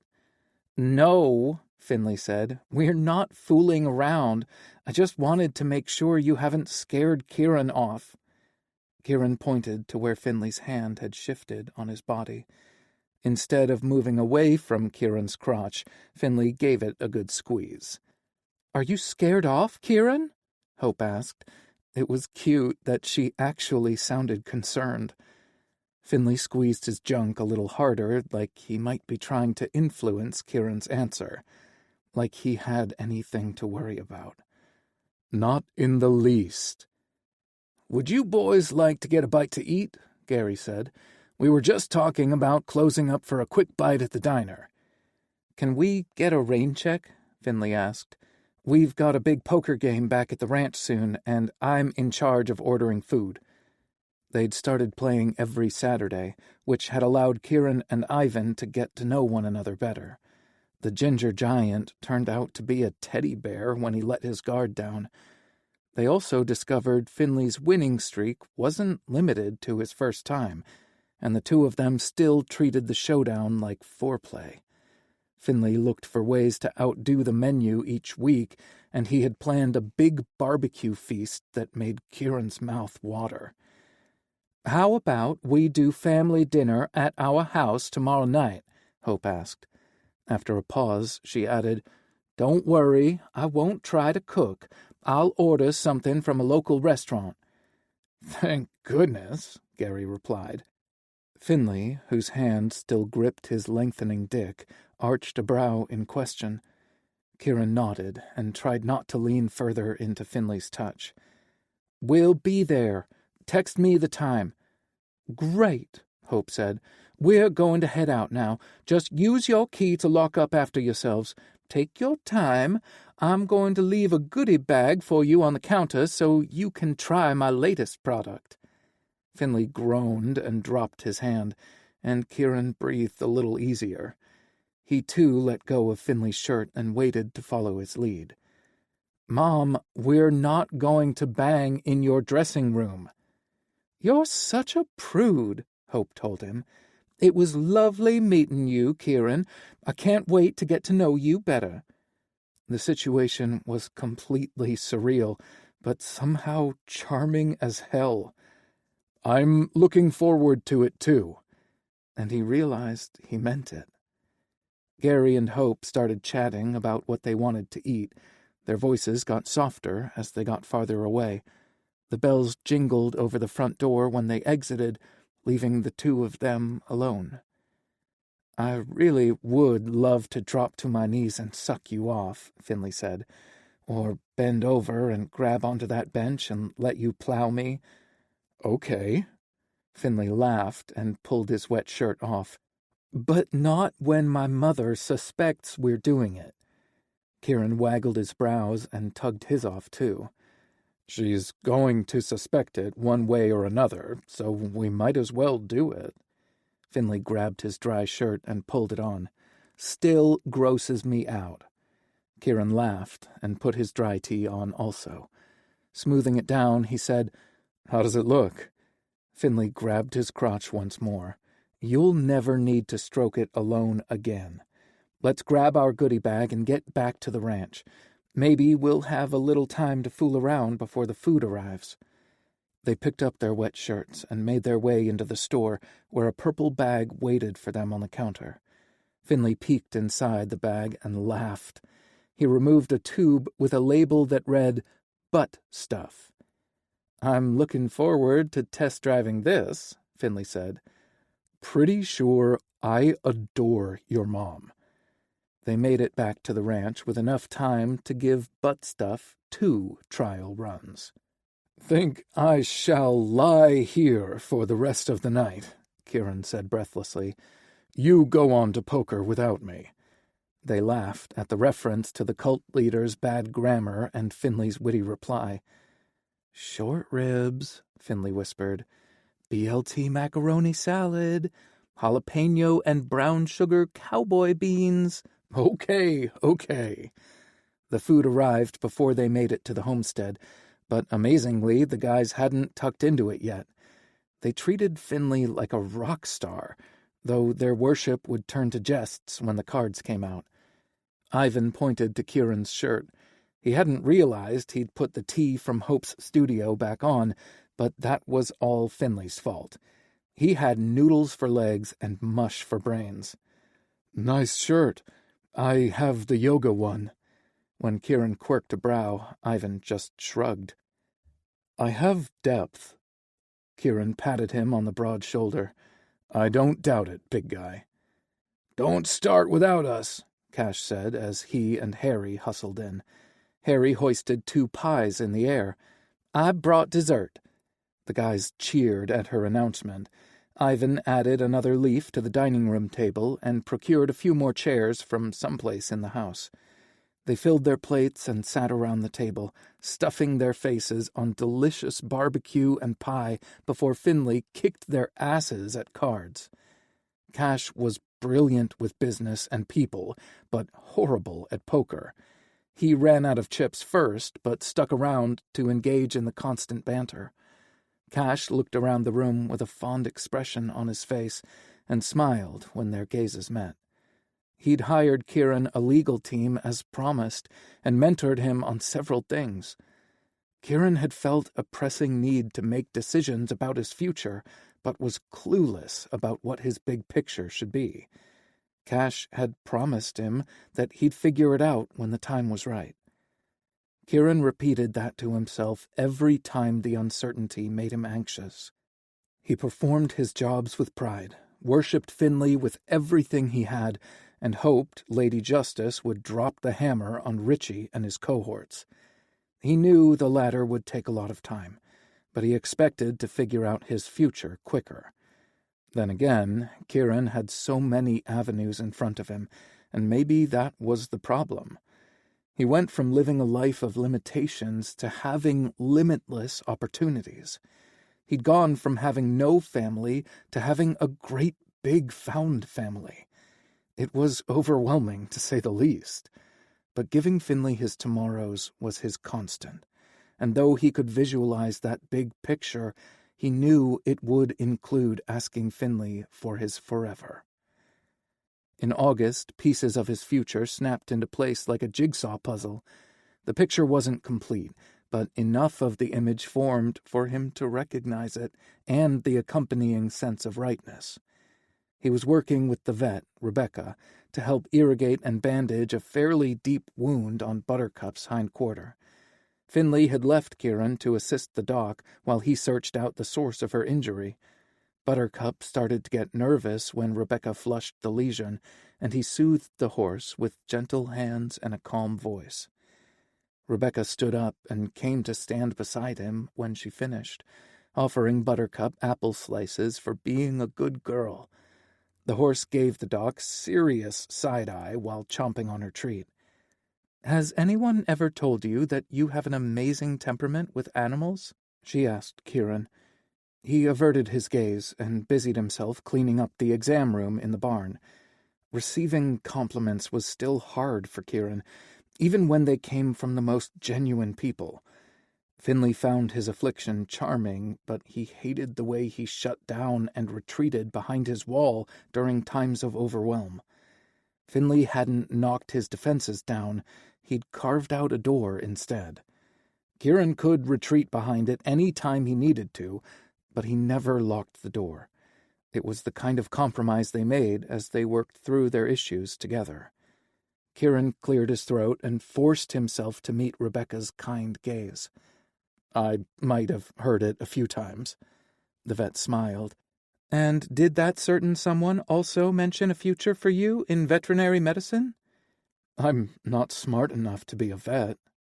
The admission heated Kieran's cheeks and made him want to look away again, but he remained locked on Rebecca's earnest gaze.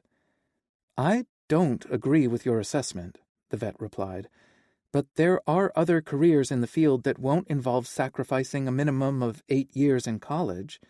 My vet techs have associate's or bachelor's degrees, and you wouldn't be limited to just vet clinics either. You could utilize your skills right here, or perhaps work for animal rescues. I know several wildlife vets who need technicians.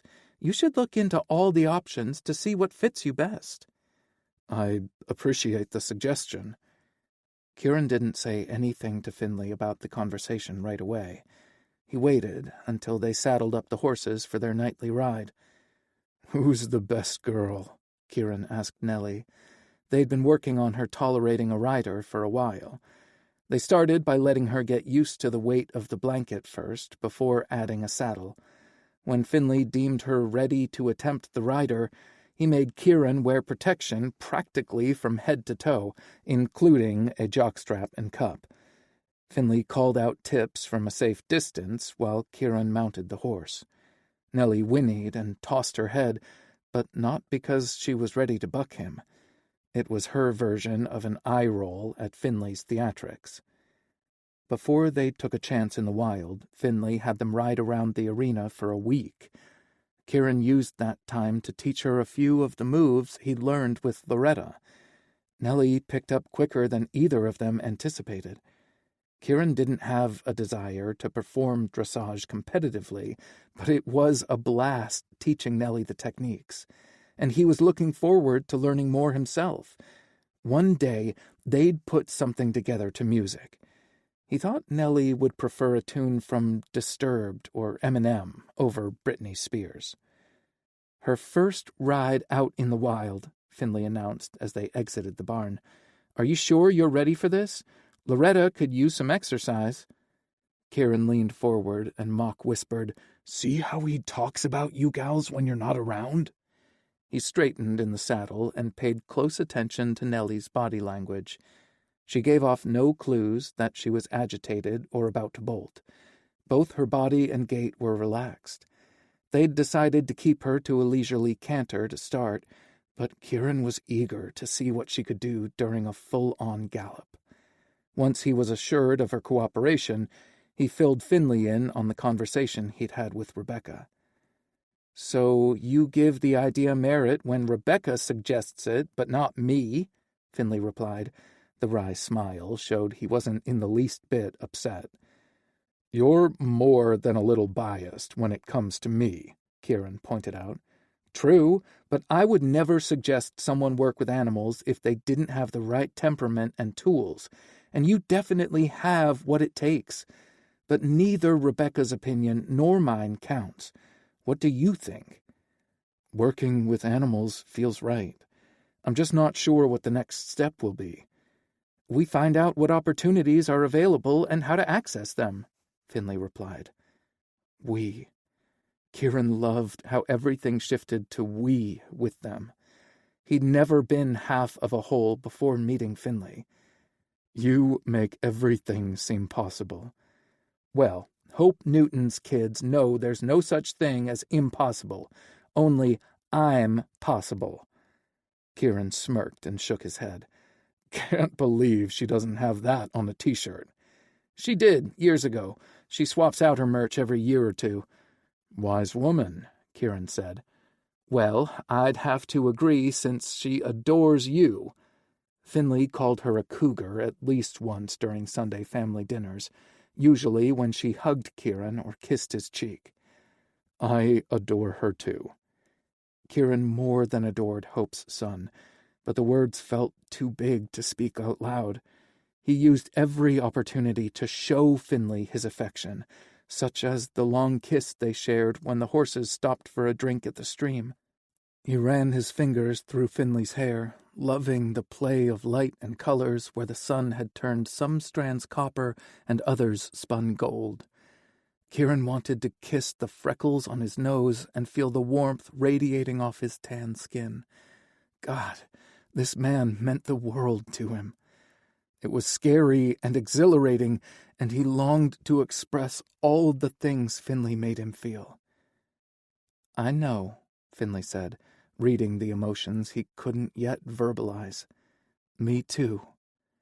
They shared many more kisses until it was time to return to the ranch.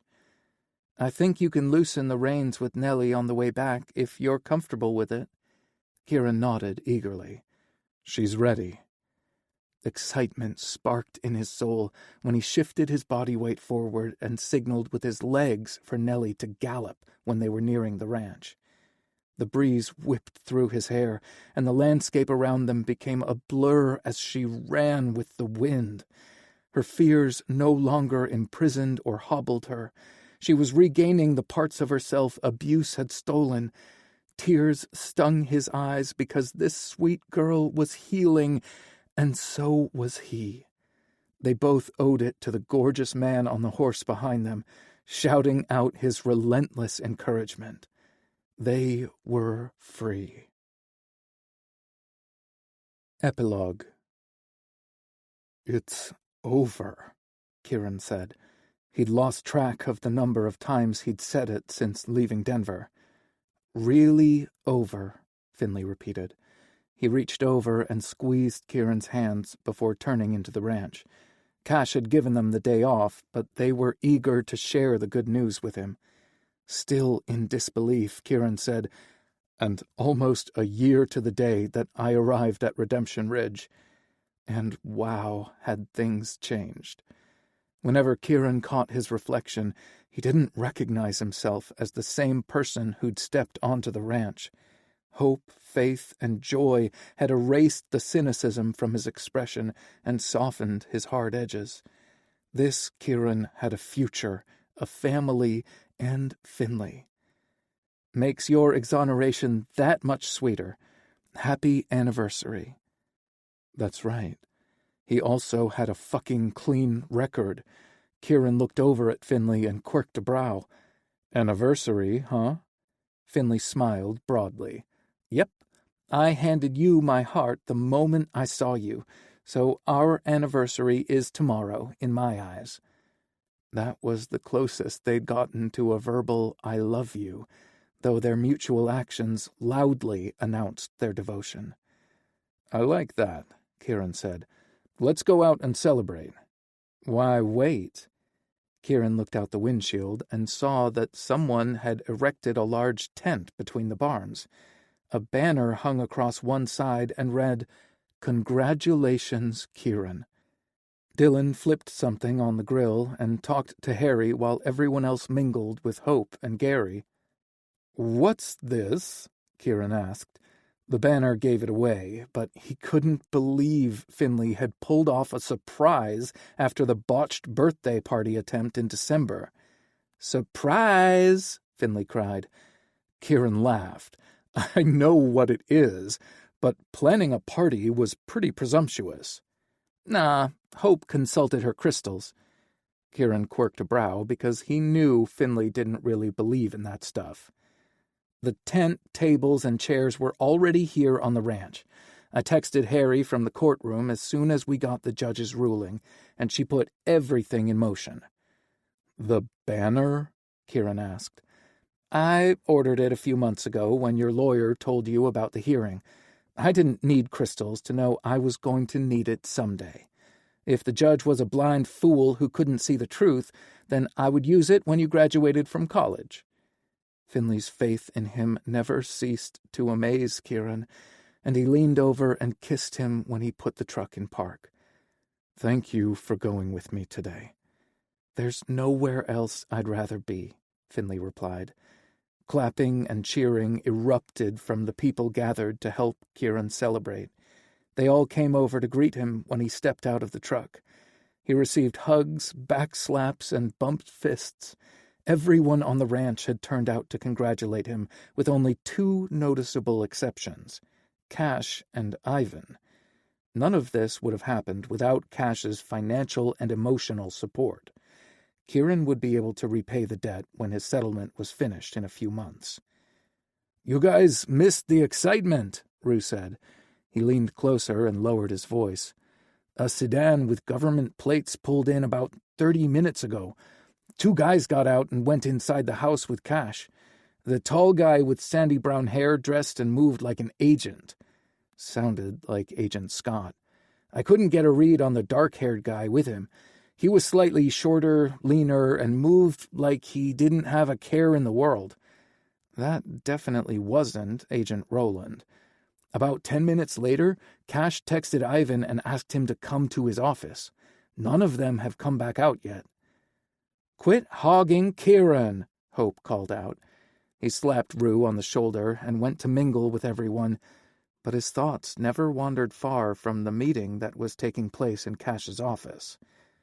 When Dylan needed the barbecue sauce he and Harry had made, Kieran volunteered to go get it so he could nose around a bit.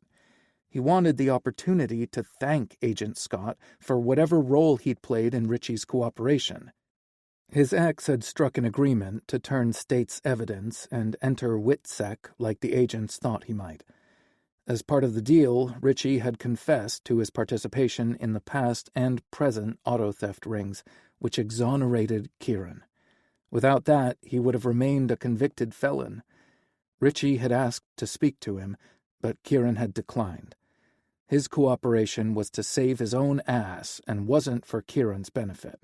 There was nothing left to say between them, and Richie had settled their score. Richie wanted the feds to think he was the mastermind, but everyone knew better.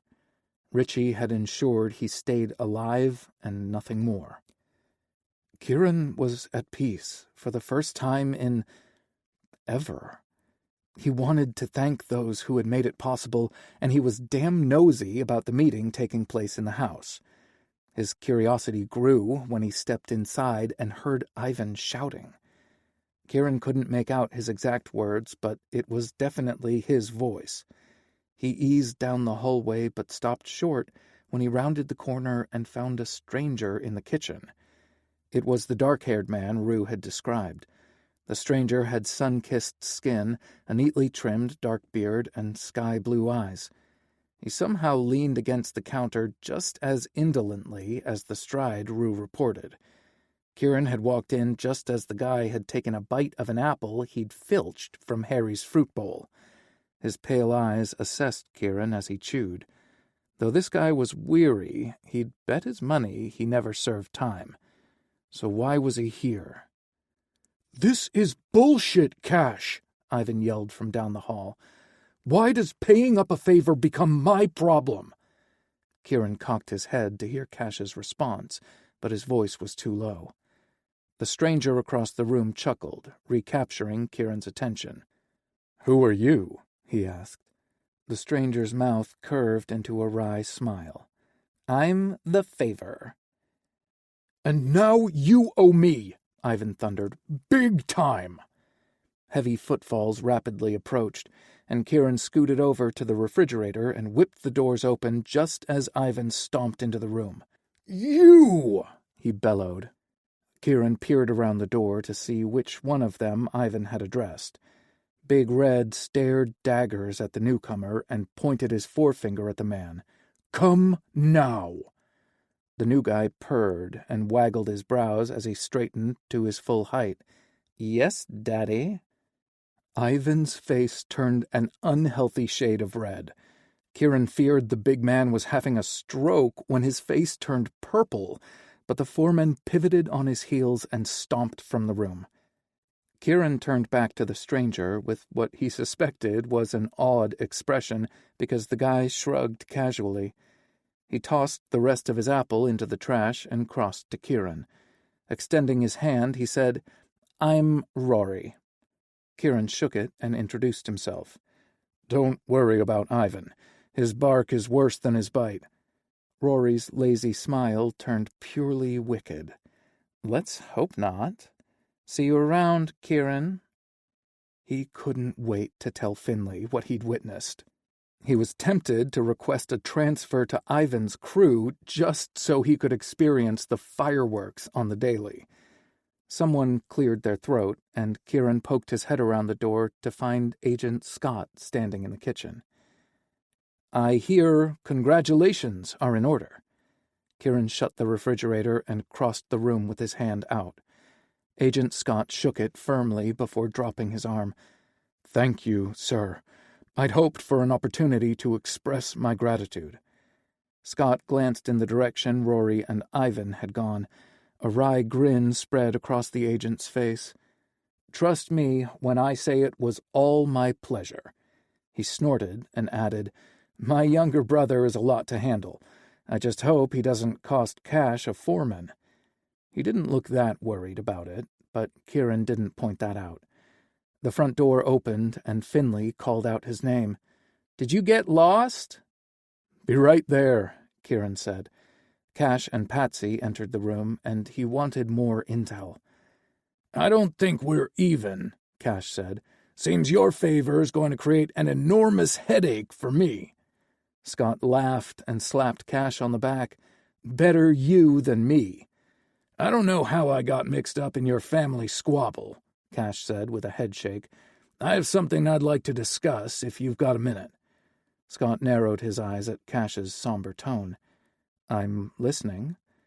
"I think we have a potential cult digging its claws into the community," Cash told him. The federal agent narrowed his eyes and gestured to Cash's office. "You've got my attention." "Mine too, damn it. Especially when Kieran caught Agent Scott checking out Cash's ass." Kieran knew he wouldn't get anything else when the men disappeared down the hall, so he retrieved the barbecue sauce from the refrigerator and headed back out to his celebration. Finley was waiting for him on the porch. "Please tell me you know what the hell is going on," he said. "Just enough to make me dangerous." Finley covered his heart with both hands. "Rumor has it I have a thing for bad boys." Kieran chuckled and pulled him closer for a kiss. He repeated everything he'd heard and seen on their way back to the group. "This day couldn't get any sweeter," Finley said, a serene smile tugging at his lips. Kieran stopped and tugged on his hand so he would too. Finley halted and turned to face him. "Thank you." "For what?" Finley asked. Where did he begin? He palmed the back of Finley's neck and leaned forward until their foreheads touched. "Keeping your word and being the one who didn't let me down. For always knowing when to give me a gentle nudge or retreat. The encouragement you give me, whether it's for enrolling in online vet tech classes or instructing me on how to fuck you." Finley arched his brow. "You calling me bossy?" "I'm calling you perfect." Kieran pressed a quick kiss to Finley's lush mouth. "And I wasn't done," he admonished. Finley mimed, zipping his lips. "Thank you for being the best friend and co-cat dad a man could ask for." Though they'd wanted to hoard little Mama and her kittens to themselves, Kieran's cabin wasn't big enough. The idea of giving the babies to strangers broke his heart, but luckily the crew members fell in love with them. The little darlings found homes with Reuben, Tyler, Owen, Ivan, and Cash. "And thank you most of all for loving me." Finley's lips trembled. "Now look who's being presumptuous." "And for teaching me how to love someone in return. Kieran took a shaky breath. I do love you, Finn, more than words could ever express. Finley's eyes widened and his lips curved into a beautiful smile. Oh, I was wrong. Now it's officially the sweetest day. I love you too.